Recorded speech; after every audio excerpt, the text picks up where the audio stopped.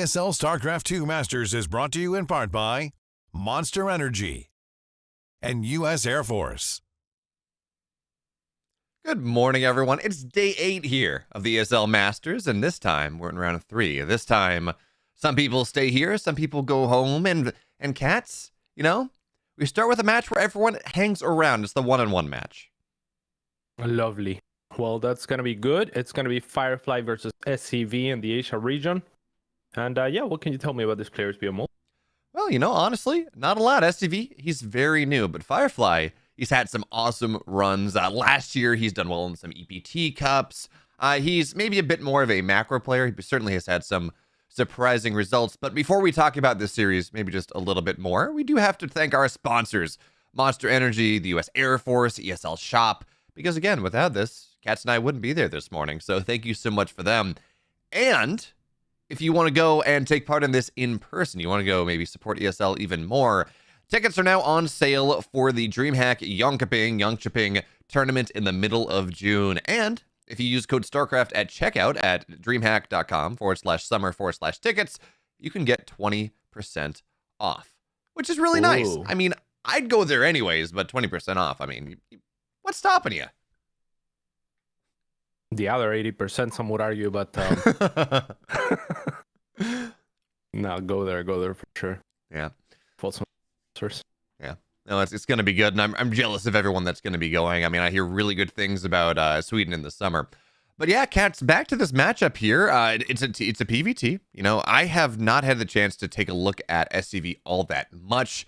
He is, you know, relatively actually, in general, that's one of the really exciting things about this kind of Asia region being brought together as kind of this one conglomerate of Taiwan, Oceania, and Hong Kong, the Taiwan, Hong Kong region, Oceania region, and China, because we get to get a better look at maybe at some of these players we might not otherwise see. And I kind of put SCV in that bracket. I mean, he's had a good run. He's 1-1 here, but I think he's going to be new to a lot of people at home.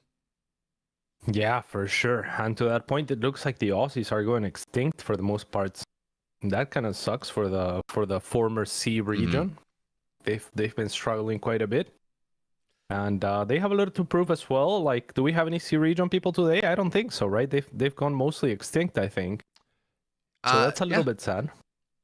I mean, maybe you want to include the Taiwanese Hong Kong region, something like that. But that actually is their own region. So yeah, the only SEA player that is remaining in the bracket. Well, no, Rex is still alive.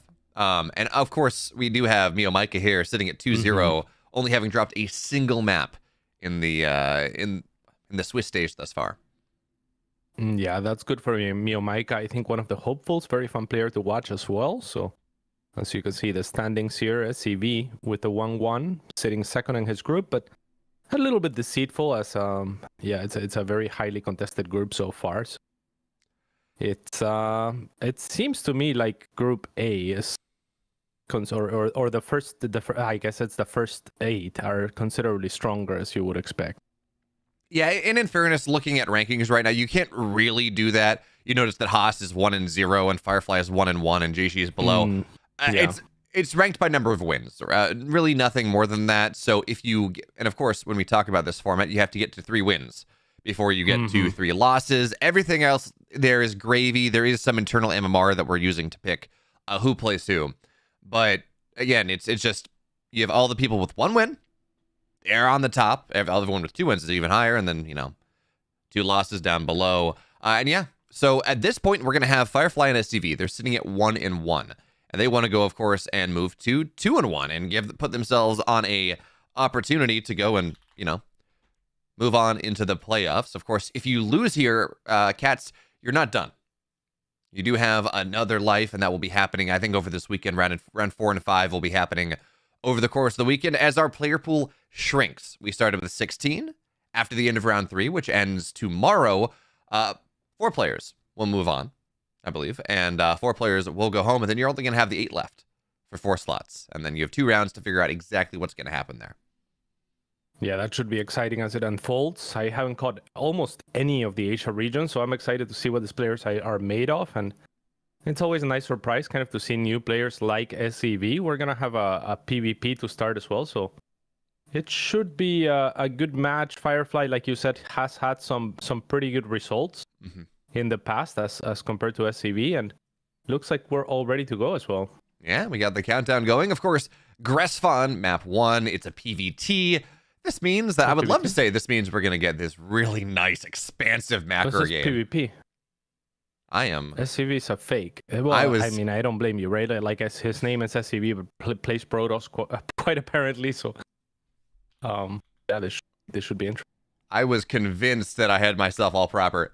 It's going to be a PvP on Gressfon. Even better, cats. And, you know, now that we have that figured out, we're going to go into game 1.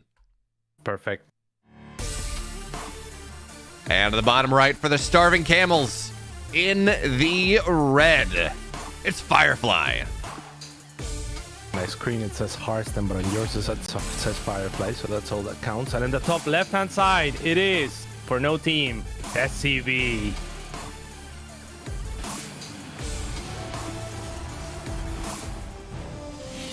Gotta get you a new logos, Modcats. He's playing for Mystery Gaming, which is that team that popped up for the WTL, signed a Classic for about 3 days, and then nice.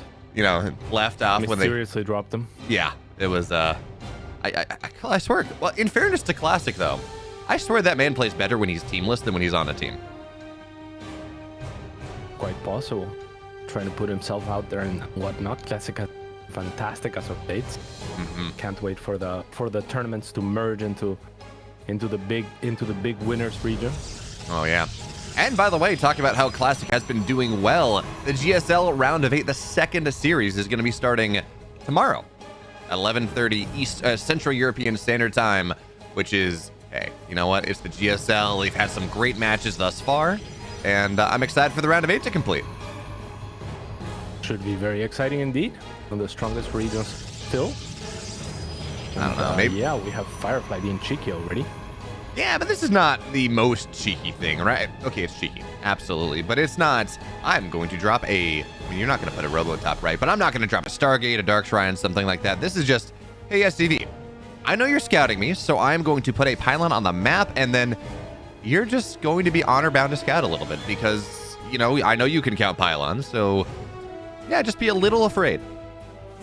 Yeah, giving his opponent a little bit of a respect there, saying you can definitely count, and his opponent's going to be looking for the proxy with 2 probes out on the map, so this is already paying off for Firefly quite nicely, as the pylon has not been spotted, and it's in the most inconspicuous spot that you could put it pretty much. Well done by him. Yeah, that's not really something that you're going to scout super easily, and, well, for now, actually, the probe, yeah, it gets a full scout. It's not going to survive all that much longer, but seeing that this is Stalker Adept by itself is another little bit of a nice scout here. You know, Firefly knows what his opponent has opened, and because SCV has to scout around the map to figure out where this pylon is, and by the way, he hasn't, not just yet, doesn't know where this is, he's not going to get a good understanding of what the opener was from Firefly, and, you know, that's unfortunate, because this is a pretty greedy opening here. It's Stalker, Sentry, Stalker, right? That is 3 sentries in the first, 5-6 units. Yeah, so that's going to be really nice for Firefly and his ability to scout. The sentry did get buffed in the most recent patch as well, as far as the creation of them off of the gateway pre-warp gate. So this is, you know, taking full advantage of that. The first Adept is going to shade in, but will be force fielded by one of the 3 available force fields. Might need a second one if he wants to kill it. Not necessary, it seems. So a nice start here for Firefly. Yeah, you know, I honestly, I didn't expect that to kill it. Okay, that's fun. Hallucinated Oracle in the main, but again, it's not going to do all that much. You look at sentries, and it's easy to forget that they actually do damage. Like, you know, 3 sentries, clearly they're not going to get the Adept, right? I mean, they just tickle things, but no. Firefly, he gets his damage, he gets his scout off into the main, and in general, this just seems like it is a Oh, look at this, cats. Yeah, doing all the cute moves here, Firefly. Starting with the pylon, then with Hallucinated Oracle, and now with the 4 probes to scout. So really, really nice moves. I mean, you love to see this, right? It's kind of just scouting everywhere, seeing if his opponent is being cheeky himself, and it'll give him a lot of assurance that that's not the case, and just kind of can sit back on macro safely and happily. Yeah, and if you don't really feel the need to get into the main base with your hallucinations, like to have high ground vision, just being able to scout the entire map with one set of energy is really, really nice here as Stalkers run down the ramp. Now, I'm a little bit worried about what SCV is doing, right? He has cut probes pretty significantly here, 32 to 37. He's got a lot of units on the way. Blink is getting heavily chronoed out here. And it does feel like we're going to see some aggression coming on, Cats. I mean, the Robo is just about done. I think we're going to see a Warp Prism out of there pretty quickly. And now the question is, with the hallucination, I mean, that Oracle goes down very quickly to these Stalkers. Is Firefly going to be able to figure this out? Yeah, that's a good question, because he is taking a third, so this is more or less best case scenario for SCV. Firefly will have an Immortal by the time SCV crosses the map, but not much Sentry energy to speak of because he has been so proactive with those hallucinations, right? So maybe there's an opening here for SCV to actually make something happen, and that would be really nice, as finally it's a hallucinated Phoenix and not an Oracle. I actually have rebound my Sentry key to make Oracles over Phoenixes, just because I think that it's, you know, it's the more threatening unit to hallucinate as the first attack gets pushed back.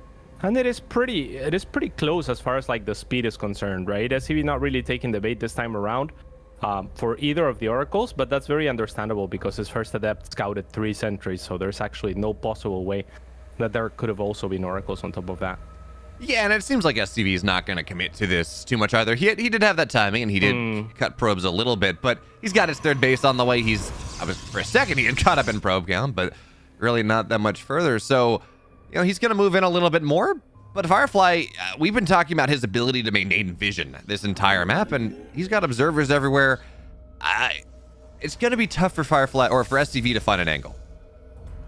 No, for sure. I mean, this has been a really good game so far for Firefly. Nothing much has happened. Only one Adept, I think, has gone down, maybe a probe. And yet, SCV feels like he's super far behind, just on the back of Firefly doing all the right moves and kind of like taking calculated risks on the back of just good scouting throughout. So, yeah, I'm a little bit bummed out that SCV didn't take his timing and try to make something happen with this.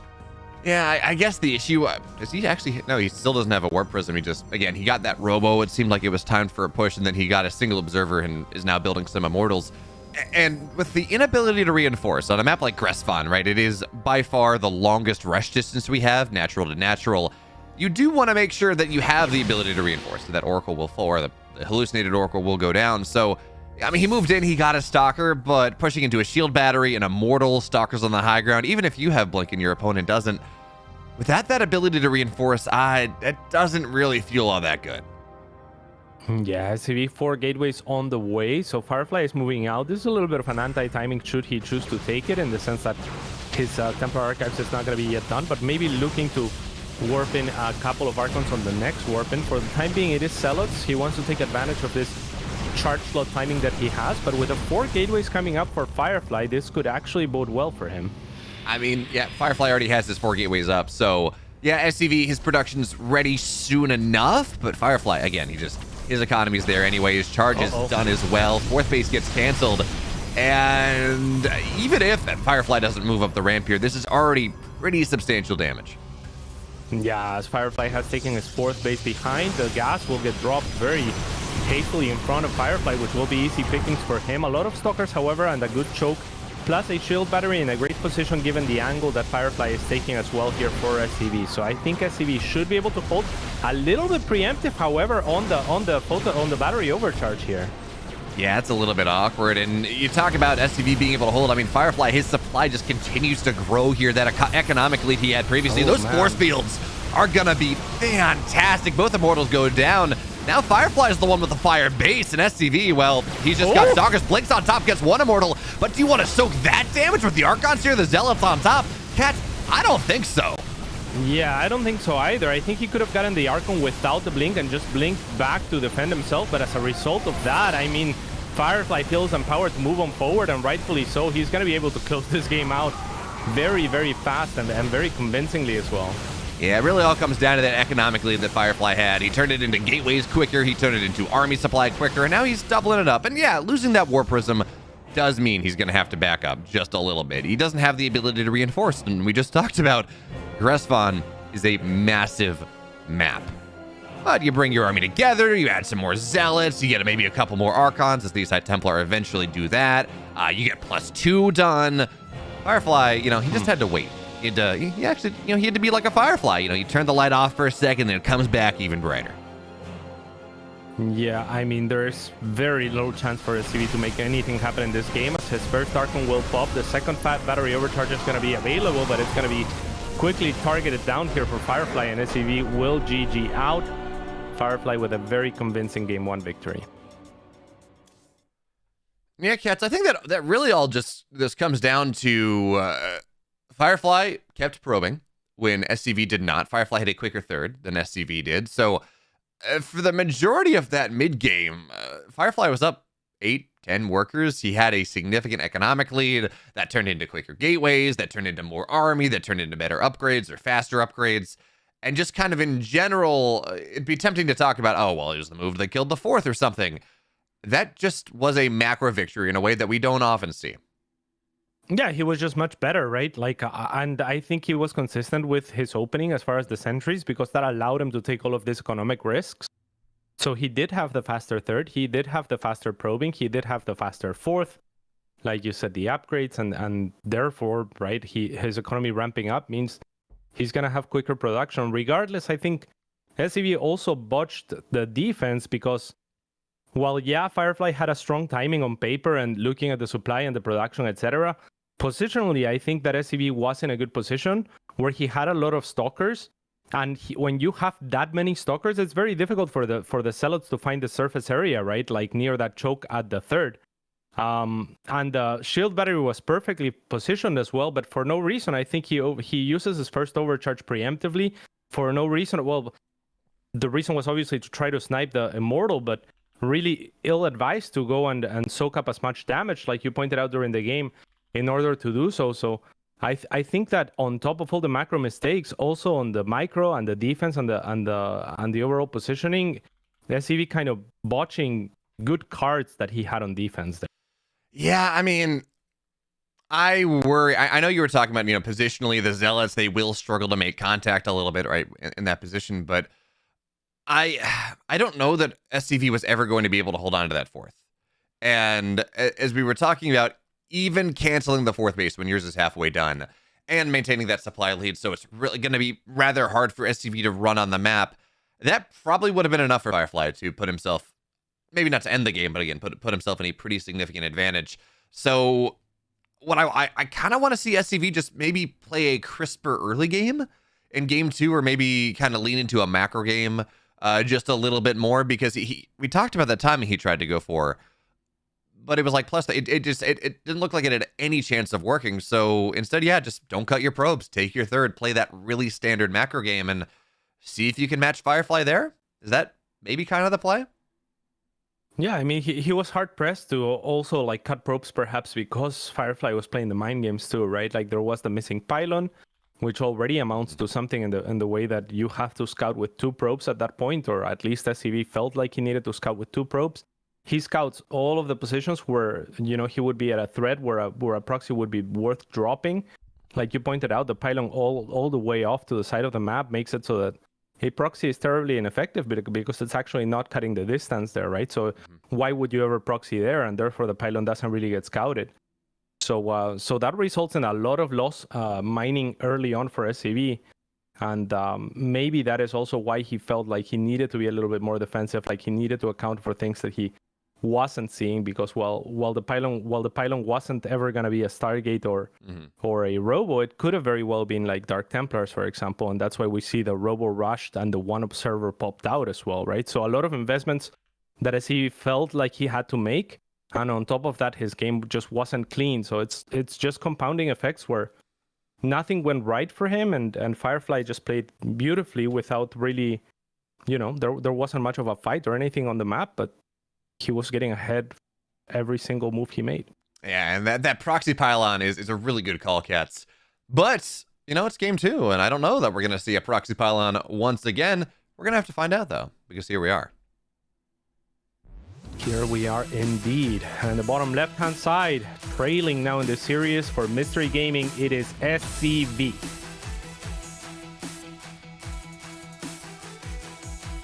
And to the upper right, in the red, he's up one game here, looking to move to that 2-1 scoreline.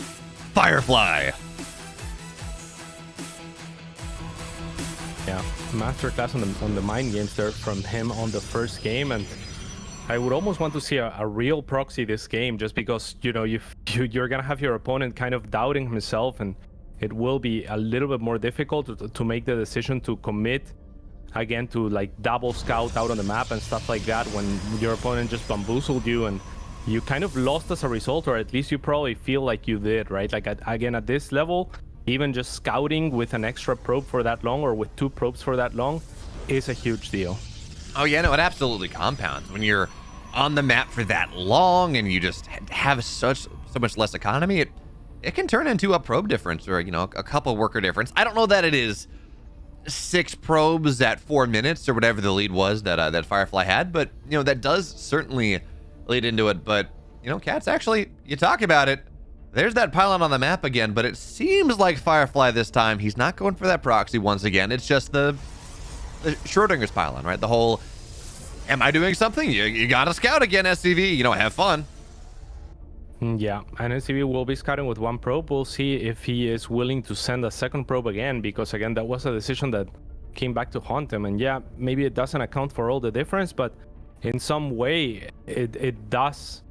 It's not just about the probe difference, right? Like we talked about the robo as well, and like the observer being pumped out of the robo, just a single 1 unit, because you think that if there is a proxy, it can only be a dark shrine out there. So there is a lot of compounding effects here that do happen for SCV, and they kind of suck. And like even just like 2 or 3 probes in the early game makes such a huge difference, because StarCraft is the type of game where if you have 10 stalkers versus 11 stalkers, you don't win the fight by 1 stalker. On the 11 stalker side, you win by like 4 or 5, right? So literally like 1 unit, one probe worth of mining is a massive deal, because every probe mines like 60 minerals a minute. That's like half a cellot per minute. Exactly. And you talk about having multiple stalkers winning by not a little but a lot, but we're seeing that, we're potentially going to see that happen right now, right, with the probe on the lead. But with the sentries coming down, they don't do a lot of damage, but they do enough to move things over. But here's the question, Cats. We got a couple more stalkers on the way. Is that going to be a pylon on the right side? No, just probe pulled back. With 4 more stalkers here, this hold becomes a little bit more complicated. Yeah, I mean, there's 3 stalkers on the other side and a very narrow choke here from SCV, so executed properly, I think this could work in his favor if he can get those force fields, if he can actually maneuver his sentries to the front, which he's trying to do now, but whiffs a little bit of one of the force fields, does get 1 stalker for his troubles, but yeah, that's exactly what I was talking about. I mean, this choke is so narrow that you have to be really careful on the side of Firefly applying this pressure, and I like the strategy that SCV went for this time around. I feel like for Firefly there, when a stalker gets caught in a force field like that, you just want to turn around and fight. I mean, the stalker's going down anyways. It's 3 sentries. You saw 3 force fields. Like, they're probably not going to have that much more energy. You got to figure out or feel like it makes more sense to just take the fight anyways. It's going to be a slightly losing one, but the force fields work on both sides. So maybe at least you get some damage done on the opposing stalkers before you do have to back up. And good news here for Firefly. This proxy gateway, well, it's going to get found out before anything started. So Firefly runs stalkers and sentries over, but he does not have the numbers to contest this. Yeah, good positioning here for SCV. Sees 1 stalker on the high ground there and will chase it away.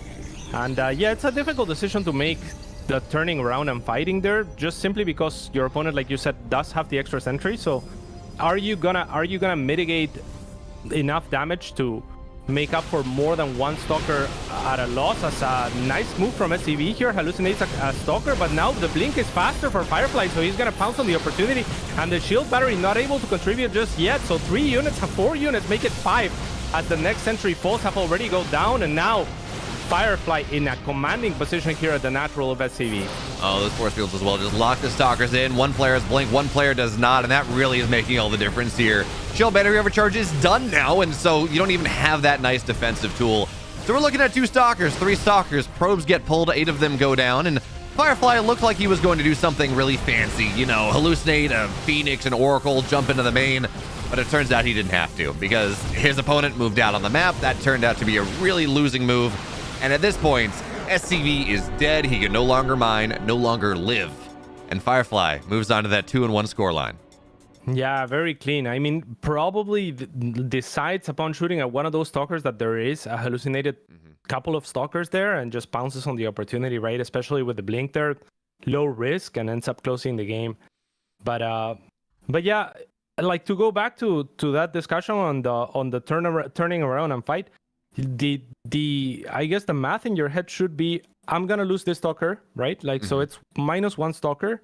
If I take the fight, do I, is the difference better than just one stalker, or do I stand to lose more than that? Because it is a losing fight and you only have stalkers to lose, right? So it's a very difficult decision. I think if the shield battery wasn't there, then maybe you do that. But with just 3 or 4 stalkers there, you don't have enough DPS to one-shot any one unit.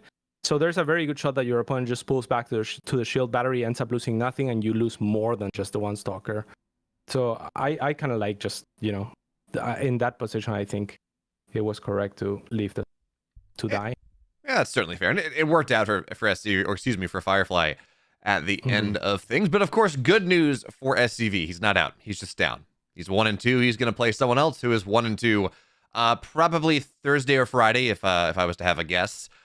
But friends, that is our first series of the day one. Of the day done. It was a quick one, but we do want to move on, and that means that we do have to take a brief break. And when we are back, it is going to be Maxed, it is going to be Go Joey, and this one is the 0-2.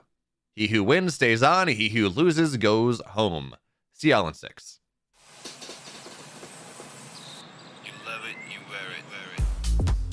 Wear your passion. Share your passion. Wherever, whenever. Gaming is a lifestyle. Get your merch at shop.eslgaming.com.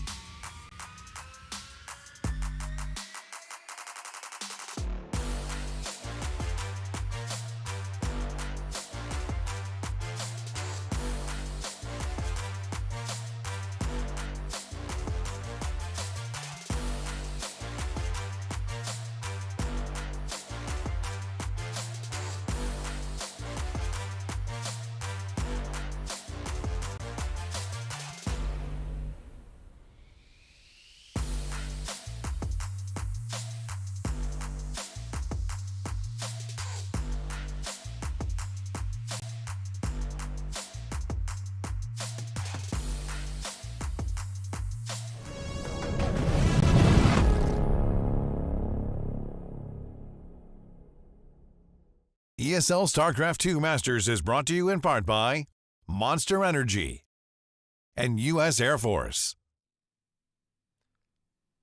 Welcome back to our second series here on day 8. And guess what, cats? Unlike the previous series where players are really just fighting for seeding, for kind of minimizing the games they have to play, this one matters a little bit more because Maxed and Go-Go Joey, he who does not win goes home. Very, very sad. Both of these players, veterans of the scene.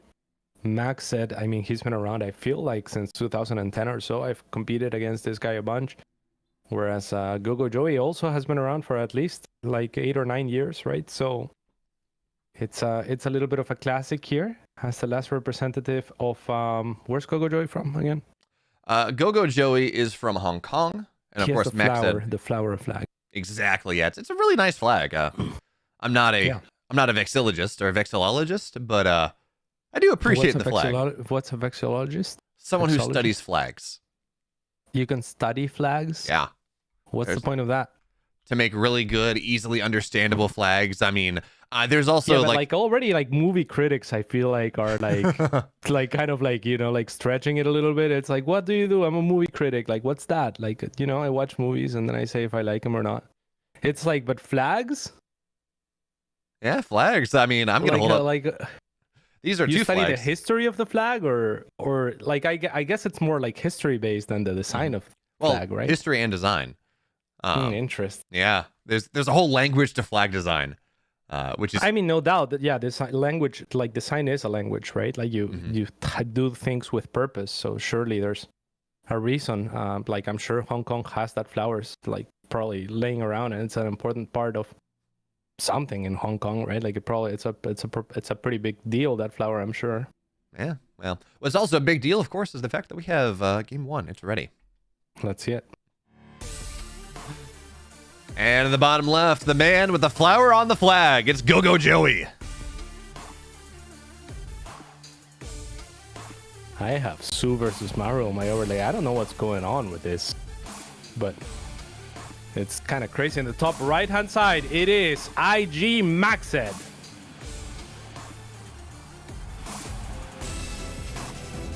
Invictus Gaming. Exactly. Yeah, I used to be the leader of a clan in Brood War, one of the better European clans called IG. Also, same capitalization too, with a capital G, but it was called Infernal Gamers.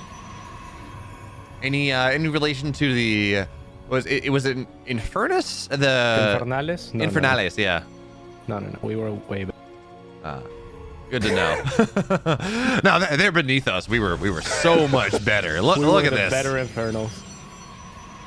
Well, actually, we all know what the truly better Infernals are going to be, but we got to wait a year, 18 months or something to really find that out. I like it.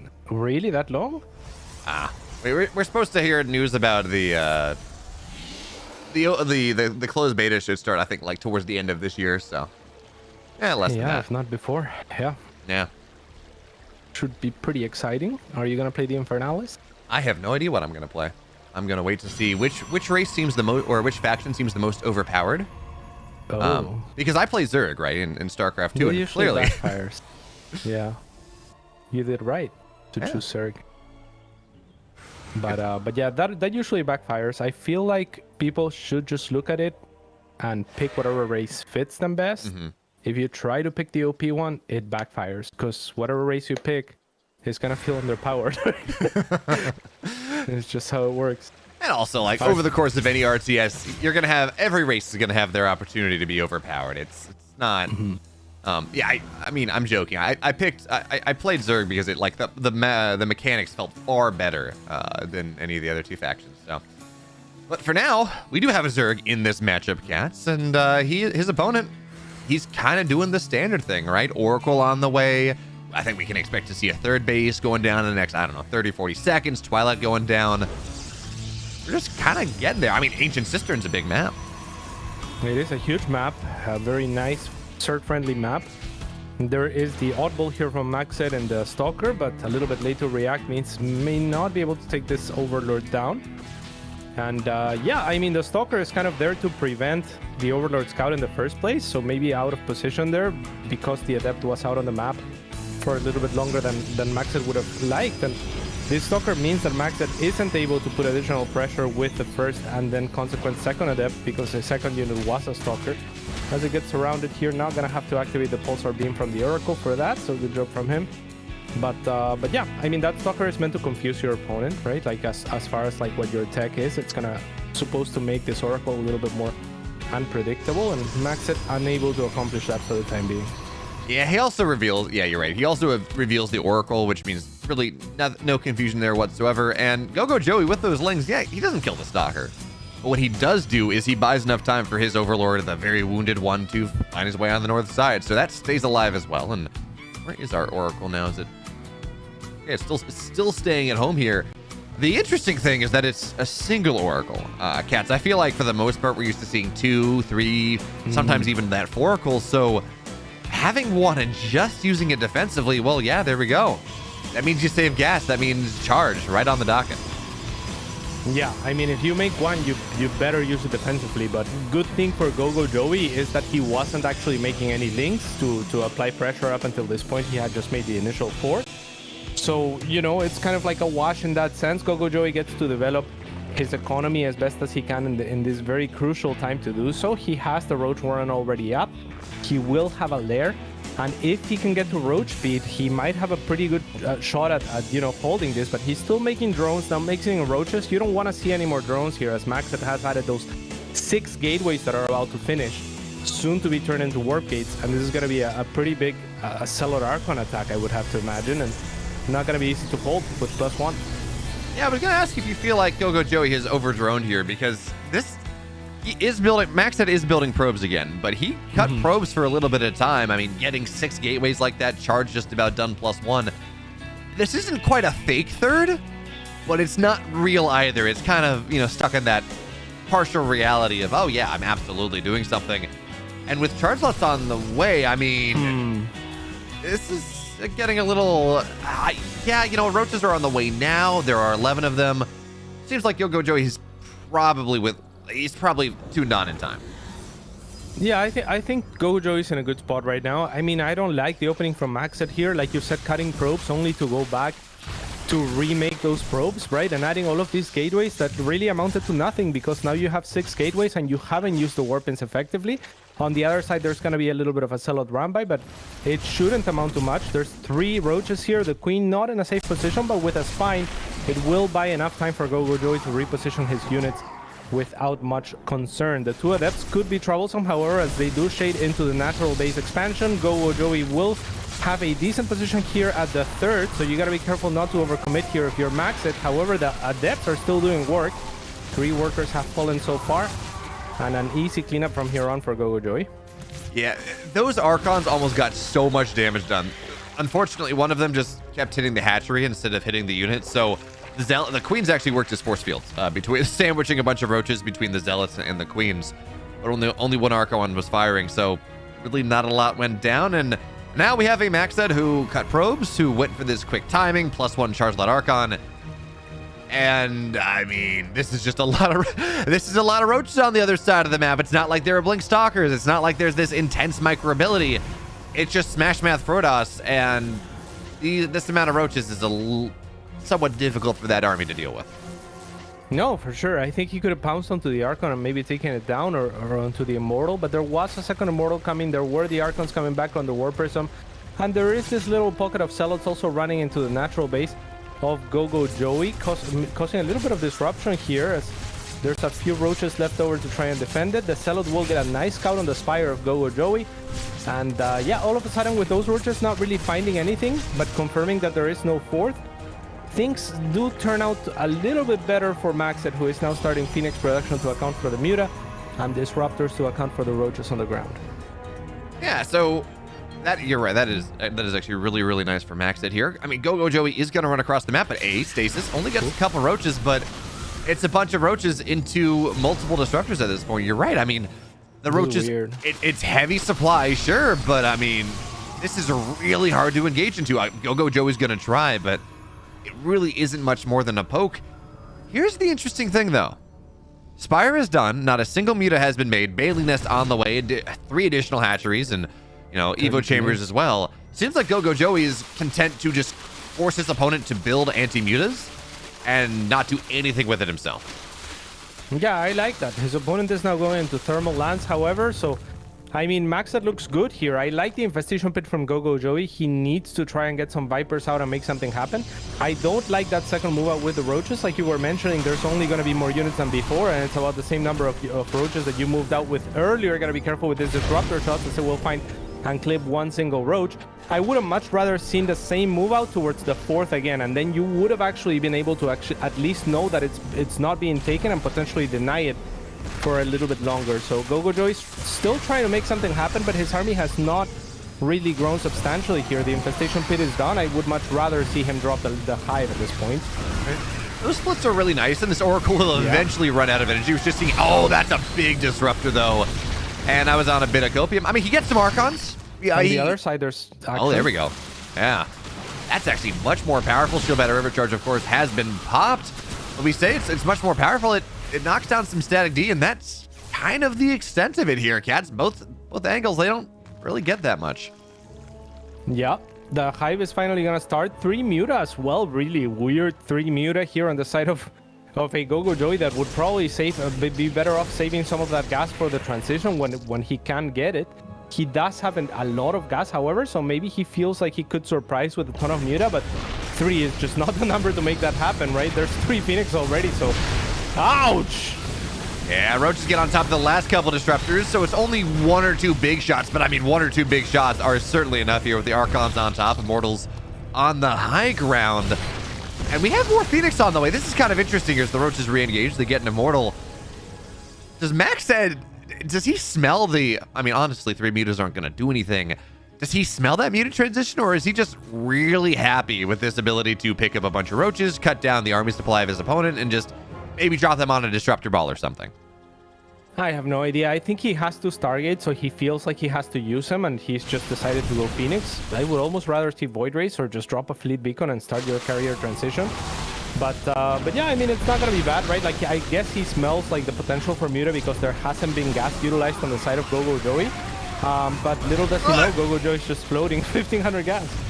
Yeah, and a Disruptor takes down a couple Stalkers as well, which is not what you want. Ling's Roaches get on top of all the tech units here in Roaches, and they get a bit of an opportunity on the high ground. Disruptors continue to go down, and Go-Go Joey is just, is he poking through? Well, Shield Battery Overcharge keeps these Disruptors alive, and that Stalker Concave seems like it is going to be enough. Man, Cats, you ever seen Dr. Doolittle? Dr. Doolittle, is that that terrible actor? What's his name? Actually, I'm not gonna say it again. I get crap every time I bring him up. No, there's this other, well, yeah, maybe, but there's this old like 1970s original movie that has, I forget who's in it, but regardless, at one point they have this Dr. Doolittle. He's this, you know, explorer, this veterinarian. He comes with this, it looks like a llama, but it's got 2 heads, one on the front side, one on the back side. It's called a push me pull you. And that is what this game is. It is just push me pull you back and forth on both sides of the map. Both players running into each other, losing their armies, backing up. It's really not all that great as Disruptors will land once again. Is there going to be a 3rd shot? No, not at the moment. In fact, the Disruptor gets targeted down, and the Stalker's blinking back though. And these Phoenix, we talked about, okay, well, it seems weird against Roaches. They clean up half the army. And Max said now, far from being behind, his army supply is in a great spot. I mean, it almost feels like Go-Go Joey took some sort of a weird oath, like one of those Hearthstone challenges where you're only allowed to make the try to win only with Roaches or something like that. But I mean, that's never gonna work out, right? Like, I mean, if he had an opening with the Roaches, it was the very first attack that we were talking about. Now Max is feeling confident enough to go on the other side of the map, but that's how he lost his Disruptors last time around. And there's the creep launch pad here that Go-Go Joey could utilize. The second Disruptor shot will clip one Ravager, but he will lose his life for it. What an odd game. I mean, I am not a fan. What can I say? This is just weird, man. I'm telling you, push me, pull you. You know, you push me, you lose everything. You pull back, I push you, I lose everything. Same deal. And now here is Go-Go Joey on this side of the map. Oracle providing a lot of damage. Zealots on the left side, they kill a hatch. And the Phoenix on top, they're going to lift some of these Ravagers and kill them off. Files, they're going to get the Warp Prism. Not sure what that was doing there. And in the balance of things, as we slowed, I think we slowed down for just a second. This is a 5-hatch Zerg versus a 4-hatch or 4-base Protoss, 81 to 88 probes. Gogo Joey has the Hive, but he hasn't done anything with it. Yeah, I mean, he's now getting the +3 milli, and that's the first thing that he gets off of the Hive. It's a very expensive upgrade. Now heading into the Ultralisk, which is the most Roach-like unit, I guess, that you can get at tier 3. So that seems to be his overall plan. I mean, Lynx and Roaches. He tried to add the Ravagers. That's the highest tech tier unit that he's gone for. I don't think the Muta ever did anything, but it was 3 Muta, so, you know, whatever. And this Phoenix is...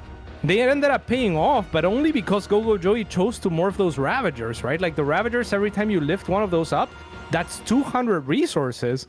So it makes the Phoenixes good where they weren't. And yeah, I don't know, this game's a little bit messy. Maybe this Link Baneling Rambai can make something happen, but the Links are actually blocking the Banelings, and that gives the probes a way out to escape and a little bit more time. At least the static defense is gonna be weakened here, which will be nice for those +3 Adrenal Links. Assuming they have Adrenal, yeah? Yeah, they do have Adrenal, so that does help. Meanwhile, Maxed had a big run by attempt on the other side, but it seems like finally the addition of Banelings is making these Zealots far less useful. And on the other side, we're going to have another base denied here, but Maxed very much not in position, and it seems like now Gogo Joey, it's been a bit of an awkward game, but we have a Colossus on the field, that's fun. It feels like now he's starting to do Zerg things, right? You know, attack on the left, attack on the right, shut down bases, shut down economy. But that being said, I mean, the pro pull was really nice this time. Oh no, okay, Maxed's on top of things. Archon shots are going to mean only 8 probes go down. Yeah, good blink there from the Stalkers. And, you know, that's kind of acceptable. You obviously don't want to lose that, but against, what was that, 6, 8, +3 Banes with a late response? Probably the best thing you can do. Reaction. For sure. And yeah, surprising to see this Colossus Thermal Lance was researched, and it's the first Colossus to make it onto the field like 3 minutes after the upgrade was done. So both players just kind of getting tech that they're not using and whatnot. Finally, the first Ultras are getting to the field, and huge Baneling connections kill 22 probes. On the other side, Max is trying to take an engagement, but it's on to a very well-spread Gogo Joey on the bottom of that ramp. The Ultras not in the best position here, as now they get spotted. Immortals are going to be in production, so if Gogo Joey is going to honor his name, it should be now, I feel like. Well, I mean, he's got the Zealot run by on the left side that's distracting him a little bit, but luckily, Ultras are really good run by defense. They happen to do very well against the masses of Zealots that Maxed has. So now, finally, again, this is Gogo Joey. It feels like it's been a weird game. It's been back and forth. Gogo Joey has certainly lost a lot more than he should have. But at this point, he is really starting to dominate the map, as this Ultra will get an Archon. Very nice. Shield Battery keeps the rest of them alive. And on the left side, there's the big fight. Disruptors are just not going to land whatsoever. The Colossus has gone down. And the only tech in this army now, Cats, is these Archons, and they're going down. Yeah, I mean, this was the time to go for Joey. So Gogo Joey indeed, as the Immortal is going to get targeted down, because later there's going to be more Immortals. And yeah, it's this spreading out that is biting Maxed, and maybe this was the plan all along for Gogo Joey, is make a lot of swarmy units and just, like you said earlier, right, like go to the left, go to the right at the same time and try to deny bases, etc., just with sheer numbers. But what a messy game, I would say, on either side. I mean, I feel like Maxed had an opportunity to just kind of hold for a while on 4 base, transition to carriers, get like a little bit more tech, but never really overcomplicating things, never really like getting Storm, never transitioning into carriers, never really getting a ball big enough to where sometimes he would defend Gogo Joey, and the next thing he would do is throw his army on the other side, like you were saying, right? And then Gogo Joey would be like, oh, I defended, let me go on the other side. A little bit more reasonable, because you're working with you know, very low tier units. But yeah, I mean, what a strange game of StarCraft this was. Yeah, and I like the idea you were talking about. Okay, it's Double Stargate, you built some Phoenix, and in fairness, you know, they did find value, but imagine if those, what was it, 12 Phoenix? Imagine if they were 8 Voids. You know, the Roaches then, they're not doing what they need, and that maintains value. The Ultras come in. Are Voids the best thing against Ultras? No, Ultras are fast and they can run away, but they do provide, they provide anti-armor, right? They do provide some value, and I don't know that would have been enough necessarily. It felt like the Swarm was what really was breaking things apart, not even kind of that final engagement. But I gotta figure they would have been more useful than those 12 Phoenix that got a grand total of 0 dead drones. Yeah.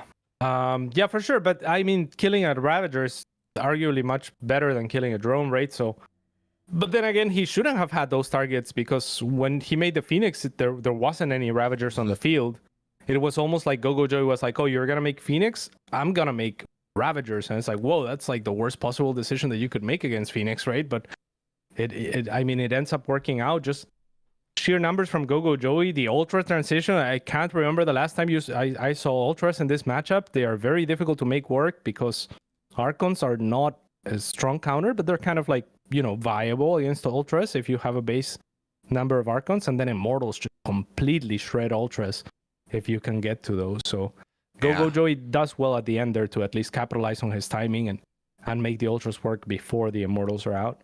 Yeah, we saw like players like Scarlet messing around with Ling into Ultra ideas right around the time, like, I don't know, towards the tail end of the real dominance of that hero. Oracle into Blink Stalker style is like the only way that hero was playing. But you're right. I mean, you just get on 8 Archons, 8 Immortals, and good luck. In fact, I think it was a Home Story Cup qualifier that the Scarlet played against Estrella, and she had all that tempo, and Estrella just turtled on 4 bases, maxed out. It's like, well, okay, well, Scarlet. It was the most perfect proof of how that style is such a timing, because again, dominating the map the entire game. Estrella got it to 170 supply of Archon Immortal. Scarlet immediately died.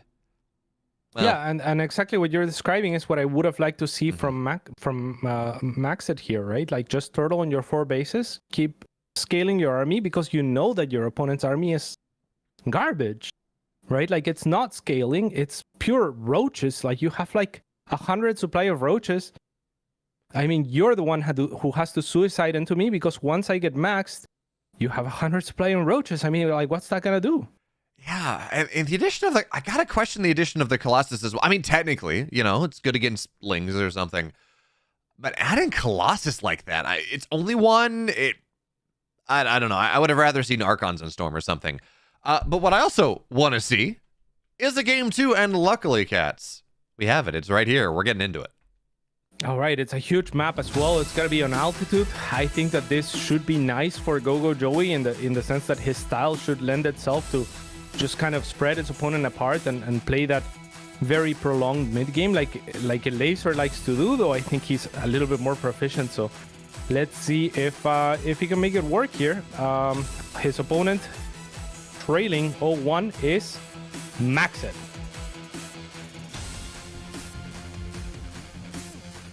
And you talked about him in the upper right, up 1 for the Juggernauts. Gogo Joey. Go Joey, honoring his name. And it would be sad to see him run out this early. I mean, is he someone that we expect to win this region? Probably not. I mean, Oliveira exists. He's the reigning world champion for a reason. But Gogo Joey is one of these players in the former Taiwanese Hong Kong region that would always like 3rd place, He'd go Nice and Haas would win that finals, and sometimes Gogo Joey would be in there, but for the most part, he would fall down at that 3rd place. But even still, losing someone who is so routinely placing so highly, that'd be just a little sad. No, for sure, absolutely. Yeah, I mean, he can be a very good player. I think that last game was a little bit strange for sure on the decision making department, but his early game, for example, was very, very clean. Like, he got very good creep spread out. He got a good amount of workers. He didn't overreact to where he only made the 4 links initially. So his setup was good enough that maybe he felt empowered to, like, crank out a bunch of roaches and try to go for it. But once again, his natural is going to get blocked here. I don't know if he was trying to go for a 16 hatch. And this map, if you think you're going to get blocked, I feel like 15 hatch is pretty powerful. But even 16 hatch should be kind of easy to get down against most players. But Maxed goes for blocking it. Yeah, it does make sense, right? With how far away the main and the 3rd is on either side, there is a reason that we've been seeing a lot of Zerg players going for that gas block, that gas cancel 15 hatch. But at the end of the day, Gogo Joey does not go for it. And by the way, I appreciate Maxed on his patrol block here. We can't see it anymore, but he sketched out the shape of a G for Gogo Joey, and that is just clearly intentional. And he is giving honor to his opponent for winning map 1. Well done, Maxed. Well done. Well done, Maxed. I was talking about Overlord 15 hatch, but the Eric 15 hatch is also pretty good. It works for sure. Oh, yeah, fair enough. I've seen a lot of that gas cancel 15 hatch. Yeah. Scarlet's been doing. Scarlet and Uko really have been doing it quite a bit. But yeah, I guess. Yeah, Scarlet has been trying it out. I talked to her about it yesterday. She wasn't feeling like it was super, like she's not feeling like she understands it just yet. So she's kind of just trying it to see what it does, right? Because you have to play a bunch of games to really like get the feel of it. Since it's a completely different opening, it's gonna have different timings, etc. Did she? Actually, I was talking about it a little bit with I think it's Eric's ZVZ, maybe, or Eggs' ZVZ the other day, because from what I've seen for the most part, that 15 gas cancel is very much a South American Zerg thing. And I know you were watching, so did Scarlett say that was kind of where she was getting it from, or just that she decided to try it and wanted to see how it worked out? Well, I was asking for advice on the CVP from Scarlett, and I told her that I like 15 hatch, and she said Overlord 15 hatch, and I said yeah, Overlord 15 hatch, not Eric 15 hatch. And then I asked her, and she said yeah, that's pretty good if you can get away with it, right? And then she said, or I asked her, like, have you tried the Eric 15 hatch? And she said yeah, I've been trying it, like I just don't know how to feel about it or like what it does, because I have to play a bunch of games to like really decide, you know, like what I like about it and don't. I got you. As Ling, they force energy out on the Oracle here, which is really nice, because that means is the Oracle, if it wants to get aggressive on the map, which, to be honest, it's going to run across the map right now, but Maxed seems to be going for pretty much what he went for that last game, right? Forge down, Twilight down, charge +1 on the way. And you gotta figure here, cats. You try something game one, it doesn't work. In fact, Gogo Joey didn't even really scout it, and it didn't work. And now Maxed's going for this exact same build. Game two. You feel like you'd want a different wrinkle there, right?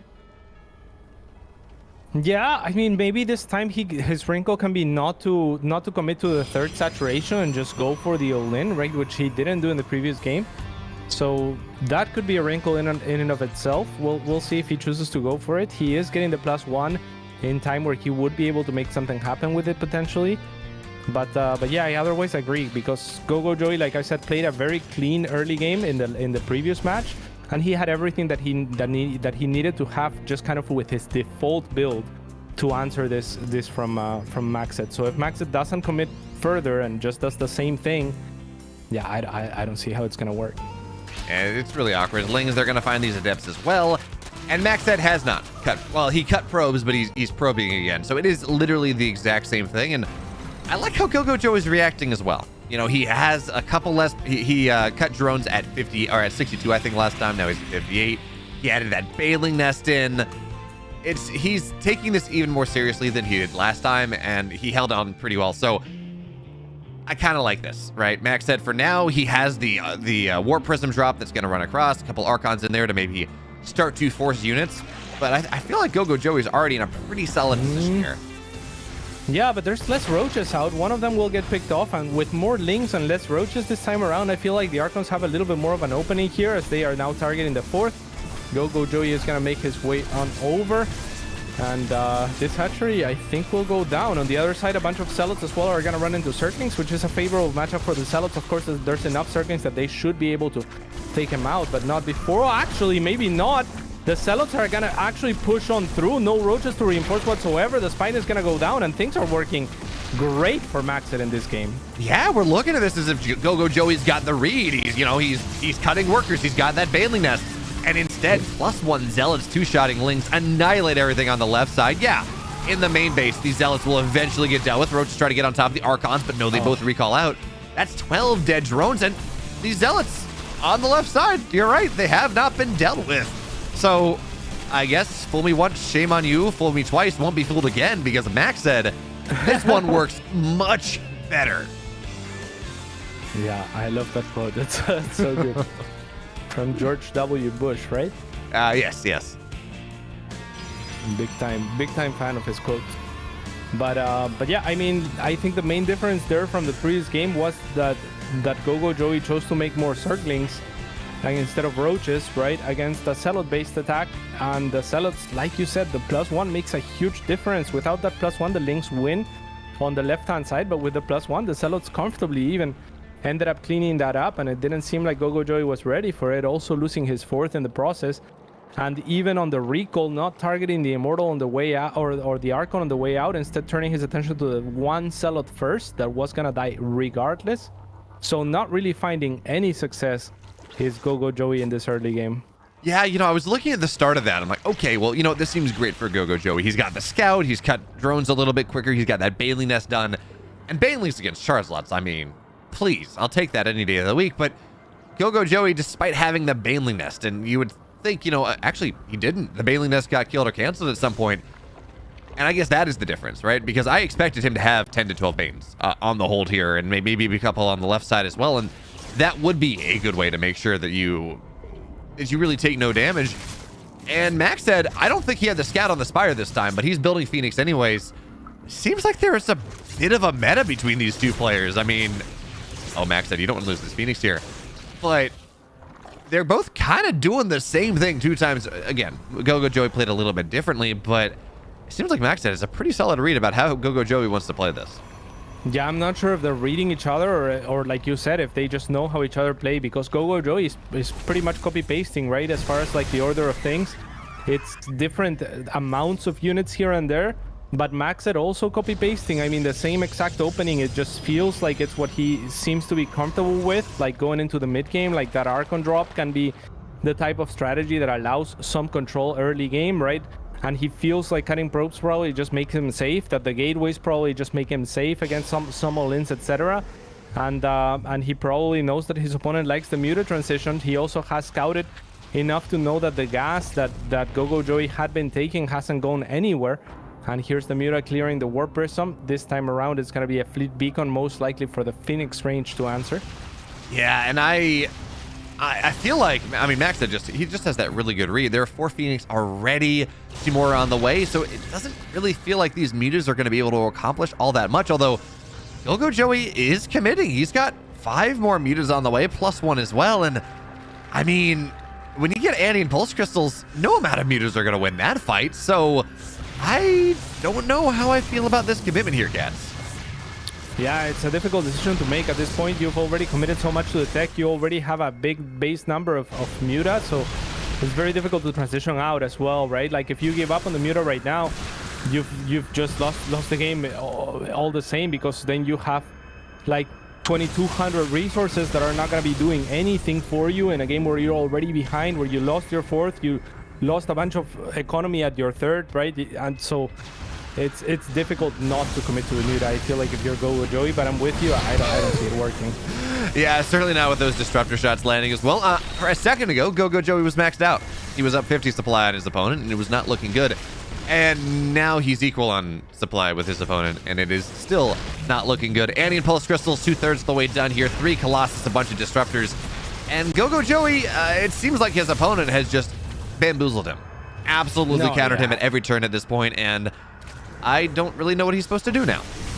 No, he's dead, right? Like he has been dead for a while, and now he's super dead. The Muta are gonna try to get on top of 1 disruptor. Don't even get that, unfortunately. So yeah, expect GG. There it is. And game number 2, copy paste of game number 1, but with the opposite result. And I think it is actually really interesting looking at how Max said played, where he didn't get anything done. All right, in game 1, it did not work at all. Maybe he got a couple drones, but really not that much. And so he builds Extended Thermal Lance, but he gets 1 Colossus very late. Game 2, he kills the hatch. He gets 12 drones. He has all this pressure. He's much more successful. And immediately he gets, I think, 4 disruptors, but it is into Colossus very quickly behind that. So it seems like the way he wants to play is moving into Colossus, is moving into what is almost a Phoenix Colossus composition off of that, which is that is pretty idiosyncratic. Like, that is very interesting when we talk about PvZ. Yeah, I mean, he does like the thermal lance and whatnot, maybe expecting some sort of Hydra transition or just heavy on the Ling, Baneling or something like that, but it's not like he really had like a lot of sentries or anything else to work with. I mean, the Colossus can be a nice backbone in the sense that you don't really have to control them very much, and they're kind of AoE for free, right? So they are kind of just easy AoE, whereas the disruptors you have to pay a little bit more attention to. So I don't mind getting a base number of disruptors and then going into Colossus if you don't want to mind the slowness and clunkiness of Templars and whatnot. But yeah, I think it's just a decent backbone there. Yeah, fair enough. It's just yeah. I mean, I got a feeling that we're gonna see the exact same game again. You want to hope for small adjustments on either side, right? And it's kind of time for Gogo Joey to adjust this time around. So what I would like to see, if we see the exact same openings, is for him to make roaches instead of links at that stage of the game. The banelings are okay, but for the first couple of waves, banelings aren't too effective because you don't have that many zealots running into you, right? Like you have little pockets of 5-6 zealots. Even if you connect onto those with banelings, it's kind of evenish trades at best. Whereas when the army scale, the banelings gain so much more value because you're hitting like multiple units every time that you engage, right? So early banelings, not that strong of an option as compared with the roaches, which can kite those zealots and just kind of be worth their weight in gold. They're good against the Archons as well. And if you get the roach speed, maybe you can go across the map and try to make something happen like he did in game one, perhaps with a little bit more success. Yeah, certainly. So what I'm hearing here, Cats, is you just want Gogo Joey to not respond, because game number one, when he just did his normal thing and didn't respond all that much, he won. So let's see if he goes back to basics or whether he's got something else in store. Game 3. Let's see. And in the top right-hand side, tying the series 1-1, it is for Infernal Gamers. Nope, it is for Invictus Gaming. Maxed. He wishes he was an Infernal Gamers. And in the bottom left for the Juggernauts, perennial third place in Taiwan and Hong Kong, looking to survive here in the new combined region, Gogo Joey.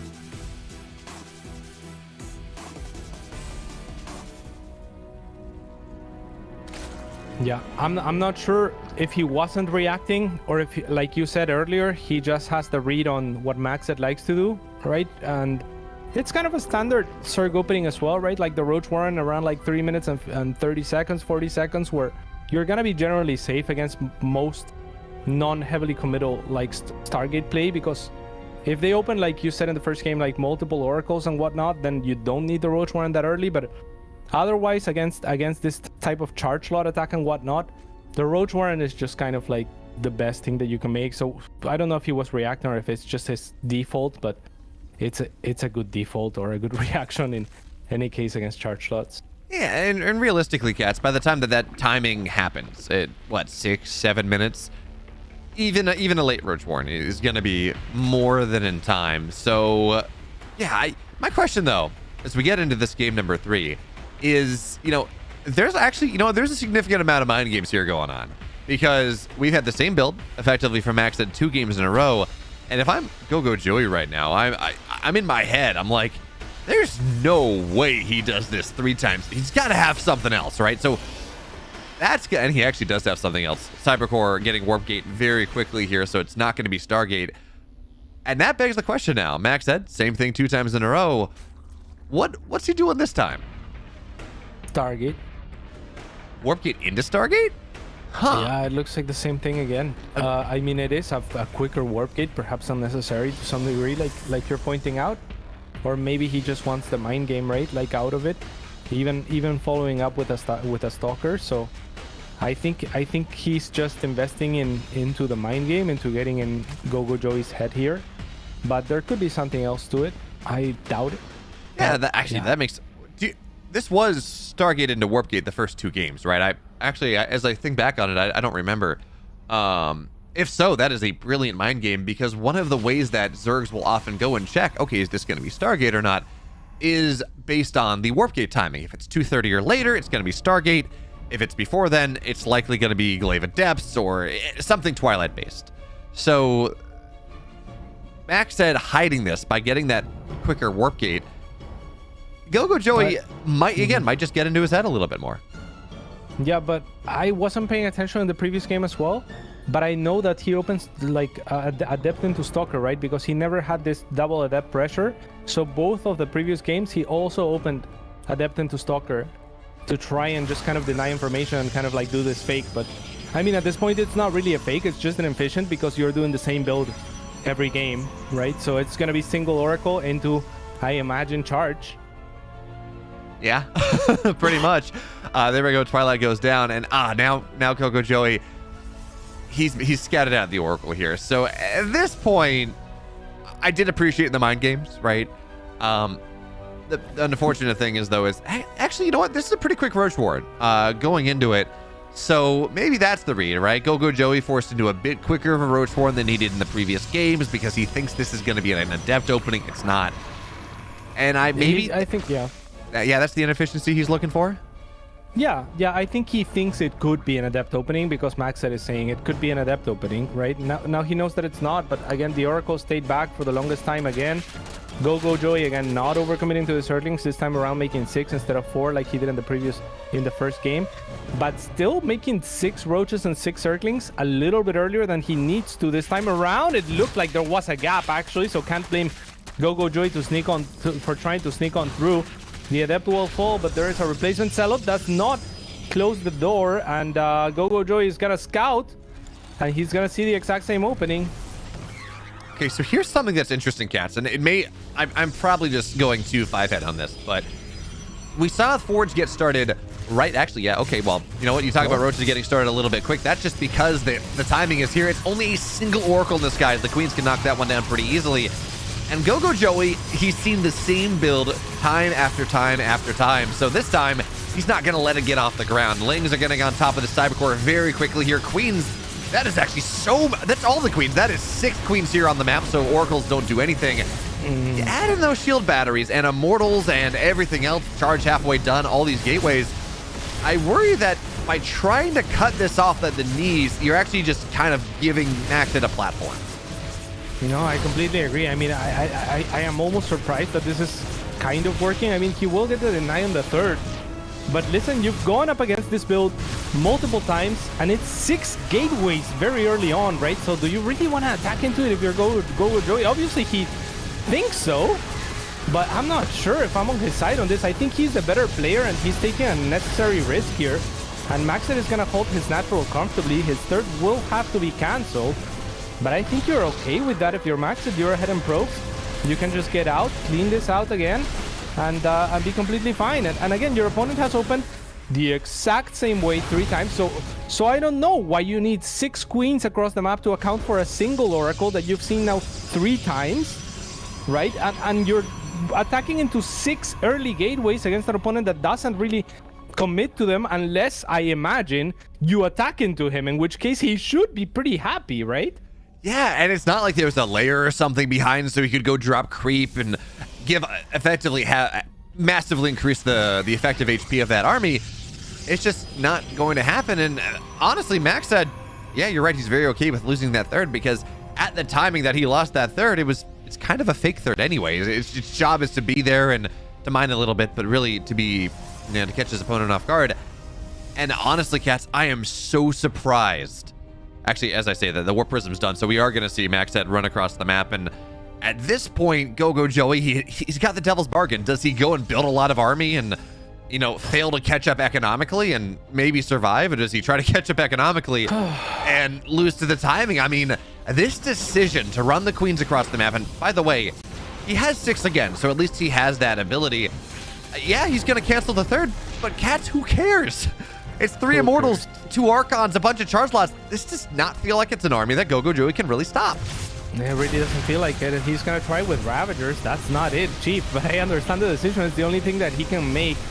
And it looks like it will be his grave here, as the Immortals, the Warp Prism is going to enable additional micro. It almost warps in front of the Corrosive Vials, but repositions just in time. And what a show. Jeez, Go Joey is out of the tournament. Jeez. That was a series of StarCraft. That was one of the series of StarCraft of all time. I mean, it was, yeah. I mean, like, these players are all better than me, okay? Mm-hmm. Like, I play against any of these guys, they're gonna shit on me. So, like, I feel bad being overly critical, but at the same time, Like, just as far as the strategy is concerned, right? Like again, Gogo Joey, good execution, very clean, etc. But you're running into the exact same thing 3 times in a row, and you literally end up the last game countering yourself. You know? Yeah. It's like you're running into your counter that you've seen twice in a row. And on top of that, like, he proved game 1 that he can smash that just by his standard opening, build a bunch of roaches, put it. Why? Like, I understand the desire if your opponent's going for, say, a 7-minute all-in to hit him at 5 because you know he's being greedy, but that timing he hit as all the warp gates were done. And it's just... And by the way, the Ling Scout we talked about getting into the main, that was not what precipitated that attack. Gogo Joey was already planning for it. The Ling just confirmed that the same thing was happening. I'm at a loss, but I mean, Gogo Joey, clearly he did have a plan for this series. He clearly wanted to go for some aggression. He thought that was going to work. But at the end of the day, that plan did not work out in the slightest. Gogo Joey is now out of the tournament. But if you're a fan of Maxed, rejoice, because he still has an opportunity. It's not easy. He's going to have to win 2 more series and absolutely cannot lose another map or another series. But he still has a lifeline in this tournament, unlike the players that we're going to be running into next. Because it's going to be Oliveira, and it's going to be nice in the 2-0 match. That's going to be fun. But we do, of course, have to take a brief break. So when we're back, it's the 2-0 match from Asia, Oliveira, and Nice.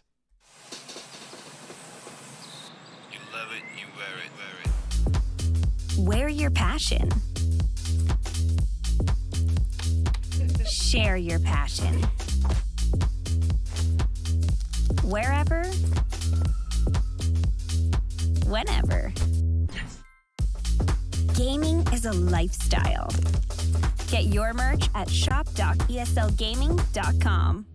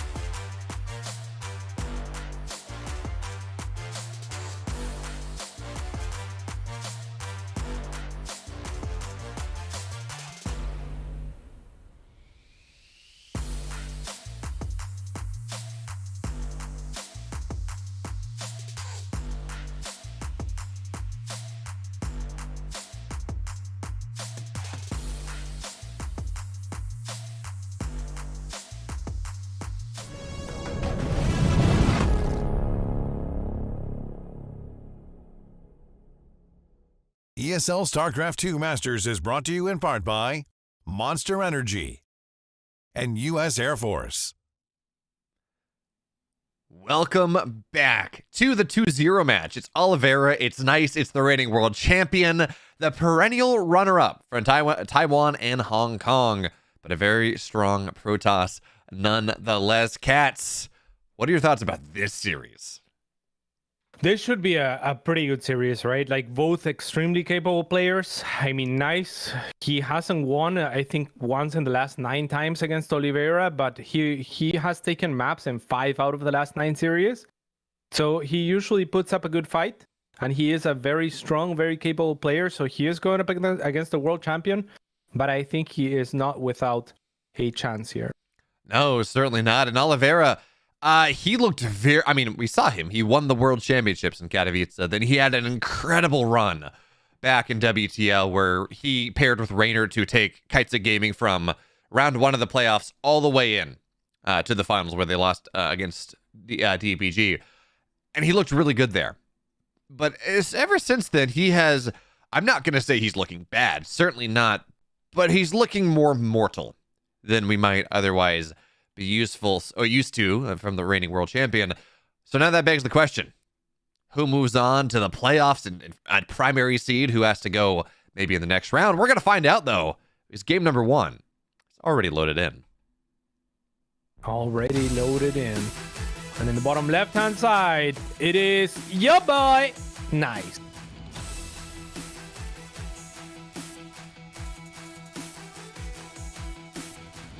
And in the upper right, in the red, he's now for the new Dragon Kaitza Gaming. He's your reigning world champion.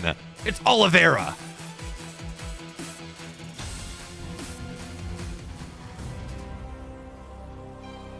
Okay. It's a very small thing, Cats, but what do you make out of this barracks right next to the command center? I mean, not putting it in the wall like that.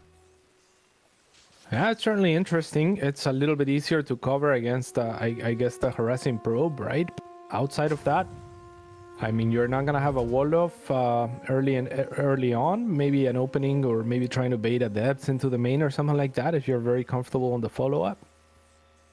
Not sure. Do you think this might be a tell about, like, extra barracks getting added in, like, kind of building into some sort of 3 racks or something?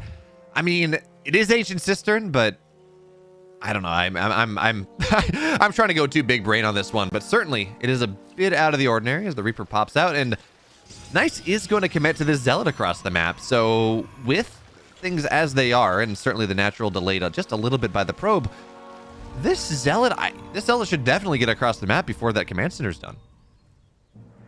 Yeah. So an interesting response here from Nice is going to be the Zealot, right? Like, the units are going to be a little bit slower to reinforce there, since Oliveira has that tucked away barracks, and probably an Adept to follow up, so that'll be nice as well. Nice has to be careful. The Reaper will kill the probe off to the side, and now rerouting the Zealot to the right hand side where the probe just died, anticipating that Oliveira would move out of that area and clear it probably towards the middle, though Oliveira is going north. So the Zealot has an opportunity here to delay the command center or the bunker, probably going after the bunker first just because it's in close vicinity. Now can turn its attention to the SCV building the command center, as it's always going to get kited by the Marine and the Reaper. And this, ideally, in his mind, buys enough time for the Adept to show up and cause further delays. Yeah, technically all he needs is one swipe on that Zealot. I mean, the Adept kills things a lot easier, but because Oliveira pulled all his wounded SCVs back into the main, this Adept is going to get nothing done. The command center really not delayed all that much. The bunker now complete, so Nice goes for the harass, the Zealot early on. 100 minerals committed to denying Oliveira's economy, and it really doesn't accomplish all that much. If we want to look at kind of resource, like mining differential, it briefly Nice kind of took that lead, but Cats, I don't know that was really worth it. Yeah, I mean, pretty small exchanges for the time being. We see also a peek into Oliveira's wall-off was with a factory without the add-on first for the first shade-in. Now kind of repositioning to get the add-on.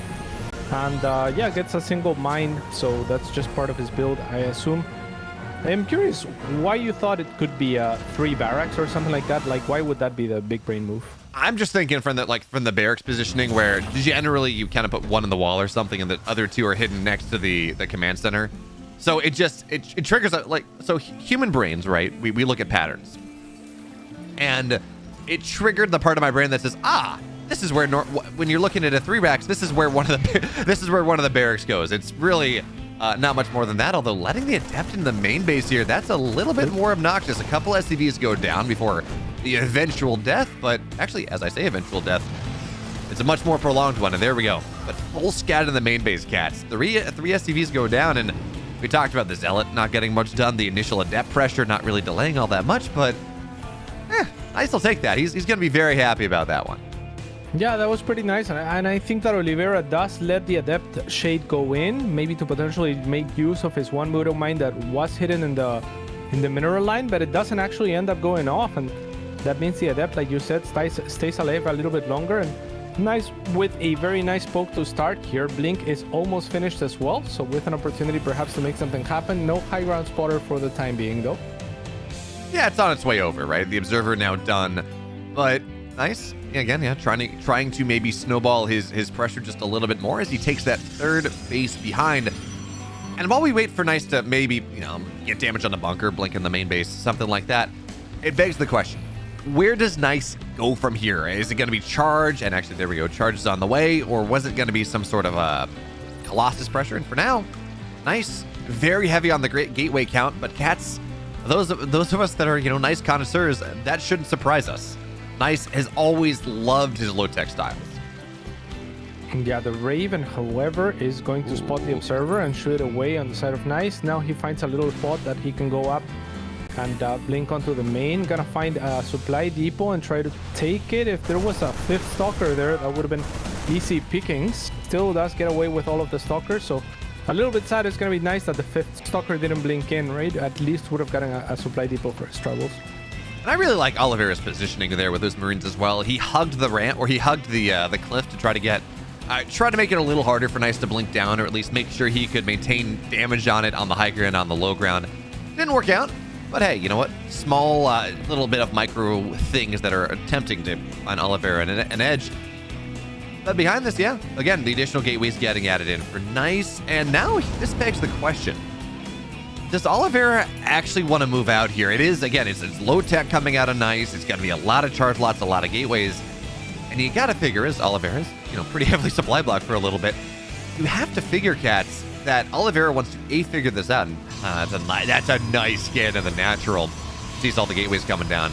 You got to figure that this is just one of those games where you just want to stay home. Build your 3rd base. Don't give Nice the fight that he's looking for. Yeah, absolutely. I think, like you're saying, right, he has a low-tech army. He has +1 on the way, which should be done by the time that these units cross the map. Oh, and he's actually going to find 2 of these medevacs. At least one will go down for sure. The second one also not being paid attention to means no opportunity there for the medevacs to get fast. Another Marauder will get picked up before he can go inside the bunker, and the bunker under threat. SCVs have to be pulled, and this was a beautiful move from Nice to start things off. The 2 medevacs on the other side haven't found anything either, and the first Widow Mine will not even get to burrow, so things are looking very good for Nice so far. Let's see if he can keep it up. Also, auto turrets get dropped. The Raven is still alive, and that drop in the natural, I thought it wasn't going to get anything done on the recall, but it's actually getting a lot here. Stalkers are going to go down. Actually, all of them are going to go down. Pick up into the main base. 7 probes hit the deck, and that clears room for the 3rd, but no, Oliveira's going to back up. Oh, Widow Mine. Hey, there we go. A little bit more damage. And Zealot's going to try to chase this down. Tanks in the rear. So with no medevacs here, there we go. Oh, tries to pick up, tries to save. Stalker 1 shot, but needs 2. And the tanks, they're going to stay alive for the moment. And now the chase here. Cats, this is... Oliveira got more than I thought he was going to, but this is getting a... Oh, actually, as I say that. Nice tries to face tank this, and that's not going to work out super well. Stalker on the right side. Those force fields are fantastic. The tanks are going down. This is getting sloppy. Yeah, I mean, Oliveira kind of doing the best thing that he could. They're kind of like retreating, like you said, does a lot more damage than I expected to as well with those medevacs. Retreats, knowing that Nice should be pouncing on his army on the other side. Nice does pounce on the army, or tries to anyway. But then on the way up to this cliff, Oliveira does a really good job of just holding a concave, and that was the best opportunity that he had to hold. Nice trickles in with a few units first, and that ends up obviously not working out. But then when the rest of the army arrives, he still has a lot of punch to it. So yeah, I mean, it's decent traits on either side. I think that Oliveira, given how the game started, should be happy with the position. Yeah, I think so. He's got his third base up now. He obviously triple mules on the orbital.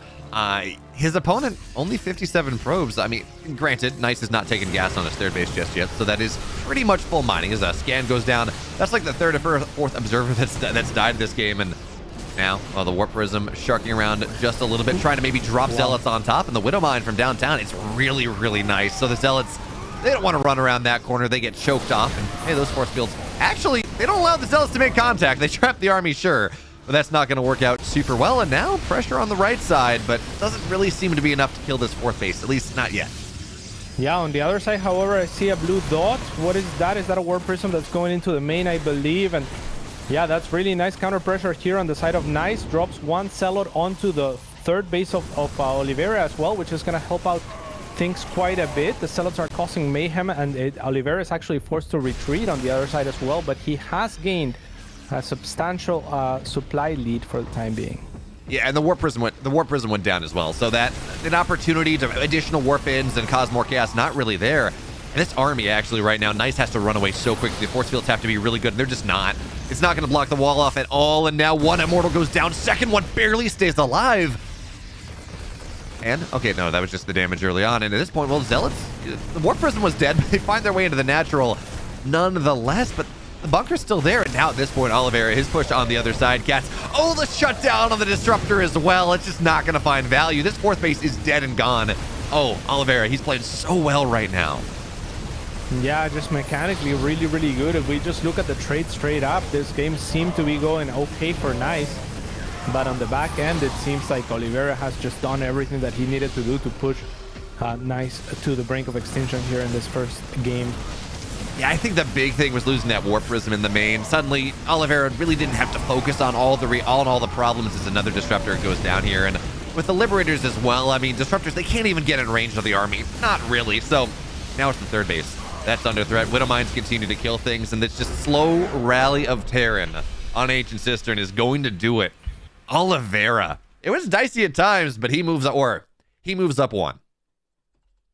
Yeah, for sure. I think that Nice did a really good job to put himself a little bit ahead in the early game, kind of finding the damage that he needed to find. But I think for me, it was the two medevacs at the natural, right? Which had very, I mean, it's just that sort of balance where if you have one or two extra units, then it tilts in your favor. But instead, you lose all of the units and you lose some probes, and your opponent has to pull from the other side where otherwise he would be able to overwhelm whatever you have left, right? So just with a little bit better split of the army there for Nice in that instance, I think he might have been able to just shut down the attack from Oliveira, and Oliveira that had a late third. And Oliveira that would have struggled, I think, to kind of establish that third if Nice was able to clean him up on the other side and just go on counterattack, right? At the very least, you can't mine from that third, and then Nice just snowballs out of control. Yeah. So, yeah. I think you're very right on that. The Warp Prism then losing that was just really just the icing on the cake. Nice prevented Oliveira from having to sit there defensively. He could just bring his army together, and that charge lot composition is A, dependent on playing from ahead, which Nice was no longer at that time, and B, either fighting parts of the Terran army or having big surrounds. And at that point, there was no opportunity for either. Upgrades, actually, I think were in favor of Oliveira at that point as well. And while Nice is really good with his charge lots, you do need to hit those two criteria to have a good spot. So here's the question, though. Cats, as we move into game two, do you want to see Nice do something like that again? I mean, there were certainly times where he had opportunity, or do we want to see something different? No, I want to see Nice to try to bring the aggression and try to be cheeky as much as he can, because I think on the back end, Oliveira is just cleaner. That is the story that we cannot tell the viewers, right? It's just like if you're watching maybe the player camera, it would be a little bit more apparent, but these players are so fast and so good that it's very difficult to make up for just the smallest details in SCV production and just how quick they are to shift screens and how good they are at focus firing and just stacking their SCVs and all of the basic things, right? That players have to do, like how quick are you to return your workers back to mining or dealing with very small harassment and that sort of thing. And on that front, I feel like Oliveira just pulls ahead of Nice by default, right? So I think that Nice has to be tricky. I think that Nice has to do something to mitigate for that. I think if he plays a straight up game, he's just gonna get outpaced little by little. Yeah, certainly. And let's see if he will get outpaced, because game 2, well, we're already in.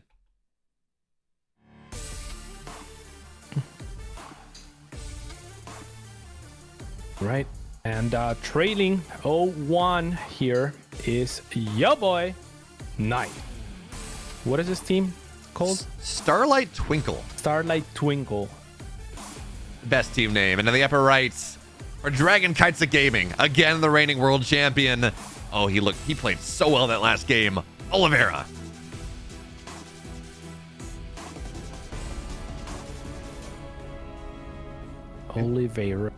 Oliveira. You know, Cats, I think you're right when we talk about how we want to see Nice play. Oliveira, he won his world championship off his macro, his ability to play those big, expansive mid games, those incredible late games. I mean, sure, that SCV pull timing versus hero was just brilliant game sense, but in general, right, it was that macro play. And while Nice is a solid macro Protoss, I don't know that I hold him to the same regard. So yeah, I think you're right. Get damage on Oliveira, force him to be uncomfortable. Don't allow him to play the game that he wants to play. But in all honesty, I'm not sure that is within Nice's wheelhouse. I mean, again, he is, if Haas is on one end of the crazy spectrum, Nice is very much on the other. Yeah, but you can be on the macro side of things while still being a little bit tricky with, like the smaller maneuvers. I think we saw some of that in the last game. So that's what I would like, right? Like, we're not gonna turn him into Haas and have him do something absolutely crazy, but he has to outsmart Oliveira, I think, on some stage of this game. He has to trick him. He has to do something cheeky. You tell me he has to Haas? He has to outsmart Oliveira? No, he can't. He can't do the Haas. But look, I mean, gets in the probe scout, right? Like, that was nice. That was cute. Yeah. Like, hides the probe in the natural, gets in before the second depot is up. Yeah, very right cheeky. After the Reaper leaves. Yeah. And this is actually, it is going to be very different here as the Stargate is coming down. You know, I tend to really like Stargate play. Well, actually, Mara recently said that, look, if you are not going Stargate against Terran, you're just putting yourself behind. And I tend to like it. It's safe against a lot of things. Oliveira is not really like a 3-racks type of player, regardless of how weird his barracks positioning in Game 1 was. I mean, that's just kind of not within how we expect him to play. So getting a Stargate, either this is Oracle Blink or whether this is just going in kind of Phoenix behind that, it gives Nice a lot of agency on the map. It gives him that ability to set the tempo that we said earlier that he... Phoenix, I would guess, right? Maybe. Oracle. Yeah. Very cool. Okay. But it gives him... Okay, Widowmine goes off. Oh, he didn't split the Adept, so he gets one, but you really don't have to take the damage on the second. Okay. Yeah, that's interesting because he gets the full scout. I guess he doesn't see the reactor on the factory, so that tells him it's Marines predominantly. If it was a reactor on the factory and expected mines, perhaps then Phoenix would have been the better choice, but he is gonna go for the Oracle. Nice does a nice job of denying the delay in the natural expansion location, at least for the time being, so that's nice. And Phoenix will be the follow-up. This Oracle will look for some damage. Not sure that he'll be able to find much, especially with the first Adept kind of going down for free. And this is awkward as well, but yeah, because losing that first Adept, Widowmine. Oh, Adepts actually find the way in, and that's actually a lot of friendly fire there on the SCVs. So 4 SCVs go down. A mule not going to go down here, but we talked about how he wasn't really going to get all that much done. 4 SCVs for the cost of, what was that, like 1 Adept? Yeah, that was really nice. I mean, I feel like the damage split on the next SCV over the mule as well was a little bit of a mistake from Nice, right? Like, because you have 2 very low, well, 1 SCV and 1 mule on the other side, so you would assume one of them could have fallen, much like this Banshee might, and that's a nice pick of 2. Oh man, this is going from bad to worse here for Oliveira. He's not going to have that pressure. And this was not a harassing Banshee. It's an all-in Banshee, right? This is approximating a big gate push. You got tanks, you got SCVs, you got Marines, and this Oracle can get damage on this tank done before the Marines are here, but he's not going to go for it. Here's the question, though. Charge is halfway done. We're going to have bunkers ready by that time. And having Phoenix are nice, but one is so low. Is he's going to try to lift? Okay, Zealots get on top of the tanks here. Oracle out of energy. One tank goes down. Has he done it here? This looks very good. I think he's doing it. I don't know about this next two Zealots, though. I feel like they were never going to accomplish anything. Even going after the Marines with a Phoenix was really nice there for Nice. As now the battery overcharge will buy him a little bit of time. How many gateways do we have? Just the 2? 4. Okay, well, that's a pretty good number. And no more SCVs here, so that bunker is going to take a lot longer to complete as they get rallied over. There's the lift. Oh, yeah, he lifts the SCV just to make sure this bunker does not go down. But at this point, I mean, it's 2 Stalkers. It's 2 Oracles, or 2 Phoenix, excuse me. The army of Nice doesn't really seem to be growing all that much. Shield battery overcharge has already been popped, and now with pylons going down, it's only 2 gate production. So Oliveira, I mean, that was almost a hold there for Nice. No, I think it still might be, right? Like, those reinforcements are still very far away for Oliveira, and there is no finishing that bunker. So I feel like, I mean, if Nice stops bleeding out units, maybe just wait for your next warping. Okay, now he sees that Oliveira is going to abandon the location, so he will pounce on the tank. And I think this is the right pull for Oliveira, because the next set of warpings was going to happen, and then Nice would have been able to break on out and take favorable trades there. So really well done by him on killing all the SCVs and just methodically picking off the push apart.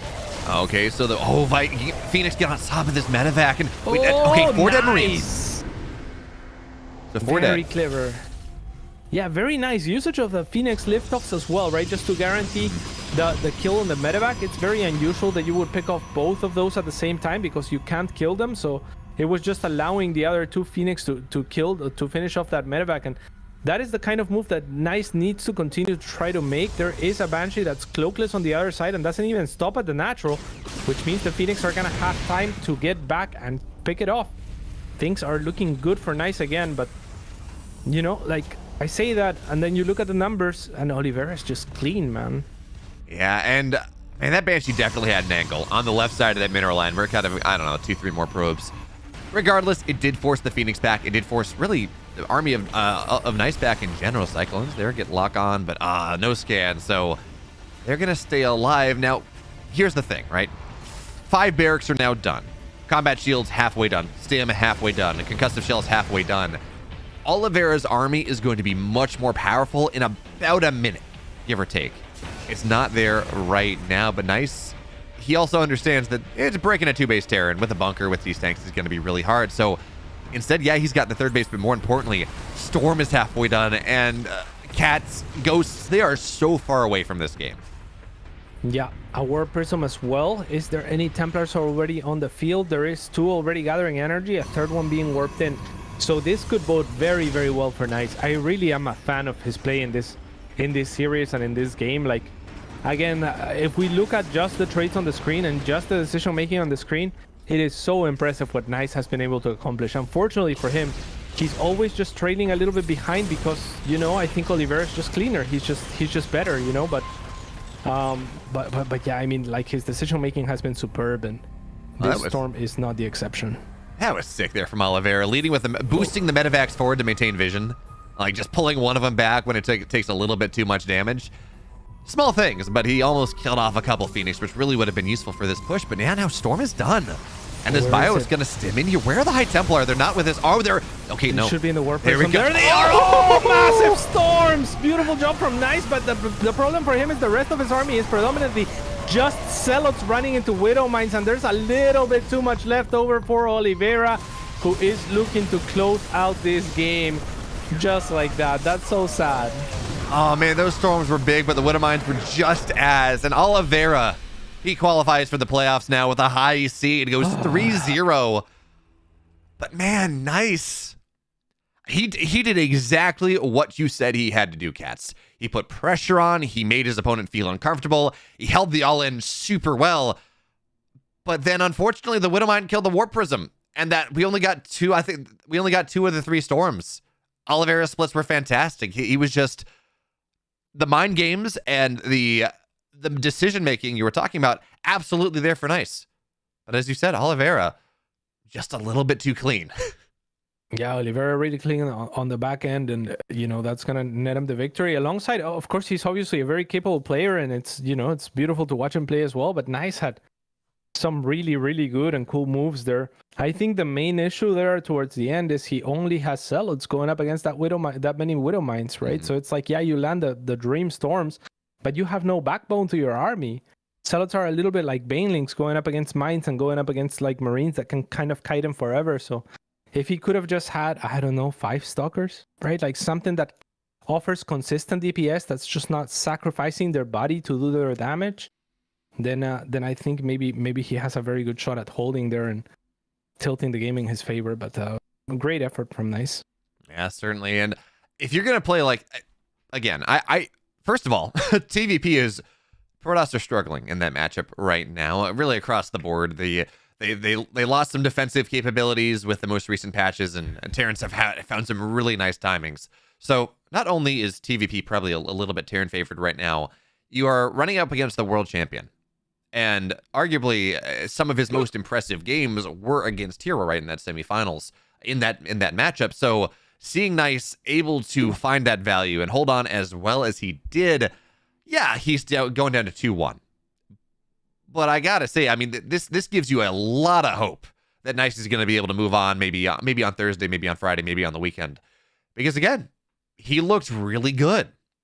Such clever maneuvering. I mean, even down to like the Oracle movement and the way it gets into the main, like avoiding the potential Widow Mines by flying as close as possible to the Marines, right? So the idea there obviously is, if you have your Marines there, that's how you're accounting for that area. So I'm gonna fly as close as possible to those, and that should avoid wherever the Widow Mine is, type thing, right? Like, and it's that type of maneuver that we don't even talk about in the game because there's so much of it. But it's just like the little details that Nice consistently made in terms of decision making were oh so impressive to me. And I feel like if he just cleaned up his what I've been calling the back end, I guess, like processes, right? Like just the macro and just the overall like handling of like the multitasking and whatnot. Not to say that he's not extremely proficient at that, but if he could level it up to match that of Oliveira's, of the Rainers and Searls of the world and Heroes and Marus, then I think he could be one of the players in the world. I feel like he was so impressive to me in the series.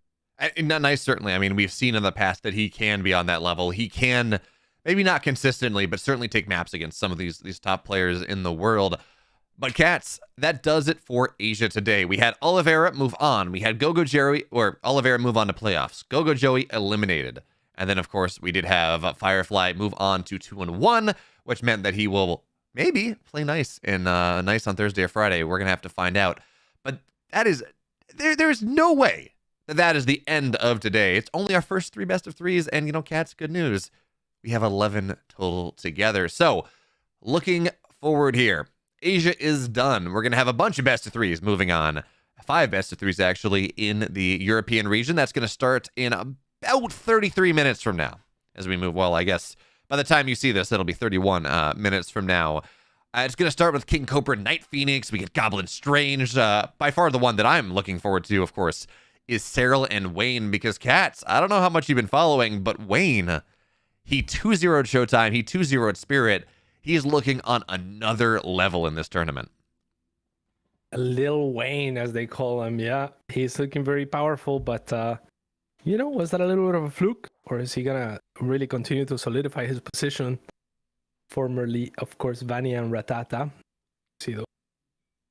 Yeah, emerging from the darkness. But anyways, what this does mean, what this does mean on top of everything else, is that we are going to have to go to a little bit longer of a break coming up, because again, European region starts at 16:30. That is 4:30 Central European Standard Time, 10:30 Eastern. Moving on. So we can't move that earlier. That's when the players expect to go. So we're going to hold up. We're going to head off to a bit of a longer break this time. When we're back, of course, it's going to be the Menagerie matchup, Night Phoenix versus King Cobra. All the animals playing there. But Cats, I do want to give you an opportunity, as we do put a pin on Asia for the day. Final thoughts on those series that we just had? Yeah, I mean, the first series was all right. The second series was was the first series all right? Very disappointing, I will say. First two series, I had a very, very cool third series. I think even though it was kind of short and sweet, like I think Nice showed glimmers of hope and brilliance. But yeah, I mean, if you watch that second series, it's just face palming. Like it's just, yeah, don't or do. I feel like you should watch. I feel like the second series could be an exercise for anyone on like RTS and mistakes, and you know, you can see like a series play out and be like, okay, like let's look at game number 1, then let's look at game number 2, and then like what do you not do in game number 3, and then you'll see it happen. So then it's nice because you get confirmation of like what you shouldn't do, and it's gonna be very obvious to you, like going into game number 3 what you shouldn't do. Then you're gonna see it executed and why it should fail. So I think as an exercise in RTS and whatnot, you could watch that second series, but otherwise just completely avoid it. It was very disappointing. Yeah, but we did have that. I think despite it being a 2-0 and despite Oliveira looking, I think, very dominant, the Oliveira Nice series, I think is worth watching. It was good. Yeah, it was well done. But friends, that's going to do it for the Asia region today. It will be back tomorrow. We'll be back Friday, Saturday, Sunday, and then we move on to the playoffs, and we'll get more of that even still. Can someone beat down Oliveira? I mean, for now, it's not looking all that likely, but we will be back in about 31 minutes. You love it, you wear it. Wear your passion. Share your passion.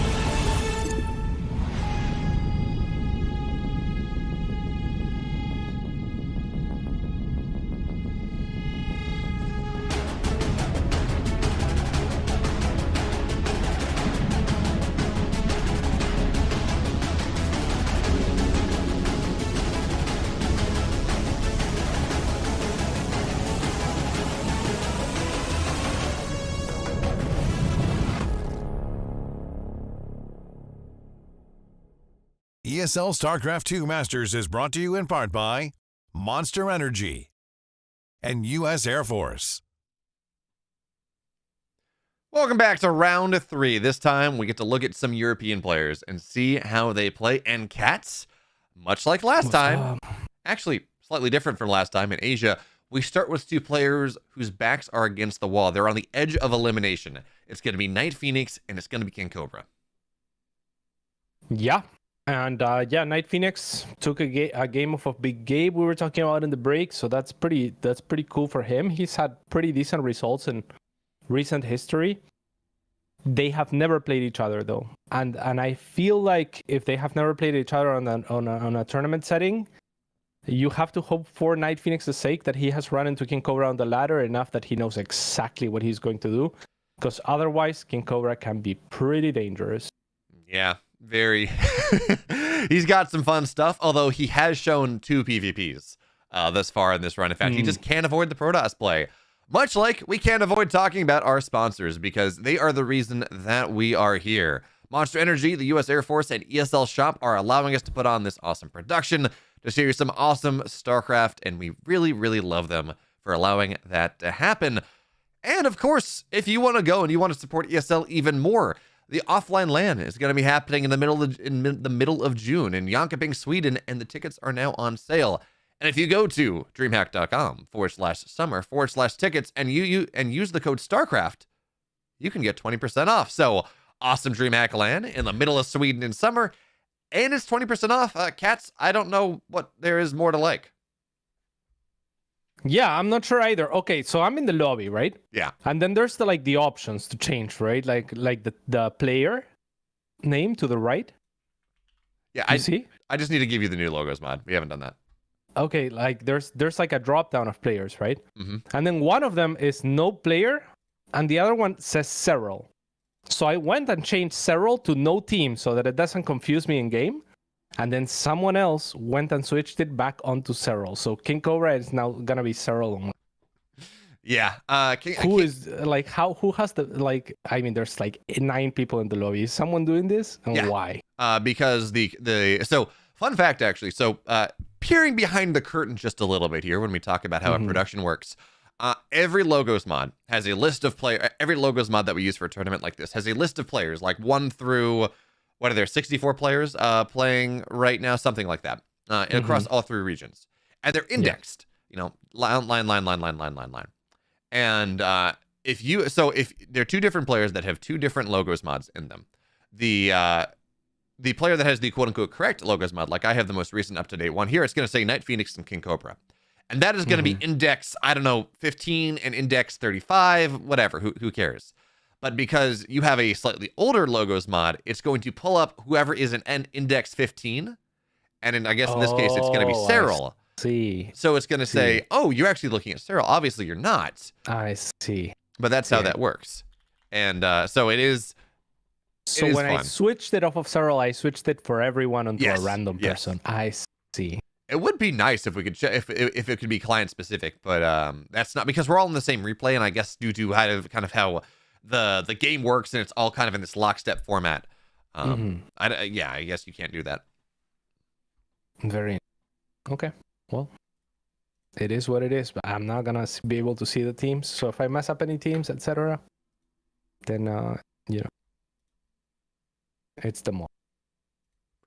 Yeah, as per usual. Well, I did send you the logos mod, so you can add that whenever you wish, as we're waiting for the go on the players. And Cats, you talked about Night Phoenix needing to make sure he knows what King Cobra is going to do, but in all fairness, King Cobra hasn't done much crazy things, at least in the PvPs I've cast. It's kind of been straight up standard, maybe a little more aggression than otherwise, but it was some very straight up PvP, at least in the series versus Mana.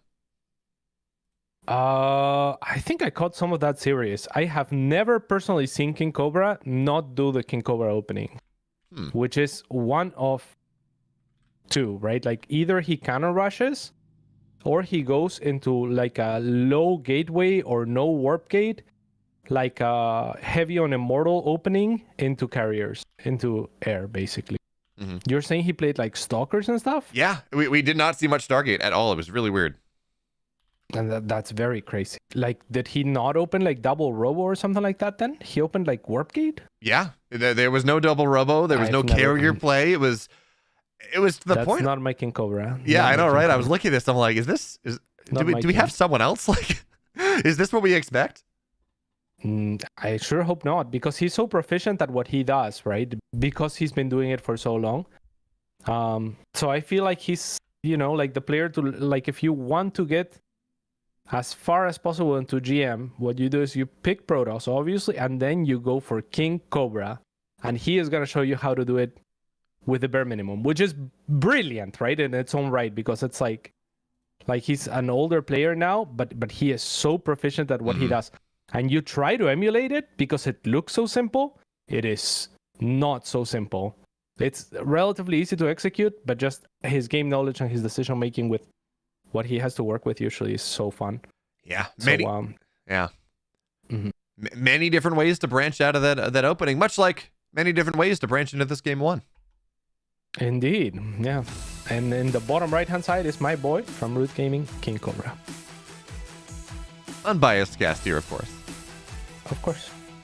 And in the upper left for Hot-Headed Gaming, he is the other half of this menagerie, Night Phoenix.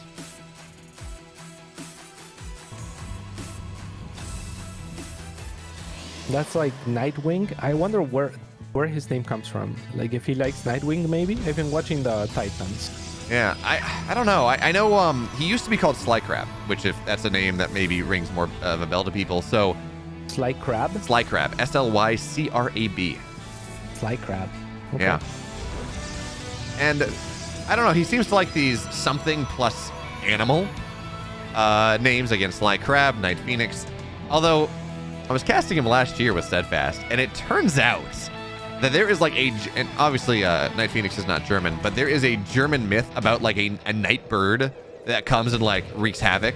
Because obviously, German myths are just kind of horrifying if they're not their Disneyfied version. But there's this night this night bird, this night. Yeah, they're usually like to scare children and stuff. Oh right? yeah, Like, yeah. which is cool. Yeah. I'm all for scaring children. Yeah. I mean, it's good to put the fear of something that's never actually gonna happen. It's kind of cool, right? You get free excitement out of it. Something like that. But anyways, it's like risk-free excitement for free. Yeah, well, almost risk-free, because you always, of course, do run the risk of a lifetime of trauma if it Oh, come on. Oh yeah, where's your trauma stemming from? Oh, like the wolf that ate the grandma in the woods. Oh, was it your grandma? No, it's just wolf in the woods eats grandmas. Like, really? You've never met anyone that's traumatized by that? I mean, cats. I grew up in America, and we get the sanitized version of those fairy tales where, nothing really bad happens. Yet still, I feel like at some point you realize that, as gruesome as it may seem, like you stop believing it, right? Surely. Oh yeah. And then there's no trauma. Wait, you're telling me that Santa isn't real? I'm not saying that on broadcast. Anyways, it's a bit of an interest, and we are actually seeing some of that King Cobra shenanigans here in this game number one. This is a very quick Stargate. Robo coming in behind. There is, in fact, no warp gate. And Cats, you know what? We didn't see that versus Mana, but you know what? This makes you a little. Are you sure that we didn't see that versus Mana? I am positive we didn't see it versus Mana. And it was King Cobra. It was. You know what? He had the nameplate on. Okay. I mean, to me, he's Cyril right now. Yeah. Let's see if he can live up to it. That's fair, but so Oracle shows up, and with these adepts here in the Stalkers, this is pretty hefty damage, but there's a shield battery, and Oracles and defensive Stalkers will kill the rest. So this, Night Phoenix, he tried to counter the King Cobra opening, and instead, it's not going to work out for him super well. And on the other side, well, Zealot tries to find his way in. Doesn't get much done. But we do have one level of counter here, right? Because it is a delayed Stargate coming out of Night Phoenix. He will have Phoenix in time. And that does mean these Oracles shouldn't get that much done. Yeah, but his own Oracle already fall to the Stalkers of King Cobra. King Cobra usually has a stellar defense, and look at that. Already dropping shield batteries in case there was like an Oracle follow-up. I think King Cobra is looking fantastic right now. Yeah.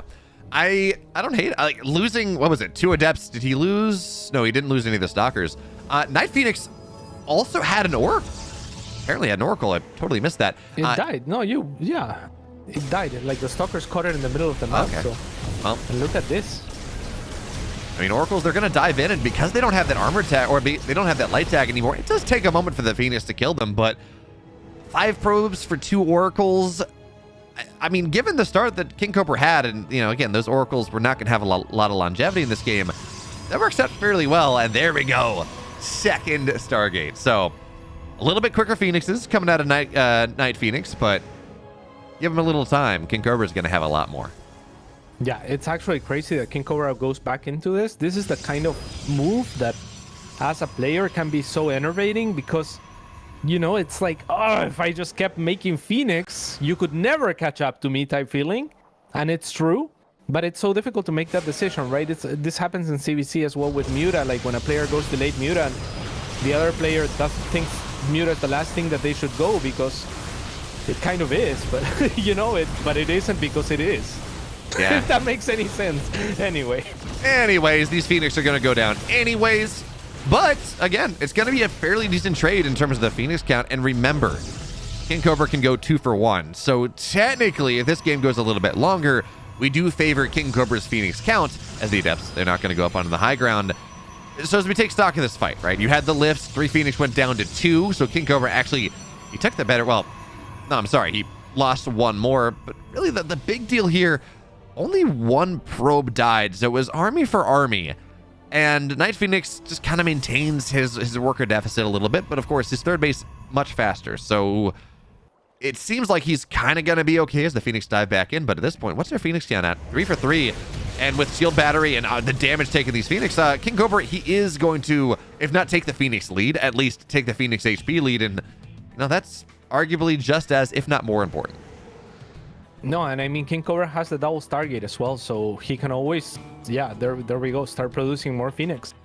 And it's really bad news for Night Phoenix because he's producing 1 at a time and kind of being stubborn about it too, right? Like he didn't transition up until now finally dropping that Templar Archives, but it's a very delayed decision against a King Cobra that held the attack very well, that killed the first Oracle on the way, killed a few probes, and does have this extra production to work with in the fight that is presumably the most important fight in the air right now. Yeah, so +1 air on the way as well. Although, you're right, Night Phoenix is transitioning out of this. And because King Cobra knows this is Phoenix play, he's not going to be all that active on the map, really, until right now when he scouts all the gateways coming down. Because he doesn't want to lose his Phoenix on the middle of the map. And the count was close enough that it really doesn't make sense to run across. Because, of course, in Phoenix Wars, if you're both producing the same amount, whoever is closer to their base will have likely +1 Phoenix. But now that he's scouted this, he can be active on the map. And the question now is, how much damage does he get done? Because eventually, you know, a bunch of Phoenix in the air, they don't beat 30, 40 Stalkers on the ground. Yeah, I'm actually not a fan of this move from King Cobra. That shuffle the weak Phoenix onto the back will kill a few probes, but then his Phoenix are very likely to suffer here, though the better micro is on his end, equal numbers at the start of that fight. But King Cobra with a better focus fire is actually gonna win the fight against Night Phoenix. That he will, and their recall on the other side, really nowhere for him to go outside of that dead airspace. So at the end of the day, that means that it's 3 Phoenix for 5, so King Cobra takes the far superior trade. He gets a couple probes as well. But I'm a little worried about this army. I mean, we have, well, he's going to have a 3rd Immortal. So this is Phoenix Immortal, right? Which is a composition. This is something that I first saw Cripsail use. He's a Dutch Protoss and beat a lot of good Protoss in an APT Cup. But it's only 2 Immortals right now. We have Night Phoenix getting ready to shade Adepts into the natural as a big push comes in on top of this 3rd base. So the question now is whether King Cobra, I mean, he's on the edge, I think, of where he needs to be, but I don't know that he's there yet. I think it's very, let's see what happens. I mean, it's very difficult to breach, but with just enough Stalkers here, he's going to be able to one-shot more or less those Immortals. Now the Phoenix getting involved. There is cannons, there is like a couple of batteries, but the first Immortals were so quick to fall that King Cobra knows that he has to pull the probes to try to make a fault happen. And he eventually will push the Stalkers back, but was that long enough? I mean, there's 2 Immortals in production, 2 more Phoenix at a time as well, but big reinforcements here from Night Phoenix. Yeah, 8 Stalkers coming in at a time, and the stag defense is nice, right? There are cannons, their shield batteries, but they're not doing much anymore. That's a single pylon for everything. And credit to Night Phoenix's adept play. They didn't kill any probes, I don't think, but they pulled the entirety of King Cobra's army into the natural. So it was just the Immortals there sitting out of the front. Night Phoenix blinked on top of 1. He blinked on top of 2. He killed them all off. And that army needs to be together, right? You need Phoenix lifting up about half the Stalkers as the Immortals kill the other half. Without that nice virtuous pairing, it's just not going to work out. And Night Phoenix, well, it moves a bit to the dawn because game 1 goes his way. Yeah, exactly. The Phoenix needed to do for the first 2 Immortals what they did for the third, right? Because if you're removing, like, how many Phoenix was that? Like 7, right? Like 7 Stalkers worth of DPS out of the army, then all of a sudden it'll take 4 shots to kill the Immortal instead of 2, right? And then, I mean, it's just a much better situation to try and hold on if you're King Cobra, because you're distributing 3 Immortals worth of damage onto, like, the remaining 5 or 6 or 7 Stalkers. And then it's no problem. By the time the other ones drop, the first batch will be kind of dead, right? So great move, like you said, with the Adepts, and just negating the damage mitigation from the Phoenix for the first 2 Immortals. There's just so much damage, and I'm honestly surprised because I've seen so many players in the, like, we were running the Root tournament circuit last year, and we had like Trigger versus King Cobra pretty often in the finals because they were 2 of our best players, and I've seen Trigger and so many other Protoss players like try to run into this defense where he has just basically Immortals, a handful of units, batteries, and cannons, and it usually doesn't work. So yeah, big props to the Adepts there. Yeah, they just forced everything out of position, but it's one thing to beat that composition once. It's another thing to do it 2 more times, one more time, because that's what Night Phoenix is going to have to do. And again, Cats, as a connoisseur of the King Cobra, we're moving on to Royal Blood. That's a map with a gold. It's a bit of a smaller map. Should we expect the same thing out of King Cobra in this game number 2, or does he have like another wrinkle in his ever so large brain? I mean, the other wrinkle is the cannon rush, right? So it's one or the other in my experience. I've never seen him do anything else. So I, like, when you told me you've seen him do warp gate based stuff, that's crazy to me. I've just never seen. Yeah, it was not what I was expecting either. And Mana did 2-0 him, so maybe failed experiment. Yeah, but that's one of the nice things about this tournament, right? You have 3 lives. You might as well spend them trying to make it so that you try new things, and then it also it muddies the water a little bit, puts a little bit more noise in the signal for someone like Night Phoenix, who may be trying to go and figure things out. But regardless, that's a good point. He was not fooled, much like we're not, because game 3 is going to happen, or game 2 is going to happen right now. See it. And spawning in the top right-hand side, it is for Root Gaming, even though it says Basilisk on my screen, it is King Cobra. And the bottom left in the red, absolutely not fooled by all the shenanigans and the madness that his opponent was going for hot-headed gaming. Nice. Night Phoenix. Make a Phoenix nice at the end. Come on. Nice. No, that's a Taiwanese Protoss. Yeah, nice. Guiding. No, I understood. The silence was, yeah. The silence was my reward. And that reaction, yeah. He's like, absolutely. Cats is not going to talk on the broadcast for the next 5 minutes. No. Every time a bad joke is made, the silence increases. So by the end of today, like our final entire game, you're just not going to talk. This is it's punishment. Yeah, that could happen. Punishment. Anyway, moving on. There is no cannon rush. So clearly it's going to be double Stargate, double Ribba. I would think so, but yeah, I mean, you've told me some tales that are anything but German to me in the level of scary that they are. Because I really want to see something different from King Cobra, like something that I haven't seen. But I also don't, because like I want to see it to see like some sort of evolution type thing, some sort of like him trying stuff out. But I don't want to see it because he's so good at what he does. And I feel like that's his best chance. Obviously, he's in a stage where he's pretty much outclassed by every player, but he is one of the players here in the first place, right? With this style. Yep, he does continue. He continues to make his way through the qualifiers time after time. Exactly. And yeah, I'm with you, Cats. If you have Night Phoenix, or excuse me, King Cobra, he literally has one map. You know, if he does not win this map, he is out of the tournament. There's no stopping it. So you have one build, you have one thing that you're most comfortable with that you think gives you the highest chance to win. That's what he's going to have to go for right now. And there we go. I mean, Stargate's on the way, but this is Warp Gate into Stargate. So, you know, we're not going true King Cobra here. We're not going absolutely no Warp Gate like we saw in Game 1 or we've seen many times before. Yeah, apparently not. Warp Gate will be researched. We'll see if he actually puts it to use, or like if he's going to make additional gateways, or is this just like a weird like safety Warp Gate or some wrinkle. There's a build that we saw King Cobra do. I think it was against the Zerg. As Night Phoenix again tries to go for that Adept Stalker pressure, but Shield Battery and Double Stalker Zealot means it's really not going to get that much done. There's a build that King Cobra went for last year. I want to say it was against the Zerg, where he played into his idea. So he got Warp Gate, but then he did not transform the gateways. And he made it look like he's like, never mind. It's not going to happen. But anyway, he didn't transform the gateways, and he made it look like it would. And he had a couple Stargate units. He made it look like this was just your standard King Cobra style. And then he went for like an 8-gate all-in, something like that. And it was so big-brained. It didn't work, unfortunately, but it was so cool.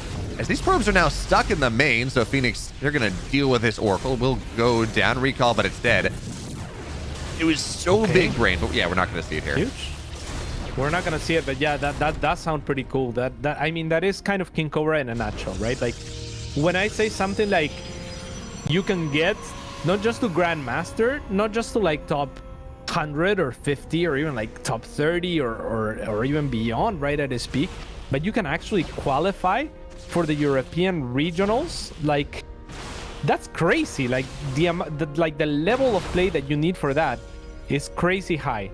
And if I tell you you can do it by making no warp gates and like basically just pumping out robo units into Stargate units, like defending off of 2 base and then 3 base and kind of turtling on you know, like a mass static defense, it's like literally the easiest execution on paper, right? It's like the least that you have to do to make it this far, basically. And I think that's admirable that a player can find success, you know. Yeah. What's it that I want to say it was Bruce Lee that said, you know, I fear not the man who has practiced 1,000 punches once. I fear the man who's practiced one punch 1,000 times. Yeah, that's it. Yeah, that's even more crazy is the fact that all of his opponents know exactly what. It's like Max Pax in PvT. You know he's 4-gate. You know he's going 4-gate Robo or a 4-gate Blink. Excuse me. You know he's doing it. He's still probably going to kill you. So yeah, same idea. If you are just really good at a style as the Adepts, they're allowed in at this point. They get 1 probe, but the Phoenix killed them off. It's a good scout, though, because Night Phoenix knows what his opponent's doing. He knows that King Cobra is playing like King Cobra plays. He sees the Phoenix, he sees the Robo. The Warp Gate is different, and you said this earlier. I am really curious to see whether he goes with this for anything, but for now, it's only a single gateway. Do we call this a 1-1-1, Cats? Sure. Sure. I mean, you have to imagine he's gonna add another Robo maybe soon, or yeah, because he's gonna see the Stalkers, right? So that I think should tell him double Robo. But we'll see. He does start the +1. There is no setup here at the 3rd just yet, but there is an Immortal already out, and the Phoenix can be awfully punishing as well. So Night Phoenix knows that, and he's gonna back away for the time being. I think it's really interesting that we saw Night Phoenix build 2 Phoenix. Because that, like, you know that it's very likely that King Cobra is going to go for this. And I don't think, by the time the Oracle saw the Phoenix out, I don't think he had, Night Phoenix had both of these out, so. Yeah, I love that he sieges the Observer right on top of the army. You know, it's like, there was a chance that the Observer wasn't spotted, but when you siege it, it's almost like always going to be spotted. But it is the, you know, it is the easiest thing to do, is to siege it. And it's like, you don't have anything to respond to it. It's little things like this that simplify things for King Cobra. I find him so fun to watch, to be honest. It's like the when you're a kid and your sibling finds out that interesting chemistry fact where like you don't actually ever touch anyone. It's chemical forces, it's stalkers. Move on in here, and they're just blink right on top. Shield battery overcharge has been popped. One immortal goes down. Second one, well, it's been lifted. We talked about making sure that one of the these Phoenix, but it seems the Phoenix are going to start to go down. The immortals are dead, and it seems like once again here, Night Phoenix is just pumping right on through. Yeah, unfortunately for King Cobra, his trap didn't work actually with the Oracle. They didn't blink in deep enough. And Night Phoenix basically with a repeat. And I like that he went for it, but I also feel like as compared to last game, there was like one or two immortals missing. One immortal missing from King Cobra. Maybe slightly different timings because there wasn't the Phoenix production in between, right? But yeah, unfortunate. I mean, I felt like King Cobra was gonna hold just because he had the Phoenix there, but just one immortal doesn't output that. Yeah, I do think that timing was faster, certainly, because again, he didn't build 6-8 Phoenix. He only built the 2, the Oracle. It actually got a couple probes, and I'm no connoisseur of King Cobra like you are. I've seen some of his games; they're really fun, but I feel like the builds he goes for in part they are successful because they are very tightly tuned. Right, you're gonna have X Immortals by this time, X Phoenix by this time. You're gonna have this position. And if you can't quite get there because your opponent hits an off timing or because, again, you lose 5 probes, I mean, again, you have to have, say, 3 Immortals and 8 Phoenix or whatever the number is to hold off against this stalker timing. And if you can't do that, well, it looks kind of like what we saw. Yeah, absolutely. Yeah, I think King Cobra probably looks at the first game and thinks what we thought, which is if I had my Phoenix there, I hold. Mm-hmm. Right? So he rinses and repeats as far as like his defense and setup. But yeah, it's not going to work out for him. Beautiful timing from Night Phoenix, who doubled the APM, more than doubled the APM of King Cobra. And yeah. He did it. Very good timing, very good target firing stuff. Mech versus Bio, pretty much. But also, we got to go to a break because when we're back, it's going to be Goblin and Strange. And that one should be a little bit of fun. So after the break, folks, we'll be back.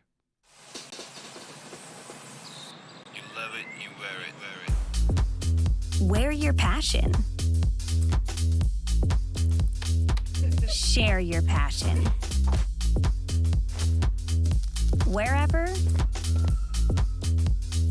whenever. Gaming is a lifestyle.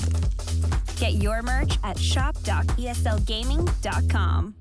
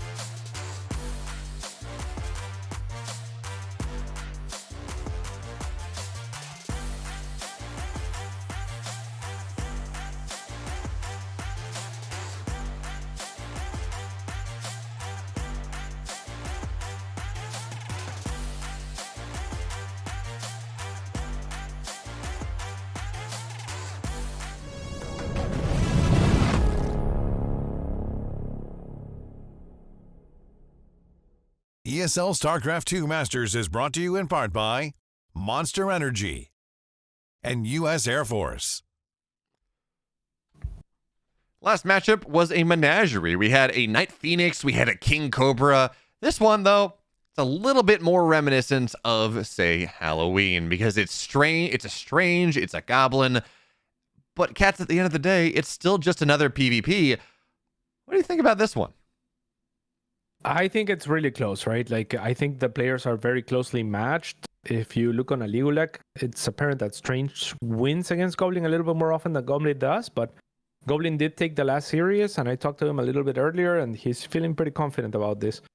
So, yeah, I think it's, it's a very even matchup, but believing in Goblin.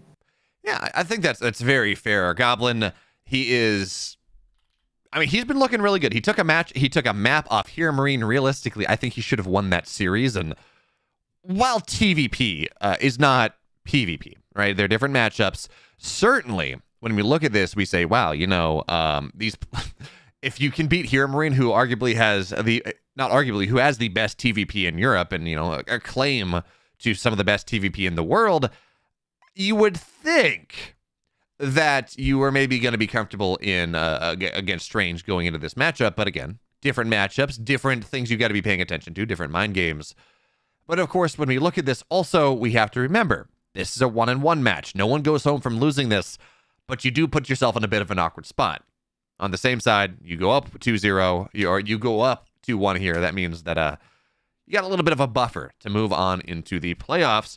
Much like, though, we need no buffer to move into map 1 because it's here. The players are ready, and cats, we're just going to get into it. Okay. And the top right-hand side for Mystery Gaming lives up to his name. He is Strange.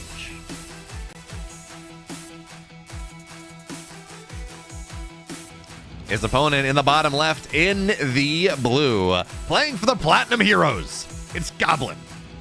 I'm going to make a bird noise for Platinum Heroes. Nice. But yeah, Strange, he's a very fun player to watch as well, right? He is a little bit on the mind gamey, on the trickster, creative side of things, and it's always refreshing to see him play. So he's always a very dangerous player, not to be underestimated, I think, by anyone in the world. Yeah, that is very true. And by the way, as we take a look here, you talked about it. Strange 7-3 versus Goblin. But Goblin maybe a little bit better in PvP at the moment. Even if Ligulek thinks that again, that is going to be a 2-0 from Strange. So as we look at this series here, this is not something that is going to be incredibly stylistic. I don't think. Not the same way that we talk about King Cobra. It's like, okay, double Stargate, double Robo, that's how he wants to play. Turtle on 2 bases, Turtle on 3 bases. Like, we know how he's going to play. On this one, this should be a much more, I'm not going to say comfortable, but a much more standard matchup. Goblin, he likes his Phoenix play in some matchups. I don't know that we're necessarily going to see that here, but cats, you talked about how, Goblin was feeling good, but Strange kind of is this one that has this, has had the lifetime score. Is there something specifically you want to see from Goblin that might look to play counter to that? No, I think Goblin can play very well reactively. I think he is a very smart player in his own right. So I like the sentry opening from him. I think that should be in his comfort zone. Both players going for it. So both players are going to be looking for scouting information and play a little bit more of a reactive game, right? Like they're both looking to potentially play safe and transition into at least 3 base play, I would imagine, of an opening like this. Yeah, I think that's fair. We have seen, obviously it's not happening in this game, but we have seen some kind of interesting single gate expand, but you take the gateway on the high ground type of ideas. MaxPax has been playing around with it. A couple other players have as well, but that is, again, that's no longer the meta, single gate expand on every map. It does make sense here that we're going to see Strange and Goblin again. 2 gate expand, that's the way it's going to go. If we look at openers, it's Stalker Sentry, Double Stalker, Double Sentry as well. So not only are these players building to go into the mid game, right? Talk about getting onto 3 bases, blink +1 before they do anything for the most part. It's the exact same opener. It's the exact same set of units. So it's not like, well, someone goes Adepts and someone goes Stalkers, then maybe you have a bit of a timing to put a bit of pressure on. Now we're very, the hallucinated Phoenix is right on time as well. They meet right in the middle of the map. They don't, though. They meet a little bit on Goblin's side, which has to feel a little bit bad if you're Goblin, right? Because you're doing the exact same thing. So it's like, oh, damn, I was like a second, 2 seconds slower, you know? Yeah. Although... it's the middle of the map that gives it away, in fact. Yeah. But yeah, now deviating a little bit. Oh, yeah, no, yeah, you're very right here. So that's a very quick robo coming out of Strange. And it's funny, you know, Cats, PvP used to be this rock, paper, scissors. You know, is it an Immortal opening? Or, like, is it a robo opening? Is it a Blink opening? Blink has more map control. It's really hard to break a couple of Immortals. But that really hasn't been PvP for years now. So, do you think Strange has ideas here? Or is this just really going to be that kind of robo Immortal opening that we saw years ago? No, I think it's just a classic, right? Like, I mean, Immortals are a very dependable unit in the early game, and to take thirds and whatnot. 2 Adepts for a single probe is a good trade for Goblin on this side. And yeah, I mean, the score and the League of Legends prediction, I think it's at 2-0, right? It should be the mean score for this series. Yeah. But I think the friendly score is 2-1, no? And probably, you know, could be either way. I think that, yeah, 2-0 Strange is a really mean score. Yeah, honestly, I'm if I was to get, again, I haven't seen as much of Strange this ESL Masters, but again, just based on how I've seen Goblin playing over the course of this ESL Masters, if I was to give anyone a 2-0, like going in without kind of looking at a league, like I'd say, you know, if anyone's going to 2-0 this series, I would think it would be Goblin. Now, again, stats, they tell a different story, and clearly we know that stats don't lie, but they can be abused. And that may be a case of what's happening here. For sure. All right. Scout here continues for Goblin, who they're pretty even in workers, right? Just 1 the difference here in favor of Strange. So economy is going to be pretty similar as Strange continues to look for openings, continues to try to be cheeky with those Adepts hiding on the side, and the very good vision that the Observer has. This might be the invitation for the Adepts to come in now that the Observer has seen the Stalkers move out. Yeah, we certainly see Strange. He drops his camera down at the bottom. There we go. Adepts are going to look to stay in. There are 3 sentries and a shield battery, so that is some healing, some damage, but you're right. I mean, sentries, they just tickle this. So actually, significant amount of probes are going to go down. Goblin kind of caught out on the map. Stalkers get warped in home. It's 5 dead probes, but Stalkers find their way into the main base as well. That's a dead pylon eventually. Force fields are going to be rather nice, and with Guardian Shield, it's gonna be 2 pylons. That really should be the extent of it here. Oh, okay. Another Stalker goes down. Pylon does not fall, but he gets a sentry for the cost of another Stalker. But Cats on the balance of things. Goblin wanted to be aggressive. I did not work out very well for him. It did not work out very well for him. However, he does take the map control, and with that, a faster third that Strange is very well aware of. So Strange should look to push out to take his own third in the short vicinity of time here, as Goblin looks to add his own power units in the Immortal. Goblin really wants to blink into the main base again. He's keeping those hallucinated Phoenix on the other side of the map, but instead moves into the natural. Okay, he does get the sentry. Does not lose a Stalker for it. So he's doing a really good job right now of cutting down some of the defensive utility that Strange has. And I mean, sentries are not cheap. Oh, very smart. I was gonna say it's like kind of bad that he got trapped on the other side of this area, because as long as he's on the right, exactly what you're saying can happen, where if Strange moves out and doesn't leave enough defenses, Goblin can blink back in, right? So Goblin's saying right now, you want this third, you have to move out and you have to dislodge me, but I can blink into your main, right? And that's exactly what he's going to do. So very nice, gets 2 pylons, not even gonna blink out back to the low ground, anticipating that Strange might separate his army as he did.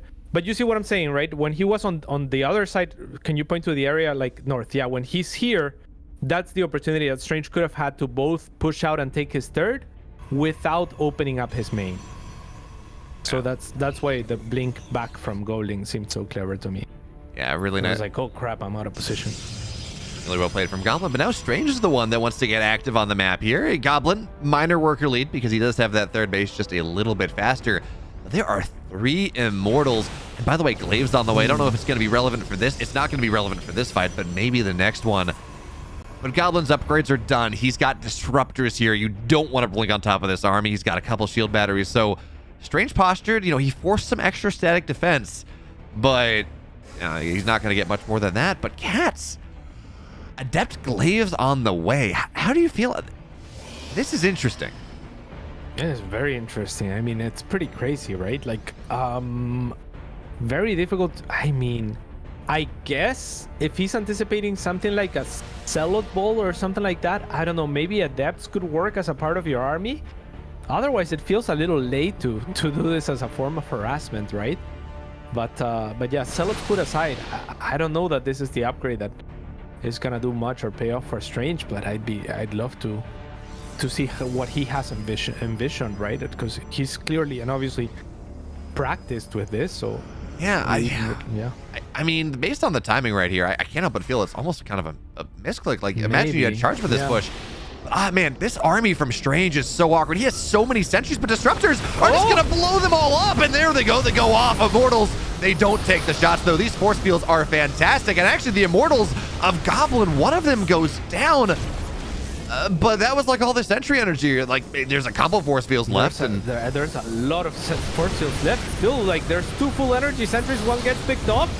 The second one nearly doesn't connect on the the Disruptor going out again. But good repositioning here from Strange, who still has retained 5 Immortals.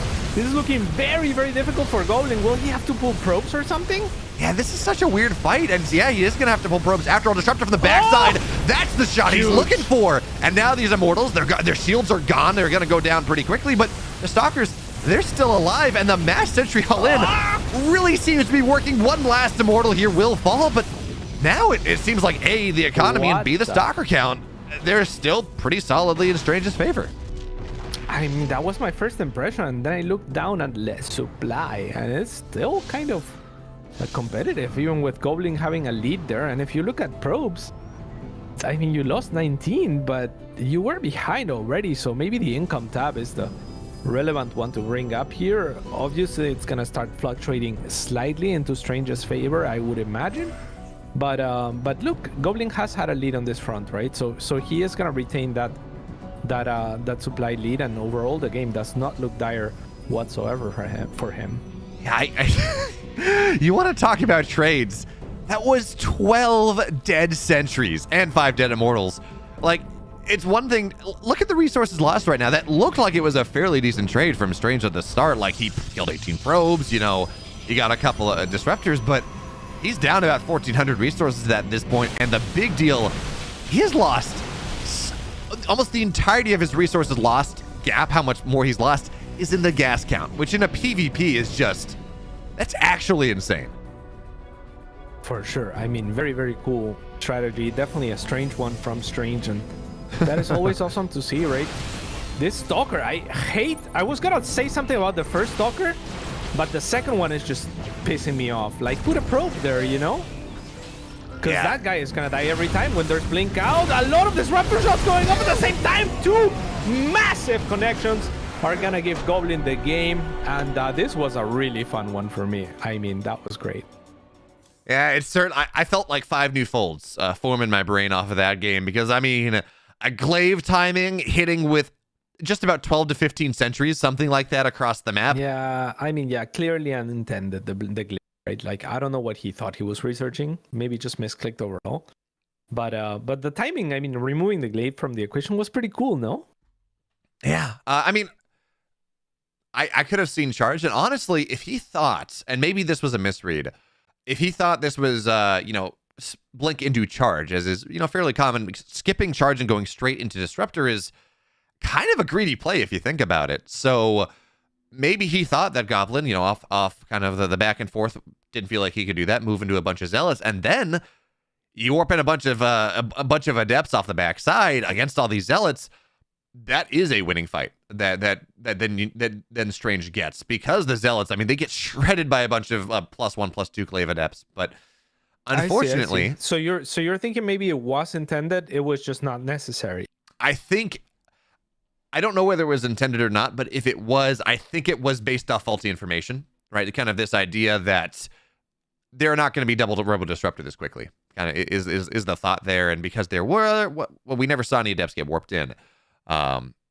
Maybe it was just canceled, and maybe I'm just kind of reading into this a little bit too much, but I have seen Protoss players go for things like that, where they... No, it could Yeah. very well be the case that he just has the option as well reactively, right? If there is zealots, which I mean are part of pretty much charge lots are part of pretty much like 85% of PvPs it feels like.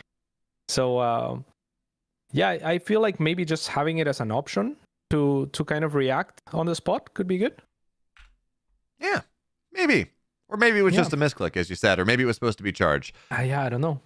Regardless, there is one thing I don't that know, is charge. Yeah, you think it could have been charge? I don't know if it could have been charge. Yeah, Because it's like charge with that many sentries seems like a little bit inconsistent, right? Because it's like you're bleeding units at the front with the zealots, whereas like stalkers and immortals make a lot of sense because you're trying to preserve like all of your army, right? With the force fields, that's where you get the value for those. Yeah, I guess if you get like really good force fields, the zealots can charge on top. But regardless, the one misclick that we will not make is going into game 2. Right. Yo, boy. Is this the rule? I always do the first intro. I mean, you've been going for it. Yo, cats, take it. Okay. In the bottom right-hand side, it is for Platinum Heroes, Goblin. What's he gonna say? I wanted that strictly because I wanted to hear your eagle sound. Of course. There we go. In the upper left, in the red, he's down a game for Mystery Gaming. Strange. Make a disappearing sound. That was my disappearing sound. Good. Rock solid. There we go. Okay, so we have very different builds getting started here in this game number 2. Gateway on the low ground, you know, the Max Packs idea. Single gate expound coming out of Goblin, which really it shouldn't surprise anyone. I think Goblin is one of those players that, given the opportunity, is going to go for something like this. Not the least of which, because it means you can go Stargate. And Strange, well, he does kind of have this imperative to get aggressive, and there's already a pylon on the map. So this, what do you think? 3-gate robo here? I mean, there's another gateway there. Is that it? Is that what you're anticipating? I mean, it would make sense. Looks powerful. Looks like he wants to just try to win, right? Like right off the bat. Goblin's gonna have to identify this and potentially add a quick Void Ray or something of the sorts, or even better, okay, now a robo. I think it's early enough that you know you don't have to commit to the Stargate whatsoever. No, I mean, you talk about Goblin having to identify it. That is a very quick identification, cats. In fact, this gateway will not be powered for a while. The pylon goes down very, very quickly, and Goblin, well, I don't know whether this was part of his prep or just part of his scouting, but this is not really how you want it to go if you're Strange. He's going to... Is he even going to bot? We need to see a probe going over, right? He needs this gateway to repower it, right? Yeah. No doubt. He drops the robo first, however, and it's going to be on different locations as well. Now has 2 adepts here to try to pressure Goblin into staying in his base. But Goblin, I mean, yeah, I love this. Just wall off and go hunt again. Because those adepts' job was, okay, I haven't been scouted in Strange's mind, right? It's like by the time these adepts are out, you don't expect to have been scouted. So the adepts are just meant to keep the army at bay. But, I mean, he was scouted so early that Goblin can just wall off, be quote-unquote a little bit inefficient because you wouldn't need to fully wall off, and try to move out to apply pressure to this location instead, which is I think, the right call. And he did add a robo as well, or no? That robo's a little late on the side of Goblin, perhaps. Yeah, I mean, I want to say that this is just such a disaster, right? Having that pylon depowered as it is, all the scouting done, but he doesn't know about the he doesn't know about the robo. So there is that. Immortals are on the way. That force field is not really going to do that much. But the secondary problem here, cats, all the production of Goblin until that robo pops out is in the natural. And Immortal. Poke one. Nice. There we go. Now just go back behind the wall of depths, though. They're not going to get in. They're just going to hold the position here. Now they're going to try to arrive. One will fall. And he doesn't complete the shade. And that Stalker's actually trapped, but it's not going to get picked off by Strange, right? Not identifying the power of its own force field there, perhaps. Instead, he goes after a gateway that's going to have enough HP that it can be healed with the super battery, with the battery overcharge here from Goblin, who pops it very promptly in order to save that gateway, knowing that he can, right, against the damage output that was going out. So expertly done here from the Croatian, as he gets the surround of the 2 adepts in the main, but not before losing 9 probes.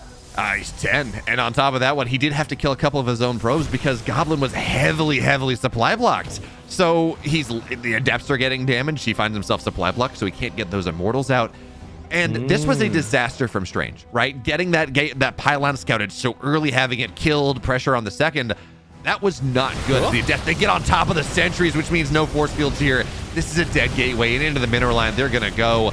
This was a disaster for Strange from the opening, Cats, but it is not a disaster now. Strange, I don't know that this is an army anymore that Goblin can really deal with. It's 2 immortals, there's a war prism, everything's the power, and probes have to get pulled, and it looks like we're going to game 3. Goblin had everything that he needed to make this hold happen, and then Strange just pounded the damage anyway. Yeah, and I feel like if you're Goblin, you have to be anticipating that there could be a robo. Maybe his own downfall, as far as like not expecting the follow-up, was to kill that pylon, and then just kind of underestimates the follow-up, right? And the potential for a robo, because maybe he thinks he scouted the one location and the robo wasn't a different one. So yeah, I mean props to Strange for sticking through with his strategy and making it work instead of just taking a kind of like the loss in that terrible situation and just saying, okay, I'm gonna go ahead and just expand and play a little bit from behind and like try to recover later on. Yeah, and that's kind of a solid mind game in and of itself, right? It's the whole, I scouted my opponent doing this thing, so there's no way they're gonna commit to it, right? And then you don't give it the credit that it deserves, and then when your opponent not only commits to it, but they double down, they add the robo, all of a sudden it's just, well, I should have gotten that Stargate. I should have gotten that robo much quicker. I really thought I had the hold.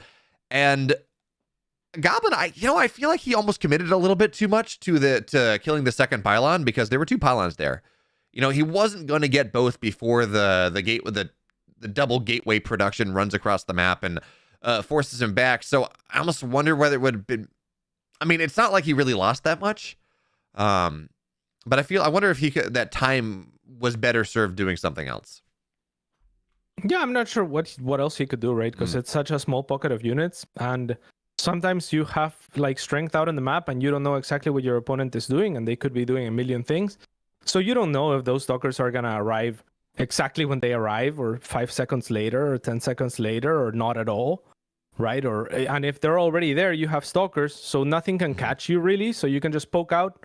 Oh, there's more than I have, I back. There's not more than I have, I go, right? Like you don't have the timing of the stalkers walking across the map memorized, especially on a game that's like that weird. So yeah. I think it was fine.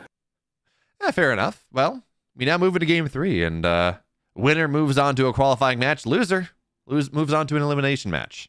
Let's see what happens. All right.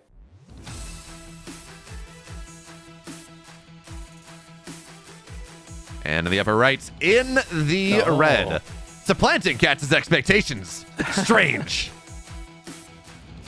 I see. So if I stay silent for like 5 seconds, you do the intro, but otherwise I take the intro within the first 5 seconds. Is that our system, our pattern? I guess. Interesting. All right. And in the bottom left-hand side, his opponent, it's Goblin for Platinum Heroes. Cats, I feel like by the end of the day, we're just going to play chicken with intros, and it's just, we're in the game, waiting for someone to say something, and the music's playing, and eventually the track that we're using for intro music runs out of time, and we're just sitting here like, you go first. Yeah, because you do like a 7-second threshold or something, so it's like very long that you have to wait for you to do the intro, right? Otherwise, it's just the eternal chicken. So it's like, that's why like I defaulted to doing intros, and then I asked you, and you were like, oh, you've been taking them. I'm like, well, yeah, because your threshold seems like 7 seconds if I don't take it within 7 seconds, Well, it's actually not all that long, because we have to wait for the assets to leave and then the scene transition. And yeah, so you were actually hitting it right on time for like a really good standard intro. I'm like, okay. Oh, that's very interesting, because I was testing your threshold basically, but you're saying because I'm not unaware of all the stuff that's on and off your screen, it fits perfectly. Yeah. That's cool. I like how we've devolved, not into casting, but into meta casting. Devolved? Wow. Evolved. Okay. Both at the same time. All right, Goblin again opening with the double gateway. Both of them are, in fact, and they're both going into sentry production off of one already on the ground. So that's pretty cool. Both players are looking to kind of like not risk anything in this game 3, and again looking to play, you know, into at least their mid game. That's fun. I mean, if you're Goblin, right? I think you're going to look back at game 2, and obviously there's not a lot of time here between games. Sometimes the player will kind of go back and look at a replay, but I don't think Goblin did. But if you're looking at game 2, you're going to look back at that. You're going to say, you know what?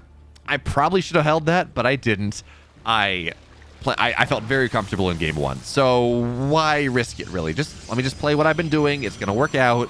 I'm going to be fine. But it does seem like Strange is laying the groundwork. And again, he may go for a very different option out of here. We're just judging this off the robo first. But at the very least here, Cats, he's laying the groundwork for that really interesting 12th century immortal, 5 immortal type of push that we saw in game 1. Yeah, I wouldn't be surprised if he started with just the adept pressure, maybe even like a warp prism to start things off and then build up on the back of that, right? So that could be rather interesting. Maybe a faster immortal sentry timing or something of the sorts. And for Goblin, I'm not sure how replicable what he did is in the first game, because I'm not, you know, familiar with playing this matchup at this level, much less with you know, like the opponents knowing each other and whatnot. So I don't really know the limitations, but it seems to me like double robo with double disruptor production that early has to be a little bit greedy, right? Like there has to be a punish. So I'm not sure if it's super replicable for Goblin, but I'm also not sure, you know, what the punishment. Yeah, there's a reason we really don't see that all that much, because you do have to stay at home, right? You lose a lot of map control by doing so. Your army is smaller because you're building those disruptors, and it means you're a little bit more vulnerable to harass, things like that. But if your opponent attacks into you with a bunch of really static units, right? Sentries do not split. Immortals do not split very well. As long as the disruptors don't go down, their disruptors are very good against them. That, I mean, it seems like it works out fairly well. Oh, nice block there coming in from Goblin. But for now, okay, so Strange, he's got Blink on the way. It was Robo into Twilight. He's got 1 Immortal, but he's not building anything more. And with +1 on the way, well, for now, again, we're just kind of moving on here. And I do kind of feel like the onus is on Strange. I know what Ligulac says that this is going to be a 2-0 for Strange, and, you know, he has that lifetime setup. But again, just having seen how Goblin has played over this series against Hero Marine as well, it really does feel, at least to me, that Strange is the one that's going to have to be the one that does something and finds that he feels like the imperative is here for him to find the advantage and not just to kind of receive Goblin's pressure and just be better. Yeah, stylistically, Goblin is the type of player that will thrive in later games as well. Like, he can be very efficient with his build orders. He's the type of player that I think min-maxes a lot. So I feel like from that perspective as well, like Strange has to be really careful, because Goblin will take economic risks here and there and cut the right corners. So he makes a lot of like quote-unquote educated gambles, if you will. He's great at min-maxing, right? Like you saw him, for example, in the Pig had a challenge, and I think Goblin won it, right? Like that's just testament to how efficient and how quickly he can be at evaluating what's the best way or fastest way to do X, Y, or Z, right? Like he's a very intelligent player. So yeah, I think I agree with you that Strange would benefit from not letting him cut those corners and trying to punish it. And there's nothing I love more than watching a pro player like really optimize something. There are so many small things that you can change to make it even better. But it seems like Strange is doing the exact same thing as the Stalkers into the main base. That's going to be a dead pylon. Production down a little bit. And then, well, he's just going to blink out in a second. Second dead pylon. No, can't kill it. But yeah, we have 5 sentries on the map. 3 Immortals. Warp Prism done. +1 done. Strange seems ready to move out on the map. Here's so Goblin. He's got the read. Cannon's going down. Shield battery's already here. And he's already into disruptor production. He's got 1. He's probably going to have a 3rd one popping out by the time this pressure from Strange hits. And I'm not going to say we're going to say the exact same thing in Game 3 as we saw in Game 1, but it's setting up to give Goblin that opportunity. Yeah, one thing that Strange could do better this game than the last is maybe not clump up his Immortals as much. Because once the rest of his units are like blinking in or whatever, if you have all clamped up, then that offers a really good disruptor shot for Goblin. That's the best target I think that he can get, is all three Immortals in one shot. And last time he didn't find it fast enough, but this time around, both disruptors have been removed right away from Strange. Beautiful snipes on the blink forward, and that's gonna make things very, very awkward and very, very difficult for a Goblin that's now protecting his last disruptor and trying to keep it out of vision with his life. Okay, so big news, the Observer's down, so it's a little bit harder now for Strange to find that vision, to make sure he knows where the disruptor is, and it is in the natural here. So Stalkers, Goblin's going to be looking for the Stalkers to blink on top of him. There we go. This is the opportunity. Disruptor comes in from the backside. Good hit. But it's only going to get 2 Immortals. Yeah, the sentries are still here. The stack defense here, Cats, it's doing so much, but there needs to be another shot. Yeah, there needs to be another one. And here come both at the same time, but only one shot ready. The Immortals do a good job of dodging, and the blink also. So Strange in a very good position here to close things out. Still, I mean, it's not all done, right? Because Goblin still has his natural base expansion, and Strange hasn't yet taken a third.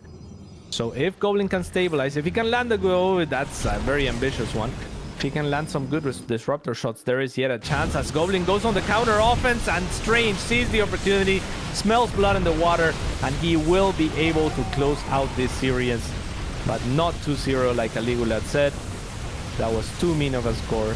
This one is a little more beneficent towards the Croatian. Let's see. Yeah, I think they showed they're kind of evenly matched, but Strange getting the better of Gobo here. Beautiful. Yeah, and Cats, it all is down.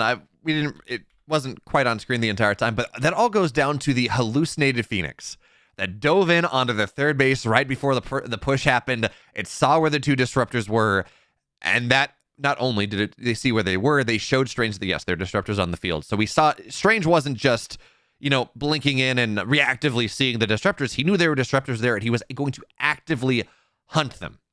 And then, of course, he kills the first 2. And for that hold for Goblin, if he has 4 disruptors as that fight happens, which was looking fairly likely, I think he makes that hold. But if he doesn't get any shots off for the first 2, then force fields go everywhere. Stalkers can't micro. The Immortals are that incredible fire base. And Strange, we talked about doing the exact same thing he did in game 1. It was a little different because Strange in game 1, that was a 3 base pressure off 5 Immortals. It was a little bit later. This one, it's off 2 base, a little bit faster, a couple more units, less disruptors. And that little difference, those minor changes, Goblin not ready this time. Yeah, very good adaptation because Goblin was so greedy, both this game and the one that he won, in not getting a backbone, which we saw get exploited here. Mm-hmm. The robot never produced an Immortal. That's consistent DPS, right? That's a unit that really benefits from the shield batteries and whatnot, whereas the Disruptor is a unit that's more fragile, so it's much more likely to get picked off. And it's a much more all or nothing unit. It's not a unit that offers consistent DPS. You have to land Disruptor shots. And you're not going to be able to land Disruptor shots against Blink Stalkers unless you have multiple Disruptor shots going in, right? Because if you only have 2 Disruptor shots, I mean, Strange just basically saw the situation. And I was saying, I don't know how you exploit it. I don't know how you counter it. He knows. And he destroyed it, right? Yeah. Dismantled it. Yeah, very much. And although in fairness, I don't think that he dismantled it because it was a disruptor transition. He dismantled it because he caught the first 2 disruptors. So it was a... I don't think that is exploiting the build. I think that is playing better, right? Because I think those builds kind of... In this setup, I think I do favor Goblin's build a little bit, right? I mean, you saw in game 1, you just shoot the disruptor shots off. Eventually, Immortals and Sentries are static. But you catch a couple first, and then you wipe the army out before the rest of the shots arrive. Much like we're going to have to get through this break before the next series arrives. And it's going to be Battle B. It's going to be Showtime here. Showtime looking maybe a little bit mortal. Battle B looking rather good in the other TVP we've seen him play. And, the series versus Cyril, even if he did lose. So, we'll be back in 5. You love it, you wear it. Wear your passion. Share your passion. Wherever, whenever. Gaming is a lifestyle.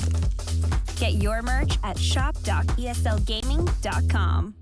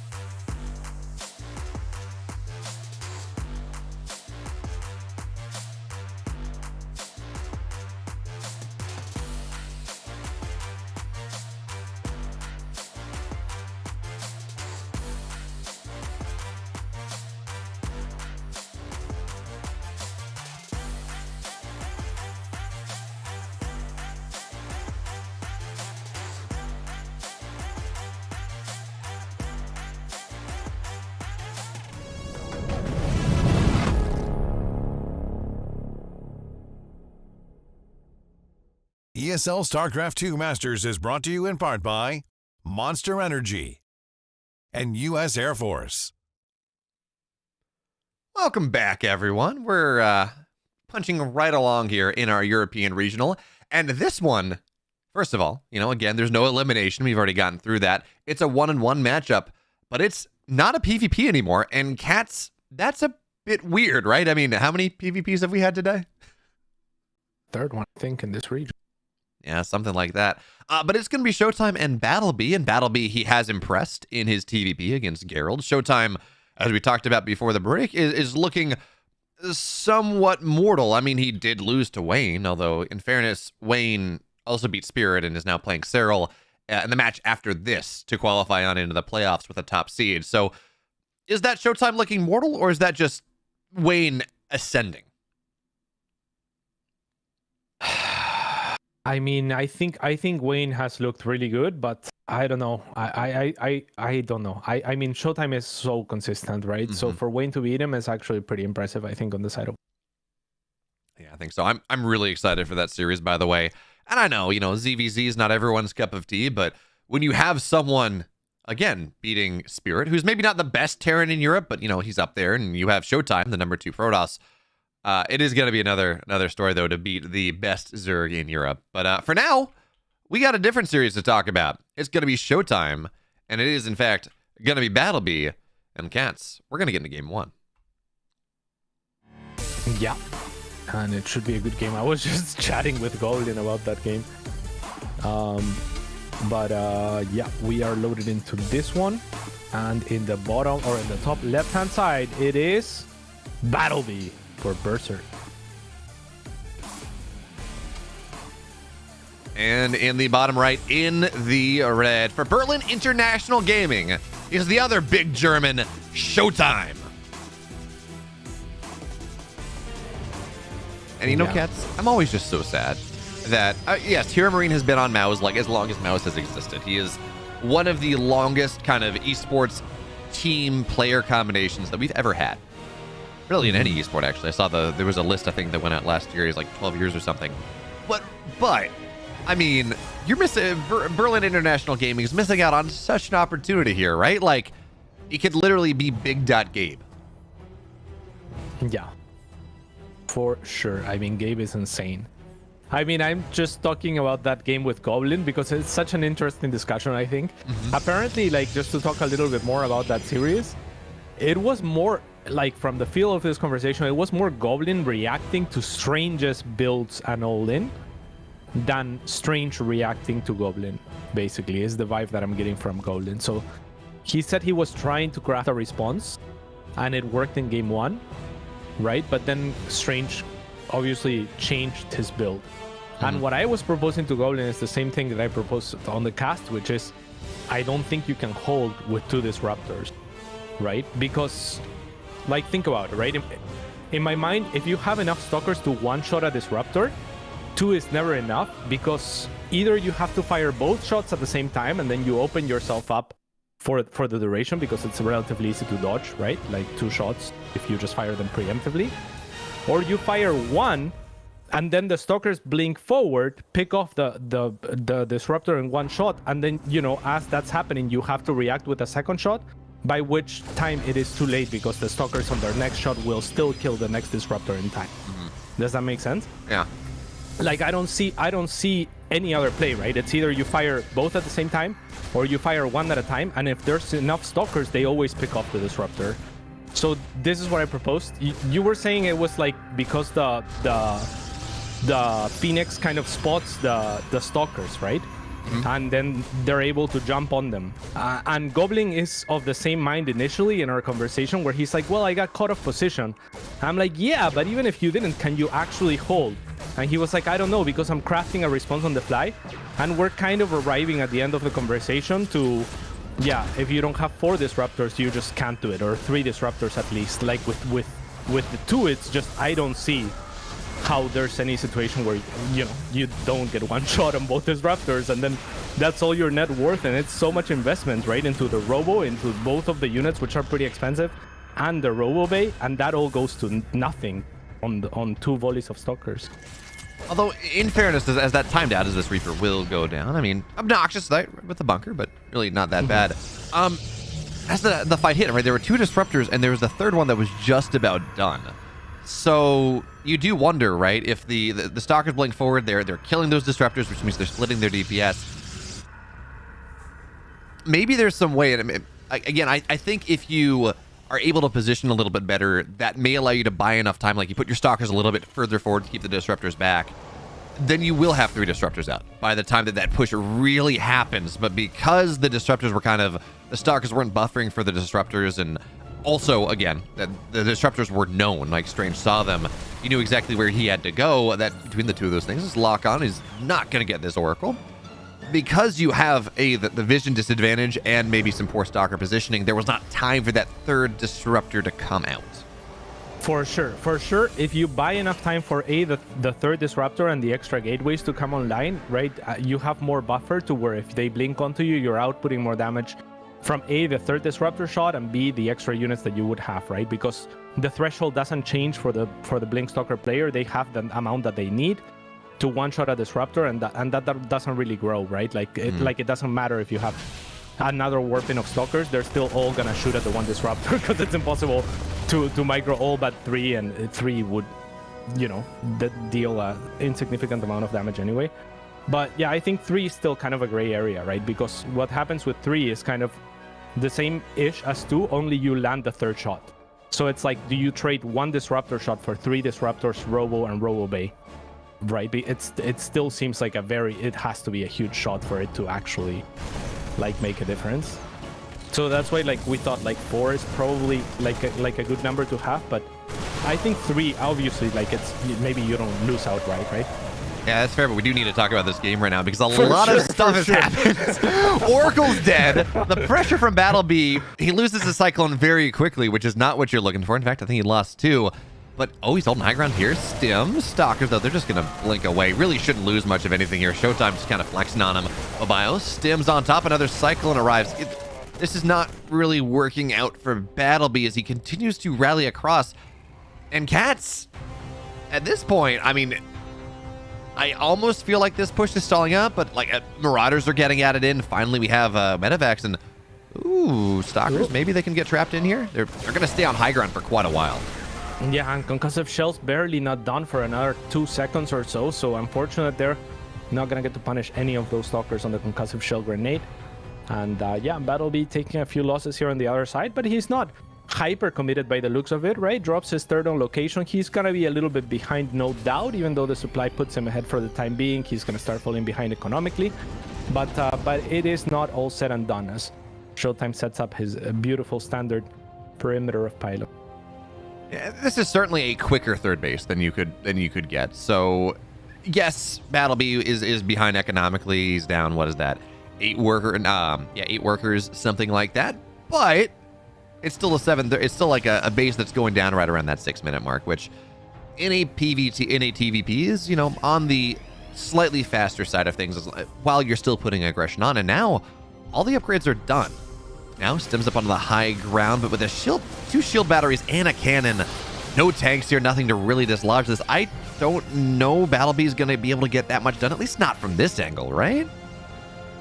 Difficult to imagine, but he does bait out 2 force fields already, right? Which is nothing in and of itself, as Showtime will spot this with his perimeter of pylons. 5 Stalkers waiting in the main, so quick and load here on the side of Battleby is important because otherwise he might get punished by a blink forward from the other army, which now we're seeing on screen as it does blink forward to pick off 1 of those Medivacs. The Medivacs attempt at repositioning far enough from the Stalkers, but close enough to continue to heal the bio as fast as possible. On the other side, it looks like Showtime is actually going to take another engagement before Battleby is fully set up with the mines. And this trade's not too bad on this side for Battleby, not great either, but on the other side, he's going to get crushed. Have you heard, they call Showtime the wall for a reason. I mean, he holds off on all this pressure. Battleby has tried it 3 or 4 times, and none of it, absolutely none of it, has found anything as the Widow Mines are going to get a zealot each. And now Battleby has kind of tired himself out, like a baby kicking and screaming, trying to find some attention. But now he's going to go for a nice nap. This game 1 does not seem like it's going to last all that much longer. Showtime takes no damage, and his Stalkers and Zealots run across the map, and they kill the German Terran for the most part. 17 SCVs hit the deck. And it's rare that we have just a solid example of why Showtime is just known as this defensive maven, but man, what an absolute object lesson here. Yeah, Maven, you said? Maven. I'm gonna Google that one. That sounds cool. Maven definition. Is it with a V? Yes, Maven. And if I... An expert or connoisseur. There we go. Informal American. Informal North American even. Wow. Very niche. Mm-hmm. Well, very cool. Luckily, I am informally North American. Actually, formally, I'm also North American, so it works out. Yeah, lovely. But yeah, completely agreed. I mean, I love that Showtime also shows some proactivity there as soon as he recognizes that he has enough on the front, right? So he definitely was the wall, but then turns into the Star Wars wall that almost killed Han Solo, I think, or someone, you know, like where it has like spines and starts closing in on you. Yeah, it's like when you go and you find a wall, right, in the woods that used to be a house 100 years ago, and it's clearly decrepit a little bit. Although, again, Showtime's not decrepit, but bear with me. And then you start kind of kicking to the base of the wall. You're like, I wonder if I can knock this wall down, right? And then the wall just crushes you flat because you kicked it down. But you kick the base of it down, and it just goes right on top of you. And that's kind of what happened with Showtime there. Battlebee tried to kick at the foundations, and he kind of forgot that there was a full, like, multiple tons of stonework just kind of hanging above his head. And absolutely. Yeah, that's kind of what happened. Yeah, I mean, yeah, bees don't usually do that well against stone, right? Can't sting it. Yeah, that's true. And even carpenter bees, they only really work with wood for the most part. But that being said, maybe he's got more in him. There were a couple of things in that game where it's just like, I don't think Battlebee had to take those losses. But for now, we're going to have to find out because game 2 is on Babylon. Babylonia. And spawning in the top left-hand side, his name is Tobias. Goes by the name Showtime for Berlin International Gaming. And on the bottom right, the young German Terran in the blue. He's playing for Berserker Esports, looking to continue to overperform here in ESL Masters. Battlebee. What is Tobias in German?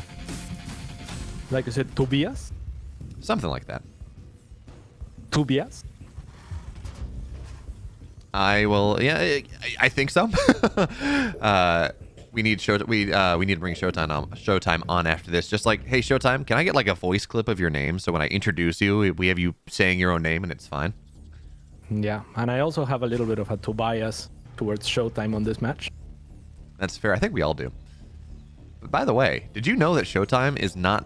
And one of the fun things, you know, when you're kind of getting things set up for production or you're doing your research, did you know that Showtime is the second Protoss player that has gone by the name Showtime? And that there was a now long retired Korean Protoss player who also went by Showtime with not quite the same capitalization, but very similar. He was a... I don't remember this player, but I believe you. I mean, Liquipedia tells me that there was a Korean Protoss player by the name of Showtime. Like a competitor? Like a competitor? He has a Liquipedia page, so clearly he was competing in some way, shape, or form. I mean, what are his results? Does he have any? Honestly, I didn't click on it. I just typed in Showtime and winnings in Liquipedia search, and it said, do you mean Showtime or Showtime? There's another Showtime? I'm gonna do this research while you do this opening. Excellent. Well, for now, what is this? It's just gonna be your standard Terran opening here.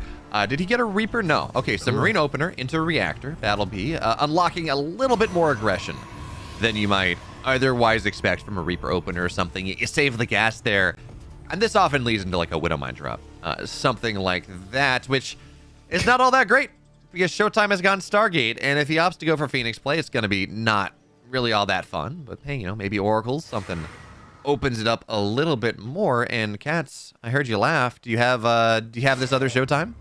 Yeah, I have information. I mean, he has no profile picture. He is Korean, which is probably his best credentials as far as StarCraft is concerned. But he has no winnings, no tournament performances. Like the only thing that it says on Wikipedia is he joined FX Open, which was a good team. And then he left like 5 months after and announced retirement in 2013. So yeah, I don't know if, we count that as a showtime, because he doesn't count. I feel like that's something where we got to go look at the Brood War wikis. Oh, Adepts find their way into the Natural. One very low. But they're going to get some SCVs anyways, because, I mean, Battlebee pushed hard on the map here, so one Adept goes down. Second one is going to shade out. Very nice. Get a couple SCVs, keep one alive, and get the full scout. And get damage done on this Hellion, so it's not going to get a scout. Oh, no. Oh, okay. Never Cancel the mind. attack there. No, he should not have gotten it, and that nice avoid on the probe as well. Though Showtime wasn't paying attention to it regardless. Will get a couple of shots, but needs 3. Only gets 1 actually. Okay, find space onto the Natural perhaps, but not gonna take it as the Oracle was distracted him on the other side of things. But yeah, nice opening for Showtime. And behind this Battlebee does seem to be kind of rocketing into that same the same way he wanted to play in game 1, right? Although this time, okay, yeah, he's still gonna, at least he's gonna have the tech lab on the factory, second barracks going down. But this time it's a 3-1-1, right? We're not gonna have that 2-1-1 Marine 2 or 3 Cyclone pressure that, quite honestly, got nothing done as this Oracle just, there we go, drops the Revelation. So Battlebee playing a little bit more standard here in this game. Number 3's got a Raven on the way. How many Phoenix? Okay, Showtime actually, he had a Phoenix in production, but he canceled it. And that's actually, that's pretty good news for the Raven, right? It means that it is not likely to go down. It will find value in this game in some way, shape, or form. Some way, shape, or form, indeed. So that should be exciting to see what this Raven can accomplish. Maybe just looking for a timing here against the fatter units to come out of the Robo later on. Maybe looking to put on some harassment, as there's already a stasis trap in the middle of the map for Showtime, anticipating potential aggression in this mid game, and he might be right to do so, as Battlebee is not really dropping a 3rd CC, but he is adding double gas in the Natural.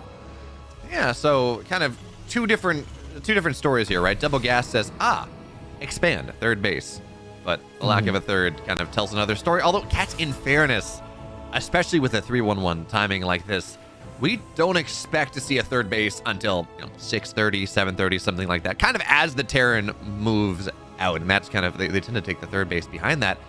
And Showtime is got to be aware of this. I mean, his charge is halfway done. He's adding in Phoenix once again, so it's Phoenix charge lot and a bunch of Immortals here, which really is, again, one of these setups that says, hey, Battlebee, take your 3rd, don't move out, you're going to get swallowed up here. Allow your opponent to stay on their tier 1.5 level tech. There we go. Hey, nice scout on the Observer, knocking that down.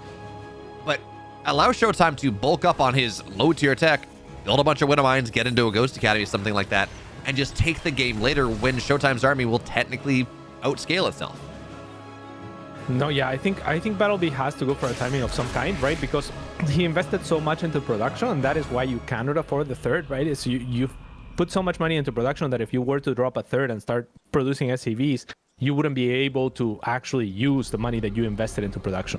So nice scan here from Battlebee. A lot of it is going to come down to these mines, actually. As you mentioned, there is charge already out on the side of Showtime, and the first couple of mines not really finding any connections, and in fact have already gone down. But the same can be said for the Disruptor, who does not connect.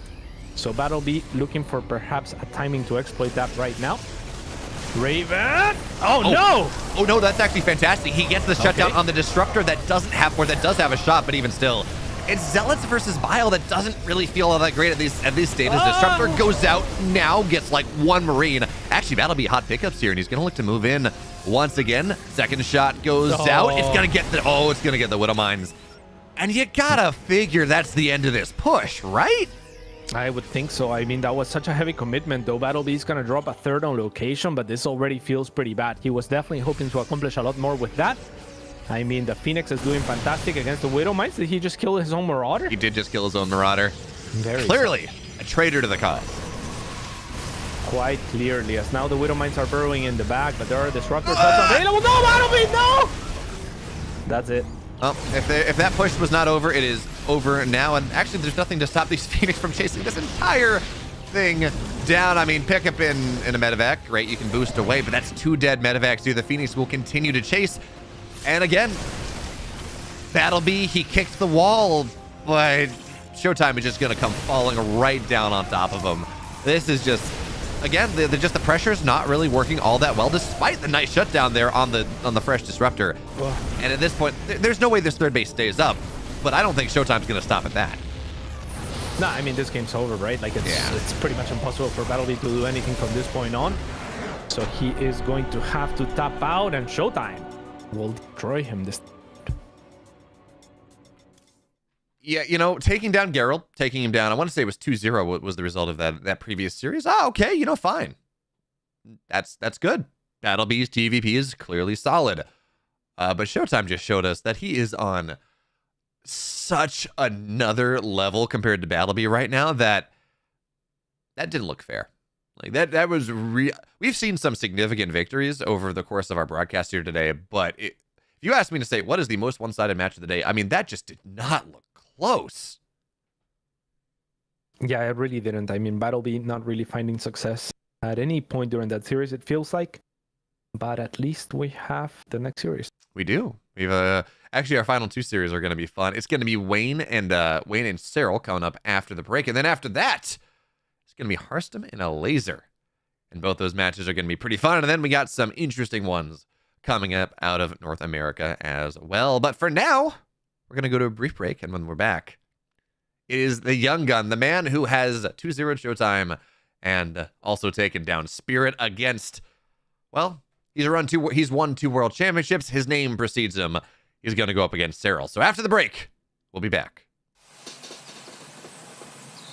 You love it, you wear it. Wear your passion. Share your passion. Wherever, whenever. Gaming is a lifestyle. Get your merch at shop.eslgaming.com.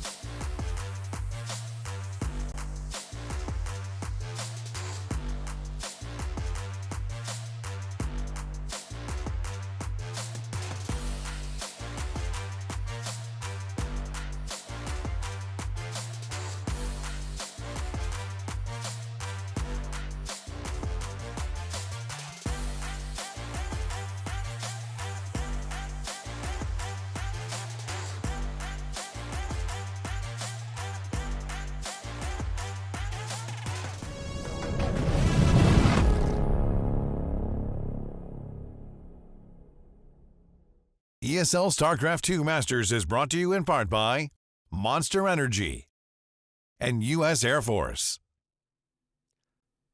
Welcome back to our penultimate European series. It's the man who has been playing so much better than I think anyone expected in Wayne against a European Zerg who was exposed in his ZVZ in Katowice. He lost that series to Ragnarok, and I think a lot of people were saying that, Cyril probably maybe should have won that last game, maybe shouldn't have left, but regardless, the only players he lost to were those Korean Zergs. So now, this is the question, Cats. Has Cyril fixed that matchup, and has Wayne learned from how the Koreans played? It's two questions in one. Wow, that's the one answer. I mean, yeah, I feel like Wayne is a very Korean-like Zerg in Europe in the way that he is very aggressive and whatnot. But I think from my perspective, Cyril should have won that game against Ragnarok that he left. And just generally speaking, I mean, like putting a weakness for Cyril in the matchup like CVC against like some other top of the line Zergs, I think, like one tournament, if he loses one or two of those, I feel like it doesn't mean that he's gonna start dropping series to everyone. And Cyril's base level is just so very high that I don't buy into that storyline really. I'm sure maybe it's not his strongest matchup. Maybe it's the one that he's least confident on. But I would still think that he can crush your boy here. I think that's very fair. Of course, we do have the separate storyline of European Zergs not practicing ZVZ from some kind of game theory of it maybe not being worthwhile. But you got to figure that Cyril has done that a little bit after that Katowice, and he's been on a tear since then. I think he's dropped like 5 total maps or something. Regardless, it's Beast. Sorry? Yeah, Beast. Yeah. 5 maps. Crazy. Absolutely beast mode. But now we're going to move into Gressvan. It's map 1 here in this qualifying match. Right.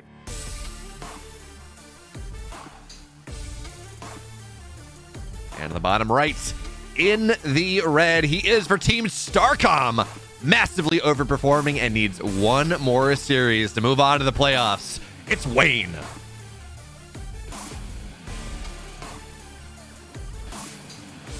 And who they say gonna beat Lil Wayne? His name ain't Bick, but for the last 6 years or so, he's kept that flame on. It's for Basilisk, Cyril.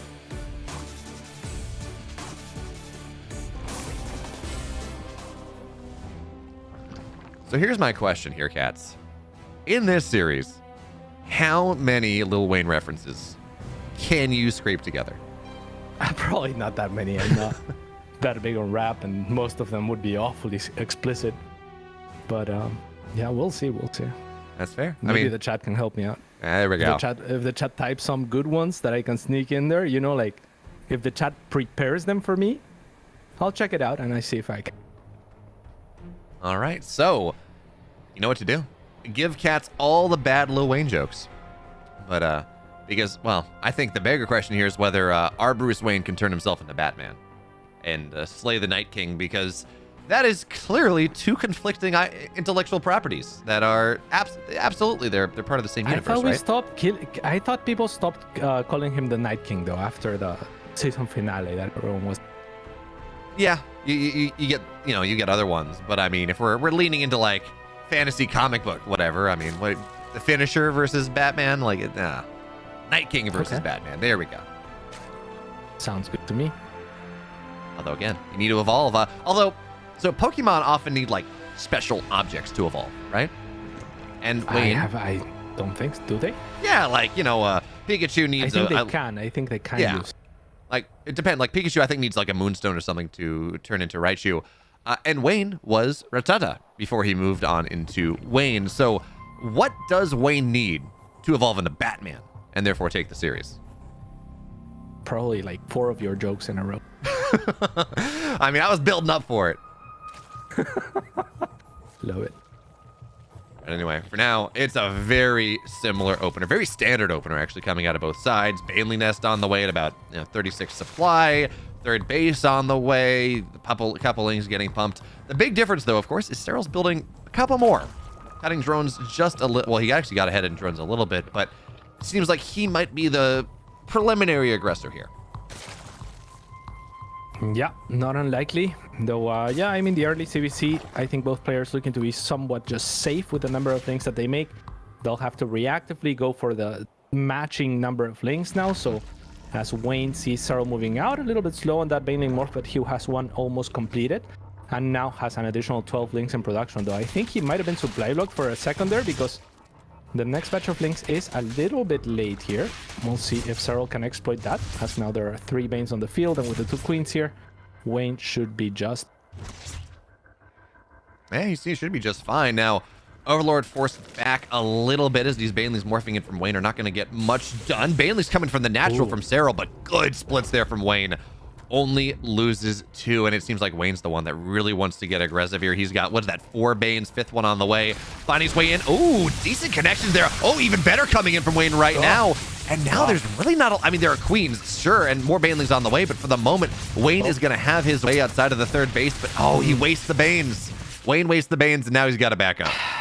Yeah, unfortunately, there was a timing there where I think he could have gone on top of the Queens, but maybe unaware of when exactly those Banes started morphing, so instead tries to go to apply pressure on the hatchery and kind of sacrifices Banelings for nothing just to zone out Zerglings, but a gross miscalculation. As we can see, he was never going to get the hatchery. It wasn't even close. No, but he will get this Queen. Nice. That's very nice.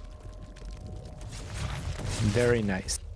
But yeah, I mean, those Banelings died for nothing, unfortunately, for Wayne, whereas if he took a little bit of a risk, of a gamble, maybe he could have gotten like 2 or 3 Queens while zoning with the Banelings. Okay, so that Baneling doesn't get much. Cyril does a good job baiting out as Wayne finds his way into the natural. And man, when we talk about Cyril, one of the things we talk about is just how good his scouting is. He's always going to have lings in your main, in his natural. He is going to have a solid understanding of what you're doing, and theoretically, he's going to counter it perfectly. But Wayne is actually doing a really good job here of getting lings into the natural, into the main base. He knows exactly what the lair timing is. He knows kind of how many drones are at the 3rd. And yeah, he's sending a couple Banelings forward, but this is going to be a trade 2 for 2, so really kind of an even trade right there. His lings, they shouldn't get that much more. But he does have quicker upgrades, right? His +1 range is just a little bit faster. He's got a couple roaches on the map. Actually moving forward a little bit aggressively, but behind this, you know, he's got his lair on the way, and he's been droning up a little bit. He's doing a good job of feigning pressure, I guess, and expanding behind it. Yeah, it's very nice because he's playing to his reputation as well, right? Like I called him earlier one of the most Korean-like Zergs in Europe, and I think he's built his reputation on aggression, right? Like those very early timings, very many all-ins, like on the back of Roach Ravager or just Roach, whatever. So to do this is very clever of him because it'll net him an economic lead against a Cyril that isn't careful. Cyril, however, has done a very good job of adapting here, and you know, this has been kind of like the way to beat Cyril for many of these players. Is like to confuse him, right? To feed him the wrong information, knowing that he's so good at scouting. And that is kind of, I think, what Wayne was trying to do, but Cyril has been relentless with his own scouting and drops his fire faster than Wayne, so he felt comfortable on defense. You know, identified that it wasn't going to be all-out aggression from Wayne pretty quickly here, and he's not even falling behind at all in the worker count. Yeah, the question, though, is now as we have Spires, halfway done, a little bit more there for Cyril on the map. How much do these players commit to it as a Zergling finds his way in? Scout into the natural is going to see the Spire, so there's a bit of information. On the other side, let's see if he can get the informational trade. He will get the Spire. That's very nice. Now the decisions are weird, because if you're Cyril, you probably want to make Muta ASAP. If you're Wayne, you probably want to anticipate Muta and maybe go into Corruptors, knowing that yours are a little bit later. But yeah, I mean, neither player might start any Muta right now as Wayne is moving out. And he will show a strong presence out on the map, right? And he's kind of saying, hey, I could punish you with this. And Wayne is anticipating the Muta and going for the Corruptors that I talked about. Unfortunately for him, Cyril's not made any Muta. Yeah, so he gets the better end of the mind games. Cyril's going Corruptors too. Oh, you love to see it. And by the way, Wayne had +2 ranged on the way. He canceled it. So he is going very all in off of this one, at least from a tech perspective. He keeps the 4th base alive. And now we look at the Roach count, right? It's 34-31. Cyril has that defender's advantage. And with Corruptors just fighting... Oh, Wayne is really committing to this anti-Muta play. He's got Hydra Den on the way. with these Corruptors out, I guess the play right now, right? You just try to knock down all the Overseer or the Overlords on the map. So you supply block Cyril a little bit. And then I guess Wayne just wants to go into, he's going to have to go into Lurkers behind this. Hydras by themselves won't do all that much, but he is getting Hydra Groove Spines. He's got +2 attack on the way. But by canceling +2 and trying to go for this all-in that is just, he has the wrong tech for it, Cyril has pulled himself into a massive lead this game. Has he? I mean, because I mean the Hydras are fine, right? Like they're not as good as Ravagers in close situations, but look at Wayne. Like he's very strong here on the ground right now, and Cyril was actually producing Corruptors, and this looks good to me. On the side of Wayne right now, he has a ton of roaches, almost bailing his own, but not quite. And yeah, he's doing fantastic here. Might even be able to break Cyril, who has a lot of reinforcements. 13 roaches on the way, but not here yet. And Wayne is trying to segregate groups of roaches to take isolated fights with more numbers. Cyril has finally managed to group up all of his roaches, but here come the reinforcements from Wayne. It's one Hydra, not a heavy overcommitment on that. And the rest of the roaches now trickling in. A very close engagement here, but Wayne seems to be getting the better of it. He really does. He had the timing right before +2 was done, right as roaches were on the way. So Cyril, you give him a little bit more time. Yeah, probably in a pretty good solid spot, right? Those upgrade leads. Wayne hits right before that happens, and now with just the reinforcements, even on a map like Gresfon that it takes so long to get across, yeah, he's going to get the third base. Those Corruptors working really nicely. And Wayne, I mean, the mind games, right? Just hitting those timings as he needed to. Cyril is going to, even if he forces this army back, it's a dead base, it's dead drones. And I don't even know that he's going to force him back here anymore. It's 96 army supply to 44, and there we go. GG. Wayne's up 1. They say. There we go. They gonna beat little Wayne. He's now you can say that with confidence. There we go. He's got his tights on. He doesn't have the mask on yet, but he's in his changing room, turning into Batman. Yeah. Very interesting game as well, because yeah, Wayne has those Corruptors, right? And like you were saying, like the right play is go around and kill Overlords. And then Cyril finds himself in actually a really weird situation where you don't want to make Corruptors to fight Corruptors, but at the same time, you don't have access to that Hydra then, or enough anti-air in the form of Queens. So what if the Corruptors just cross the map and start killing Overlords and puking on your hatcheries? You actually need to make Corruptors to match those Corruptors. And he chose the worst possible time for it, right? But it was a fair time to choose because Wayne was pushing out with his Corruptors, which were in greater numbers than Cyril. So Cyril caught with his pants down, and Wayne that ends up being over aggressive, but like 3 minutes later than we would have anticipated otherwise. Beautiful moves. Although, Cats, if you're worried about Corruptors, okay, you just kind of I guess you keep them under the Queens. That's fine there. But if you're worried about them puking on your hatcheries, wouldn't you just want a couple Ravagers? You bile that down, you force them to cancel. And then wouldn't you rather have a significant number of Ravagers in the fight anyways? If your opponent builds 8 Corruptors, that's 16 supply of roaches that they won't have. So at least in my read on this, it almost seems like it just makes more sense to give them that air control because, again, okay, they're going to get some of your Overlords. Your Queens can defend that. You maybe drop a Spore or something that can kind of handle that for the most part. And then your army will just be bigger and more powerful. Maybe. I don't know. What I do know. Yeah, I mean, if you completely skip the Corruptors, your army should be more powerful on the ground on paper, right? Like that much is true for sure. But are the Corruptors like easily, responded to with Ravagers? I really don't think so. Because they're naturally spreading out. Like how many biles would you need per Corruptor? And how many biles at the same time on multiple locations would you need to just dislodge them out of that situation, right? Yeah, and then you have to have that gas available, which Cyril didn't, right? Like he didn't have just 2,000 gas laying around to account for Corruptors with Ravagers. So yeah, I don't think it's and on top of that, what if the Corruptors just siege on top of your hatchery? Do you bile your own hatchery? Because that doesn't work either, right? So yeah, I mean, spores are an option, but that feels equally bad, if not worse, because you don't get anything from it. That's very fair. So let's see what mind games Wayne has in store for us. What insanity and madness as we move into Dragon Scales for map 2. And on the bottom right, he's up 1 here for Starcom. Is he about to not drop a single map here in the ESL Masters Swiss stage? It's Wayne. Now, who they say they're gonna beat him? not working out so far for Basilisk. It is Cyril.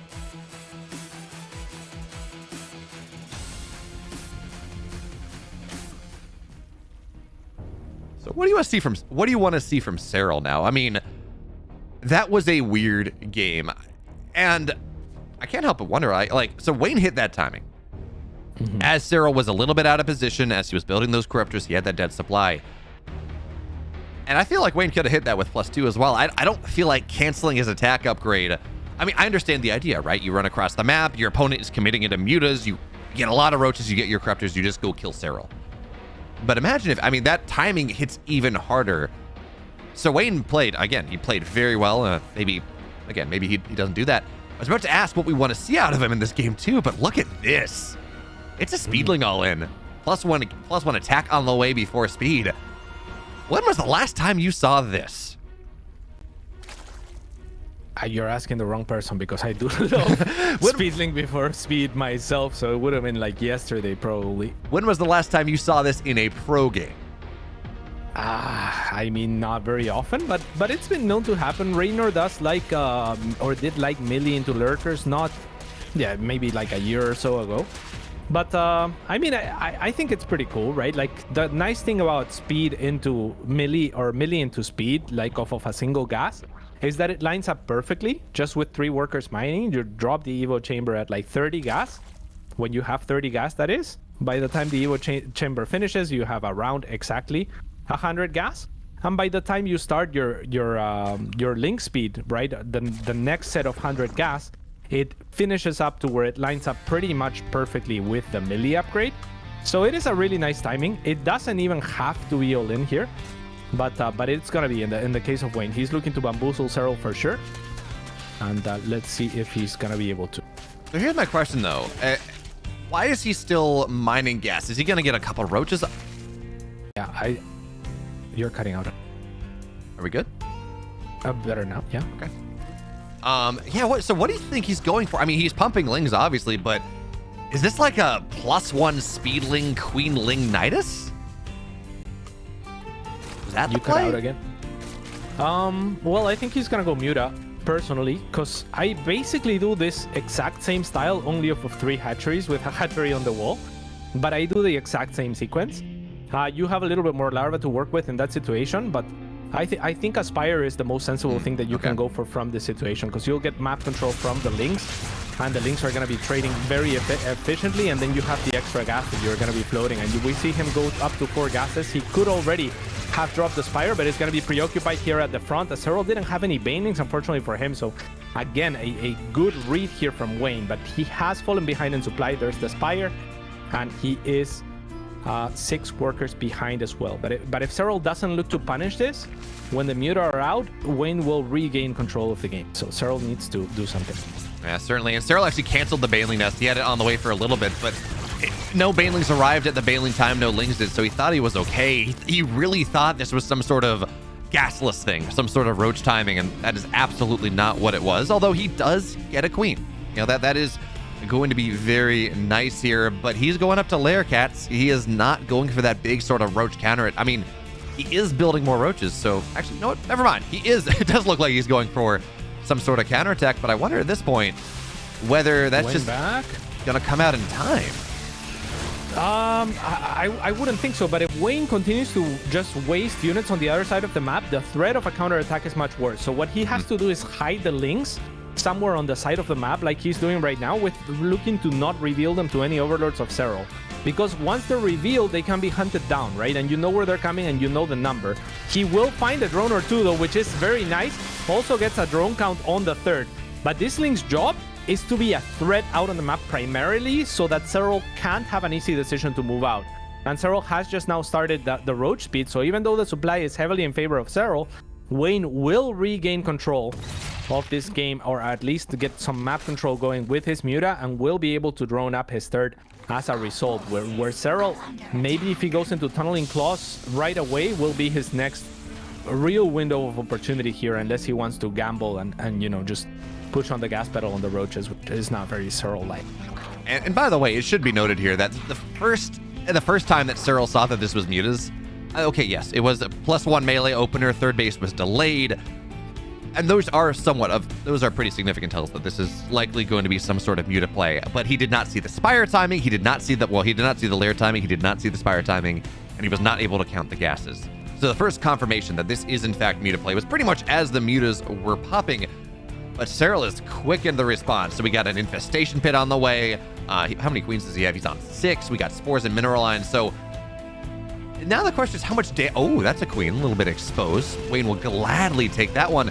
Is the entire point of at least the style right now, right? You want to snowball. You want to develop your economies. Lings go for the counterattack. They don't find much. You want to kill the economy of Serral a little bit. And if you can just wipe down all the queens, well, it becomes much more difficult for Serral to buy that time to get on into the Infestation Pit and the Hive and everything else. And these queens cannot fight these Mutas here. Serral, the queens are out of position.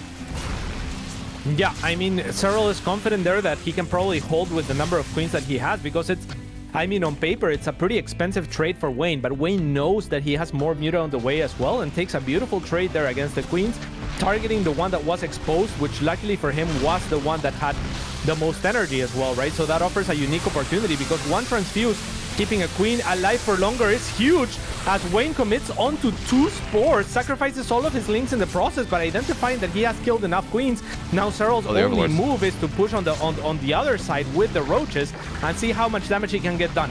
Probably can kill the third of Wayne if Wayne doesn't kind of back right away, which he didn't.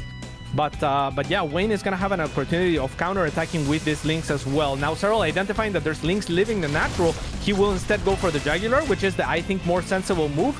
A champion's brain here on the side of Serral. I mean, the third was the easy one to take down, but the natural, it's so much juicier. 11 workers have already fallen, and the next set of links trickling down might be able to stop this, but not. I mean, it's been too much damage already, and Wayne unable to find anything with the links on the other side.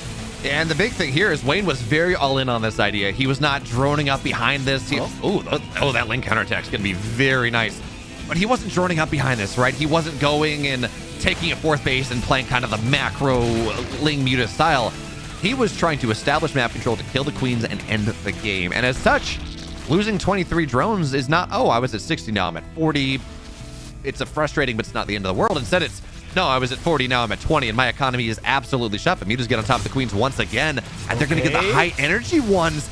Okay, Investor, Fungal, it doesn't have the energy, not just yet. So Wayne splits, runs back, Spore into the natural here, but this is going to get targeted down really before it pops. And Serral's got to go on the counterattack again. His army at home cannot hold. This is a dead natural. And Cats, 20 links. This game's looking weird. Yeah, 20 links on the way for Wayne. So this time around, he'll be much better prepared. And with this economic damage on the other side, I don't feel like he'll be going for a counterattack, but just rather inviting the roaches potentially into his natural and trying to hold there, or even engaging at the third once he feels like he has enough. So Serral's roaches are not going to be able to accomplish much on the other side. Whereas Wayne, with his Muta, he can continue to kill reinforcements. Serral is bamboozled right now. He's making more roaches. I don't know. I don't think that's the play. There is no tunneling clause whatsoever. Probably better to drop a Hydra than or something of the likes, as now he does. But that is a little bit late of a decision, because again, these roaches from Serral, kind of useless. Cats, he had a Hydra and it was killed. It was in the third. The Infestation Pit down as well. And now Serral's got 7 queens, right? That's something. And he's got 2 Infestors. And that is really what he's going to have to rely on here. But the Mutas have so much map control right now. They can poke in, they can kill a drone, they can back up, they can do it again. And look at Wayne. Okay, so Serral is going to be okay with this. Wayne was looking to poke into the third, force the army over, and go for there. But these roaches are a little bit exposed. And now here's the question. Infestors, oh, they're in the natural. There's nothing to pair up with them, not just yet. But Wayne doesn't see it, not just yet. Fungals, where are they? They're not ready. The queens. Oh, Wayne finds the Infestors. 1 Fungal goes down, but that's just going to be about it. And there's nothing to pair them. Actually, 3 more queens find their way on over, but like 1 Muta died. And now it's 7 Hydras. That's going to have to be it, but there is no splash here. And these are +2 Hydras. They will be powerful if there is something to back them up, if the Lings don't just get on top of them and kill them off. Yeah, that's just the thing. Up until Serral gathers enough energy to get like 2 Fungals on each Infestor, 2 Fungals is never going to be able to finish this Muta, and they're the fastest unit to regenerate HP on their own accord, right? Like, they're like Wolverine type shit, so... I mean, they really just don't care about 2 Fungals, right? You need a very good amount of support to get rid of them during the 2 fungals. And now Serral is crossing the map with some roaches. Wayne with the quick reactions, but also Serral targeting down the Evo Chamber right away. And Wayne found a little bit out of position. This game's getting chaotic once again in favor of the Finn. It really is, and I wonder whether Wayne just got a little bit too greedy. He was at 47 drones before these roaches arrived, and he's going into 1-1 roach speed. He wants to take advantage of Serral's heavy anti-muta play and just kill him with a bunch of speed roaches, which fair, I get it. But he committed so much to his economy, and when you're playing something like this, right, you're playing on your map control. And Serral getting, what was that, 15 roaches on the other side, 10 roaches on the other side, getting those 11 drones, not only do they get damage done, they force Wayne to give up his map control. Although, okay, Ling gets the Infestor. Fungo goes down, but now these mutas, it's agency. That's what you're playing for. You're playing for the ability to play on the map. And now, I mean, the Lings, they get in their natural a little bit. Oh, they transfuse on the drone. It's so important at this point. But the mutas have a lot more leeway now because they can play on the map, right? They don't have to worry about being caught and killed. But now Wayne, he's moving on into roach play. We talked about this, although he canceled his upgrades. He wanted to be able to redevelop his economy again, and he's got 1-1 on the way for a second time. But now Serral's got 7 lurkers. I don't know. It's going to be really hard for Wayne to break this now. Yeah, near impossible, right, with a ground army. So, yeah, Wayne is going to have to look for a different transition here. Serral is kind of taking the safe route out, where he's like, okay, my economy is either behind or we're about even. Nice move here from Wayne. This is the weakest location that Serral has right now. Maybe he can engage the queens before the Hydras arrive, but they're already hot on their tail. So what Hydras? Yeah, there are 2 of them on the map right now. Oh. That's so sad. 5 in production, but yeah, I mean, the queens are plentiful in numbers, and Serral set up a really nice perimeter. So yeah, the mutas get map control, but they don't get much out of that map control, and Wayne, or Serral rather, will have the stronger army composition going into the later stages. So he evaluates and says, I have similar economy, but I may not be able to take a 4th as quickly as you can with your map control. So he just goes for that kind of slow turtle, let's advance the game slowly, where I cannot be broken for a while type composition, and just try to outtrade Wayne and just kind of hold off until he feels like his army is of greater quality and nearby unstoppable, and then we might see him move up. Man, I am so impressed with Serral this game. Actually, I'm impressed with both players, right? We saw Serral, he lost his natural, he had so much lacking momentum, he gets 10 roaches on the other side, swings the momentum back to even. I'm not going to say it in favor, but back to even, and that bought him the time to get his lurkers out, to make it so this 1-1 roach swing that Wayne was thinking about going for. And Serral kind of scouted it too, by seeing the Roach Warren researching, seeing the Evo Chambers researching as well, that Serral's got himself a near unassailable position, but Wayne wants to break this. He's got a lot of Ravagers, and technically you can play like that, right? Just sit on the edge of the lurkers. When there is no hive and they do not have lurker range, you can just sit on the edge, drop biles, force them to reposition, and maybe swing in there. But even still, I mean, Serral has the better upgrades. It's 1-1 versus +2, and when we're talking about splash damage, and when we're talking about Roach versus Roach, you'd rather have those +2 attack upgrades. Yeah, and he has enough of a buffer. This number of Roach Ravager is never going to kill the army that Serral has, not even close. So, I mean, if he catches all of the lurkers out of position, or all but maybe 1 or 2, then maybe there's the slightest chance that he can make something happen, but it is extremely unlikely. And we can see this kind of like turtley crawl towards your next expansion style that Serral is wanting to play here. I can't help but to feel personally that if Wayne was just a little bit cleaner on the execution, he should have had certain things that are... It's a very tall order, and it's a very hard ask, because obviously Wayne is here and he's in a very good spot. So, he's one of the best Zergs in Europe and quite possibly the world, and that means, you can't ask everything of every player, and when you are that good on aggression, there's gonna be some missing ingredients there, right? And the main one for me this game was just Overlord vision and perimeter out on the map. Like, he took control of the map with the Muta, but he never had Overlords giving him enough of a heads up for when Serral actually moved out with those roaches, and that set him in a terrible position that should never happen. And to Wayne's credit, like, he didn't expect it, just like this Nidus is completely unexpected. And lurkers in chokes, Serral's gonna walk him to the choke indeed, are nearby this, impossible to displace without losing a bunch of units. I mean, 2 lurkers do unburrow. That's a little bit more of an opportunity. The biles are well placed. Vipers are out, but they're not ready yet. Wayne just needs to buy time for his Mutas to return. There's no anti-air here. Mutas, well, actually, here come the Queens. Never mind. That's what you're looking for. One Lurker will go down. Wayne tries to find his way up, and the Lurkers, they're going to get transfused. There are still 2 here, and the Concave, it's just not there. Final Lurker finally goes down, but more cats are here, and the main base. Vipers now. There we go. There's the abduct. The Lurkers will go down, and Wayne, he lost 5 drones, and he's going to get a bunch of these Queens on the retreat. That's really not all that bad, but yeah, the second Lurker Den. This time the Hydras are here as well, so the Mutas can't just sit on top. And Cyril is he is storming back here. Yeah, looking very, very good for Cyril here as the Abducts are trying to make something happen. Now Wayne should have enough army, especially with Blinding Clouds, but not before losing his 4th base. He has already decided to take the forward 4th base, and he does have a ton of Vipers, right? So he has sort of an opening there. But the longer this game goes, as Cyril begins to add his own Vipers to a Hydra Lurker mix, that is going to be the ideal composition, scaling later into the game. So this is all just gravy for Cyril to do that much damage on the other side. And yeah, I mean, Wayne's still looking to kind of all in this mid game. Yeah, Let's see if he can make it work. Yeah, the Vipers are going to have to run across, but he's got a 30 army supply lead here, Cats, and it's only 9 Lurkers, and I say only because Cyril had about 15 before then. If these Lurkers can go forward, if they can break this position here, and there's the one, Abduct on the first one, Abduct on the second. Spore's not going to get the damage they want, not just yet. Massive Blinding Cloud, but even still the Lurker Abducts they continue to be good. Lurkers continue to move forward here. Blinding Cloud on the Lurkers on the backside. Biles are not going to land, not just yet, and Wayne cannot push through. If there was an opportunity, he was right there. Yeah, I can't help but to feel that, well, like Wayne didn't have enough energy on all of the Vipers for all the Abducts and Blinding Clouds so I think maybe delaying the attack a little bit, just a few seconds in order to get that would have been good.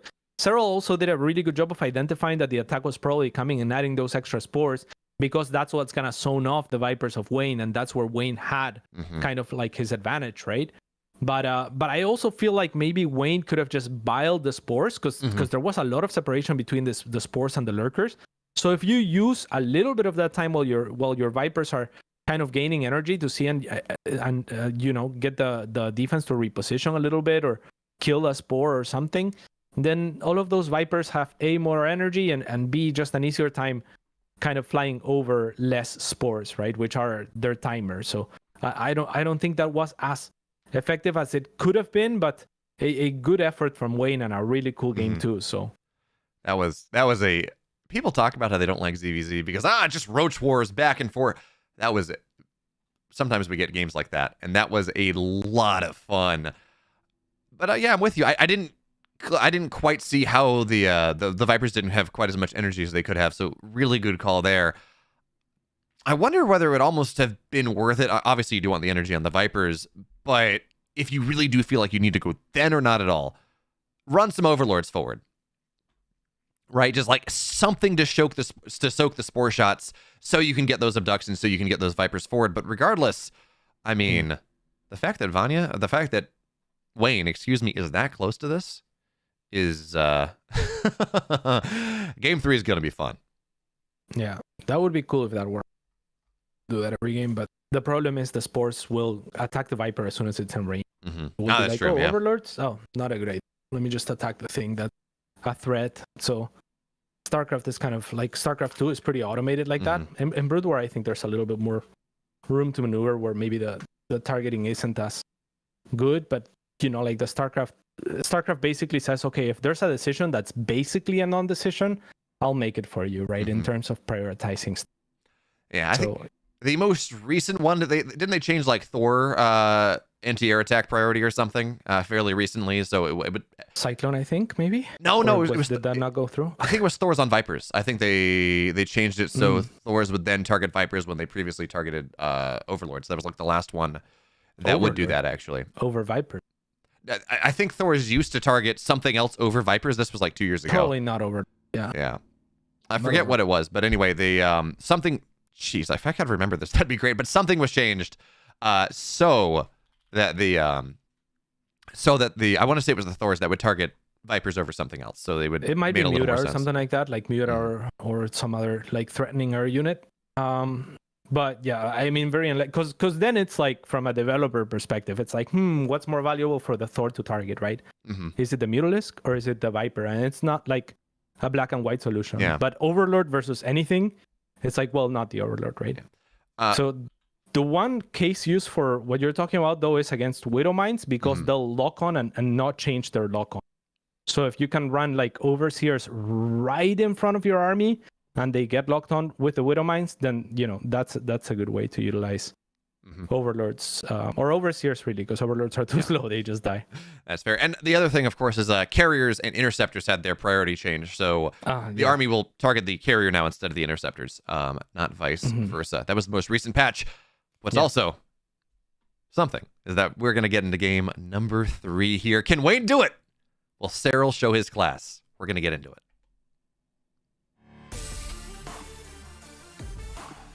And in the bottom left, in the red, the hearts and minds of many, many people pulling for him. It's Wayne. Wayne Enterprise. Exactly. And in the top right-hand side for Basilisk, he say he gonna beat Lil Wayne. It's Cyril. He say. You say. He did say that last game. Did he? I guess he made the statement with it. Yeah. Actions speak louder than words, cats. True. What does that say about our career? That our actions are our words. And they both speak equally loud. all right.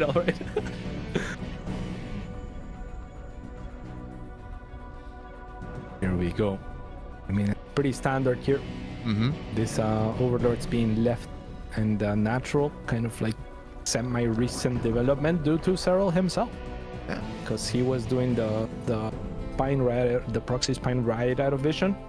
So that's what that Overlord staying in the natural is meant to account for. Being overly safe. Because if you don't do that, it can be just... Yeah. Although I am so glad that they made the change that that hatcheries now have a vision radius that is exactly as wide as their creep is, so you can no longer drop a spine in the main right outside of creep, right outside of vision, and it just became obnoxious. It was just a little bit of cheese that maybe shouldn't have existed. So now that we do have that, sorry, I like that kind of cheese. I know you also invented the proxy spore to kill the first Overlord, so like the class. But what Cyril was doing was the spine, like proxy hatch, then cancel, then make a spine. So the morphing hatchery doesn't have that range of vision. Yeah, it has almost no. Now, as we look at how this game is starting, I really do like how Wayne is just playing again very standard.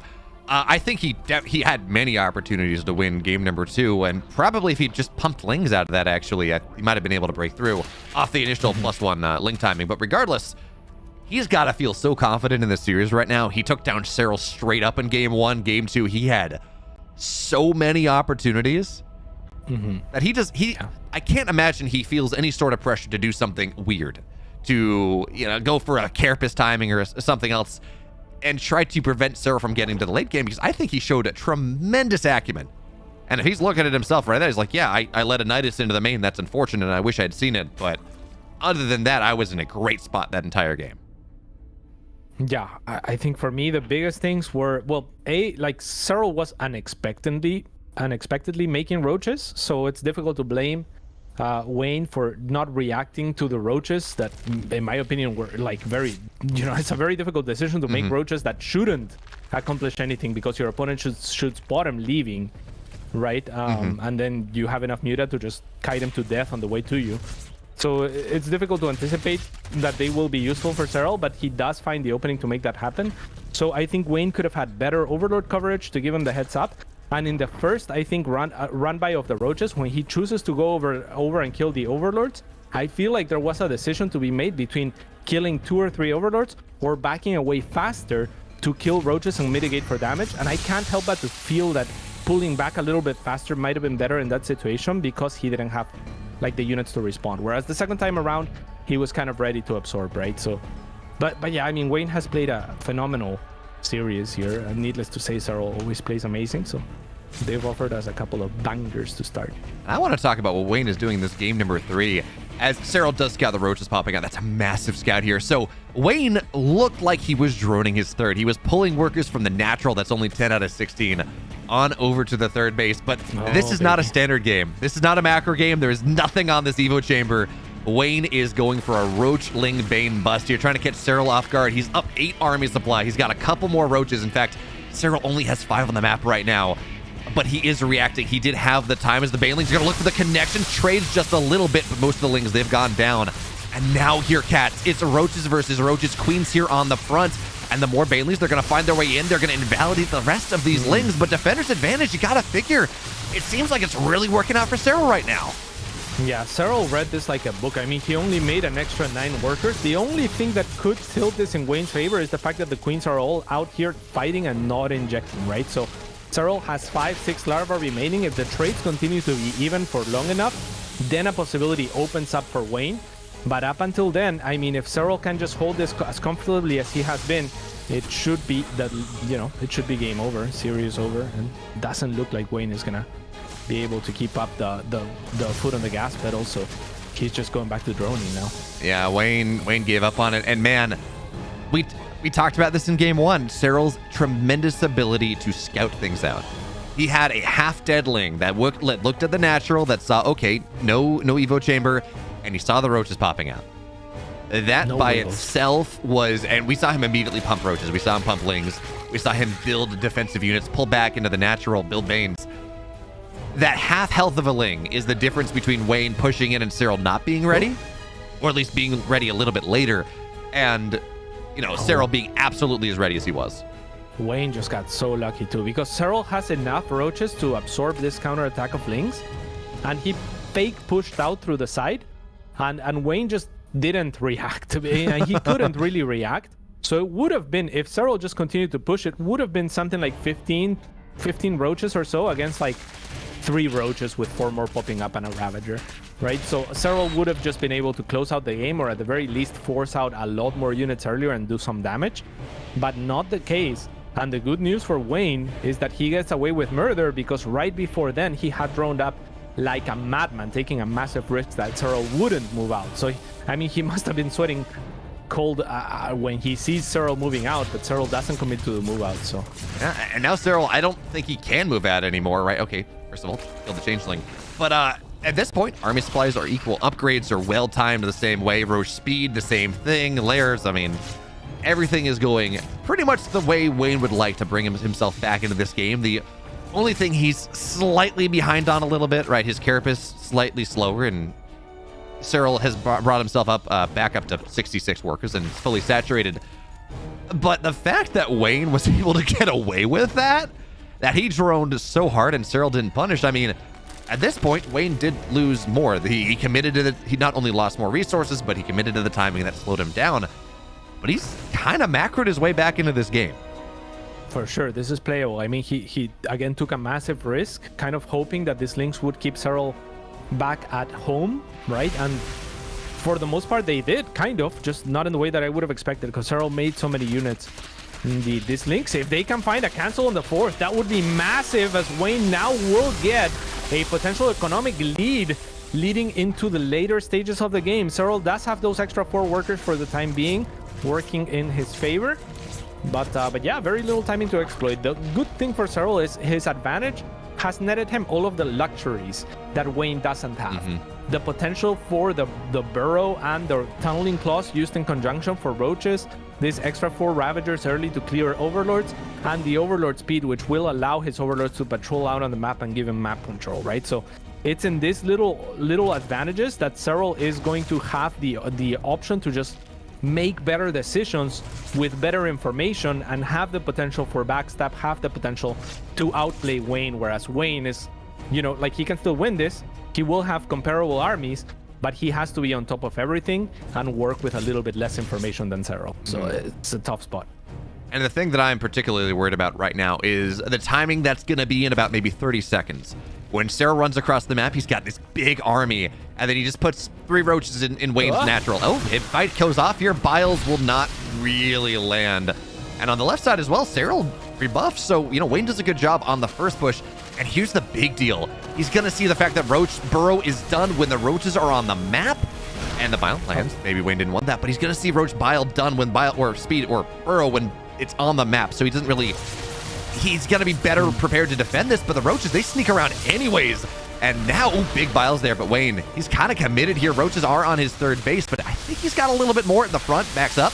Well, okay, Rainer, or excuse me, Sarah runs forward. Biles, they get a Ravager. And actually, okay, Roaches in the main, but that first push on the third didn't really get that much done. Yeah, and look, this is the luxuries that Searle has to work with. Only one Overseer chasing around these Roaches, and now Searle's gonna pounce on this opportunity. But he has to be careful as Wayne has more Ravagers, but they're not kind of like in the best position possible with some Roaches tucked in behind them. So Searle continuing to do good, but Wayne still has one big fight that he can take and that he can still like win the game, right? Like this is all very nice for Searle, and he gets map control with it, and he gets to, you know, like push his lead a little bit further.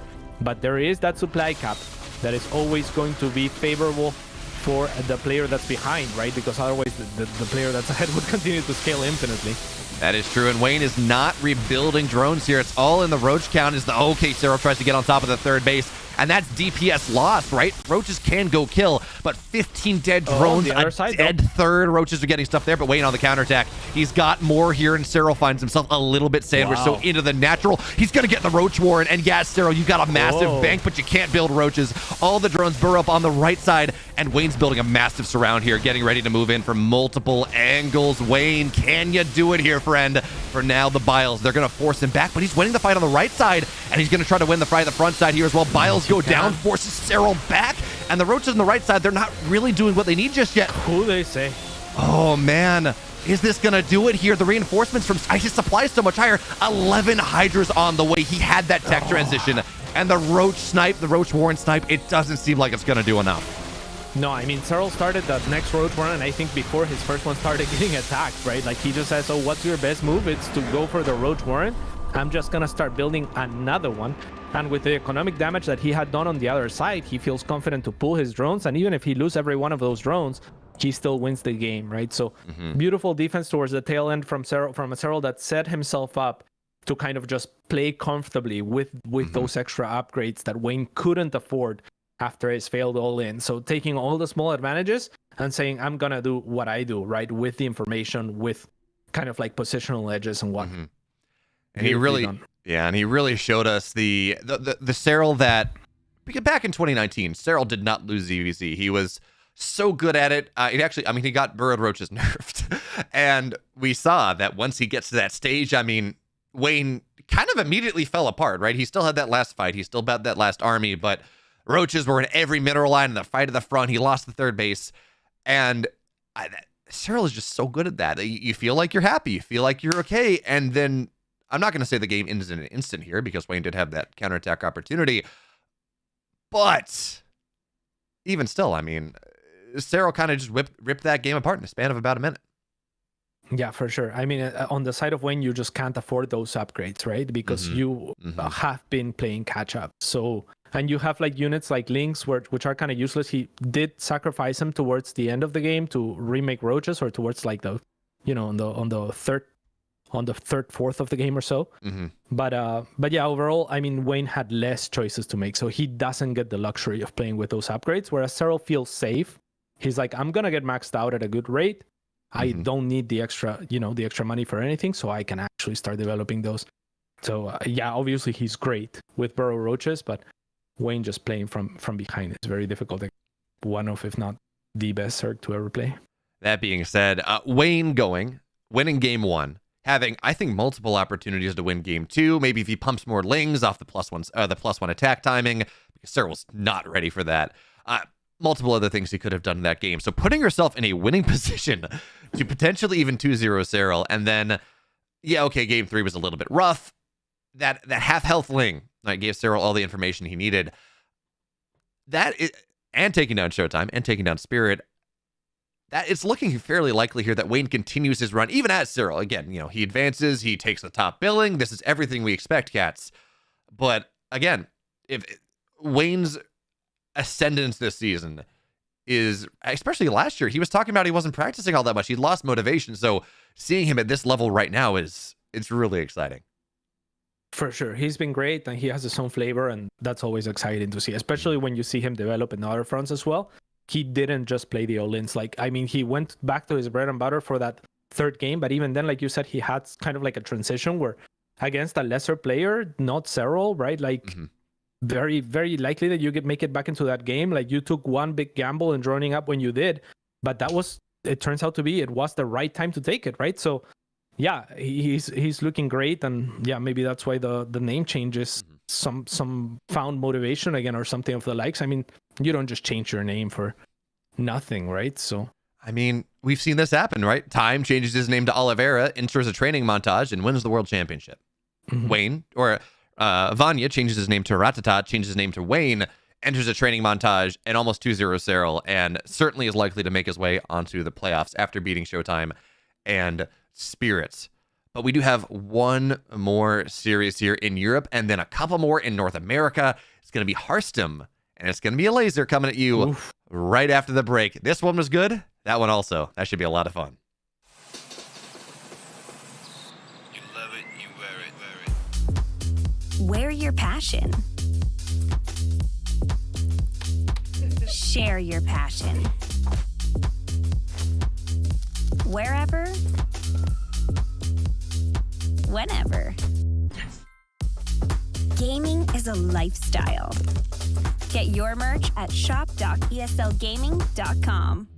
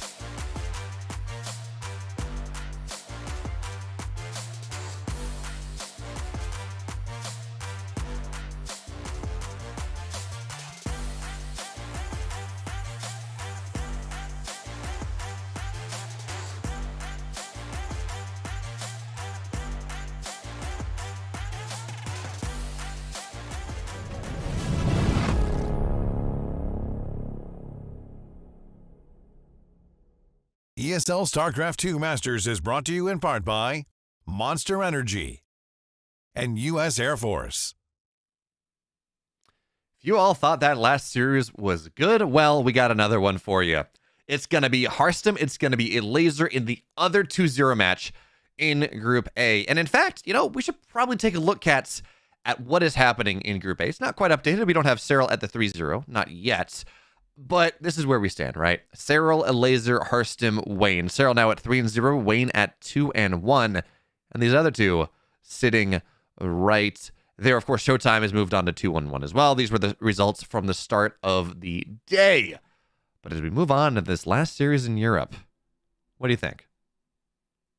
I mean, it's very exciting. I think it's a very cool matchup between a Hearthstone that is a very good defensive player and likes to play those macro games, and a Laser that is one of the best, if maybe one of probably. I mean, for his style, I would say maybe the best European at just kind of putting up the pressure and playing in that mid game, right, aggressively. One of the very few Zergs that has consistently made it work at a very high level. So we'll see if a Laser is able to break Hearthstone here. It should be an exciting match. I would think 2-1 in favor of either player.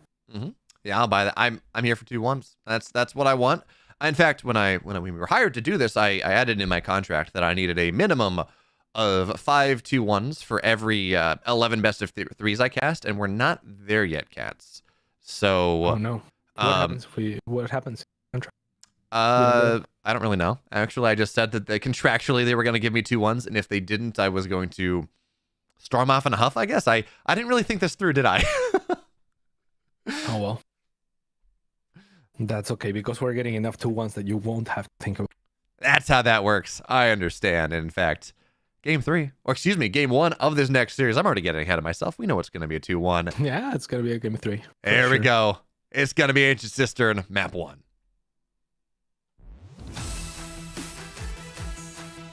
And spawning hit the top right-hand side for Team Liquid. It is Mikolaja Onogonski, the Laser.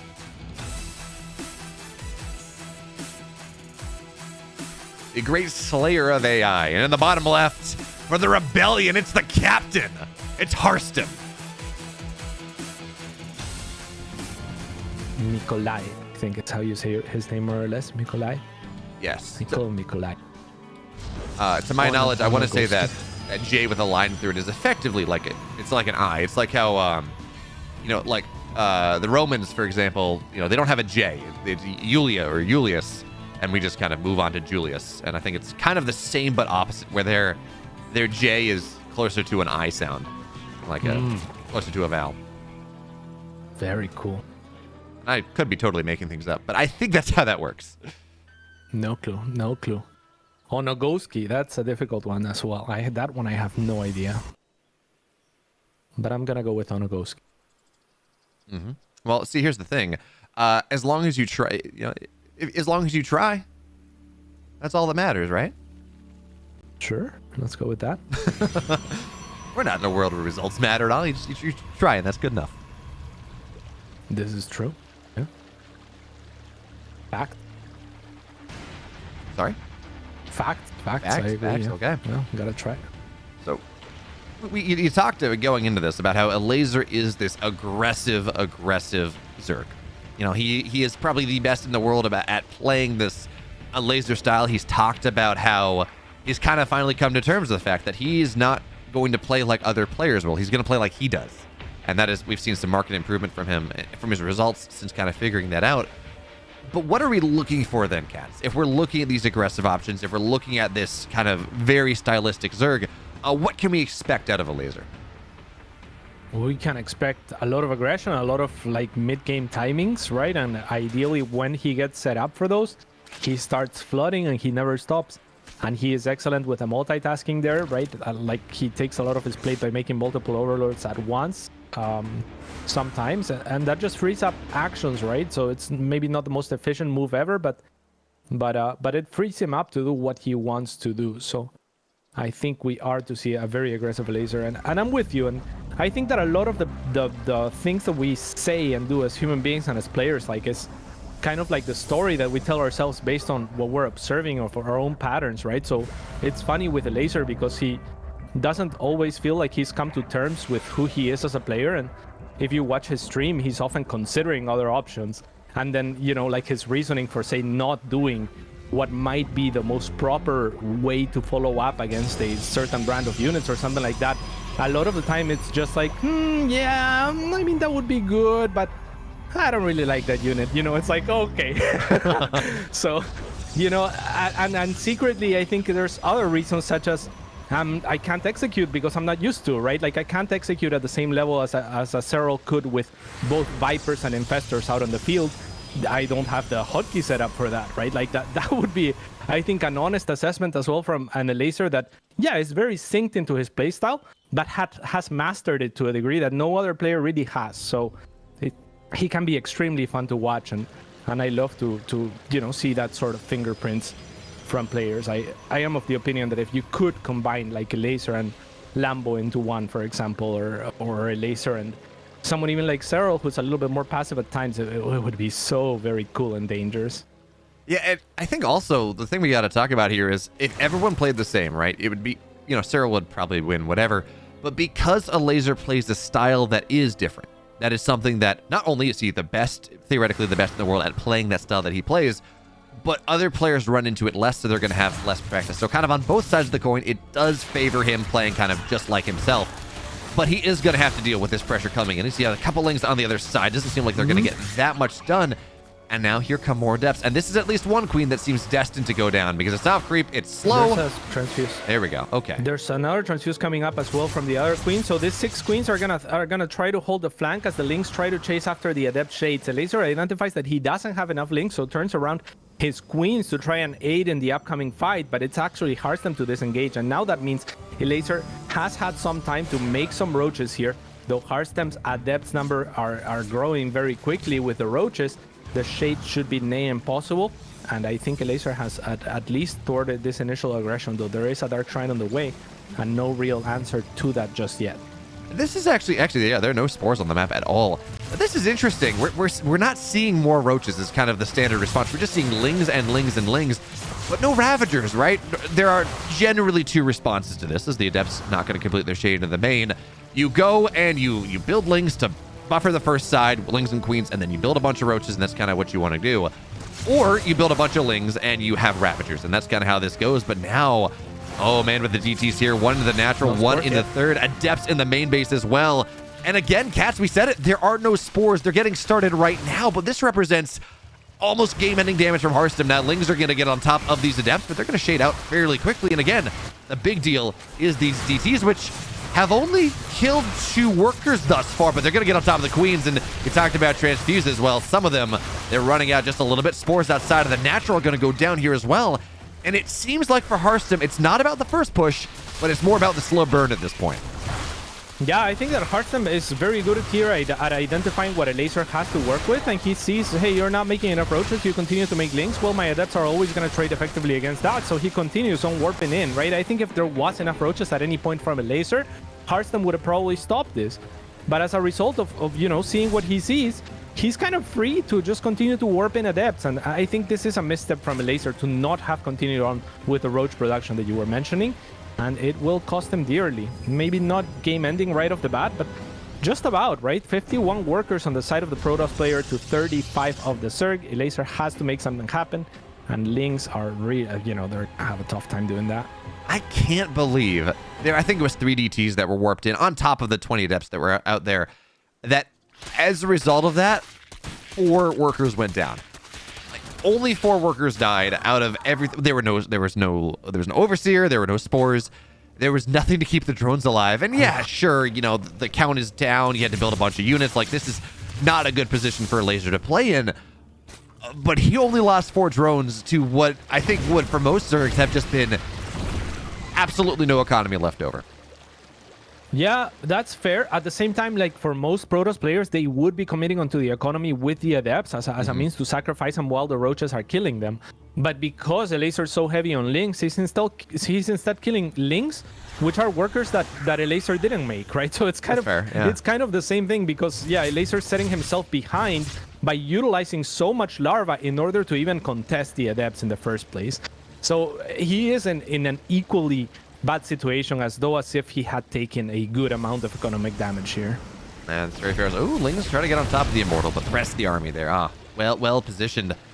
And now we kind of slowed down a little bit, it seems like. Harstem, I really thought he was going to go into Disruptors, actually, with the Robo Bay, but instead adding in Colossus, Blink just about done. And where do you think he goes? Is this just like going to be a 2-3 Colossus, like +1 Blink timing? Or is he kind of evolve into the mid game a little bit more? I think he should be scouting and then making a decision based on that, right? Like, as long as his opponent's not scaling quickly, not going fast into a hive or some other tech that might be scary, I think you can just continue to warp in the same type of units, continue to make Colossus, continue to grow your ball, and then it will eventually become very difficult for a Laser to trade into it with just the basic army composition that he has going for him. So 2 Immortals here are going to look for Roach pickups, gonna find just the one for the time being, as another one will fall, or not. Did it fall? I'm not sure. The transfuses were good enough. And I love the velocity that Immortal, the absolute oomph that Immortals have. Most units, Stalker Killer Roaches and just kind of falls apart and dies. But you kill it with a couple of Immortals and it goes flying back 10 feet. I mean, they're the sound and graphical design of Immortals, of killing things with Immortals, just makes me a little happy. Yeah, and this does look like a scary attack from Harstem, who's gonna spot some Banelings as well, trying to be morphed on the side. And like, those Adepts are the only units that are not gonna continue to scale too well, especially against the Banelings when they are able to be played out on the field. There's 3 on the way right now, but Baneling speed is not yet ready, and Harstem's just posturing, but he has an army that he can force field with and disengage should he want to, so poking will be really nice. 3rd Colossus on the way, and I wouldn't mind some Disruptors being added from here on out, right? You'll gain more value out of Disruptors once there is enough Colossus that they're not all outputting their damage all at once, and once the army is also growing for a Laser, which makes the splits all that much more difficult with the chunky army that Roaches can be. So yeah, I like the way that Harstem is kind of playing off of his lead early on, and I think at this point we've passed the threshold where maybe his best play is just simply to max out before moving out. So it takes a 4th, consistent with that. Yeah, Bay Banelings try to get on top of this. The splits are nice, but the Lynx around is going to be enough to deal with these Adepts. They get heavy damage on the hatch, but they do not kill it off, and I think that's maybe what Harstem would have liked. But also, you talk about Harstem maxing out. Cats, I don't think there's a lot of room in Harstem's army for about 15 Adepts, but it may have been a little bit too early to totally throw those away. And granted, they were trying to get something done, but this does potentially give a Laser a bit of a timing here as Harstem. A lot of his supply is down, and Roach Ravagerling Bane, you get the right angles, it can kill a lot of stuff. No, yeah, completely agreed. I mean, better to make those work when you're pushing out and threatening with your army on another place, right? For them to have a shot at actually doing some damage when the Lynx are out of position. As a Laser now is lasering onto the 4th of Hearts, them looking to use a lot of these units. The Colossus are gonna get gotten on top of, and Harstem trying to micro his best, but there is so much Zerg here from a Laser. The Stalkers that would have loved to soak those Baneling shots are all the way in the back, unfortunately, and the Shield Battery and the Overcharge I don't think has been utilized, and as a result, both Colossus attempting to be juggled will be losing one of those. Only one remains now, and a very successful attack here from a Laser. Yeah, 2 Colossus go down, a lot of all the Archons go down. There were some Immortals there, they're dead as well, and a Laser, you're right, he just lasers them. I mean, he was super far down in that game, but Cats, you know what they say, 50 Banelings, they overcome a lot. Yeah, especially with the Stalkers out of position, right? Like, if those Stalkers can be there to soak up some of those Baneling shots, they are excellent at that. They are excellent at repositioning as well. Like, they can blink around and whatnot, right? So you can cover those Baneling spots as they are attempt at getting on top of your army. The more beef you have, the stronger the Colossus are. So those Stalkers being out of position there comes to haunt Harstem. And now he is in a tougher position, right? Like, when he was at 150 supply looking to max out, I felt pretty good about it. Now he's at 130 supply and in a similar position otherwise to a Laser that is very likely to try against him. And I'm with you as well. I really would have liked to see some Disruptors added in against an army like this. Colossus are great if they're able to take a straight up fight, or they're able, and there are good force fields there. Well, there are no sentries in this army anymore. There's like 1 actually. But because a Laser was able to flood in from every side, the force fields were never going to be good enough, and this is also a problem. Stalkers blink. They deal with the one on the left side. Probes get pulled, but there are banelings in every base. And guess what? A laser is going to come crushing on into this fourth base. The miles go down. Shield battery overcharge gets popped. One Colossus sitting behind. And there's no force field. There we go. A laser comes storming back. That was a pretty rough start to that game. He takes up one. Yeah, tough luck for Hearthstone there, and I completely agree with you. I think he sacrificed those adepts a little bit too early and for no value at all. I mean, difficult to make that decision. Maybe he didn't anticipate that many links with the support of banelings on the side of a laser to where maybe he could have more easily disengaged or committed to a shade, perhaps, if he could have pulled the Roach army on the other side. But a laser kind of doing successfully what maybe Hearthstone could have looked to do, which is pulling the Stalkers out of position twice with his Rumbice to then engage the less beefy army with, Bane Roach Ravagers. So really well done on his side of things. And I mean, if you're Hearthstone, you're going to be a little bit sad about that game, right? Because you just needed to be a little bit cleaner, but of course it's going to always be so difficult against and the laser that is just an expert at breaking you. Yeah, I mean, if you all in enough times, sometimes that will just push right on through. And a laser, he only had to do it once, really. 50 banelings, they broke everything. I must wonder whether Hearthstone just wanted to wall off better. Like, one of the reasons that the hero style started to get really good was part of it was the maps, and he was able to wall off a lot of areas and just really not give significant angles for Zergs to go for those big surrounds like he was looking for. So kind of your naturals home, and then he could feel comfortable going aggressive because there was only kind of one attack path in. Obviously, that's not nearly as much of a thing on Ancient Cistern, but maybe that would have helped out a little bit, even if you can kind of choke things out a little bit more. But we're going to move on to Babylon Cats. That's game 2. And, despite that pretty rough start, a laser's sitting up 1.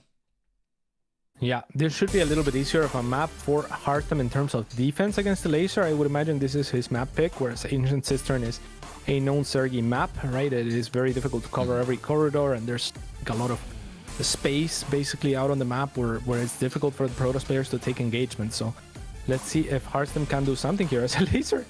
Send out his drone so early to look for the probe and make sure that he gets that hatchery down. So it's gonna meet the probe almost out on the middle of the map. And normally a lot of Zergs, send this drone out and basically plan to make a drone as soon as they see the probe, putting them at 17 before dropping the hatchery. But a laser sends it early enough that he guarantees a 16 hatch, just basically saying, I know what you're gonna do. I know that you like to block my expansion. So I'm just going to account for that preemptively. Yeah, and it's interesting, too. I was talking to a laser, I think, end of last year, and he really went into the math on how much you lose by having to take the third, or your natural as your third. Third is your natural, whatever you want to call it, because of the mining time that you lose, right? Sending drones over, back, and forth. And so he is well aware, right, of how valuable getting that natural is, or at the very least, getting the 16 hatch so you have your timings lining up at the very least. But as we move into this game, Cats, we saw a laser. He took a lot of damage from those DTs and those and the Glaive deaths. Maybe he might have even been able to take some more, but good defense on that side. And then he maxes out. He gets 50 Banes or whatever it is. He runs across the map. Hearthstone's not ready. What do we want to see different from Hearthstone in this game number 2, particularly if he puts himself in that advantageous situation that he got into in game 1? It's very difficult to say, right? Because I think it comes down to vision and just for at least in that first game, just where his units are. I think if those Stalkers are at the front, or he can section off less units to deal with the Rumbice, or just have better preemptive walls or stuff like that, which he is very good at doing, then I think he would have been able to close out that game. But it's difficult to say because he did get the advantages in the early game, and still a laser came out with the win. So yeah, it's tough. As far as the transfer onto the third, I personally hate it, but the math isn't too bad actually, right? Because it's only like a few drones that you end up having to transfer, and the distance is not so long because there's also a distance that you would have to subtract, which is the distance from the main to the natural. So it's really only a small stretch from the natural to the third. You don't end up losing that actually all that much, and the Protoss has to go for that early scout. So. Scarlet, for example, in her assessment, it's less about the economy and more about just having the space for these units like the Oracles and the Adepts to maneuver and try to find damage. This makes it more awkward and difficult for the server. And even if it kind of at this point in the meta where we really don't see Adepts get much of anything, these two adepts for the most part, it's stress, right? It's another thing that you have to pay attention to when you are just building yourself up into the game that maybe makes you miss something else, or just, again, it's not quite as comfortable. So for now, Overlord will go down, and Harstem, he's going for the same thing. Game 2 as he did for Game 1, at least the same start, right? Glaive Adepts on the way, Robo down. Does he go into Dark Shrine again this time, do you think? Or does he go for one of the different kind of follow-ons from this build? I don't think you go for Dark Shrine twice in a row, but you know, if he has identified a stronger pattern in laser and not dropping those spores and consistently beats him with that, then maybe that's an option. So maybe a little bit less commitment, maybe a little bit faster to the third or something like that is what I would like to see. All right, so for now, a laser, he has that 4-minute Roach Warren. Glaive Adepts are about halfway done, and we're going a piece.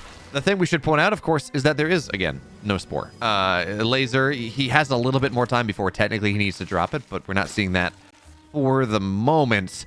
And yeah, Adepts just running across. And okay, this is what I was looking for, actually.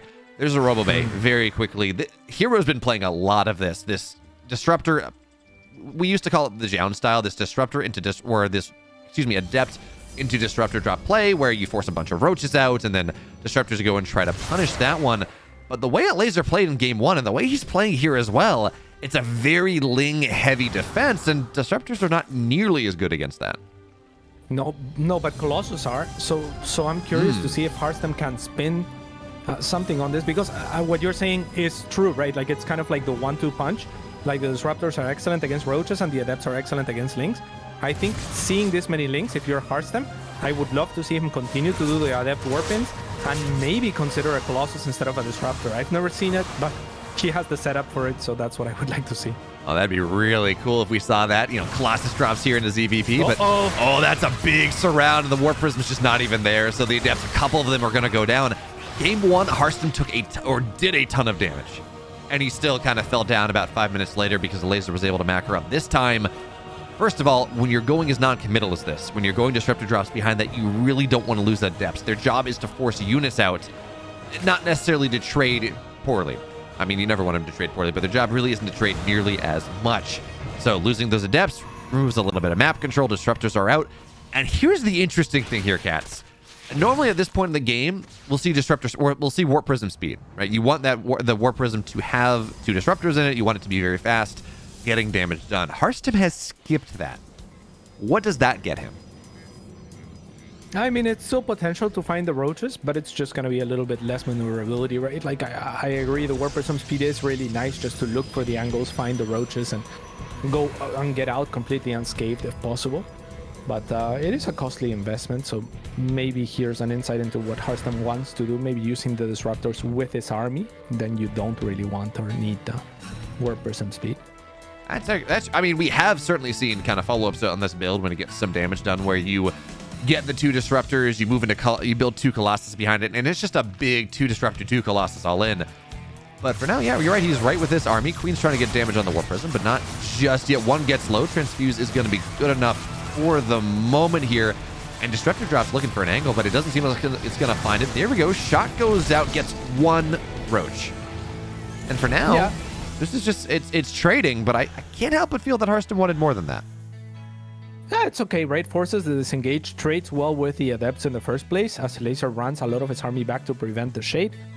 And then, yeah, I mean, the Disruptors are not really going to find much more because there's not much to find. There aren't that many roaches out on the field or queens, so just zoning off the Lings is the best thing that they can do, it feels like, for the time being.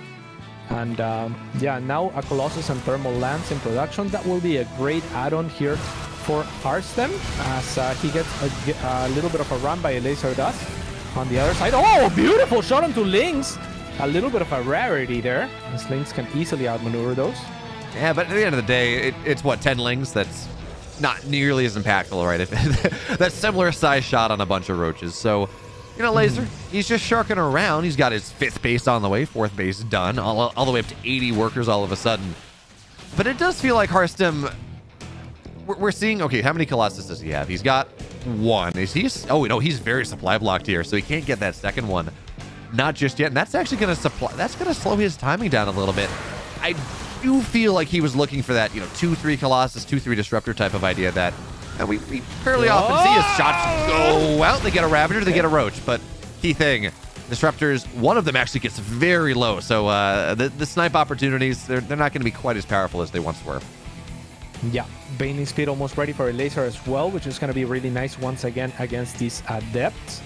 So Hearthstone is going to be looking to trade him at some point, perhaps in conjunction with the army hitting somewhere else, or perhaps if he can scatter them and split them well enough, they can do their job against the Zerglings. But if they're clumped up, those Banelings are going to have a field day, so he has to be very careful. There's no force fields either, right? So nothing to pair up with the Colossus against the Banelings very easily anyway. Yeah, no, not really. And so Hearthstone, he's got a third Colossus on the way. He's building a actually fairly significant wall here on the left side. So that does appear to be kind of one of the things. This is a pure wall, right? With the gateway and the Nexus. I'm not sure whether anything can get through there. Okay, a probe can. So he's adding a couple more gates. Oh, that's an ugly wall now. That's a target for some Banes. But anyway, it's not even going to be allowed to get fully up here because here come the Roches, and now Hearthstone, it's a bit of a pickle, right? It's this beautiful wall you built for yourself, but if you can't really shoot over it super well, it's kind of working more against you than it is for you, right? Yeah, it indicates that he wants to move out and buy kind of time with this wall should he need to for Warpins to not have to pay attention to those Banelings. But a laser, I mean, maybe the least likely player to give you time is probably what it says on his yearbook, right? So another decent shot onto Lynx here. The Disruptors are going to disengage, and that is a lot of Banelings. I mean, these Disruptors can be worth their weight in gold if they can get just one good shot onto the Baneling clump. Yeah, Storm 2/3 of the way done here as well. High Templar is just sitting behind this wall. And I really like how Hearthstone's playing this, right? He was going to move out, I think, but now he's 3 Colossus on the other side of the wall. He's got these Warp Prism Disruptors that he can maybe get some damage done. Storm is going to be done in 5 seconds. And the Laser's trying desperately to break on through here, but the longer this goes on, I mean, Hearthstone's army is getting so powerful right now. Yeah, but I mean, he's not in a position to drop 2 Storms on the Banelings, right? So the Banelings are always going to connect with something unless they go against the wall. And now there is a situation where maybe Hearthstone can clean up some of these weakened Banelings. A lot of them do explode, but a laser still has a lot of stuff, and he's attempting to laser Hearthstone once again. Is it going to be enough? The next Storm lands dead center of the Roach Ravager composition with the next set of Warpins and potentially a battery overcharge available. Hearthstone has managed to deflect this aggression at the cost of his Wolof and a bunch of supply. A laser is in the laser mode as well, 81 workers. So he does not plan on slowing down or stopping, but Hearthstone will have that 4th this time around to work with. So should have considerably faster reinforcements and a much better position than he did in the previous game. I mean, that trade was almost perfectly even. Like a little bit more minerals destroyed for Hearthstone, a little bit more gas destroyed. Actually for Hearthstone as well, so slightly in his favor, but again, very, very close, which is always just a little bit funny. As there we go. Let's get that away. But at this point, right? How many more? Well, I was gonna say how many more times can a laser do this, but you're right. He's got 83 drones. His economy is massive. But he only has 10 Banelings on the map right now. Morphing is 15 more, but we're not going to have the solid 60 or 70 Banelings that he hit with that last time. Disruptor now going to connect as a laser baits the shot by picking up the ramp, and now he might be ready to go. There is 4 Storms available, I believe. Hearthstone has to be good about these. There aren't very many Banelings as the Roaches now try to get on top of the Templar. Nice Storm onto the Roaches in the back as well as the Banelings, as a lot of them will fall. But where's the rest of the army of Hearthstone? It is completely out of position at the 3rd. Might need a recall, but now the Nexus is low enough that it might get focused down regardless. So now Hearthstone in a very difficult position once again as a laser does clear his 3rd. And the laser is successfully doing his thing. He is, and at least the Colossus here is very unlikely to go down. It's sitting. Notice how he placed it. First of all, of course, you're microing away, right? That's goal number 1A, but he's putting it right near the cliff. So if worse comes to worse, the Colossus can just kind of run up onto high ground and continue to get the damage that it wants to get done. But those were expensive trades coming in from a laser. I mean, yes, they got the 3rd base. They killed workers, but it was only 12 probes. Granted, I think that was maybe all that was mining at that base. But as the armies continue to grow, as the tech of Hearthstone continues to improve, yes, this is a significant position for a laser right now. But again, as we look at how things are going to scale, is that enough? Yeah, Hearthstone has to hold comfortably once, and I mean, it's up to these Storms. Now there is more on the way. I mean, the Banelings from a laser on the other side attempting to catch some probes. The Templars now angling to get some of those Storms, and now they get flanked. Beautiful blink from Hearthstone to protect his boys, but 3 of them will fall regardless. The last Storm is there and will thin out this army of a laser who has some link reinforcements on the way. They will have to contend with the Warpins of Hearthstone, but no battery means that the Dutch is going to have to concede, and a laser does it. Yeah, the Dutchman flying on out of this one, unfortunately. But you're right, that blink. Box in the High Templar to try to keep them alive. That was beautiful. A little bit too late. But oh, man, that was gorgeous. That being said, a laser, he is our second player here to 3-0 his group. And of course, that means he's moved on to the playoffs. He doesn't have to play any more games. But Hearthstone, he's got more opportunities. He's got more time. Because he's at 2-1. You know, he's going to have to run into the likes of, let me pull up my spreadsheet because we know this, the likes of Wayne, maybe, or Showtime, or I think those are the only 2 players right now that are sitting at 2-1 in Group A. But he's still got many, many more opportunities as he's going to look to play on Thursday or Friday, sometime like that. And then, if it goes wrong once again, on a Saturday or Sunday, because remember, you have up to 5 best of 3s that you get to play in the Swiss stage, and it is a laser and Cyril, the primary players here, that get the privilege of only playing 3, of hiding their strats, of moving on straight on through, and also, presumably, having a really nice seed moving on into the playoffs. Very, very seed indeed. The laser will do it this time around, so it's good for him. Looking good as well, looking powerful, and just kind of doing it in his own style. What is the next matchup? In about 50 minutes, actually. We're going to be moving on to North America after this. We have... where's my schedule? Thank you. We're going to have Eric and Disc and some more PVZ, excuse me. We got Dolan and Patty Mac, and that one... ooh, that's one again. That's going to be funky. And then we round out our day with Nina and Uko, because apparently today, if we're not casting PvP, we are casting PVZ. I love it. I mean, I think those 3 matches are just about split down the middle for all of them. So I could see any player taking them, any player 2-0ing the other even. So yeah, it should be fantastic moving on. Yeah, I'm looking forward to it. I think Disc is probably a little bit favored over... here, let me pull the schedule up. I think Disc is probably a little bit favored over Eric, but certainly, yeah, you're right. Dolan, Patty Mac, very 50-50.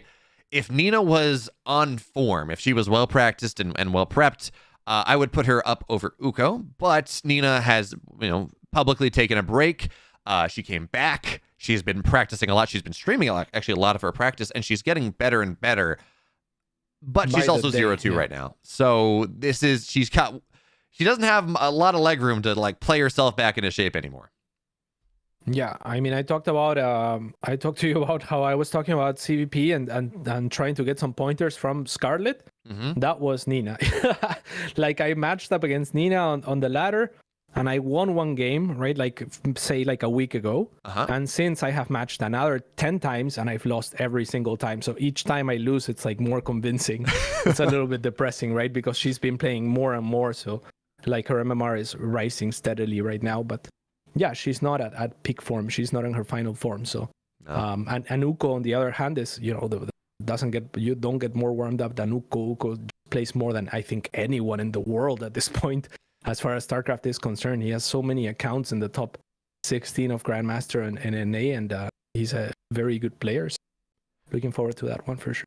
Yeah, it's funny when I was doing EPT Korea, when EPT Korea was actually happening.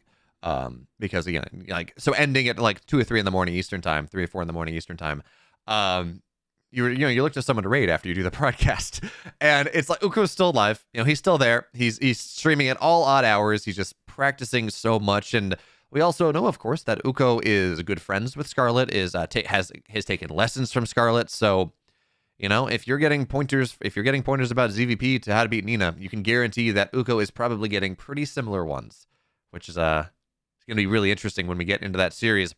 But for now, this is the end of Europe today. We've gone through Group A, we've gone through Group B, we've eliminated some players. Cyril and a laser have moved on to the playoffs. Cats, any final thoughts about this region before we go to our break? No, it was a lot of fun. I think some very good games. I mean, Wayne impressed for sure. And that last series, I feel like it promised a little bit more than it delivered. But, the potential was always there. If Hearthstone could have just stabilized held one attack a little bit better, I think the tides turn in his favor. But overall, a nice European day. Yeah. I'm not sure I feel about those Colossus. Defensively, aggressively, sure. But regardless, that could have been a fun series. I think we saw some fun things from a Laser. Regardless, I loved that Wayne series, as you said. And I'm really excited about North America. So we'll be back in about 47 minutes right now, going on into North America. We got 3 series left. So get up, stretch your legs, but be back by 2:30 Eastern. You love it, you wear it. Wear your passion. Share your passion. Wherever, whenever. Gaming is a lifestyle. Get your merch at shop.eslgaming.com.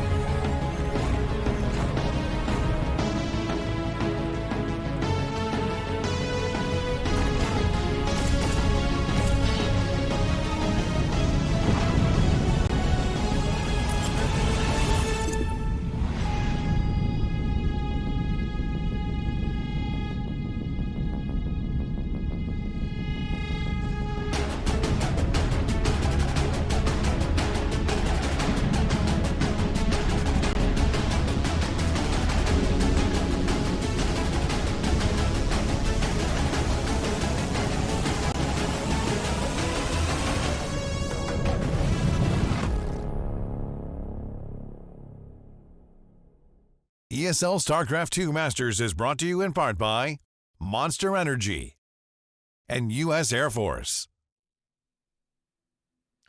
Welcome back, friends, to our final region here on this wonderful, fantastic Wednesday. It's the Americas. We have 3 best of 3s and cats. We're starting off with a good one. It's Eric, it's Disc in a PVZ. Yeah, most definitely. It should be a good one. Eric's best matchup on paper, actually, CVP. And yeah, you were talking about it. I mean, definitely at the peak, Disc seems like he should be the stronger player, and he mostly trains on Europe and plays very standard. But that could be to his detriment in the sense that Eric is not that super standard player, right? So he will be more used to Disc style than Disc is to his. Mm-hmm. They've only played 3 maps previously for officials, and Eric won them all, actually. So while we were favoring perhaps Disc on paper and at his peak, I'm not so sure. I think I like Eric's odds quite a bit here. Yeah, no, Eric has been looking really good recently, taking down Dark, doing all these things. But do you know what also has been doing very well recently? It's our sponsors, because we wouldn't be here without them. Blizzard, Monster Energy, the U.S. Air Force, and the ESL shop, because, hey, you know, we really appreciate being able to put on this tournament, and we'd like to think that it's been going pretty well thus far. So thank you so much to our sponsors for allowing that to happen. And also, if you want to go attend the offline LAN, that's going to be in Jonkoping, Sweden in the middle of June. And hey, tickets are already live, and more importantly, if you go to DreamHack.com/summer/tickets and use the code StarCraft, you'll get 20% off. So Sweden in the summer, StarCraft LAN, other fun things. It's a pretty solid thing to do. But cats, before we get into this first match, the last thing we really need to do is take a look at where the Americas stand right now. Special, Estrella, and Trigger all sitting at 2-0. Kellizer at 1-0. Of course, looking fairly good. We're not gonna see him today. And then Why going is on, Trigger under Kellizer when he has 2 wins and Kellizer? because that is the ranking on the spreadsheet that I have. So he's technically he's tied for first through fourth. Is how that works. So, anyways, these are the standings we're looking at here. Disc and Eric, of course, tied at 1 apiece, +0 on map score. That's what we're going to be looking at. We got Uko and Nina for the final series of the day, and of course, Dolan and Patty Mac. So we're going to have 1 matchup where players are not going to be eliminated, and then 2 where the players are.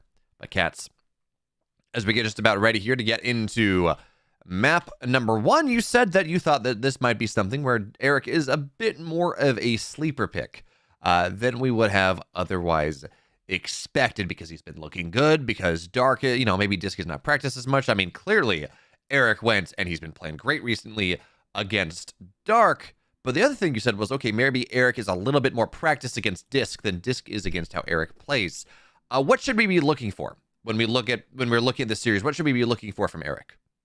It's very difficult to predict Eric because he is a very intelligent player. He's a very smart player, and he's one of the Circs that will actually try and be proactive pretty often, but does mix it up, right? It's very reminiscent of the earlier styles. He had some success, for example, in AoE 4 as of recently, right before his break, right? Just recently came back to StarCraft a couple of months ago, I want to say, but was very proficient in AoE 4, and so he likes those sort of, like, that's a game that requires adaptation because it gives you a lot of time to breathe and to actually like get the counters and stuff like that. So Eric is a player that is at the core kind of unpredictable, and I think that is kind of his strength, right? Like, I think he is likely to be aggressive, but he can play a macro game, and he is likely to come up with creative ways and solutions to do damage and just be annoying and make the game chaotic. I think that's where he All right, so chaos and madness coming into this series, and we're going to take a look at it right now because he's doing something funky, and game 1's here.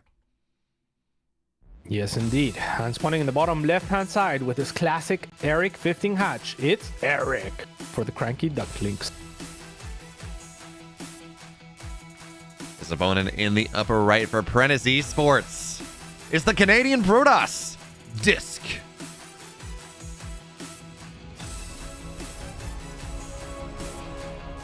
Yeah. So Eric is going to be opening with a 15 hatchery by going up to 14 drones, then canceling an extractor to get the extra drone out, and then going for the hatchery before the Overlord. Right, on paper, maybe not the most economic thing that you can do, but it does have like a few upsides. You will get the creep at your natural a little bit faster, potentially the queen a little bit faster as well, which helps with those early adept timings. You will have off timings as well with your links and whatnot to deflect this probe, so it's annoying for your opponent to have to figure out how to contend with that. And you don't ever pretty much get your hatchery blocked on the low ground, so if your opponent is completely unfamiliar with how you play and they send that early probe, they will be missing out, in particular against you, right? Because it's a very early probe scout that Protoss sent specifically to get that block that Eric avoids. With that said, Disc has not done that. He goes for the later scout, so probably either just comfortable not blocking the hatchery or familiar with Eric's ante. Yeah, certainly. And, Cats, when we were talking about this in Europe a little bit, this kind of 15 gas cancel idea, you called it and apparently, I guess, when you were talking to Scarlet, you both called it the Eric 15 hatch. Now, when I think of this build, I think of the Zerg Lord as kind of this 15 hatch gas cancel idea. Are you all calling it, are you calling it that 15 hatch, this Eric 15 hatch, because he is the one that is really driving the idea in the meta right now, or because he came up with it, or why is it the Eric 15 hatch over other people? Just because there's another 15 hatch, so when I'm talking to Scarlet in that context, it's like, which 15 hatch is it? Well, Eric is the frame of reference that we both have that does it, right? So it would be the quickest. But yeah, it's very likely the Zerg Lord, who is a Brazilian player as well, like older, I believe, and yeah, it's they're all friends, Eric, Kaliser, and the Zerg Lord, and those guys. So it's very likely that the Zerg Lord could have come up with the idea or been the first one to execute. Well, Eric is certainly doing some.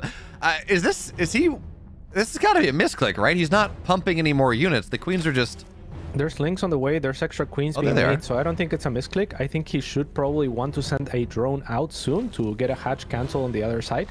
Otherwise, this doesn't make any sense. So it's a it's a wild prediction on my end, but it's the only thing that makes sense to me is send the drone out. It might get caught by the adepts. It does actually. There was a drone going out, but the adepts actually managed to catch it. So Eric's gonna need another drone out with being escorted by these links, because he needs a hatchery cancel on the other side for these queens to be anywhat effective and be able to drop that creep and actually put their energy to use with transfuses, as well as potentially maybe something like a spine crawler contain or attempt at a break, as Eric continues to drone up, so maybe wants to feign some aggression, fake an all-in at the very least. I don't see additional workers coming.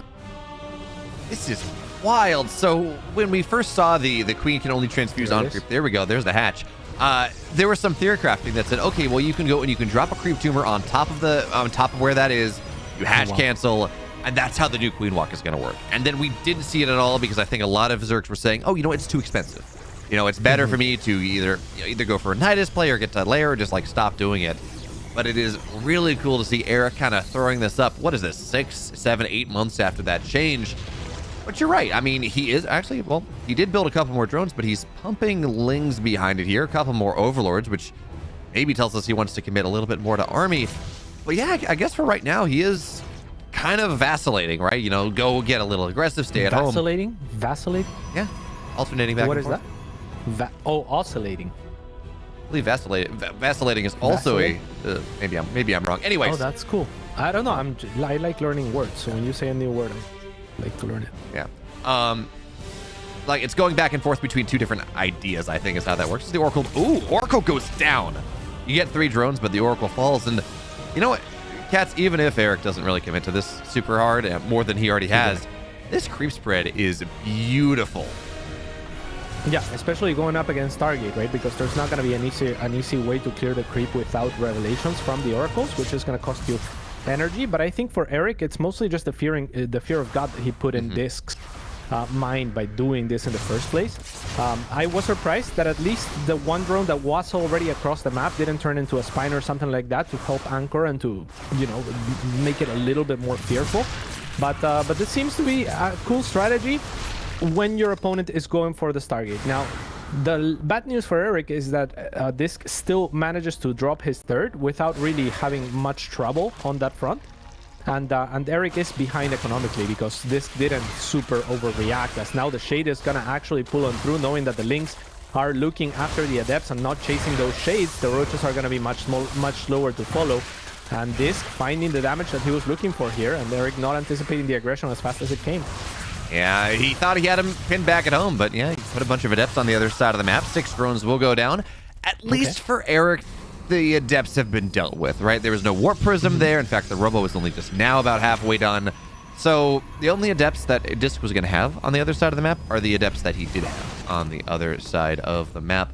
But Eric, he seems, I mean, he's going to commit to this now. And with the Void Ray on the way, obviously there's no robo, so you can't add in Immortals. He's up double the army supply. There's no Blink. It's just a bunch of adepts versus stalkers with like 1 Oracle. Maybe eventually there's going to be that Void Ray out. This seems somewhat difficult for Disc to deal with. Yeah, the Void Ray is going to be key because there's no queens out on this side of the map anymore. So if Eric could have actually developed his creep at the same time as he was developing it backwards from Eric's position, maybe he could easily reinforce with queens. As it stands, it's going to be difficult until the Void Ray shows up, but then the Void Ray is just a timer on this army. As Eric continues to reinforce with Zerglings now, that will be the quickest unit that he can use to reinforce in the entirety of the game, and the Void Ray shows up and he says no, and Eric will have to disengage for the time being. Additional 3 queens are fired up right away from Eric, so just not anticipating this move at all up until now, and unwilling to commit his first 2 queens without first making another round. Nasty adept. Man, it's just the one, right? It's never the big, it's never like the 20 that shade into your mineral lines. Those get dealt with more often than not. But it's like the 1 or 2 that show up a minute later that just, at this point, it only killed 3 workers, but you know, that do all the damage. But now you're talking about it. The queens, they're starting to waddle, and we did see Eric starting to push creep backwards a little bit further. But let's see, that is 3 queens to 1 Void Ray. We have an Immortal out now, and Lings, they're just going to look to try to run right on through into the natural, segmenting out that position. And this Void Ray will go down. Yeah, that's a big surround on this army as well. Biles on the shield battery, and that's going to knock that down. So a little bit less static defense here. This is looking pretty nice for Eric. It's not looking bad at all. Now the Immortal shows up from the back. 5 roaches in production from Eric, so he wants a little bit more of a backbone, but beautiful force fields on the side of Disc, and the creep was barely dealt with in time for the queens to not be able to contribute with transfuses here. Less than a minute ago, there was creep on that location, and that could have turned the tides of the engagement in favor of Eric, but as it stands, Disc, with his doing his due diligence to clear that creep as soon as possible, is gonna pay off. Yeah, certainly. There was a drone with that army, and here's the question, right? Was that drone just, you know, sometimes you build drones, then you build army and just kind of get stuck with your army supply? Or was that a spore or a spine idea? Well, for now, I mean, it's dead and it doesn't really matter, but that would have been fun. Is now Disc a little bit more unlocked on the map. Now he's got Blink. Now he's got these adepts that kill all the Lings. These Immortals are just not going down. And we talked about how it looked good for Eric, about how that push looked like he was going to be able to push on through. I mean, great surround, Biles on all the static defense. But Disc buys just enough time. He's got 3 shield batteries back at home to heal up on. He's got 3 Immortals, a 4th one on the way.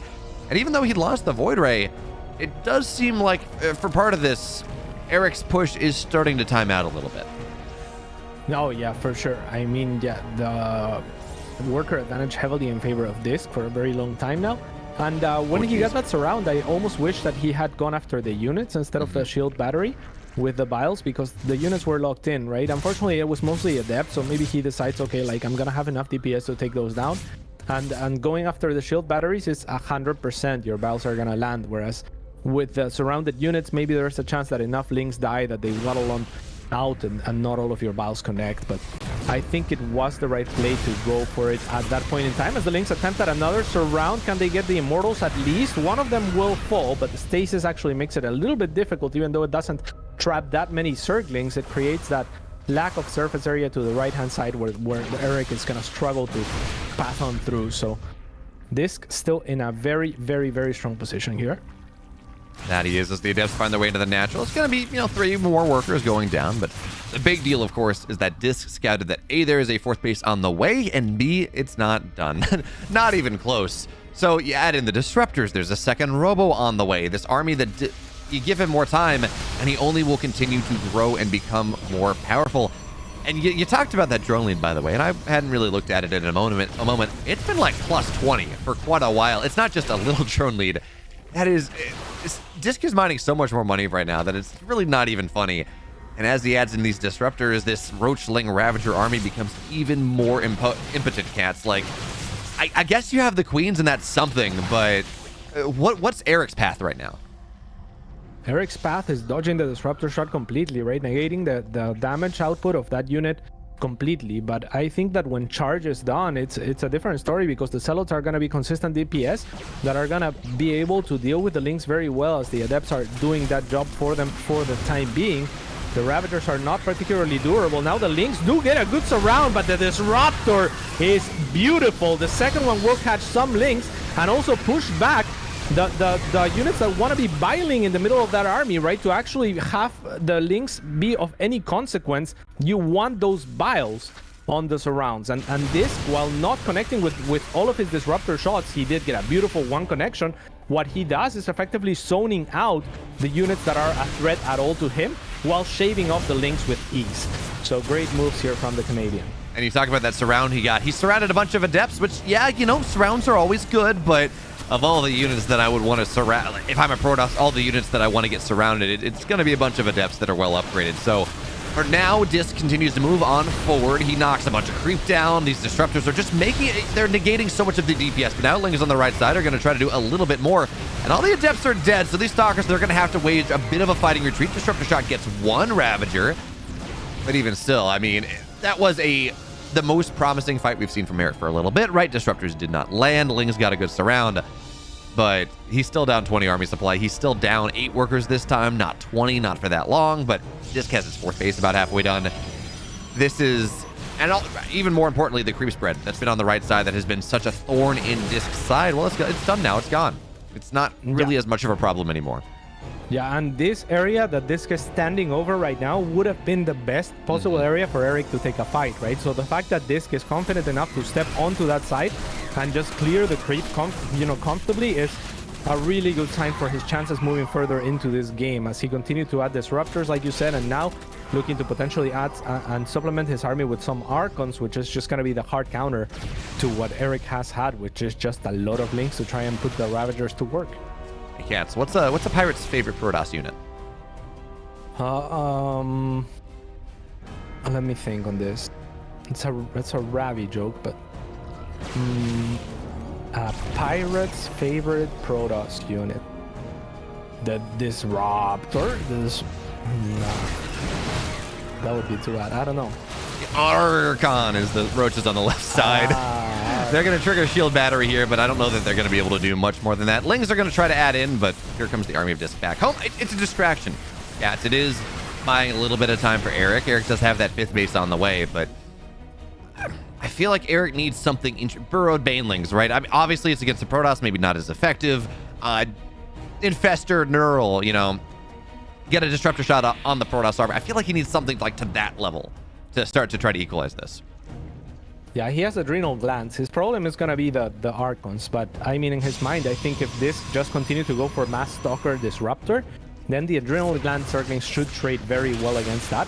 As now Eric does find a little bit of an opening here.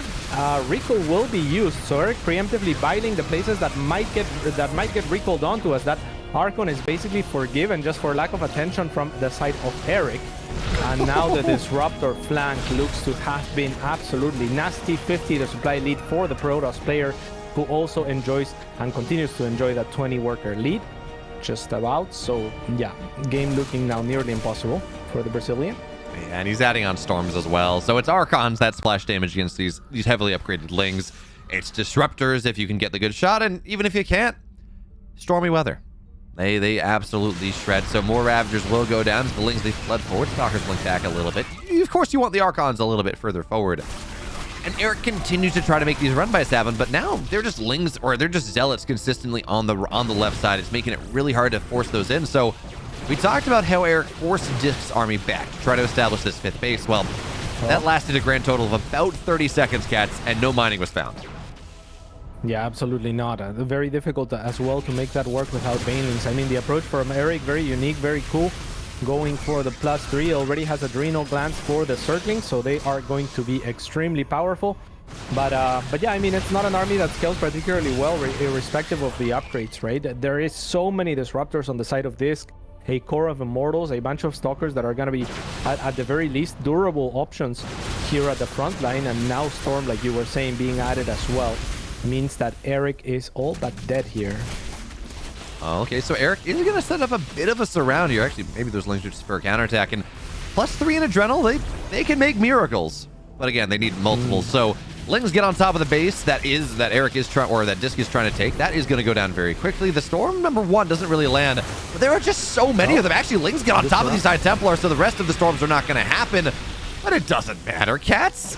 All the army's dead. Lings on the backside, but there are Archons just to buffer that one up. Disruptors are going to find whatever they want. It doesn't matter. Last side, yeah. Yeah, this is going to do it here. Disruptors are even killing some of their own Stalkers, but the upgrades and everything else, they carry the day. And Eric falls down. Game 1 goes the way of the Canadian Protoss. Yeah, just sheer numbers there on the side of this are going to provide him with a swift victory against an Eric that had a really cool approach. I feel like he had his moments. I feel like maybe he could have forced a little bit more out of Disc with his initial contain. Maybe just use the one drone that you already have there for a spine. Would have been nice just for optics and to make it a little bit harder to break out. Because as it stands, this kind of identified what was going on. And he makes Adepts, which are not a particularly strong unit in defending all lanes, right? Like they're not very durable, etc. So Disc with a very good read manages to apply counter pressure to an Eric that was very unprepared, because in his games he's probably used to this having a little bit more of an effect on the mind of the other player, thinking that they have to wait a little bit to move out or to make units that are likely to hold a Spinecrawler rush or an all-in or something of sorts. Yeah, certainly an interesting play, although I don't think we're going to see this on Game 2, as that is on Gressfon, and the Queens are going to take even longer to show up. But by the way, cats, you asked about what vacillate means, and luckily some good people in chat were able to provide with the definition, and it turns out the definition is exactly what I did about the definition, which is be indecisive, be wavering between opinions. And in this case, I was vacillating on whether I was correct about the definition of vacillating. So there we go. Yeah, I Googled it. Now, learned vacillating. That's pretty cool. Yeah, there we go. More words. There is, however, a word that I'm not a big fan of, and that is actually several words, and that is Disc is struggling to get into the game right now. So it's going to be maybe a little bit longer to get into Game 2 than we would like, but it means we get to talk more about what we might want to see out of these players in Game number 2, because it's Gressfon. It's a big map. We talked about how it would have been nice to see Spine or a Spore or something, likely a Spine, off the hatch cancel, just a little bit more power to anchor. You talked about how the Adepts are, not really the best defensive units. What do we want to see out of Eric in game number 2, right? Game 1, we saw that, whatever you want to call that. Do you want to see more kind of things on that edge of the spectrum, or maybe something a little bit more middle of the road? If I could tell you what I want to see about Eric, then it wouldn't be. Sneaky. Does that make sense? Yeah, because if I can predict it, then this can predict it, right? Yeah. So I feel like he has to continue to be unpredictable. I feel like he has to continue to bring his own flair and make the game chaotic, just like he did in the previous game, but didn't end up finding success there. He needs to, trick Disc, to force Disc to make bad decisions. I think that is how Eric wins. Sounds good. Yeah, I that makes a lot of sense. So going off that, then I know we talked about how Disc is probably favored on paper, but Eric has been really peaking, and we don't know where Disc is. Does that mean that after this game number 1, you think that Disc is just kind of the better player, and Eric does have to do something that is unpredictable to try to match him? Did the game start? No. I can't join. Can you? There's a weird. It's Brazil. Disc also can't get in the game. Oh, Brazil. Yeah, I have that server blocked. Okay, please unblock that. How do you unblock it? Jeez. Whew. Well, this is gonna be tough. Maybe I'll just cast this one from the PGM that you have kindly set up. Yeah, we can do that, certainly. So yeah, it's going to be a little bit longer here because, of course, if you're laddering it, it kind of can be a bit obnoxious to go and play. If you're in Canada, playing a server based down in Brazil can be a bit painful.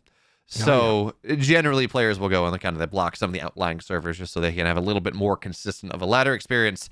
But when we're looking at playing competitive play, especially in this new combined region, we are going to be playing on those servers. So we're going to have to see. A bit nasty. I mean, yeah, that's not fair, to be honest.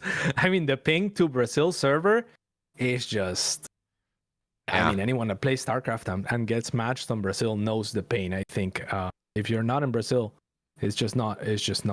For me, it's just so frustrating. I have to favor Eric heavily going into this next game. Yeah, it's about as bad. Let's see. What am I?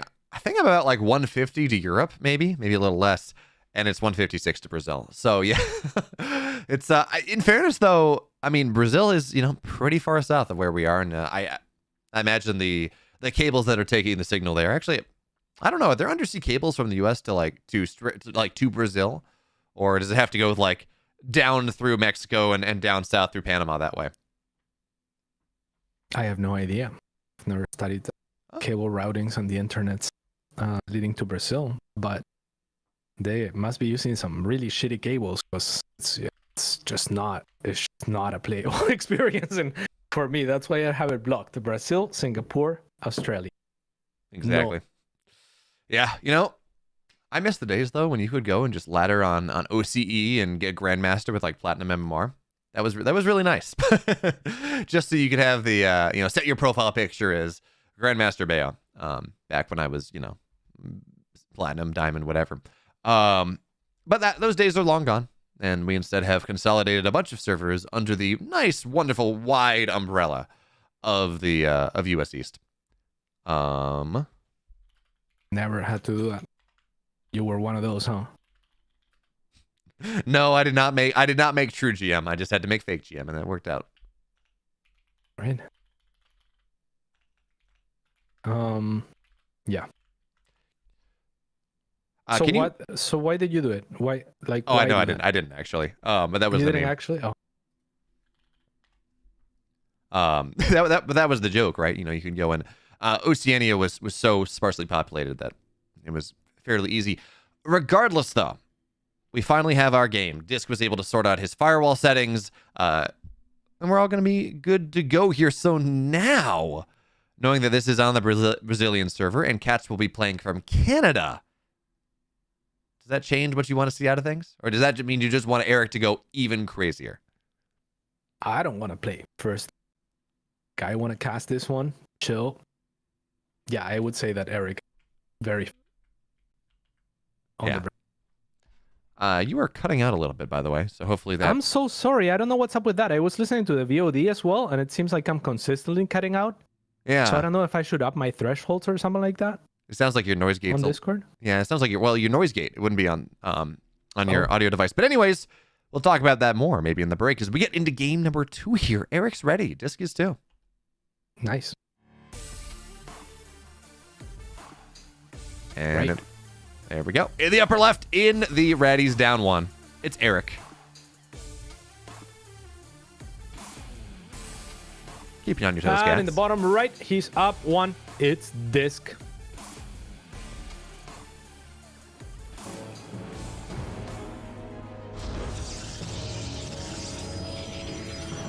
See what I'm talking about, though, after we do the intro and how long it takes to actually cycle in? Mm-hmm. EGM, the power of it. Clean feed, or whatever you want to call it. It's not so pixelated.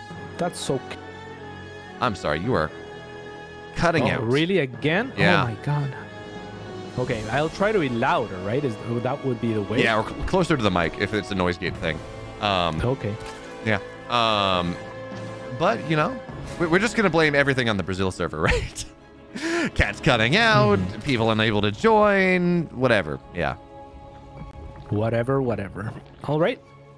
So we see Eric going for his standard hatchery here as this has seemingly scouted a little bit earlier. I'm not sure. Did he scout in time to try to block the hatchery? No, it was down. It was it went down like I think a second before the probe arrived. And I mean, this is Gressfun, right? So it's one of those where you almost don't need to do 15 hatch to make sure you get the hatch down. You do, but it is, again, a lot closer because it takes, what is it? I think it's 38 seconds from natural to natural for a worker to travel across. So, yeah, Disc, it was going to be hard for him to block it anyways, even with an earlier scout. Lings get on top, and, well, it's going to force the probe to either commit or go home. And it seems like it will commit to the scout just a little bit.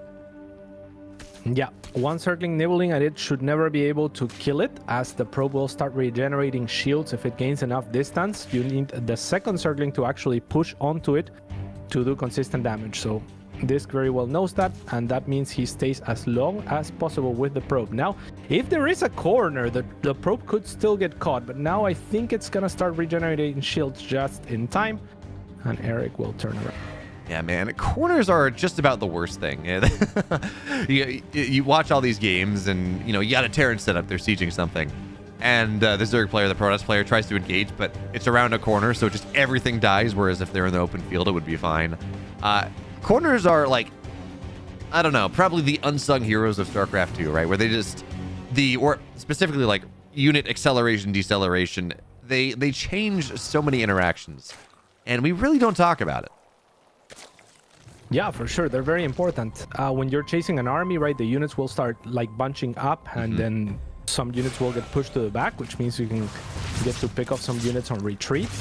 Very common, for example, in Roach versus Roach, where the losing player will get taxed extra whenever he turns corners. And there's also, I mean, a lot of interactions with just the range, right? Because a corner will give you that diagonal angle where a unit that has range can shoot across it, whereas a melee unit cannot. And that just makes it awful for, say, circlings going up against Marines or tanks, for example, which is the situation that you're describing with Terran utilizing corners very effectively very early on with those range units. And Cats, we gotta talk about what just happened here, because on ping, right, Disc is playing down onto the Brazilian server.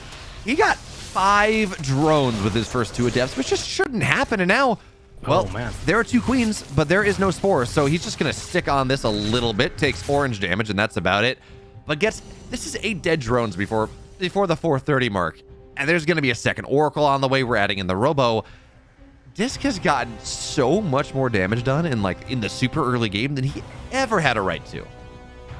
Yeah, no doubt. And Eric made a bunch of circlings as well to try and deny or cancel this third. We'll get the probe at least for his trouble, so we'll delay it a little bit. But now with the Oracle's back and the 2 adepts, I mean, it's not going to be for much longer. He goes to the door to see if he can catch the probe moving out, and yet again he does get the pickoff again at the cost of all of his circlings. That will be the last delay that he manages to put into that next. I wouldn't be so sure here, Cats. That's a lot of lings on the way, and more importantly, a Baneling Nest. Just about done timing up with the Roach Warren. Eric does have his third base, and I guess he is droning up a little bit more, but this seems like he does want to put a little bit more dedicated pressure than just a couple lings on the third.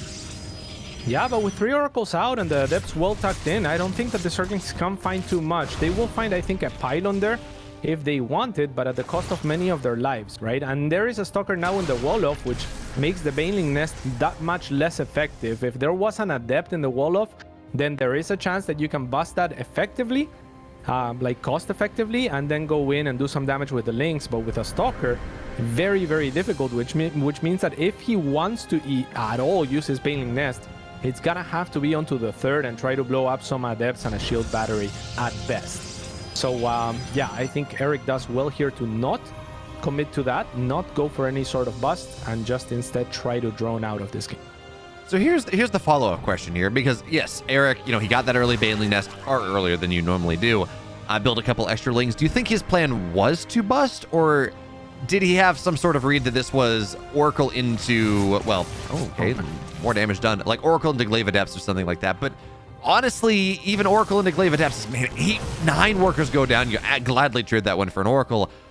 Even that's going to be 1 Oracle. That's not going to be the 3 that Disc has shown right now. Yeah, Eric in a very tough position economically here, as he's gonna get +1. I mean, at this stage, you probably want to go for +2 and then start looking at the Banelings with speed to try and, do damage economically if he's at all gonna commit to this. He is going for Hydras, which is a little bit of a mid-game unit, right? Like, they don't scale super well into the Robo Bay units in the Colossus or Disruptors that Disc is preparing to go into, as the Oracles continue to rack up damage. This is a massacre here. And remember, okay, so you don't want to lose 2 Oracles like that, but even still, 8 workers, 25 in total is, yeah, for 3 Oracles, maybe not. Maybe you would like to lose 2 of them, but Disc is still going to be very happy with this.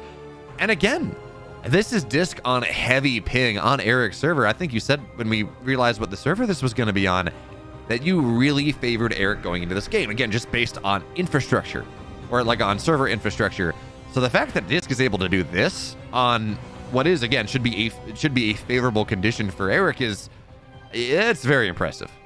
Very impressive. And here's where the practice on Europe for this pays off more than any other player in North America. I think he plays Europe almost exclusively, right? So that's gonna be nice for him because he's sort of used to controlling these units with ping, which are otherwise very difficult to control in the Oracles and the Adepts even. So master class of playing with lag here from this. I really expected him to just save that Oracle, right? After he loses the other 3, it's like, you know what? You want to keep an Oracle out on the map. It's for scouting, it's for revelations, it allows you to do a lot. But no, he dives in and gets 3 more workers, and while he does lose the Overseer, the Observer, I think he saw that there were Hydras out. And this push, I mean, yes, there's a Spire on the way, but Disc feels ready to hit like that 150 supply time with like a couple Colossus, extend Thermal Lance +2, and just... If Eric makes Mutas into that, I don't really like Eric's chances. Not at all. Maybe if he can make Corruptors or something and supplement his army with Roaches, there's a shot that he can defend, but things are looking amazing for this. On the back of all the damage that he has done with the Oracles, and now, like you said, scouting a potential follow-up that's not gonna be a good idea for Eric to commit into, right? So the Spire is about to finish, but there's only 200 gas in the bank for Eric. So he is going to have some decisions to make, some very difficult ones at that. I like the Infestation Pit. If he wants to transition into something like Vipers, that would be a very good solution to the amount of robo units that Disc is going to be popping up. But is it going to be too late? And I'm inclined to say yes. Very difficult for Eric to make this work. He's going to try to buy time by being aggressive on 2 sides of the spectrum here.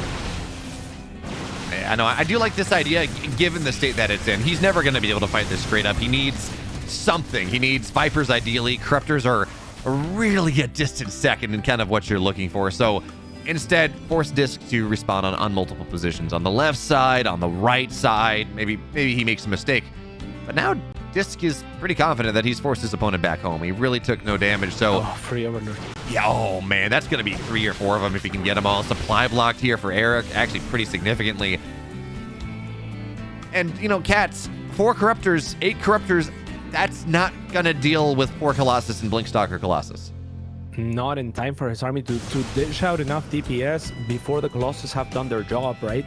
And that is kind of the issue for Eric, who is making a lot of blinks, can't step out of creep right now, has to be very careful. Nice blink forward from Disc as well to punish the move out of Eric, as he now steps onto creep, and this might be go time for Eric if he wants to commit to it. 8 more Corruptors on the way, and at this stage he has enough Corruptors that, you know, when they're all out, maybe he can attack move with the Corruptors first, soak up some of the Stalker damage, and then follow up with his army as the Colossus are weakened, because his army is so fragile to this AoE damage that you have to mitigate for that first and foremost. Here he comes perhaps as the Corruptors are angling to go first. And look at what Disc is doing here. He's just kind of consistently hallucinating Phoenix, making sure he knows where the army is. Lings come in from multiple sides, but the Colossus is just kind of sitting there. One will go down, and actually the second one's going to fall soon thereafter, but just everything else is dying. These lasers are doing so much, Cats, and now, yes, the Corruptors are going to kill these Colossus. What are they going to do next? They don't shoot down. Yeah, this is pretty much game ending, as this plays an excellent series even under the ping situation that we were describing on the Brazil server, and he will close this one out 2-0. Beautiful display from him. Yeah, really well done. And it comes down to the fact that he got 5 drones from the initial 2 Adepts. And we were talking about, I think, the last series in Europe where you don't see those Adepts get damage at all for the most part. They tend to put pressure on. Maybe they get a drone and they back up. But Disc getting 5 really set the tempo for this entire game. And Disc, he moves on 2-0. Very well done. Very well done. That it was. And now that means that Disc is 2-1 in the group stage. And by the way, just like to make a correction here, the spreadsheet slightly out of date. Kellizer is in fact 2-0. He's not at 1-0. That does make more sense. So bit of a typo there, but that's fine. But yeah, Cats, I think this went more as I expected than maybe you did. But Eric had some interesting ideas. I think we just needed him to we needed to see him just a little bit cleaner. Yeah, perhaps. I mean, Disc did so good on defense, and he did amazing with the Oracles. Yeah, I was talking about this with Scarlett as well, respecting the oracles. She said I wasn't respecting the oracles enough because I didn't have up to 7 queens. So perhaps Eric cutting similar corners to what I was doing and gets hard punished here, right? Where he didn't have enough queens, maybe 5 or so. And that meant that the oracles could go in and actually do a lot more damage without risking their lives early game. So yeah, tough luck. He also went for that efficiency play where we see a lot of top Zergs. They'll go and they just will not drop spores, or they'll drop it like in the natural and they have queens elsewhere. And then if they're not perfect on their queen positioning, oracles dive in, damage is done because you just don't have that static defense and the queens have to move and inject and do all those things. But we have more games on the way. We got 2 more best of 3s. So it's going to be Dolan and Patty Mac. But before we do that, cats, we got to go to a brief break. So when we're back, our second in a matchup, and this time, lives are on the line. You love it, you wear it. Wear your passion. Share your passion. Wherever, whenever. Gaming is a lifestyle. Get your merch at shop.eslgaming.com.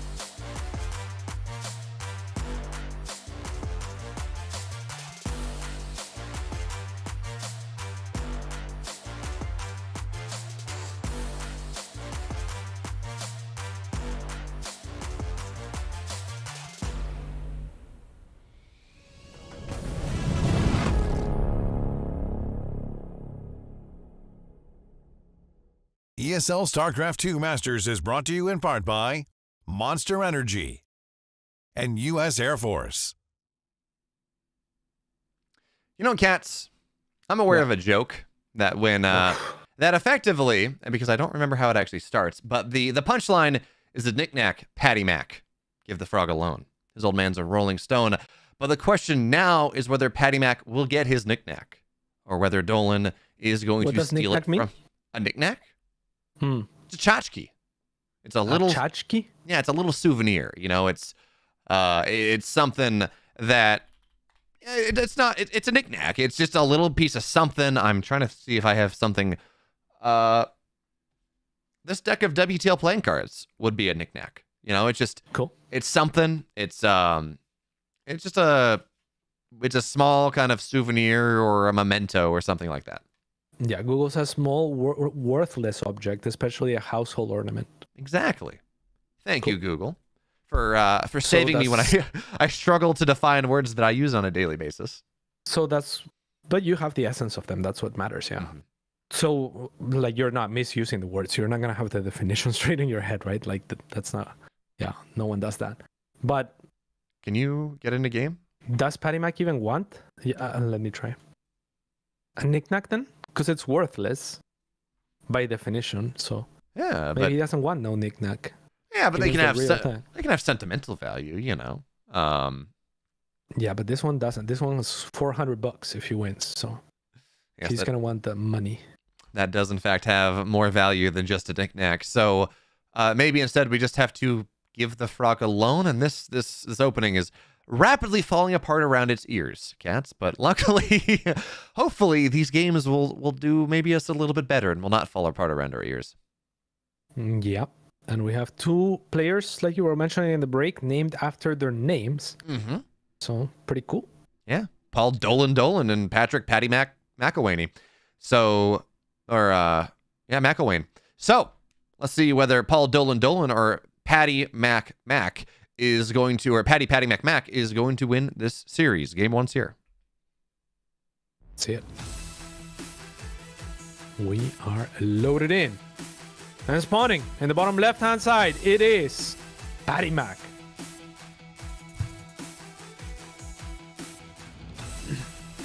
In the upper right, in the red, the Terran player, it's Paul Dolan.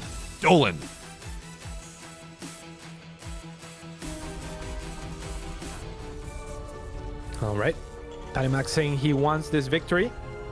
Let's see if he can actually go and get it. He hasn't been in the best form of his life, right? Like, Patty Mac was one of those players that, in my mind, was rising alongside Trigger and Disc, and even before that, perhaps. He's a player that has, to some degree, at his peak, let's say, revolutionized and had ideas that have been meta enough for other players like of high caliber to respect, right? Like to say this is the Patty Mac and you gotta be careful with it. Mm-hmm. So yeah, especially in PvC, I remember a lot of like Phoenix DT play that he had very well figured out, for example, as looking for an SCV kill should get repaired here and will. Yeah, he gets it. Oh, worthwhile trade. Yeah, beautiful job there. I mean, his probe is doomed, right? Like, the probe never escapes. So to get an SCV on the way out, beautiful by Mineral walking through. Dolan thinking that his SCV was already safe, but it was not in the safe range yet. Not from this man, Patty Mac, who is now proxying as well. Probably a starport. Yeah, that makes sense. Right? There we go. It's a 1-gate Stargate proxy, though. So the value it has to find is maybe a little bit more than it otherwise would. And by the way, you know, not only is this Patty Mac, he's on one base on the Stargate, Dolan is also staying on one base for a while. It's Barracks Double Gas Factory into the command center, at least we will assume. And this is a build, I mean, this is a TVT build. And in the last, 6 months or so, it has really entered the TVP meta. And I don't know, I find a lot of joy, right, when we've a build that is matchup specific, right? This build, for example, and then players start to realize that, you know what, this covers all my bases. This is exactly what I want to do in this other matchup that it wasn't designed for. Yeah, Patty Mac is finally gonna get a scout into the main of Dolan, as Dolan doesn't have, I think, an adept they're ready to answer. So, or rather the other way around, right? Like Dolan into Patty Mac's base. So now the next adept pops up. The first one crosses the map to see if he can delay the CC. The Oracle, the first one is almost out. And the beautiful thing about the probe harass that Patty Mac did earlier is that there are 3 or 4 SCVs that are bruised enough to get 2 shot from the Oracle. So a nice 1-2 combo. He's very likely to be looking for those bruised SCVs or the ones going and building those supply depots. Instead, he goes for the closest one, which is also very reasonable. And actually not enough energy to finish off, or maybe clicks a little bit too fast off of the SCV that was building the Stargate, a target that should have been a priority. A couple of those SCVs very weak, but Dolan has lost 7 of them, and Patty Mac is aware of what he's going up against, so he has the option to not drop his Nexus and just be defensive for the time being, or continuing to pile up with the aggression from this point on. Yeah, I don't know that you break a 1-base Terran like this. He has his natural, so whatever. You know, he's stuck in his main base. I don't know. Yeah, I really don't like the idea of just trying to break this even more. I don't know that that's going to work out super well. You can get Cyclones, you can get tanks, you can get bunkers. And so Patty Mac is dropping the natural. Again, it is slower than you might otherwise do it. I mean, it's 4 minutes, and it's a quarter of the way done. 3 Oracles, I think, are going to have a lot of potential, actually, to just end the game. Oh, yeah. Oh, yeah. You one-shot Marines, you get on top of the Cyclone. If Dolan is not on time on the repair on the Cyclone, you're right. There is just not enough anti-air otherwise. Yeah, so let's see if Patty Mac can find it. Okay, the Cyclone reveals itself. This is go time for the Oracles, as the lock-on has already been spent onto the Adepts. Patty Mac sees the opportunity here. This is, I think, going to be enough to cause all the damage that he will ever need and outright kill this base, 1-base Terran in this case. Dolan, not much to do left here, as the Oracles are just basically gonna get to spend all of their energy killing as many SCVs as they possibly physically can. Yeah, workers have gone down. I guess the one saving grace, and it's really a small one here for Dolan, is that, yeah, you know what? He's got a Banshee on the map. Cloak is done, but Phoenix are home, and there's shield batteries here. And remember, there are 2 Oracles. You just kind of recall them home. You drop the Revelations, and that's going to be that, as an Adept finds its way in the main, but doesn't really get much there. I guess we didn't have recall. We definitely had recall energy, but I guess it's more of the situation that, okay, the shield battery is going to buy enough time that you don't even have to do that. And this truly should end the game. It's 8 workers to 27. The Banshee's dead. What does Dolan expect to get? I mean, he's got double orbital, I guess, but that does not seem like enough. No, not at all, right? Because Patty Mac also, like you were mentioning, did drop his expansion behind this, so he's gonna be able to more than pull ahead economically. He's already 20 workers ahead in an early game where, 20 workers is extra meaningful because your opponent only has 10. So if we look at the income differential, even while mills are running, should favor Patty Mac greatly, and it definitely does. So I mean, those mills are about to expire, and that is only that advantage is only gonna skyrocket further. So Dolan knows that he has to make something happen. He's gonna go to the other side of the map with these few units, and I imagine as soon as they get deflected, he will probably have to tap out. Who knows? Yeah, who knows, Cats? Patty Mac could be Tefl, and Dolan could be MVP, and biggest mule comeback we've ever seen. But economy scales a bit differently here in this final expansion. I mean, the Vikings, they're nice. GG. Yeah, immediate see the Nexus, the natural. Bye-bye. Patty Mac up 1. Bye-bye. Bye-bye. Yeah, very well done from Patty Mac there on the Oracles. Very consistent as well with his probe harassment at the start. So, yeah, very clean game from him, and will sneak one over a Dolan that I think, as a player, very strong mechanically. He is a smart guy, but he is very much, I think, an iterator. He actually, I think, like improves in small increments over time, and I think we've reached a point where Dolan is a threat in the region, where he is consistent and can give basically good games against just about everyone. But I think his weakness remains this sort of opening that throws him off, because that's where, like, a good iterator that's not at the level at which they've seen everything and gotten the time and reps into know the answers that they want to have against everything is going to struggle, right? Because if you throw him off his game, that's where he'll start falling apart a little bit more, where he can't execute on his very good, clean plans, and the game gets muddy, and that's where he's usually going to trip. Yeah, it's funny, though. You talked about Patty Mac as, this player that maybe was not there yet, but his builds were. And, you had pulling a Patty Mac And I don't know if you were hanging around a lot of the NA or a lot of the Terrans at DreamHack Atlanta, but the same thing was happening with Dolan right there last year, where he was going over the kind of in-depths of the several different Dolan builds that he had. He had Hero Marine around him, and he had Vindicta, and he had some other players around him. And it's kind of cool, right, to again have these two players who have a very similar story. They've been on the up and up. They have these really tight builds, and maybe they're not there mechanically yet. Maybe they're not there kind of in terms of experience and game sense, but their builds are absolutely killer. So, now, Cats, it begs the second question. Does Dolan have a killer build to take us to Game 3? We're going to find out, because we're already into it. Let's see it. The map is going to be Dragon Scales, and in the bottom right-hand side, it is ya boy, Paul Dolan. And in the upper left, in the blue, his proxy oracles did so much. It's Patty Mac. Yeah, both of these guys I would consider close friends of mine. I've known Dolan since he was like 12 or something. That's when he first joined the Seed Academy. Mm-hmm. That was the academy for Root Gaming back then. Eventually made it onto the main team, and then, you know, he's been on the rise ever since, consistently. He's always stuck around with StarCraft. His dad very much into StarCraft as well, I think, got him into it. And yeah, he's an awesome guy. He's just a very, I think, kind and you know, just good dude. He's just very pleasant to be around. And I think the same can be said for Patty Mac. I mean, he is maybe a little bit spicier in terms of personality. Like he's a little bit of an instigator, but always with a smile on his face, always just being funny about things. And yeah, he's a great pleasure to be around as well. So not sure who to cheer for here other than just a good game, but both of these guys, I just want to iterate, are just awesome. Yeah, the big difference, of course, is Patty Mac is an incredible dancer as well. He tears it up on the dance floor. And oh yeah, you seen it? Yeah, I have. I was there. Yeah, you were there for the karaoke? I was there for part of the karaoke at the very least. That broke will go down. Yeah, definitely sitting up on the balcony of that the massive diner at Atlanta, where he started popping off on the dance floor down below. To my singing of all. Oh things. yeah.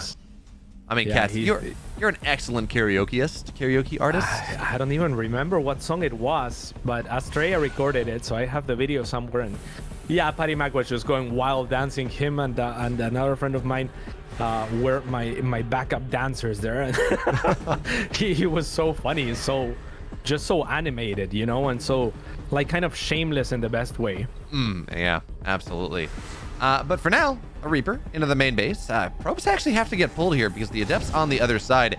And the problem for Patty Mac in this game is much the similar problem that he had last time, where the Adept wants to go cancel a natural command center. Well, there's really not one there. And in fact, he knew that. This is the second Adept showing up. So it's a bit awkward. You know, the Reaper, it's gotten its actually second kill. And, I didn't want to do that. The Adept tags the unbuildable bricks. And instead of maybe getting a shot on the Reaper. But this is a game now, Cats, where it seems like at the very least, Dolan is going to be able to attempt whatever his plan was. Game 1, he did not have that option. The Proxy Stargate kind of killed him. This time, though, he has at least that opening. The game's going to live past the 4-minute mark. Yeah, Patty Mac will get a little bit of a scout and not end up losing the Adept. Let's see actually exactly what he found out. He did see the Stargate with the Reactor, with Tech Lab researching, so that's good information for him to find out and not lose the Adept. Dolan doing the same thing here with his Reaper. Gotta get as much information as he can gather before going down. And he will also spot the tech building in the Twilight Council. Yeah, so really great scout there coming out of Patty Mac. He knows, for the most part, what his opponent is up to. And Cats, we didn't talk about this because we were talking about how much Patty Mac tears it up on the dance floor.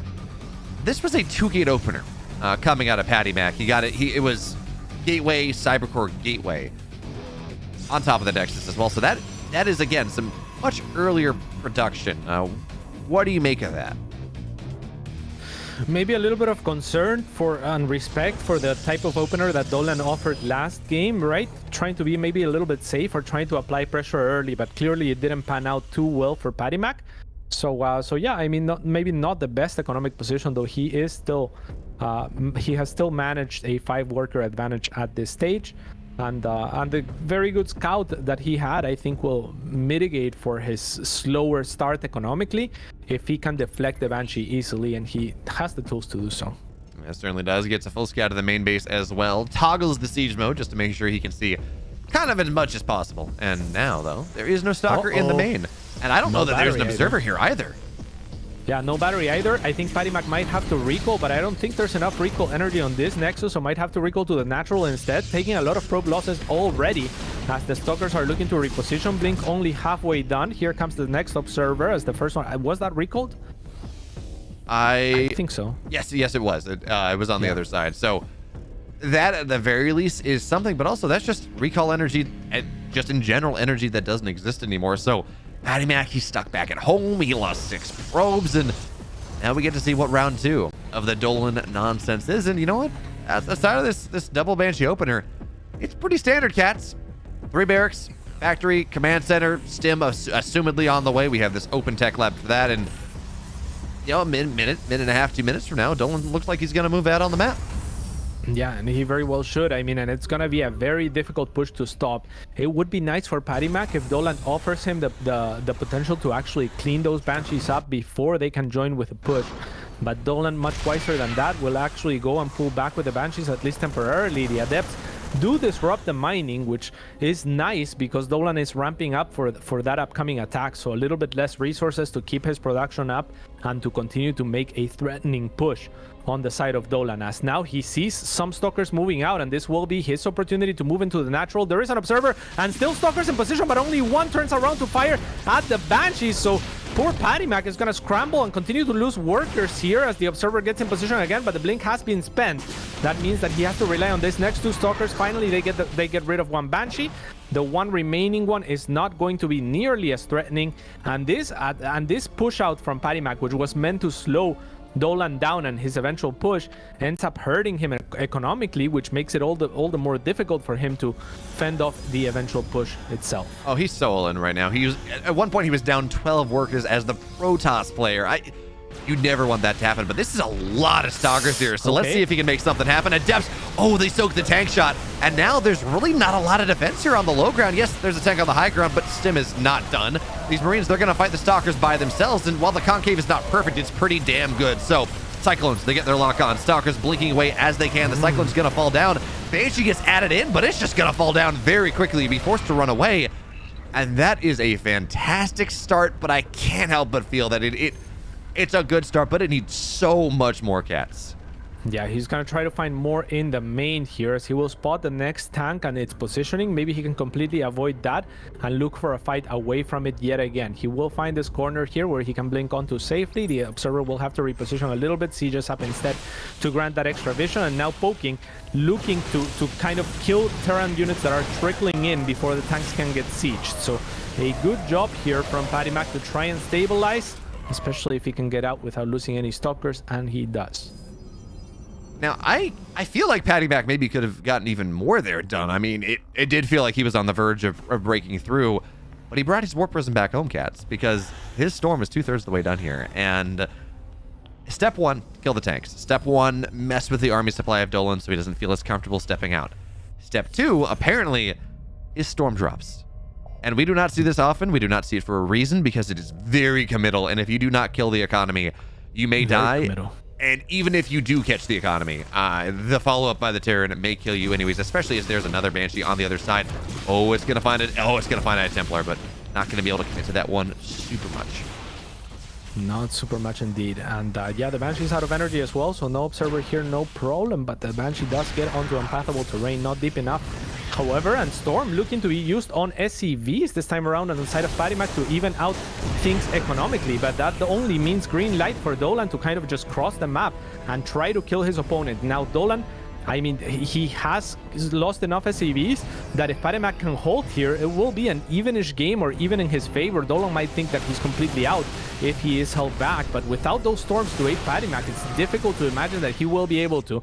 Let's see if he can pull off a miracle as the Templars continue to gather energy. They'll get scanned. They go in range of the scan. If I'm Dolan, I go before the storms are up, but there is not much of a window anymore. This is actually so smart. So there's the Warp Prism, right? It's got one High Templar in it. This one has energy for storms. The other ones don't. So I think it might be a bit of a bait here. Now, you still do want the storms, but it's a little bit smart as now High Templar runs forward. Storm on the army, but it's on a bunch of Marauders, and there we go. Widowmine, actually, second storm doesn't land, but the tanks will fall. And Patty Mac holds on to this very well. Yeah, on the other side, however, it seems like Widow Mines have made it into the mineral lines of Patty Mac. So Dolan with excellent multitasking here managed to already kill six probes, and also he's gonna have to juggle around the observer to clear all of this Widow Mines now in 3 different mineral lines is Patty Mac. So great job there from Dolan to on the back of you could call it a failed attack, making it work economically still, right? So he still kind of retains this economic lead as a result. Yeah, certainly. And what a great NA game we have here, right? It was early. It was Banshees that got a lot of damage done. Then Stalkers almost break through, and more Storm drops on the other side. 7 workers will hit the deck. This is such a the balls of this man to move out with a Warp Prism that is this low with a High Templar inside, add additional Warpins. I mean, hey, it found value. It ended up being worth it. But I mean, imagine you lose the High Templar there. That doesn't feel all that great. You lose in Warpin potential as well. But now Dolan's the one on 33 workers and Patty Mac. Onto the other side of the map here, 2 Immortals, 5 High Templar, replete with storms. This is becoming. There are no ghosts here, cats. Oh, yeah, there are 3 on the way. However, so I think Dolan would do good to tuck himself back in and wait for them, as now the first EMPs are here, gonna force the 2 High Templars to morph into Archons. Is this gonna be enough for Patty Mac? There's not much medevac energy remaining, but also no units on the Proto side of things, so he will get wiped out on the back of those wonderful EMPs, but at the same time, he has managed to do a lot of economic damage. Yet again, 13 more workers going down in the main, and Dolan feels forced to actually pull back to answer this. More economic damage on the side of Patty Mac, who again, just like Dolan did on the other side with the Widow Mines, uses the main engagement as a distraction to actually do the economic damage on the back end, and Patty Mac comes out ahead. What is this game, cats? I mean, okay, here's how we quantify this game. 39 dead SCVs, 27 dead probes in a 13-minute game, 2 or 3 different storm drops, weird storm flanks, really nice baits by showing the High Templar that did not have energy and then dropping storms onto set anyways. And now Dolan is very all in. He's got 21 SCVs, but he does have ghosts now. And against charge lots and Archons, those are really powerful units. Yeah, the Widow Mines as well. You have to be very, very careful if you're Patty Mac. The medevacs weren't able to contribute too much in the prior engagement, but now they have enough energy to sustain for a little while. However, the same can be said for the shield battery, as these Widow Mines are gonna zone off the army of Patty Mac. Luckily for Patty Mac, there isn't too much that can actually jump into his natural base expansion. He will be forced to pull the probes to try to mitigate for the forces of Dolan to actually maneuver and kite his army. So it's not so much about the damage output with the probe pool there, it's more about holding the units in place for the Archons to actually do their damage, and successfully so. Dolan is forced to evacuate mostly medevacs now here on the field. He will have to tap out, and Patricio has done it. That he has, but cats, what a fun game. Like, seriously, it's storm drops, it's multiple storm drops, it's, so we're talking about, again, showing 3 High Templar that don't have energy and then dropping storms with the 4th. It's Banshees, it's Widowmine, it's all over the place, and it is just the amount of scrappiness that we love coming out of the Americas region. Yeah, absolutely. As soon as that happened, Patty Mac messaged me Pog. So, yeah, he must like be pretty while he's happy in with game. The series. No, just as the game finished, I get a Discord notification. I check and it's Patty Mac. He says Pog. So he's gonna be happy with the victory there. And yeah, what a beastly performance from him. Dolan, no slouch, but unfortunately will lose this time around. And you know, he's a player that has continued to look stronger and stronger. So I really hope that he continues to improve as consistently as he has been, and continues to become a staple in the North American scene and the threat that he has wanted to be for so long. Yeah, certainly. And again, this is a Patty Mac that is also spending a lot of time trying to make sure that he can go, and he's actually looking for a software engineering internship, so he hasn't been practicing as much. And well, I'm just saying, you know, that's what he's looking for. So give him a little help. That being said, though, we have one more series here. Patty Mac survives. Dolan is now out of the tournament. He goes 0-3, but Patty Mac, he's still going to have to win 2 more. It's 1 and 2, and it only gets harder from here. And cats, we do have 1 more series after this. It's Nina, it's Uko, it's more PVZ. It's a Nina that you said looks much scarier on the ladder than she did last week. Well, I am so excited to see how much scarier she actually looks. But we do have to wait for a little bit. It's going to be about 5 minutes. We're going to go for a break, and when we're back, that final series here of day 8. You love it, you wear it. Wear your passion. Share your passion. Wherever, whenever. Gaming is a lifestyle. Get your merch at shop.eslgaming.com.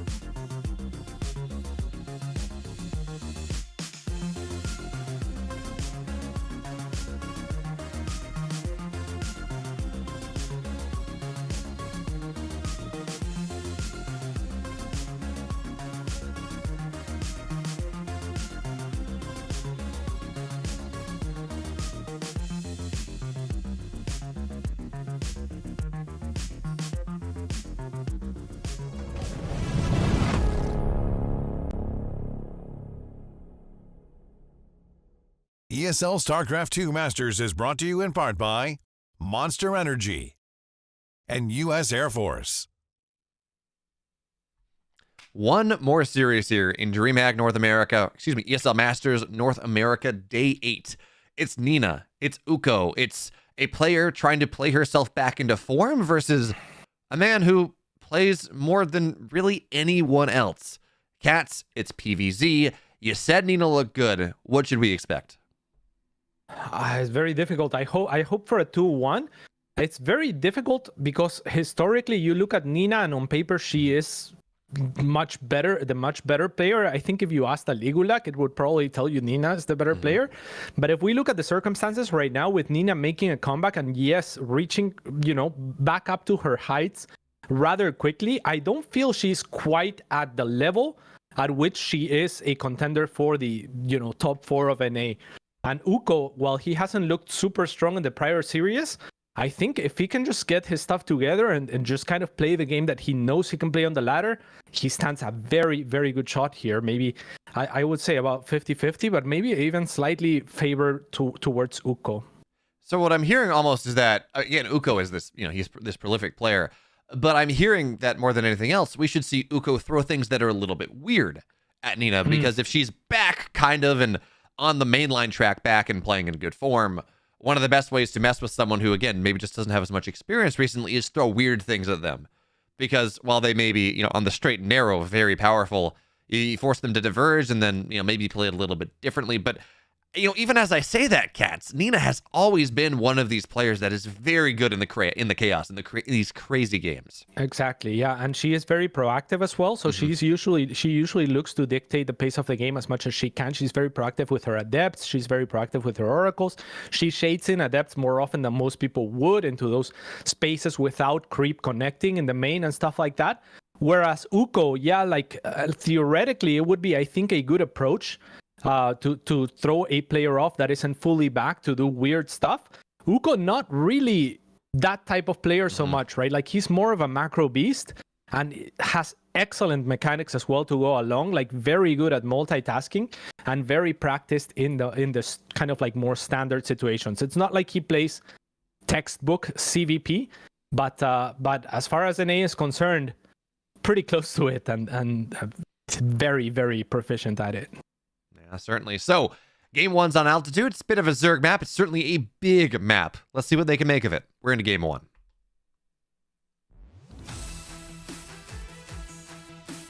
And spawning in the top right-hand side of the map, it is for License to Kill, Nina.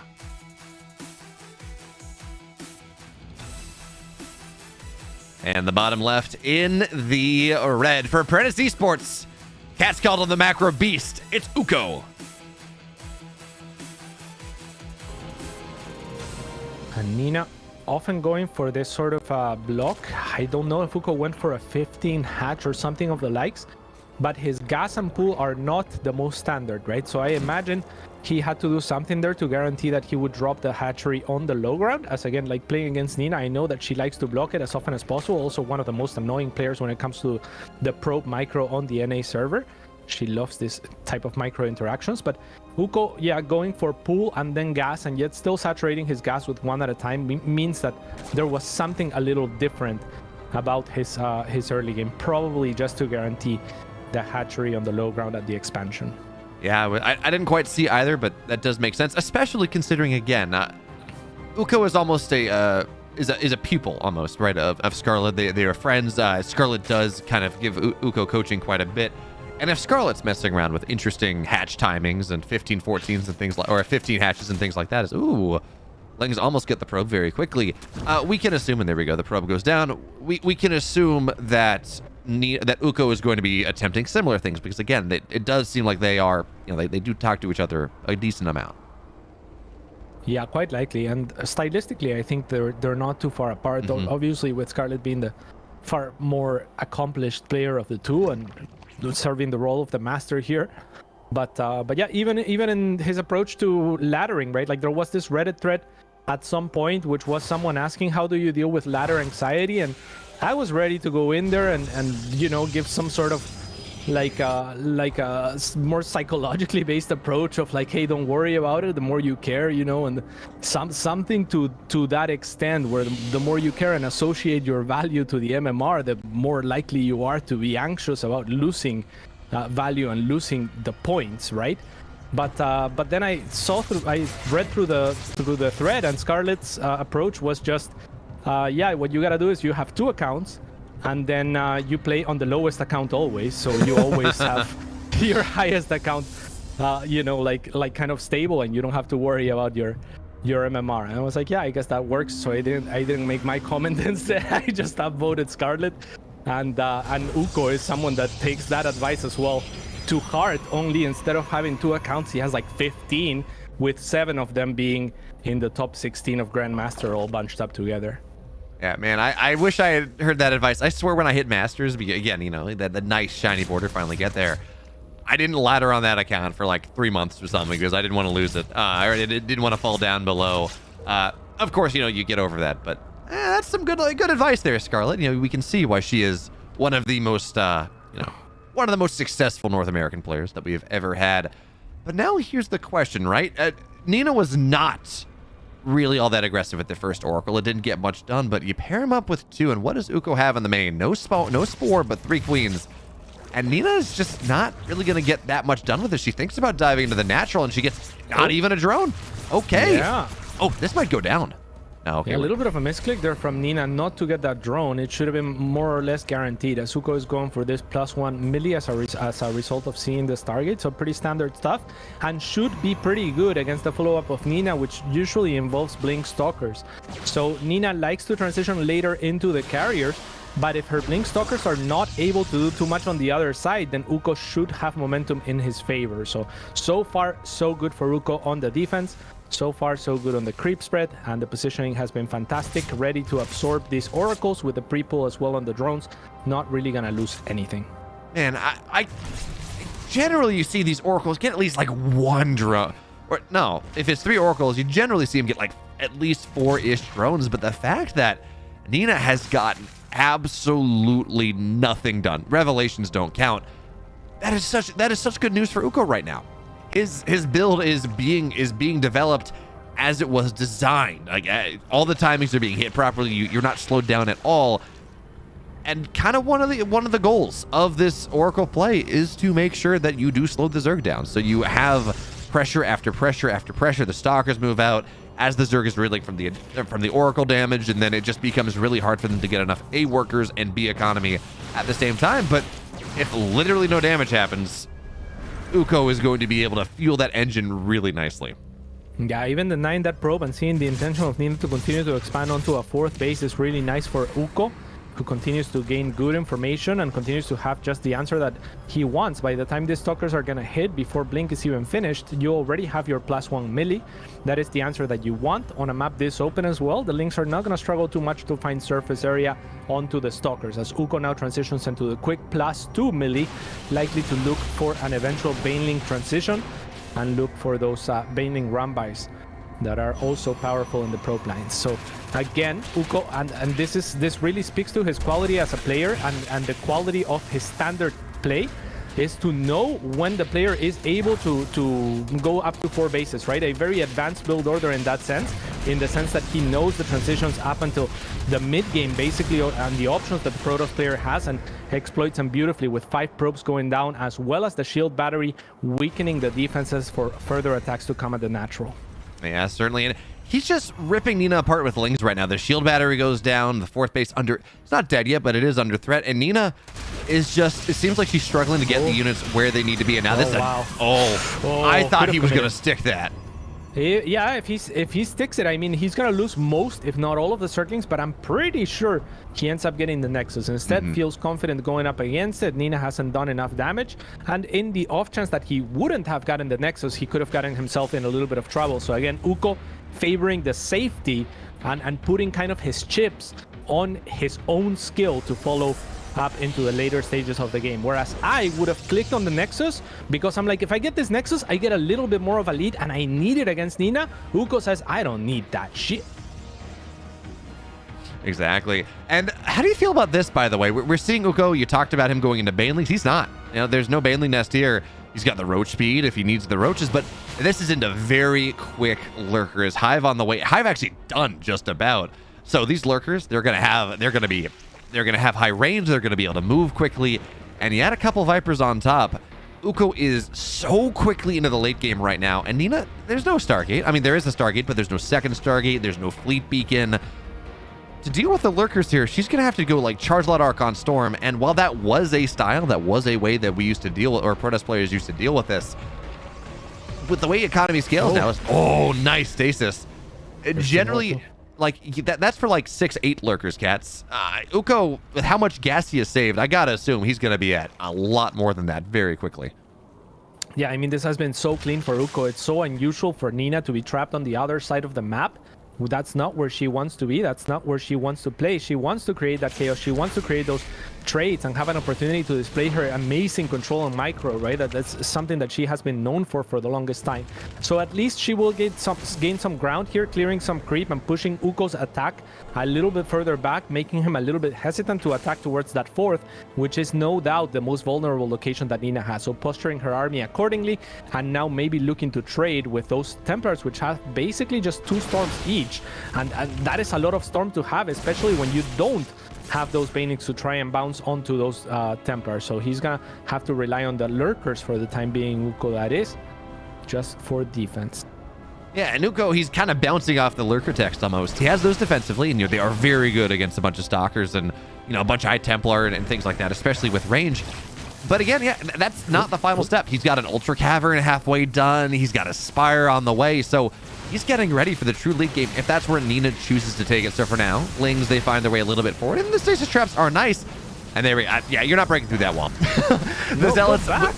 Yeah, I'm surprised Uko didn't pull back there, actually. You're right. I mean, he's not breaking through this.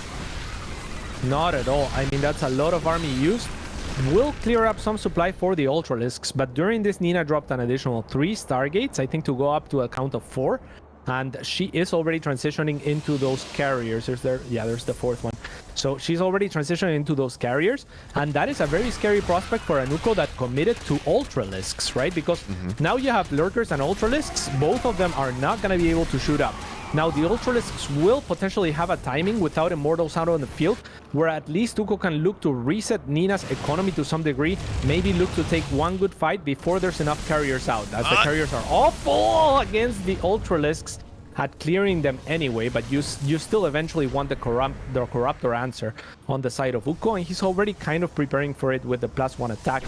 But yeah, things looking a little bit better for Nina, for sure.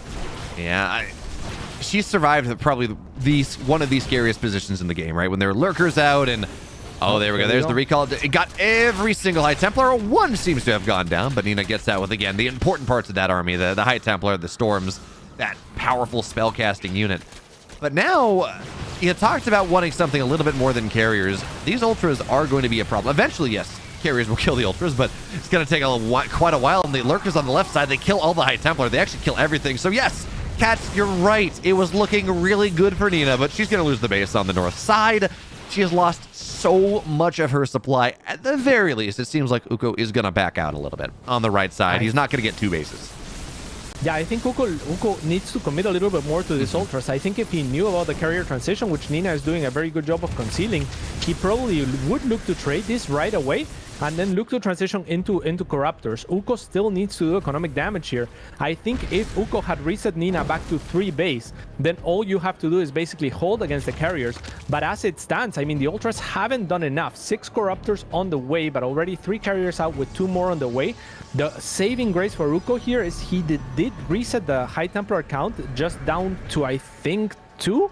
4 now out on the field. I think only 2 with a good amount of energy, as Uko does confirm carriers now, and that is really nice for him, already getting pathogen glands from the infestors, likely to follow that up with Neural, and a lot of Corruptors to speak of as well. But economically, Nina mostly unhindered for the time being. She does want that 5th soon, but doesn't quite need it yet.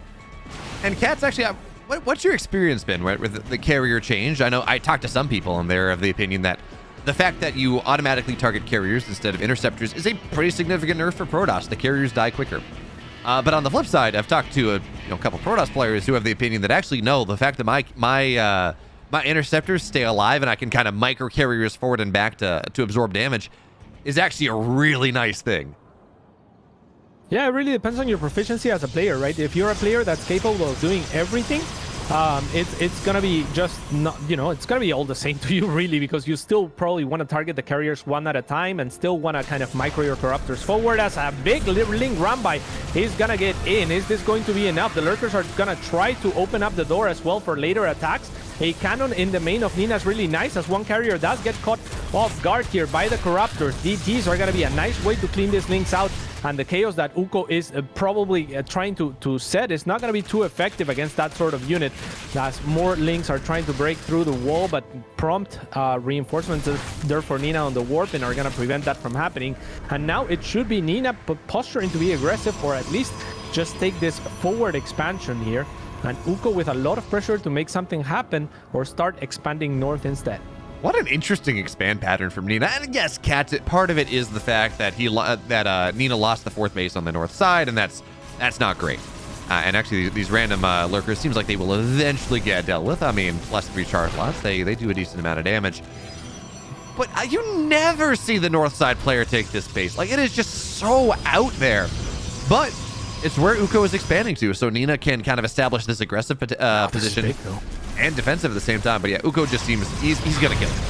That's a lot. That's a lot. And Uko is the sort of player, again, like very Scarlet-like in the sense that he is ready to go to the macro game and very proficient at using this sort of army. And like a laser, he is willing to go for those both Infestors and Vipers and can control this army confidently. So gonna be difficult for, again, Nina that doesn't have all that many Templars. And with only 3 Immortals, I guess that's a decent amount as a core, but maybe not as many as you need to prevent these Ultras from clearing the High Templars before the engagement even starts. I'm not sure if you want to dive into this in close location if you're Uko, but the Fungals say otherwise. Good feedbacks here from the High Templars, but the Fungals are wonderful. The Viper is able to cast Parasitic Bomb onto all of the carriers, and now the Corruptors are gonna get right on top of those. Warpins from Nina are nice, and actually the SimCity preventing a lot of those Ultras from attacking, but the carriers have been dealt with on the air for Uko. Is there any sort of transition for those Corruptors into Broodlords? It seems like not, and the reinforcements from Nina are plentiful in numbers here and in the shape of Blink Stalkers. Uko does well to remax on Ultras, but perhaps there's a little bit of an opening here where Nina can find some damage. Yeah, it really does seem like there is. In fact, Uko is building... Oh, that's a lot of Link Stasis Trap. Not going to find it. Yeah, it gets a couple links, really not enough here, and Nina had an opportunity, right, with all those Stalkers. They do very well against the Ultras, but watch out for the storms. Not against all these. Yet. There we go. Okay, so yeah, I guess the High Templar didn't have enough energy yet. Stalkers against +3 Cracklings. Yeah, Cats. That's a pretty obvious story. Nina was never going to be able to fight against that, and now, I mean, she panic warpened. This army is just not nearly as powerful as what Uko wants to make. Yeah, and I mean, Uko's still finding damage here and still kind of able to remax on links is a luxury that you can give yourself if you are very proficient mechanically, right? We've been hyping up kind of like the ability of Uko to play a standard game and play a macro game well, and it shows when you have the availability of Larva to make the fastest reinforcing unit in the game. That's the cheapest unit, so the least Larva efficient that you can be, but it is exactly the unit that he needed to make. A lesser player may not be able to do that. They may only be able to remax with something like Roaches or even Ultras because you're lacking in the Larva department, or Hydras in this case, perhaps the most available unit to Uko. Uko able to make those Zerglings is very nice for him. So we're gonna see this game continue on forward, and Uko maybe looking to get aggressive yet again. Does he have enough Corruptors? Only 8 out on the field to contend with the carriers. The stasis nicely set up for Nina. Not sure if that recall was it though. Yeah, and these High Templars, they don't have storms just yet, so with the Lurkers on top, I mean, yeah, Stalkers are decent enough against all these Corruptor or against all these Ultras, but you do have to kite backwards against them, and the army's just not situated properly, so as the Lurkers run forward, this is a dead base. And I do want to... It is a dead base. Yeah, it's very dead. And I do want to point out, by the way, just how flexible both players have been with their compositions. It's so interesting to see them kind of bounce forward, bounce back, and actually Nina tries to bounce forward once again, but I mean, she's got to be so afraid of the turn there from Uko that she will give this position up, and now it's a 4-base Protoss against a 5-base Zerg. That's actually, excuse me, a 6-base Zerg, and that's really not where you want to be. Yeah, especially because Nina has now lost a lot of workers. Once upon a time, we had 80-something workers for each player. And at that stage, I wasn't hating Nina's chances. But now she's going to struggle. And Uko, I imagine, will continue to attack, continue to try to deny the fringe bases of Nina.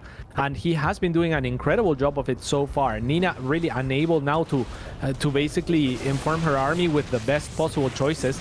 Unlike Uko, who has all the cards that he wants, right? Like he needs links on a Stalker counterattack. He will make links. He wants lurkers on the Stalker and just the gateway units growing on the ground. Then he can do that.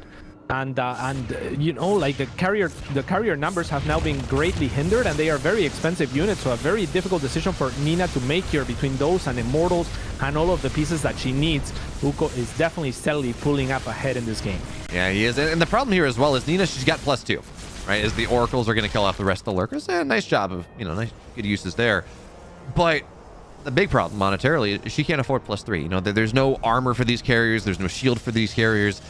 A +2 carrier timing is a terrifying timing, cats. But at this point, with the upgrades as they are Stalkers, they get on top of a lurker. Very nice. The upgrade timings, or the upgrade problem here is one that Uko's army will just continue to become better. And That's available. yeah, abducts. Well, she's not gonna get abducted. Not just yet. There's one. And a base death. Yeah, that's nice, right? Removing one of the very few carriers. I think only 5 remaining out on the field right now. So the Viper will pay for itself right away. Don't want to go into that choke, especially when there's no prize to be gained. You already killed the Nexus on location as Nina now tries to escape base-wise towards the north. But Uko is already expanding towards her on that front as well. So Nina has to reposition the brunt of her army. She's not maxed, so she has to kind of stay up in a ball. And Uko, with everything he needs right now, getting +3 attack on the air, as well as +3 carapace for the ground, continuing to reinforce with Hydras, no doubt, to be turned into lurkers later on. And now trying to gain this position, but will get caught by Nina, and one Ultra will be taxed. Yeah, I mean, I can't help it. This has to be the fight for Nina right now. Her economy shattered. She kind of has that 4th base again, but it's only 50 probes. But hey, 5, actually, I think we're at more. Yeah, 7 +2 carriers are always a powerful thing. This base on the left side will get dealt with. And the other good news here for Cats, if you're a fan of Nina, is that she's kind of pushing from the same direction that she's expanded to. So she can kind of defend. Granted, Altitude's a massive map, and you can still find run-bys, but she can kind of defend by pushing. But despite that, it seems like she's actually not going to commit more. She doesn't think she can break this. But I don't like this game going later. I don't think that Nina is ever going to be in a better position than she is right now. And it's not a good one, but you give Uko 5 more minutes and it's just going to get worse. Yeah, at the same time, I kind of like what Nina is doing because she's controlling the creep advancement towards her bases with her army just being there. And she is the one that has to catch up in supply. So in a sense, the further this game goes, yeah, the better it is for Uko in the sense that he has the better economy over time, but it's also the better it goes for Nina as far as the fight is concerned because she can get more supply into her army. Now she's maxed. Now it's time for her to go. I think that Uko would have done well to trade actually beforehand, and Nina's posturing made it difficult for him to commit onto a base a little bit further out. So now Uko might be trading ineffectively and relying on a remax to try and clear Nina out. So let's see what happens in this engagement. Obviously, with that much static defense and the lurkers, it's not going to be an easy one for Nina, but the revelations are going to help her to try to clear this Viper before it gets any value. Yeah, I really like what we saw Uko do as well, where he knocked down the rocks of the Zelnaga tower on the left side. It wasn't there. Nina could not use that to kind of posture around and have that little extra bit of vision that was so useful. So now we see Nina gave up that position. Oh, big shots there from the lurkers. Nina gave up that position, I think, in part because she lost that vision, but also... Oh, careful. Viper goes down. Nice feedback. Yeah, it's an important Viper as well. A Parasitic Bomb does a lot to help on the engagements up in the air. Nina does have enough carriers and a good position now on this low ground to segregate one of these bases and should be able to take it out no problem, but it's already been either evacuated or Uko just didn't have much to lose in that location in the first place. So attempts at an Ultra run by here, wouldn't mind trading that supply for additional perhaps Vipers or Infestors to try and deal with things a little bit more efficiently with AoE. And it will be one Viper as well as 22 Zerglings on the side of Uko. Nina gets what she came for on the south side of the map, resetting Uko back to effectively just 1.5 mining bases, so income shouldn't be too different. In fact, it's Nina that puts ahead as a result in the income department for now. I mean, I think realistically, it's not 1.5 mining bases, Cats. It's about half a mining base. As it's really right. only the base on the 9 o'clock position that really has much of anything. And now Nina with kind of the redevelopment. Oh, I love this move from Uko. He knows Nina recalled, so +3 is going to be denied. Oh, wait, yeah, 10 seconds? Yeah, it is going to be denied here. Nice. So Uko immediately runs across the map. He knows Nina cannot respond to this. He knows Nina wants to be aggressive again. So the moment he saw her on the left side, he knew this was free. And he will gladly take anything that Nina gives him. Yeah, with not too much of a commitment as well from him. So very well done on the side of Uko. The link reinforcements were also used as the wall got taken down, forcing Nina back all the way. And it allows for Uko to take a little bit of a better position out in the middle of the map where he can get preset in an open concave here where Nina might have to come in. Good feedback, however, and it's important that Uko kill those oracles because it makes it more likely for his Viper to actually gain some value, but it hasn't been found just yet. 9 Ultralisks back in production, so Uko not underestimating the ground army and wanting to deal with those Templars, but I'm beginning to wonder if he's gonna have enough on the air to actually answer the carrier numbers, even, you know, despite maybe dealing with a ground army swiftly and promptly. It's about 3-1 right now. 27 Corruptors to 10 carriers, and I think I would be with you more if Nina had +3. But with +2 carriers, I mean, with these are 3. Well, excuse me, they're 3/2 Corruptors. They're very beefy boys, and as long as they don't say sit on top of Storms or sit on top of Archons, Uko should have enough to deal with this. But oh man, the defensive DTs, these lurker run-bys, Uko keeps trying for it, but again, you just drop a revelation on him. The DTs do what they can, although Nina actually maybe a bit of an opportunity here with, oh, there we go, great feedback on the Viper. No Viper energy whatsoever. We don't have a lot of anti-ultra on the ground. Storms on the Corruptors here, but there is no parasitic bomb cats. Nothing to really make that happen, but even still, the Corruptors are absolutely punching right on through. Nina had a great comeback opportunity, but at this point, all the Corruptors are dead. Everything on the ground is dead, and I don't know that Nina's going to be able to make another army. Yeah, I mean, 2 Templars missing from that fight, but also the Infestors, the same could be said for them. The Mothership also not really partaking in the fight. That would have been huge for Nina, soaking up a lot of those initial Corruptor shots. And at the end of all things, I mean, there's barely 7 Corruptors left, right? So the Mothership soaking up a little bit of damage, those extra Storms missing from the fight could have turned things in Nina's favor, but as it stands, it looks like Uko will be able to close out this game number 1, probably as soon as he kills this base. Another 16 links looking to reinforce, as well as Hydras. Nina was forced to remake some of those oracles, but one of them will go down. And now she is, you know, in pretty dire straits. The one problem for Uko is that he hasn't re-expanded, so his economy is still kind of dog. Yeah. So. Like, on top of that, the even bigger problem, yeah, his economy's bad, but most importantly, he's not mining any gas whatsoever here. Nina gets a cancel on a base, so at least Uko gets a little bit of minerals. And we said that, you know, Nina was not going to build another army. Man, these lurkers, though. And actually, Uko gets on top of the production as well. That's a bit of a thorn in her side. If Uko could have just re-expanded, instead of making these 12 links drop a hatchery, I feel like he would be in a much better position here. Even take the watchtower, you know, break that rocks, take your gold. You have good creep coverage there. It's difficult for Nina to engage onto that side of the map while defending her side of the map at the north.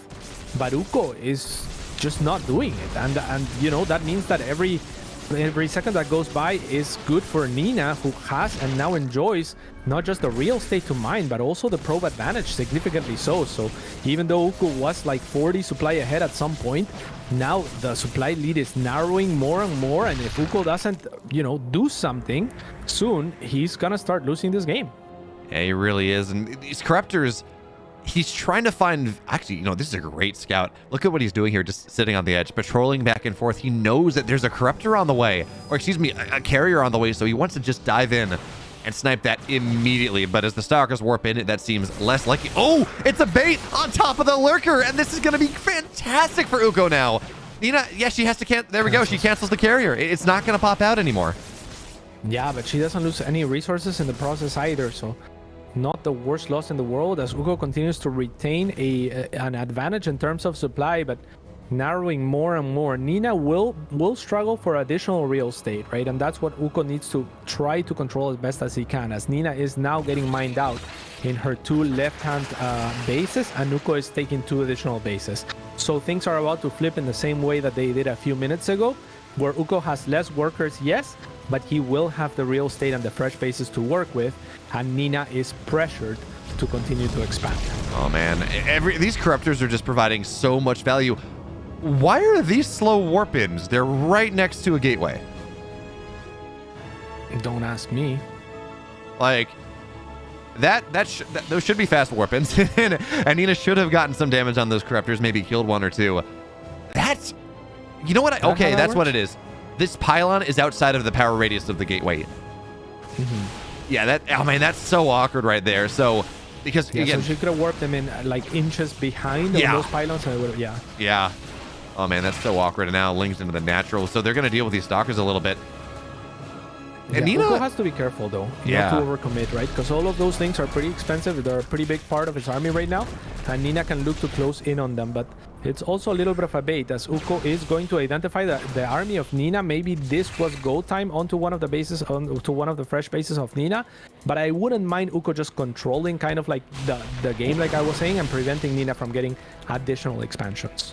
It is nice that Nina was able to catch some of those corruptors as well. She does have a single carrier on the way, Oracle as well. So again, 2 Stargates, making use of them. But I think the big deal here, actually, as we see the corruptors go down, there's a mothership about halfway done. And in the game state as we are, Nina finally, by the way, taking an army supply lead, Uko can't really afford detection. He's got these overseers that he has, but if they go down, there's not going to be a lot more where that came from. I mean, he is mining out of effectively, I think it's 2 gas geysers. There we go. It's not a lot. So the decision to go a mothership again, I really like it. Yeah, Uko going back for the infestors with his gas. And I think he was a little bit careless, like you were saying, with those corruptors, because he feels like he killed enough Stargates that the transition back into carriers for Nina is not going to be worth it, as he scouts again and will identify that there is 1 more carrier. But he only had 5 corruptors, right? Which is not the number of corruptors that you want if your opponent does transition back into that air composition. So nice mind games here for Nina. Uko trying to identify, okay, he sees the stalkers as well, so maybe that enables for the corruptors to dive on, but there's 3 cannons and a shield battery overcharge in the back here, so this is very, very good for Nina, who is now targeting the overseers, and that will enable the DTs to push the links back. Without the links there, the stalkers are plenty. Oh, there we go as well. Corruptors. Nice. Okay. Not quite the blink that she needed, but she gets a bunch of lings, really doesn't lose all that much. And now Nina, her army, it feels so much stronger, but you're right, Cats, these infestors, the decision to spend Uko's slim income on these infestors when the army of Nina is primarily blink stalkers, Nina's army is powerful, but how do you attack into all these fungals? It's difficult, but they can be dodged, right? The problem is there's so many of them, and just 1 has to land to guarantee the death of many stalkers. So yeah, Nina just has to be careful and circle around things, as Uko about a minute ago or so did fire up like an additional 20 workers or so. So now finally, with the real estate that we were talking about and the drone count to back it up, he is going to continue to pull ahead in terms of income. Now Nina identifying that if she wants to take this game longer, she needs a new fresh expansion, and she's gonna opt for the gold, which is by far the most sensible choice, right? That's where she wants to play, is between these 3 bases anyway with her army. And let's see if she's gonna be able to hold. I mean, blink stalkers out on the open field like this are not gonna be too bad at all.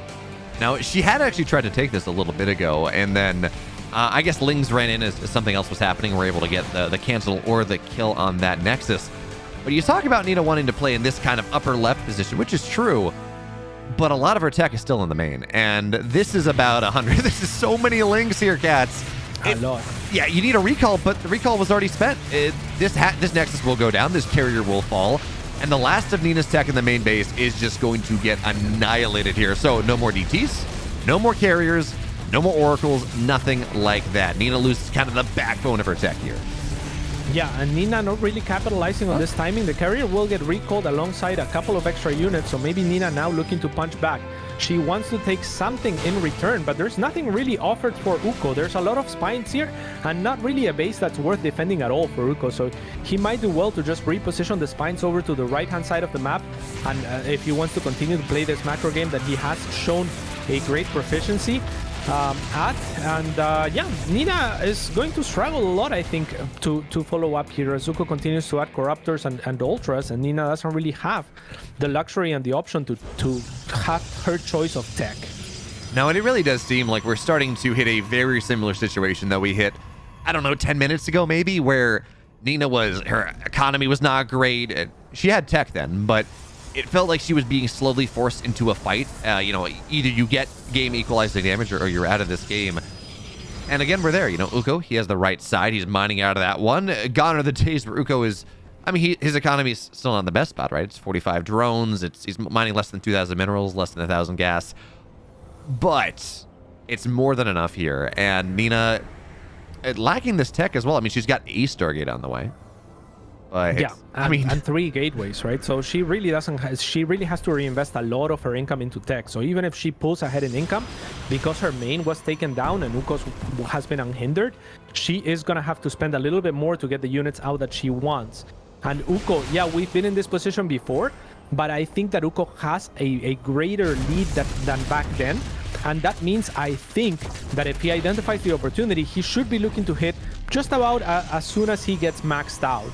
And then Nina should struggle to have that gap closed, whereas before we were in a similar position, but with Nina at like 170 supply when Uko was maxed out. So now the gap is going to be a little bit larger, and back then I thought maybe Uko could have exploited that lead where Nina was sitting more about in this position, but without the base to protect, right? So I think Uko should look for that opportunity just about any minute now. I mean, he can max out, and he should know that he has a lead in supply. So don't let your opponent back into the game by letting her max out and take an extra base. Yeah, he very much owns the map, but Nina, like, her tech is redeveloping. She does have a fleet beacon about halfway done. She has a couple, she had 2 Stargates. But I think the bigger problem right now is, again, the Lings are just always threatening backstabs at this point. But again, I think the bigger problem is she doesn't have a robo, right? Her ability to have detection, to clear this creep, to figure out what's happening is restricted sorely, and just solely to these oracles that they're energy limited. You know, you build a couple more and you do want them. You want to make sure you know where the corruptors are coming from. You want to know where the vipers are coming from so you can feedback them. But I feel like just adding in like an observer or two just to enable the creep clearing would be really nice, because then that's a little bit less gas that you have to spend. Very limited gas that you have to spend on scouting units, and instead of, you know, say more carriers or more stalkers or more storms or something like that really add that damage to the fight. Yeah, for sure. And yeah, I mean, I think that Uko should look for a 360 surround. He should look to attack right now. That's what I think he should do. But at the same time, I mean, it's very clear that he's very confident just scaling into a macro game, into an end game, maybe letting Nina attack into him. And in a sense, he has a correct assessment. If he chooses to do that, he's still very well positioned to do it, because he is leading in resources, and he will have taken a greater portion of the map and mined more of it than Nina will ever be able to.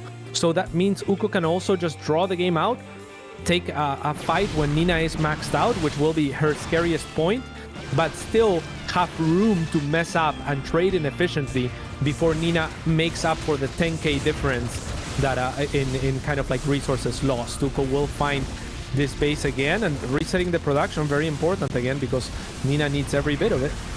Yeah, and you can't even really just rely on the mothership to keep things alive, because there are a couple overseers here, so she's gonna lose the Nexus? Okay. Well, this is, if Nina was not all in before, she is now for the most part. This lurker hasn't even been dealt with yet. One died very quickly, the other one does not. And I mean, look at how tanky those Lings were. Nina's got +3 in the air, +3 on the ground, and it took her quite a while to clean them up. But Nina, she's rebuilding, okay, she's just gonna rebuild the pylon. She wants that production back up. Yeah, she just wants the production back up. I mean, the Nexus seems like a decent price for Uko, but it's not really, if you look at the minerals left over, it's, you know, less than 500 minerals altogether. So probably not even worth reinvesting back into a Nexus for Nina, as it costs 400, and then you're gonna mine, you know, like a little bit more than 400 over the duration that it's up. So the least important base, right, for Uko to take down, it will be kind of costly. And yeah, it's really all about these 2 bases for Nina. So in that engagement, Nina makes up for 1,000 resource difference, which is really what it'll come down to this game. And Uko has the ability to also mine out that 3rd base of Nina that was never completely mined out. At least I think so. I have camera on everyone, but I can't click on the minerals. I guess no one has vision of it. Yeah. No, I mean, it's not mined out, but it is, you know, there's not a lot of minerals there anymore. So Nina has 2 bases. Take it. Sorry? And yet he's going to take it. Even the gases, I mean, I don't know if this is advisable, right? Because he is dropping 350 and then 500 resources just to situate this base to end up mining. Okay, there's actually a good chunk of minerals there. So yeah, it's going to be over 1,000 minerals and another little pocket of gas, which can be pretty valuable as well. So yeah, I think it is worth it for Uko to take this base, and he will definitely mine more of the map, and he has been trading more efficiently than Nina. So very difficult game for Nina. Yeah, very much. 8,000 in the worst for Nina here, and she only has she really does not have that many bases. In fairness, you talk about mining the gas out, it's like 300 gas between the 2 extractors, so it's really not a lot. But man, at this point, Nina has, I mean, she's trying to milk out as much value as she can from the money that she has. She's adding Tempest now, anti-ground, and actually moving out a little bit with these stalkers. And you know what? We've been talking about how much more money Uko has been mining, but the right side base, it's only got 4 mineral patches left. I mean, that's still about, I don't know, 2,000, 2,500 minerals, something like that. The right side base, only 4 mineral patches there. Uko has a pretty solid bank, but this army that Nina has, I mean, it is very expensive. Will only continue to be more so as this wall, I mean, with the, well, actually, it's only 2 Tempests, only 1 is firing, so the wall is just going to be lost resources for Nina at this point. But you gotta feel that even with the resources lost problems here and everything else, we will start to come to a point where Uko, I mean, we're almost there now, realistically, where Uko is on his last army. And at that point, you know, really nothing else will matter. Yeah, but Uko does have the greater bank. Even these little pockets of gas and minerals will make a big difference, because again, like, it's just, yeah, if you just look at the resources lost, the game should just come down in theory to who has traded more and who has mined more. Like who has traded better and who has mined more, right? Because yeah, that's just how the game would work. That's just how the game works, yes. Yeah, and Uko has done better on both sides. So provided that his army is competitive, and in price it is, right? So provided that he trades anywhat efficiently, he will close out this game eventually. Now, if Nina completely crushes Uko's army, there is a good chance that she can actually kill Uko or do enough damage that she can snowball her lead. Uko would have to almost not disengage from a losing fight to wait for his reinforcements and look for a wave 2. But it almost feels to me like Uko has 2 lives here, and then some if Nina doesn't, you know, attack on max and tries to trade as efficiently as she can. There's also the problem, the everlasting problem of Zerg having mobile static defense, whereas Protoss does not. And that means Protoss has to commit to their static defense, and Zerg can kind of just reposition their defense and not reinvest into that, and every bit matters here in a game like this one. Yeah, the other, of course, the other win condition that Nina might have would be wiping the army, and while the Zerg has a lot of money, they don't have enough gas to build enough anti-air to properly deal with the carriers if they still survive. But yeah, it's 3,000 gas. Uko is sitting here on 30 corruptors. I can't believe that he's allowed Nina to max out, though. You know, you would think that and part of it is it's a really weird economic state, so you really don't want to waste resources when you're not totally sure kind of how you stand. But I kind of would expected him to maybe sit on the low ground with a couple of Vipers and just try to, you know, just try to keep abducting units time after time after time, because you know Nina's she's trapped in the upper left. She's not mining anywhere else. Yeah, lacking a little bit of killer instinct. Again, I think that there was that opportunity where he was maxed and still like 50 supply ahead of Nina. But once that opportunity is gone and maybe he doesn't identify it, right? Or maybe he's just that confident in his ability to trade effectively with that extra static defense and with his maxed out Zerg army, which is and has always been very competitive in the late game should you be able to control it properly. Cyril has shown time and time again that he can out-trade and basically out-efficiency the Protoss army. And it's not the most efficient Protoss army that Nina has, in the sense that she has 19 Stalkers, still 3 Oracles that are going to be very good for Revelation and for the Tempests, but the Tempests don't really have a strong sieging position either. So I think I completely agree with you that Uko had a kill opportunity, but also the assessment, as soon as he doesn't take that kill opportunity, that's when I look at the army value right away. And I think, okay, like, are you making the right assessment that you are actually ahead? And he still is. So, his win conditions are still pretty much intact. And if he's confident in the engagement and his ability to trade anywhat efficiently, I think it's a perfectly fine approach. What an interesting approach Nina's taking here as well. She's maxed out, or close enough where it doesn't really matter. One more carrier is going to, I think, kind of complete this for the most part. And instead of building a bank so she can build maybe a couple Stalkers on the back end or something, she is just building the Great Wall of Nina here. That's a third Nexus going down. So many cannons on the way behind. This is an Infestor, looks for the Fungal, but Uko's going to be very smart about this. And there we go, dodges the Fungal out. Is there, with these walls as they are, I mean, on the one, I'm tempted to say, is there anything that... Oh, there we go. There's the Fungal. Stalkers. Can you chain it, though? There we go. Stalkers are dead. But Nina, maybe some more Oracles here. I'm tempted to ask how in the world Uko can attack into this, but I think the answer is just remaxes, right? I think you just don't attack into it, right? Like, I think you just wear your opponent down over time. And unfortunately for Nina, yeah, she has like a very fortified position. But I mean, you don't have a position from which you can siege and threaten your opponent with those Tempests, which is their ideal role. If the base on the left-hand side, on the very left-hand side, was fresh for Uko, this would be a great position for Nina, because she would be threatening with the Tempests and her static defense combined, and then Uko has to respond, has to take potentially a fight under that static defense to defend his base and to defend the minerals over time. But as it stands, there's no real pressure on Uko to really do anything. Where is Uko mining gas? It says he still has some gas. Oh, there we go. Okay. So Uko has a grand total of 500 gas on the map left remaining.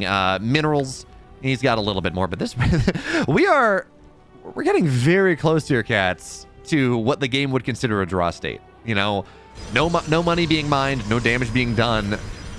And at some point, someone's going to have to blink here. I mean, you can't just kind of sit behind your wall and have it be that. Eventually, either Uko, I don't think we're going to see Nina commit for the rest of this game. She wants Uko to just break himself on her wall 2 or 3 times. That at a certain point, I mean, there we go, drones are dying just so Uko can kind of free up some supply. We're going to see a 200 supply Zerg army, by the way, and that's kind of fun.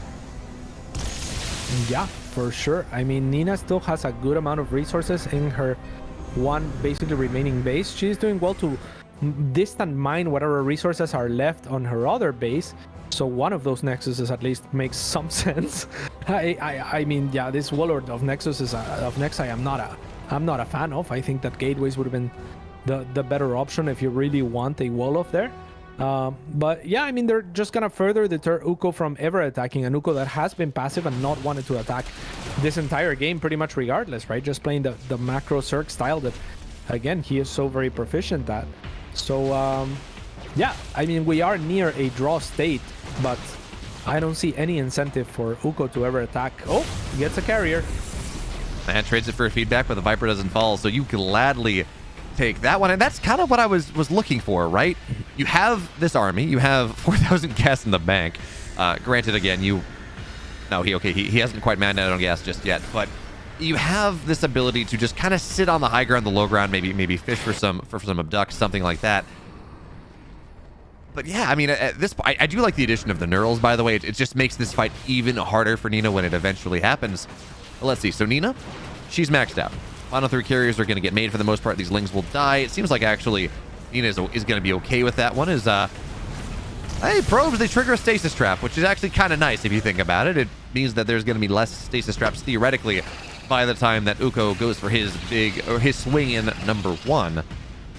Okay, so How many drones does Uko go down to? Like, that's really the big question. I'm going to assume, what, he goes down to 1 drone, right? That's kind of the play?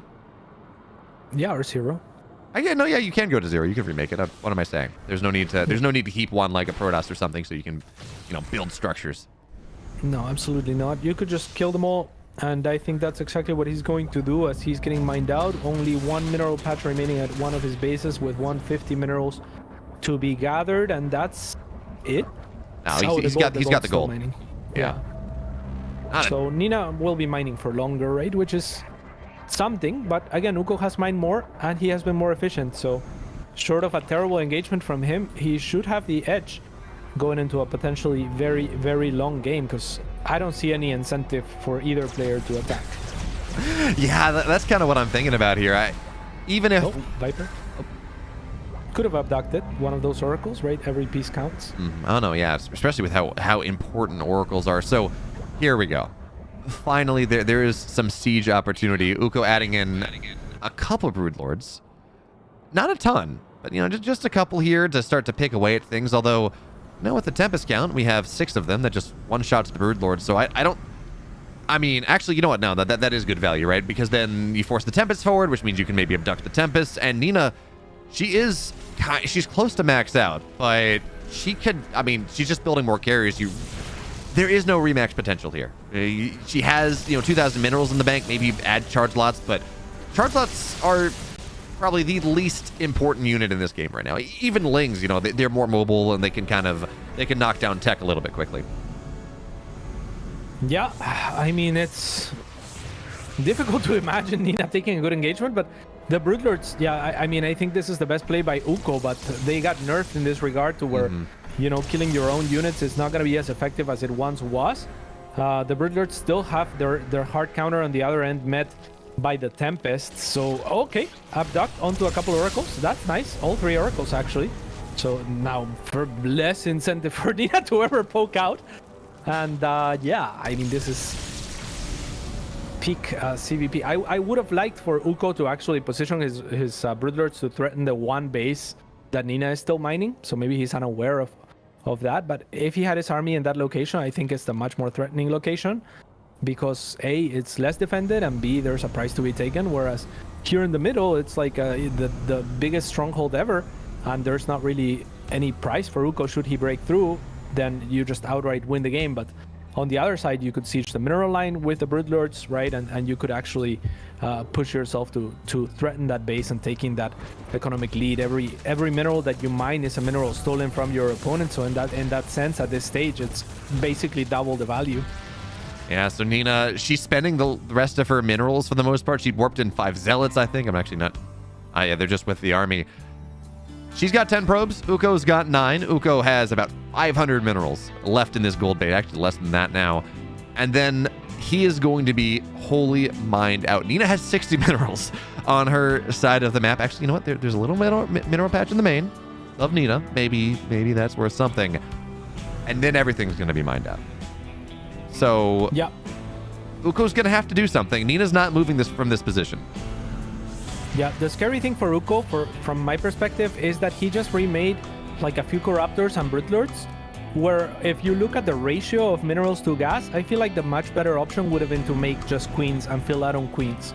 Because on your Remax, you're going to be able to make 22 Corruptors at best, right? That is without any other tech units that would support you.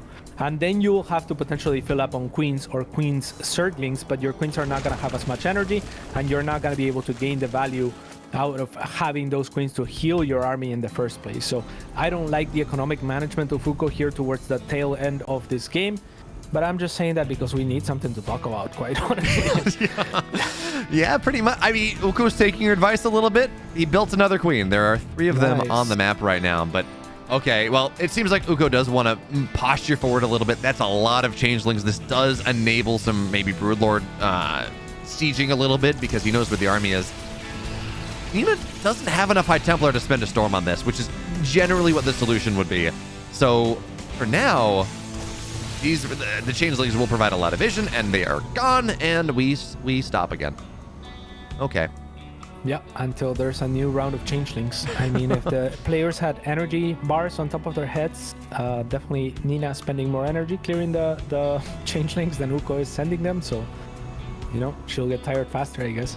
All right, so the play now for Uko is a lullaby. Is to just lull Nina into the sense of security when she's not actively paying attention to her carriers, and then you slowly abduct one and go again, I guess. And that is a role of the changelings, right? If any of them ever survive, then you have that vision. If you see your opponent static, if you see, you know, like right now, Nina is actively clumping up those carriers, but that means that she's clicking actively to keep them clumped, right? So if you just leave them be at any point, the onus is on you to continue to clump them up so that they can't be easily abducted, so that they can now be in range of those Templars, kind of like feedbacking any Viper that comes in range of them. So Nina, again, having to spend a considerably more amount of energy just to stay in this game, whereas Uko can just chill, right? Like, three fungals will kill that. There's no battery inside. Oh, nice, there we go. Feedback to save itself. Very well done. So here's my question, Cats. Nina's at 184 supply. Obviously, she's less than 150 gas. I mean, she's not building anything really relevant on the gas count. But Uko, I mean, he's got so much money. 14k, 2k. There, I was going to ask, why is he not maxed out? But there we go. 2 more Corruptors, 2 more Broodlords. This is his army. This is what he wants. It's going to be 5 Broodlords. Actually, no, he just canceled one. 4 Broodlords, a bunch of Corruptors. What are we looking at? 41 Corruptors, 9 Ultras, a couple Lurkers. You can probably trade those out, actually. I don't know that they're going to be super relevant here. Oh, almost catches. I mean, energy is almost irrelevant here because even if you spend all of your energy on your energy units on the side of Uko, Nina still doesn't want to attack into you. And on creep, right? And outside of her big stronghold here. So, hey, random Idiota Corruptor. Take that. Yeah. The best trade Nina's had for the last 20 minutes. Yeah. So yeah, I mean, Uko needs to look nice. That's what he needs to look for the abduct onto any stranded oracle. The corruptor does not go down, and that means the queen has to just spend a little bit of energy to heal it back up, and it should. Is the play here for Nina instead of like trying to maintain these revelations, because clearly, you know, she can't get more. She cannot get any more oracles. They're done. She just doesn't have the money for it. Is the play to sit like far back behind this wall and then... See, look, when she's not clicking, they spread. Yeah, that's not the position. So again, Nina, I think this position doesn't only favor Uko for this game, it favors Uko for the games to come, because Nina will get more tired. She actually has to spend more energy just to stay alive here, right? Because the game is so stalemated that those carriers need to actively be clicked onto a clump. And yeah, and Nina is the one that has to actively be looking for abducts and such, whereas Uko could go make lunch and, you know, have a meal, because Nina's not gonna move out. She just has to continue to pay attention, whereas Uko does not. And the same goes for the changelings. When he sends those in, those are less actions. You just press a button and move all of them in. Nina actually has to click on each one of those, and if she leaves any of those alive, she has to worry about her positioning and getting abducted whenever she's unsuspecting. Like right now, for example, there's been like 3 seconds where she didn't click her carriers into a ball, and that could represent a problem, right? So that's no there we go. chance, I'll say. Uko is never going for a draw here. But I mean, this is the best case scenario for Nina, is what she was playing for the entire time. Uko just say no for now, no forever, my friend. I mean, like, yeah, you just don't draw this. Yeah, man.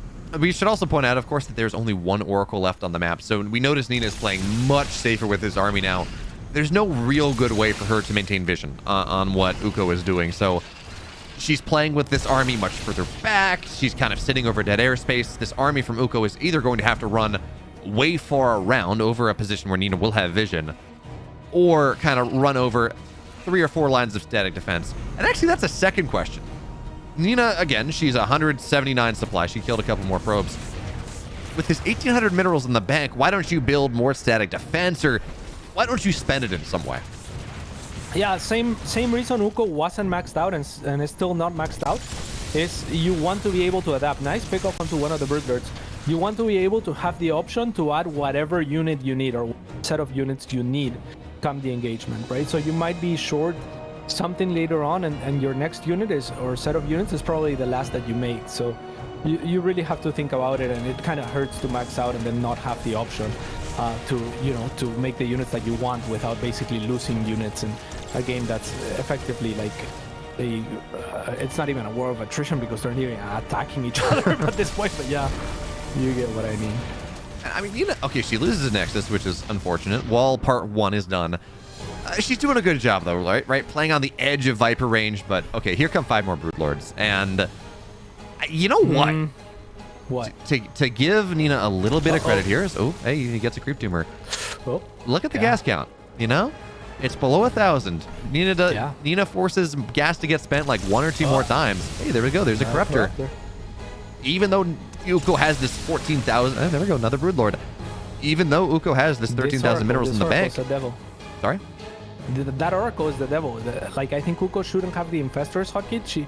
He should have the Vipers ready to abduct that Oracle. That's the only... Oh, wow. I mean, this is... Yeah, not great from Uko. Well, in the last minute or so, if this continues on, then Nina should win the game eventually. But yeah, Uko, if he can get rid of that Oracle, then all of a sudden, Nina doesn't... And the Oracle has to risk itself, right, in order to drop the Revelation. So I think that's what Uko should be looking for. Here it comes again. Viper, hello? Nope. Infestor whiffs again. And I mean, that actually is not really defensible for Uko right now. He's got so much vision. I mean, this creep tumor right here is letting him know when the Oracle runs forward. Like, he should be in position to go abduct that, but he's not. And Nina is slowly pushing him back just a little bit. Yeah, it feels a little bit like Uko hasn't identified that if you get rid of the Oracle or Oracles over time, maybe he doesn't know that there's just one, then Nina can no longer do what she's doing, right? So then you never lose any units because without Revelation, the Tempests don't have any way to shoot without vision, which would mean exposing units, which Nina doesn't want to do. So Revelation is the only way that the Tempest can trade basically for free. So Uko should just have, I think, and pay attention to his Vipers at the front. Maybe bunch them up with a few like Overseers. Maybe stop getting the Vipers revelated for starters, right? Like send your Viper all the way to the back, so the next Revelation doesn't catch the Viper, and then you can be ready inconspicuously from an angle to grab the Viper or the Oracle whenever it postures forward. But as it stands, Nina knows exactly where the Vipers are. So, yeah. Well, I mean, she is making some progress in this game. I think we got about another 60 minutes before things end as things go. But hey, you talked about it. Resources lost. It's only 7k in Uko's favor and not 9. And I know we talked a lot about how Uko has mined so much more, and he clearly has. I mean, even if this resource is lost or even, Nina's still about 5,000 resources behind. But a lot of those bases Uko mined from. Oh, not going to happen. Careful with those feedbacks. Oh, Oracle. Misses with the Oracle. Going with your point, I'm sorry. But a lot of those bases that Uko kind of reestablished mining from on the right side were bases that had been mined from... Oh, nice try. Nice try. Actually, I didn't know it broke like that, but that's fun. Yeah. Anyway, a lot of these bases were partially or significantly mined from. So yes, Uko had a lot... He took a lot of bases from Nina. But all the bases that Nina expanded to on the left side were full bases, and... Some of them, and a good percentage of the bases that Uko ended up mining from on the right side had been mined from already. So yeah, Uko definitely took more of the map, absolutely. But it's the mining differential, I don't think, is not quite as bad as it was looking. I think his only constraint is the gas, and that's why I would like to see those queens a little bit earlier instead of the Broodlords, perhaps, which don't really add value in the engagement, right? They're just like kind of the poke unit that he needs to force the game not to go into a stalemate position, or maybe not attacked into to account for some of the ground. I suppose that's fine, but yeah, the problem for Uko, I think, is the remax. Like Uko not paying attention there, but not inconsequential mostly. That'll just get healed back up. But as far as resources lost and gathered, I mean, we can see it in the bank, right? Like, Uko has traded more effectively, and they're both broke. They're both done mining. So Uko has traded more effectively by 7,000 resources, And the difference between them is more than 7,000 Yeah, yeah. resources in terms of bank, which means that Uko has definitely mined more of the map. Oh, I agree. But like when you look at the math here, right? So it's Nina's mind is down about 8,000 resources. Okay, we add that to say her mineral bank. I mean, obviously it's not perfect, but whatever. It's about a 4,000-ish resource differential, and when a base is, I think it's about 26,000 resources. It's not as, and obviously, I mean, you got to deal with army value and things as well, but those are, we'll say that's in the wash for the most part. It's, it's about maybe a 10,000. It's about half a base. Is kind of how it's looking like, not the multiple bases that we were talking about as the game was actually happening. Oh, for sure not. No, for sure not. Yeah, it was never multiple bases. But yeah, I mean, 10,000 resource differential to make up for it is quite a lot. Yeah. So like Nina has to outtrade Uko by 10,000 resources, and she is trailing 7,000 behind. So she has to make up for a 17,000 resource differential if she wants to win this game. Got him! I love this. Uko researched Burrow specifically to stop these singular stalkers from serving as kind of bootlegged oracles. Which is what Nina was doing, right? When the Oracle didn't have energy, she was running a stalker forward, blinking out, dodging it. But now she can't do that anymore because Infestor, well, it can burrow, it can neural and kill individual units. Yeah. I would still love for Uko to section off his Vipers, right? Like, you have so much time to think about what the right play is here, I feel like. That there's little excuse to not make the best moves that you can. And right now, the best move is snipe the Oracle whenever it shows up, because that makes it so that Nina can never go out of this little pocket, and she has to continue to spend energy. Snipe the Oracle, go. No! You idiot! No! No, you imbecile! No! Well then, we are an hour into our best of 3, and the score is 0-0. We're gonna go in to game number 1. When the players go, it's going to be on Ancient. It's going to be on Altitude once again. Cats will absolutely... We've lost our German coverage for the event, by the way. Cats will not recover from that. So, we go again, Cats. What are the odds that we see this happen again? I would imagine pretty low, but yeah, I mean, that was disappointing from Uko. He definitely had the better cards there.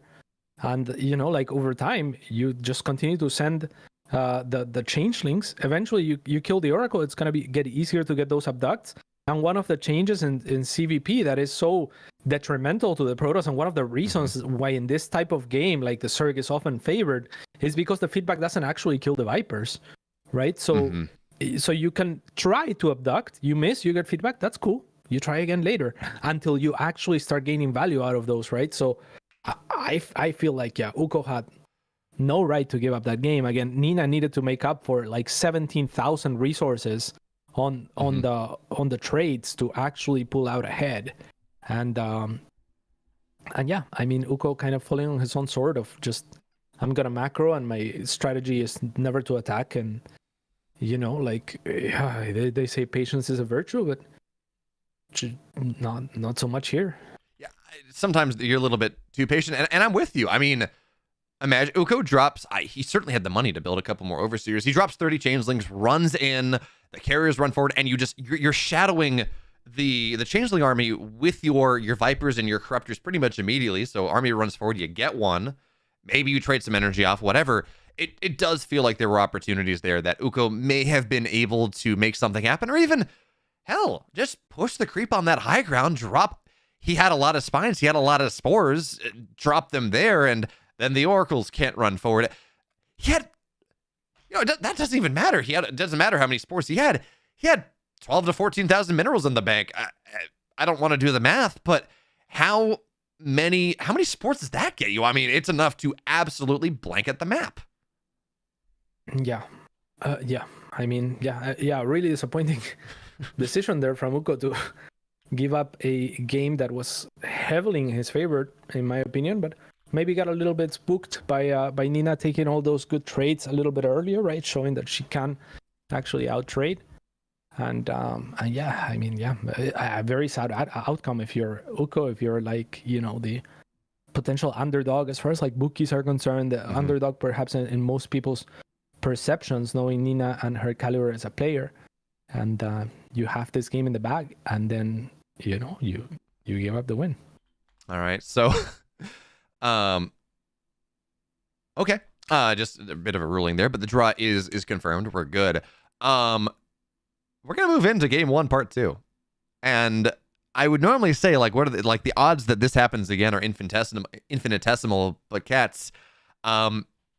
This is altitude, and this is a map that does that. How long? Maybe it's so high up that they ran out of oxygen. Very fair. Their canisters ran out. Although, do Protoss do Zealots drink oxygen, or do they breathe oxygen? I don't know. Yeah, I was talking about the players. That's fair. Yeah, maybe the units as well. All right. Well, all right. You ready? Let's dive into it again. Okay. Or climb to it. Here we go. Okay. Spawning in the top right-hand side. Are we in the top right-hand side? Yes. We best be. It is for Apprentice Esports, the player that, in my opinion, had the last game and gave it away. It is Uko.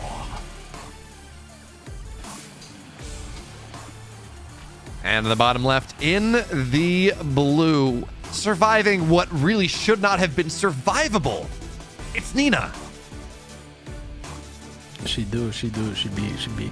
In the worst case scenario, I mean, as little damage as changelings can do over time, Uko had enough Broodlords that he could have, chipped away like for 1 damage each changeling over time and eventually won that game in that manner. But I think, yeah, if you just get rid of the Oracle, there's no threat to your army, and then you can look to just engage whenever your changelings are available, just whenever you see a error in Nina's defense, which is inevitable. And again, at the worst case scenario, your opponent is spending more actions to stay alive than you have to. So you can go and take a break, you can wear your opponent down for the rest of the series. And Uko, being the player that plays more than anyone, should be pretty good on stamina, right? So maybe he had to go to the bathroom or something, but there wasn't even a pause in between. So I'm really dumbfounded for that one. I think that I don't know. Like, can Nina just continue to do that? Like, is that the winning recipe? Is if you lose, you force a draw by virtue of your opponent not wanting to engage onto a fortified position? Yeah, you play the tantrum in the sandlot thing where you break your toys because if I can't win with it, no one can. Well, in this case, actually, I guess you bury your toys in the sand, and then no one can play with them either. Is that a bit obnoxious with the probe here, and you actually, I guess you kind of broke the question I was looking for, and that is kind of like, who is mentally better off in this game 2, or in this game 1 part 2, right? So Nina, she was far behind, and she managed to drag this out to a draw through like sheer force of will and some scary trades with the Tempests. Uko, he was never really in a position to lose this game. Maybe there was a little bit of time in the mid game with the Sky Toss after the pseudo base trade, but in general, he was not really ever in a scary position, and he was forced into that draw. So, like, on the one hand, you look good, you're never in a position to lose, but you weren't allowed to win. And on the other hand, Nina was in a losing position for the majority of that game and just dragged the draw out. So game 2, like, where are the players' mentalities here? Yeah, that's a good question, right? Because we were speaking of stamina almost, and I feel like Uko gets to preserve a little bit more energy going into the rest of the series. But mentally, I think Nina would be pretty happy with that trade, right? She offered it first, Uko denied it, and then Uko offers it, and Nina instantly, yes, right? Like, she didn't have to think much about that. So yeah, from that perspective, I feel like if you're Uko, and Nina like takes no time deciding whether she wants a draw, you have to start wondering, was my offer the best offer to make? And yeah, I think the answer is no, right? And I mean, if he had been listening to the cast as well, or if he listens to it, I feel like that would be a little depressing as well, because it's easier for us to evaluate the situation from the outside, where we see the amount that's been mined, well, not really the amount that's been mined, but at least the trades and how far apart he is at that point from Nina, right? So whereas Nina is cloaked behind a mothership, you don't really know exactly what she has. It's scary, and a draw can seem maybe like a decent option for Uko, but in the back of his mind, I'm sure he knows that he couldn't lose that game and Nina could. I cannot believe that in this game, right? We talk about players' mentalities, where they're at, that no one opted for some sort of all-in. Like, we don't see heavy gas. Well, actually, I guess, back on 3-on-3, but it's 4 minutes in. We don't see a quick lair coming out of Uko. No Queen Lignitis, nothing like that as Oracle dives in. Got one drone. Hey, there we go. Nina's not going for a 2-base timing. And I guess in fairness, this is altitude. But, like, you just played a game that was an hour and 5 minutes. And you're opting into a macro game again? I mean... that's what you do if you're Uko, right? Yeah. Oh, a drone again, not going down. Finally ends up going down. This Oracle's finding a little bit more success than last time around. But yeah, I mean, Uko, this is his gameplay. His gameplay and his game plan and where he is most comfortable. And again, he is excellent at it. We saw it last game. He put himself in winning positions through and through. Could have closed out the game multiple times. Could have, let the game run for another 30 minutes and closed it out eventually, maybe an hour. Who cares? It's an important game, right? But this is where he is best. It's just macro game. It's just a standard, solid game that relies on strong mechanics and strong fundamentals and understanding of the game. And Nina is the more chaotic player, so you control the chaos, you expect the chaos, and that's gotta be your win condition if you're Uko. Yeah, that makes a lot of sense. Although again, man, so you play an hour and 5 minute game 1, and then you play maybe a 15-minute-ish game 2. You're verging into like best of 9 territory at this point, which, regardless of how much Uko plays, again, you talk about how much he plays on ladder, how many accounts he has in like top 10, top 20 in A. You start to hit a point where, yes, if you play 30 ladder games a night or whatever, you have that stamina, but kind of the mental toll that playing this many tournament games, that's got to be a different beast, right? Yeah, a little bit, maybe a little bit more taxing, right? Mentally, in the sense that you're not used to it. There is the certain pressure, there's eyes on you, that you're being casted, right? So that can be nerve-wracking, and that is where Nina does have the advantage, being a veteran of the game and having played, competitively for the last 10 years. It's definitely not something that you can easily ignore.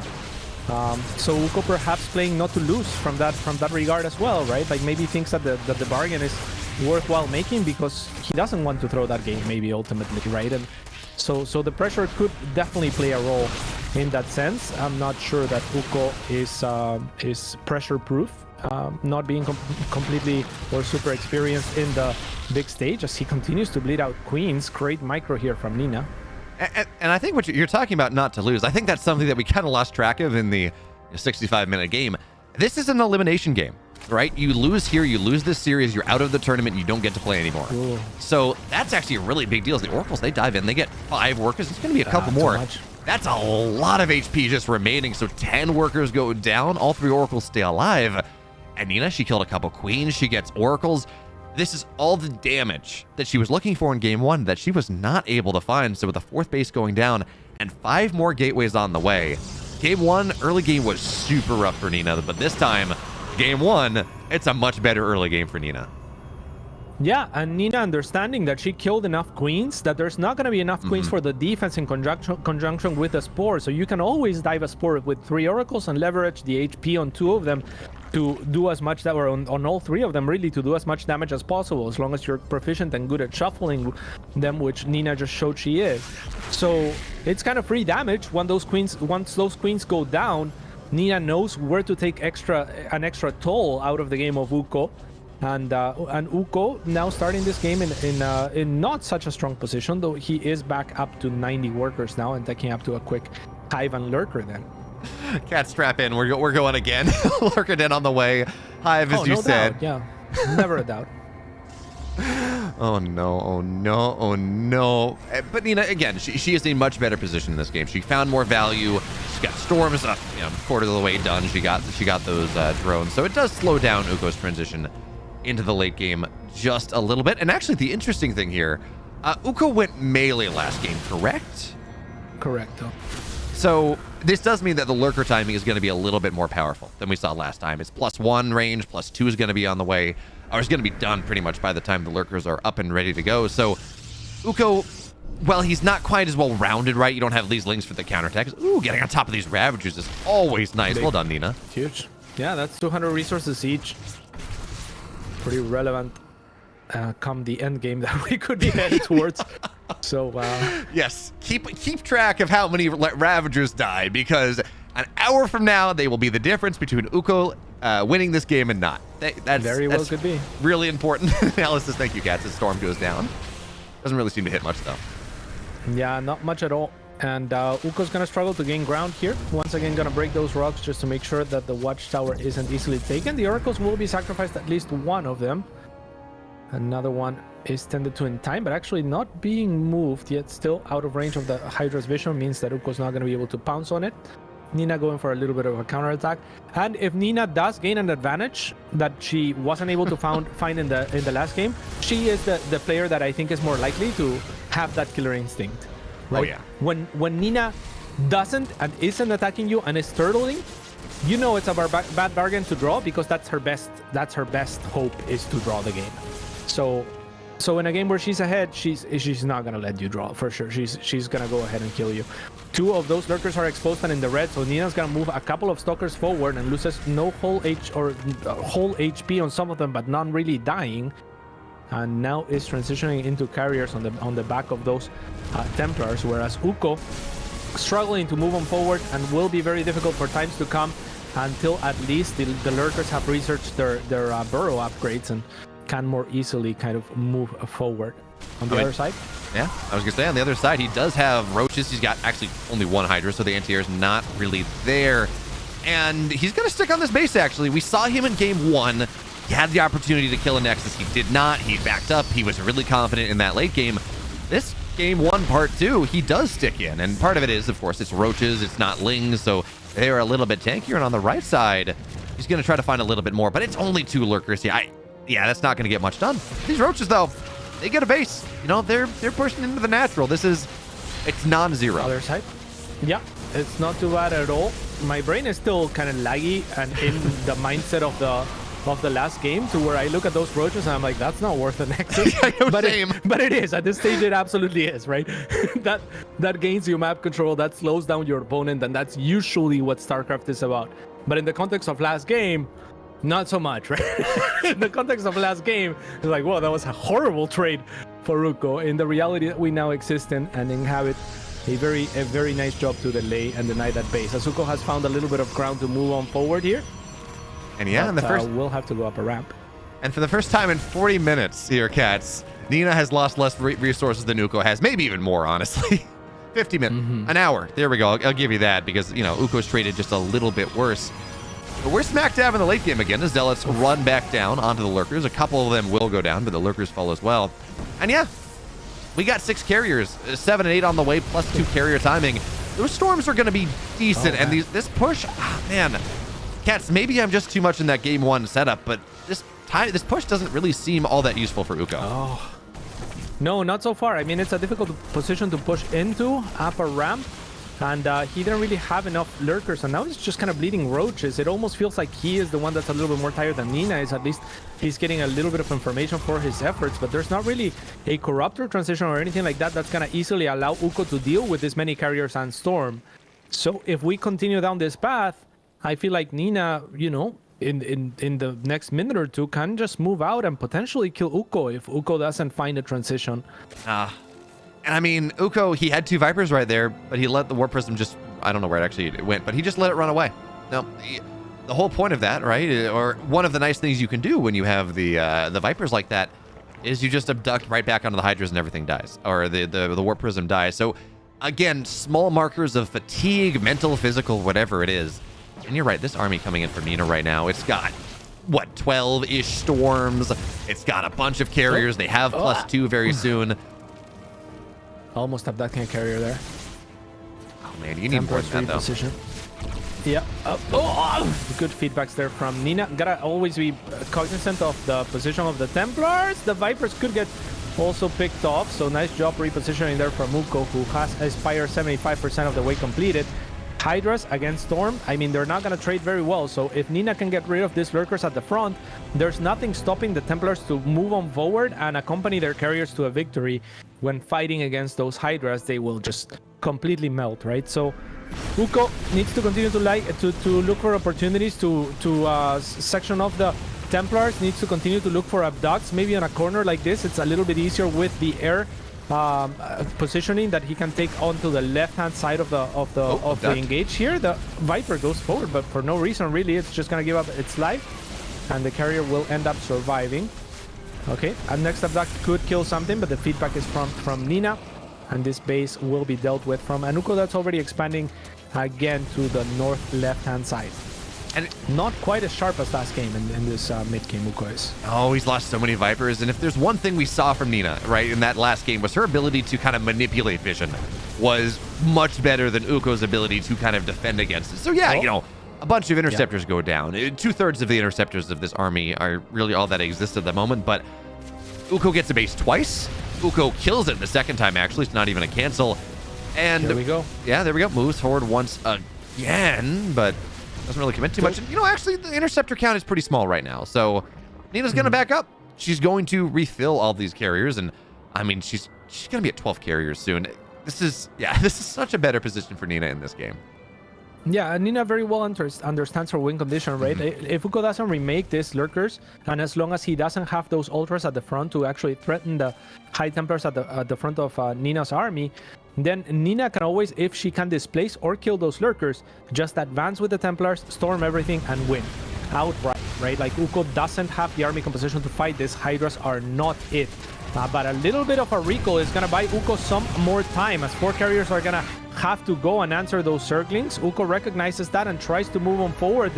Unattended are the Corruptors for the time being, though, so you got to be a little bit careful with that, as a few Hydras push on forward, maybe with an opportunity to snipe a high Templar. Instead, will settle for a Stalker, but 2 of them will give their lives in the process.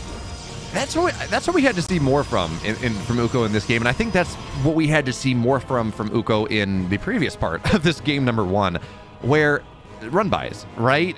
Send Lings off to a corner, and even when Nina was super totaled up, she had one base in the bottom left side that was that's actually so nice. They're getting the Oracle. Granted, we're not at a nice splits there as well.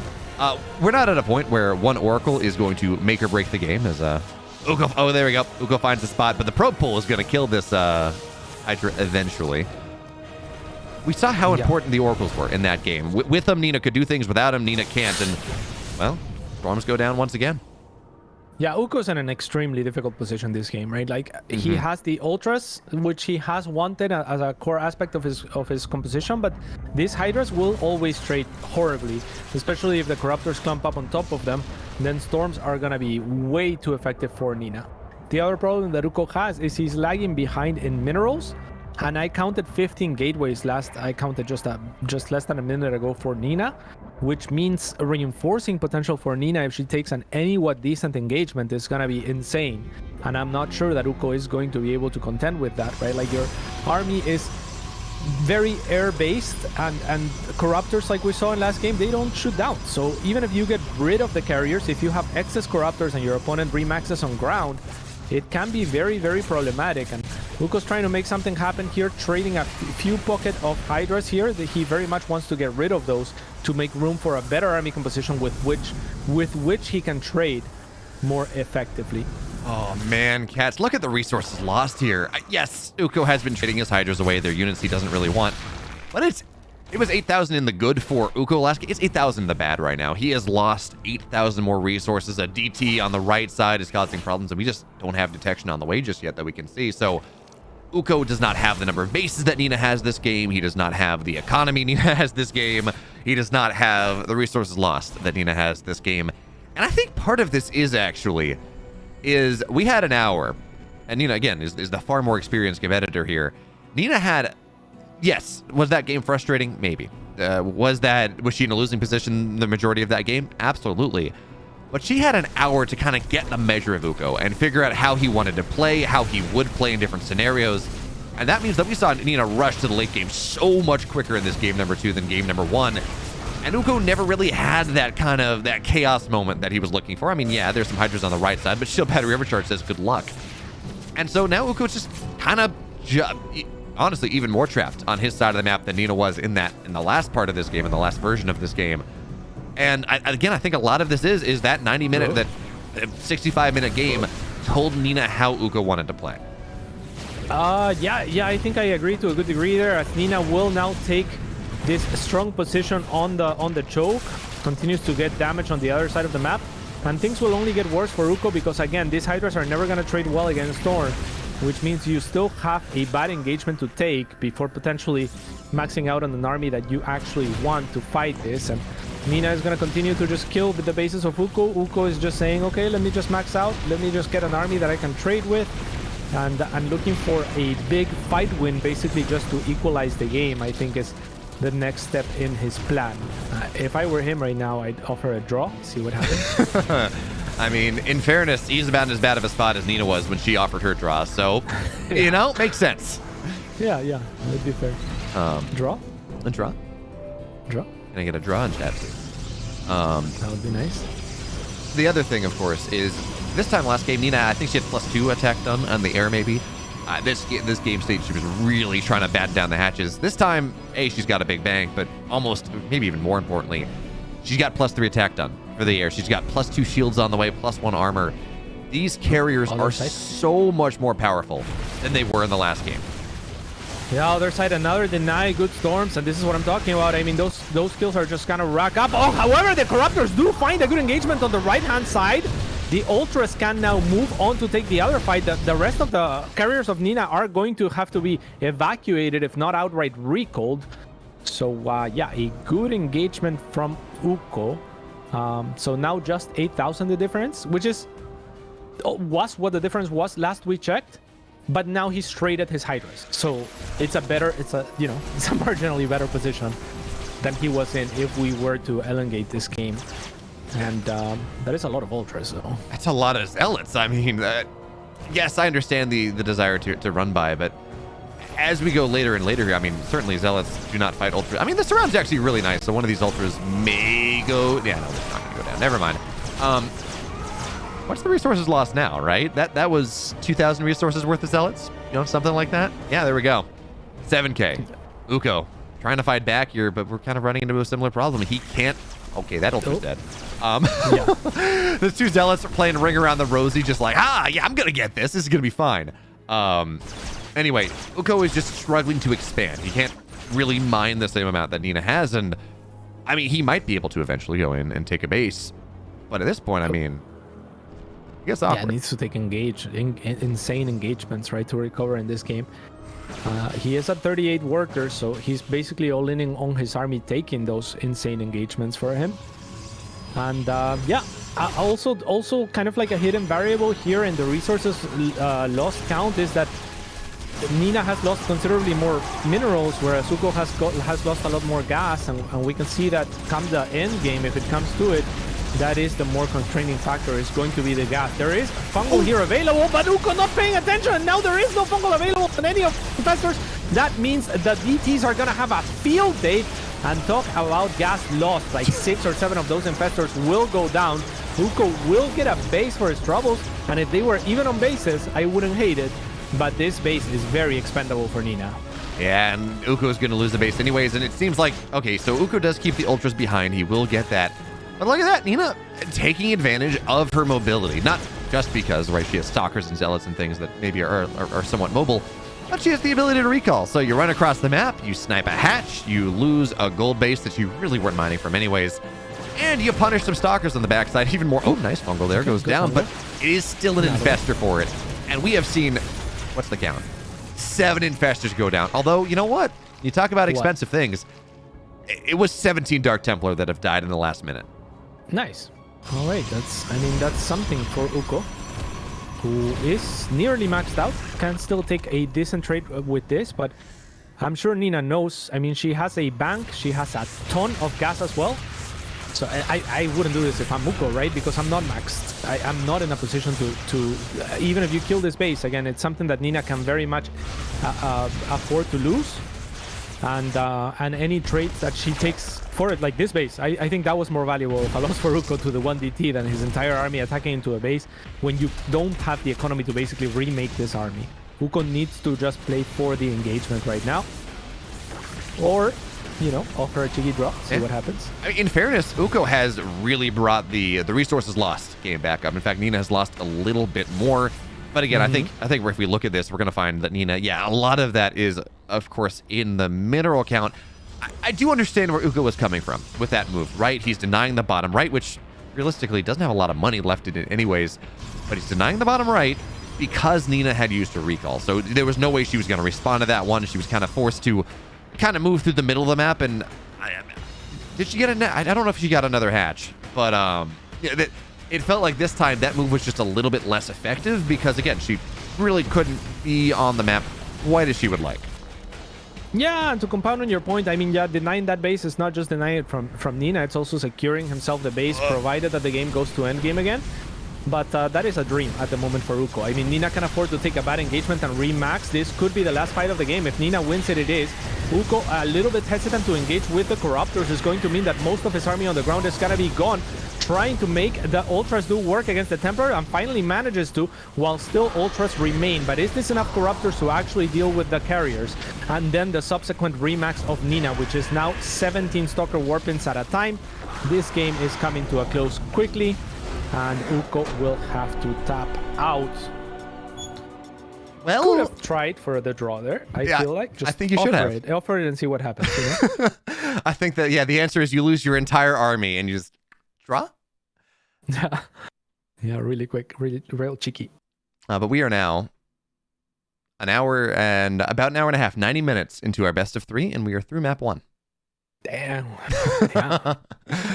I mean, I'm exhausted, so like the players must be pretty exhausted, right? Like it's so difficult to play this type of series with so much pressure, so much on the line for elimination. And now is where I feel like Nina's momentum can carry her to a victory here in the second map, just because Uko being the less experienced player, right? Like with that pressure, which I'm sure he probably feels like he is underperforming, right, compared to the performances that he has on the ladder.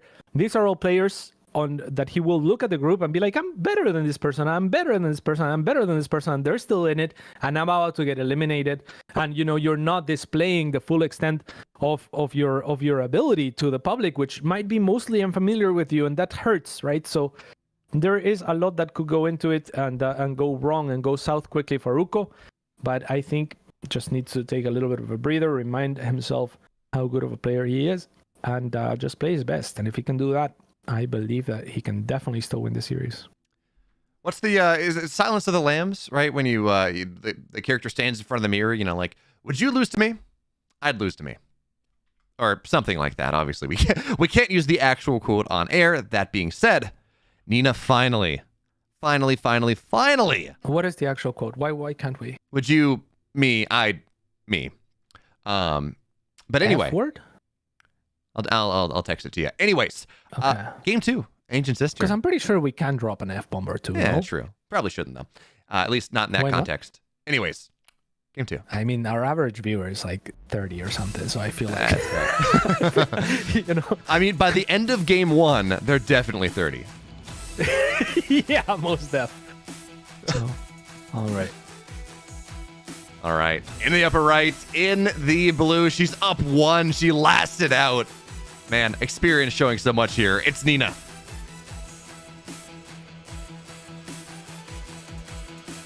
And in the bottom left-hand side for Apprentice Esports, it is Uko.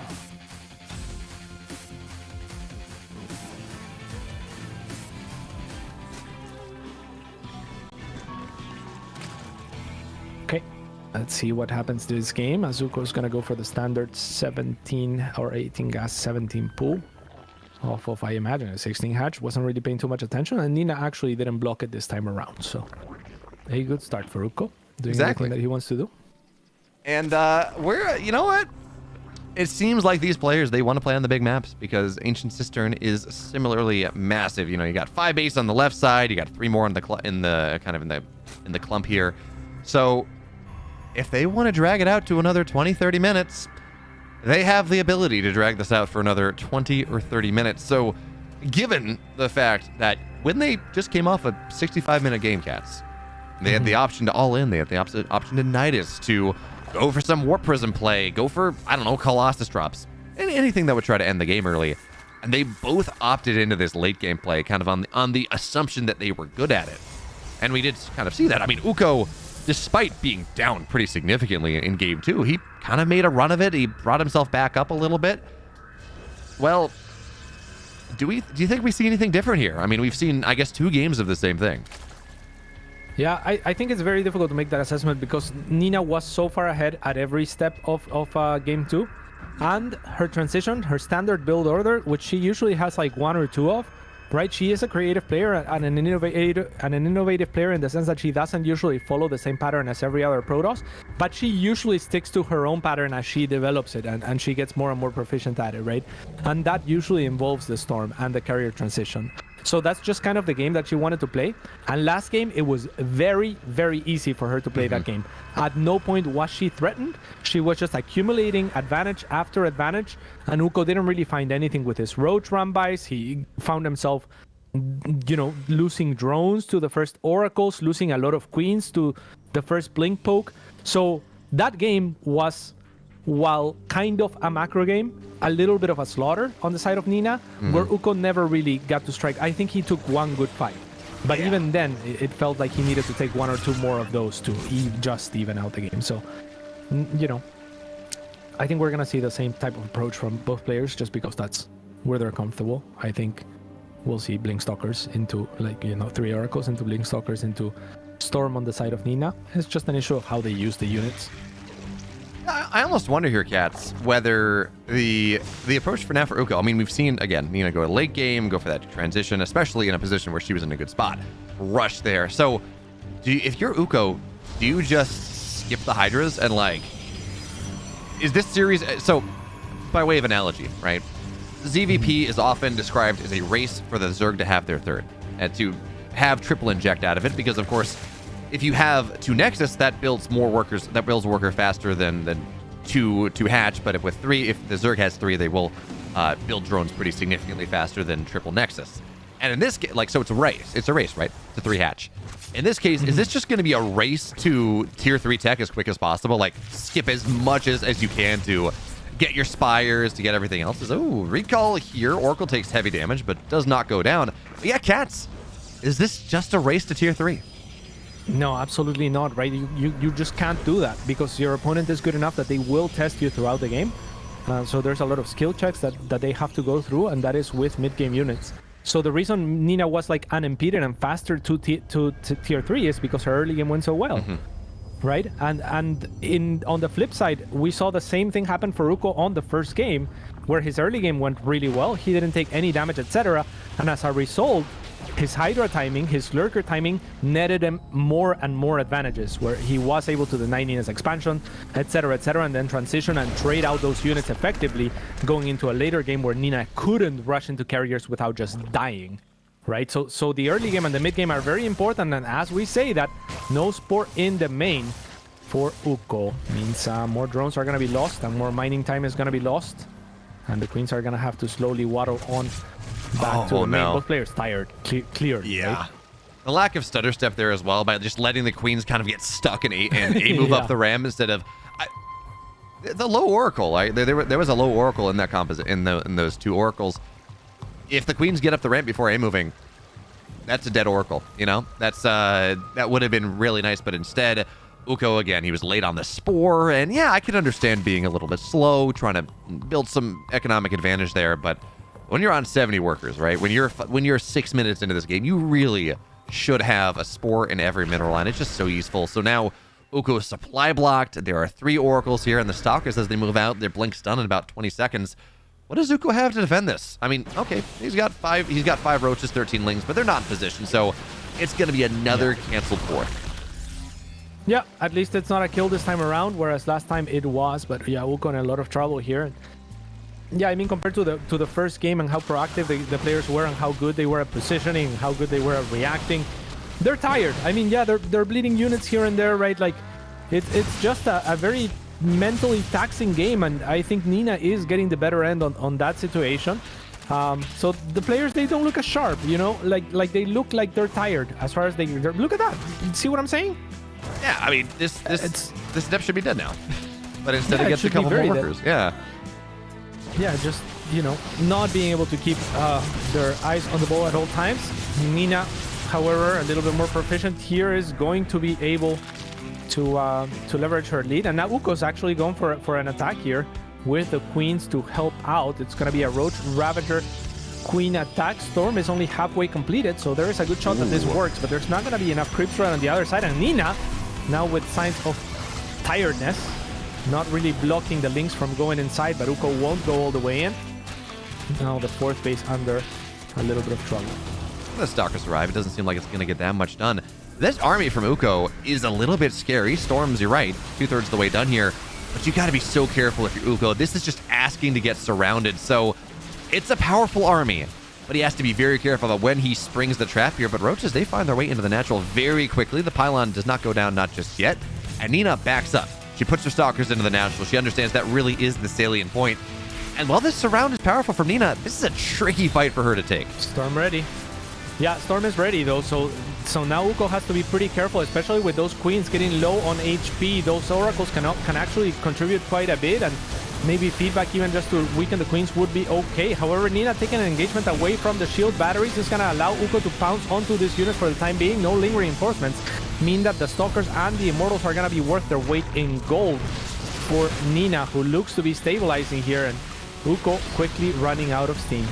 Yeah, and again, it's just, there is so much stress into this series because, again, you lose this game as Uko has, you're out of the tournament. And Uko, from a game that he never should have drawn in game one, quickly loses. Well, we can't say quickly. Game two was 25 minutes, but in rapid fashion, loses the next two. Game three in particular, or game two, the third game of the series, game two in particular, it was obvious that even if he is a man that plays many ladder games a day, mentally was the exhaustion there. Hands, maybe they're fine, but just not making mistakes that we don't expect out of him, because there is so much stress in playing a game like this that even if you are fine and you're used to playing, X ladder games a day, they do not have winner you go home type of stakes on them. Yeah, absolutely not. So yeah, I mean, Uko trying to get a quick win, right? Trying to make it happen so that he doesn't feel so bad going into the third game, and maybe that would have been his mental reset if he could have acquired it. It can feel terrible if you feel like you're even or even slightly unfavored against your opponent. If you don't get kind of like a cheap freebie win, it feels like very difficult to go for two of those. But I think Uko showed that he is of the caliber of Nina, at the very least, in that first game. It's just a shame that he wasn't able to replicate it in the second or third game for the early and mid game, because he was flawless in that early game in the first game, right? He looked so good. But yeah, I mean, the late game, I did him in, right? That game was so mentally taxing, it's difficult to blame him, but at least he got to display what he's made of in that losing game or that drawing game. Yeah, and honestly, even in game one, part two, right? He didn't win, and he was not in a good position for the majority of that game, but he did start to make the moves that would bring him back in. Unfortunately, in a game like that, it's a lot harder for a Zerg to turtle when they're down by 12,000 resources and losing their bases than it is for a Protoss on the same way, just because you can't really get to the siege units all that easily, and even lurkers are not really good siege units. So Uko was, 2 minutes of the way he was playing away from coming back when Nina killed him. So as painful as it is for Uko to get knocked out here, again, I think he played very well, specifically in game one. You look back at that, and maybe you take some solace out of just kind of A, how well you played in game one, but B, how well you played to pull yourself back into game two. Well, into the actual game one. How do we talk about this, Cats? Yeah, I know exactly what you're saying. I think everyone understands. But yeah, I mean, I agree. I think that for Uko, I mean, maybe experience would teach him that, because the ladder experience is so different in the sense that you don't get Nina every game. You don't get a Nina, especially if you play on an A only, right? Like, there's only so many players playing at your level. So you match up against me instead. That's worse practice for you if you're Uko, right? And that is the quality of play that he is often up against, is players that have, a couple of hundred or more MMR lower than him. And there's only like 5 players that he can actually get good practice against. And that makes it so that he can have a recipe where maybe the early game doesn't go as you expected. Maybe you lose a few drones to oracles, but still your timing works. And we saw in the first game, right, like the Roach Hydra lurkers and whatnot were doing a lot of work off of a very clean early game, but completely shut down in the second game where Nina had the stronger early game. And that is the kind of thing that your experience on the ladder against a lesser player might teach you. Yeah, I mean, this timing is still good. It's not.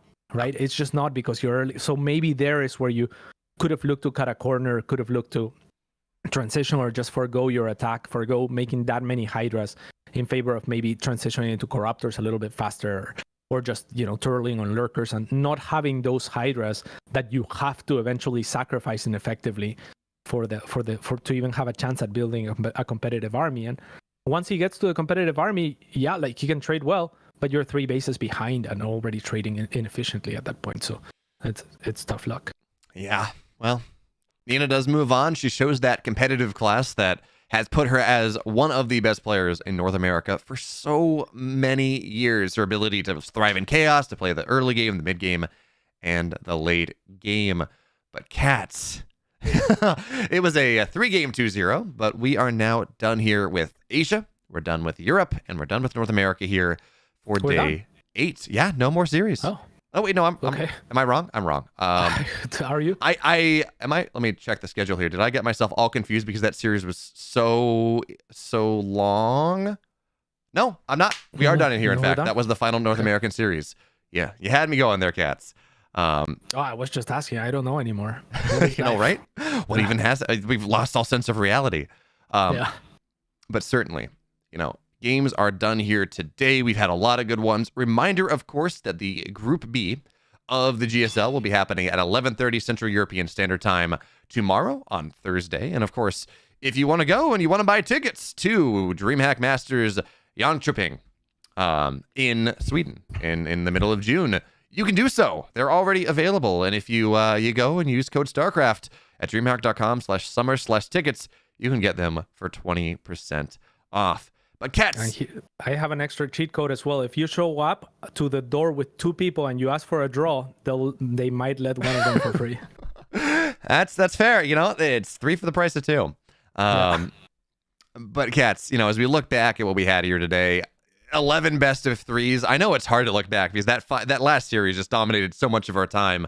But kind of general thoughts and any particular matchups you loved. Like, let's put a close on the day here. What do you think? I can't remember anything outside of that game right now. Like, it's so difficult. I think the Patty McDolan had good moments. I enjoyed in Europe the Goblin Strange series. I think was a highlight. I mean, there was a lot of good games, I think, and that one game as well. Yeah, I know. I particularly enjoyed Cyril and Wayne. The fact that Wayne was that close was really impressive. Yeah, that was great. Yeah, that was a great series. I completely forgot it happened today. Yeah, and I promise you all watching this, if you say, look, it's a ZVZ, why do I watch this? Take a look, especially game 1 and game 2. They were really well played. It was not the type of ZVZ that you're used to. But now, Cats, again, we're done. It took us a little longer than we expected when we got into when we were running actually ahead of schedule, moving into that final series. But we'll be back tomorrow. When are you back tomorrow? Is that when you next cast? Yeah. Okay. So Cats will be back tomorrow. I'll be back Saturday and Sunday. And the ESL Masters continues to move on. We have one more day, I think, of round 3 is now done. We know everyone who has moved on. Round 4 is Thursday, Friday. Round 5 is Saturday and Sunday. As we round out the last of the Swiss stage here, figure out who moves on and who has to go home. But for now, folks, thank you so much for joining us. It's been a long day, but it has been a fantastic one. See you tomorrow. You love it, you wear it. Wear your passion. Share your passion. Wherever, whenever. Gaming is a lifestyle. Get your merch at shop.eslgaming.com.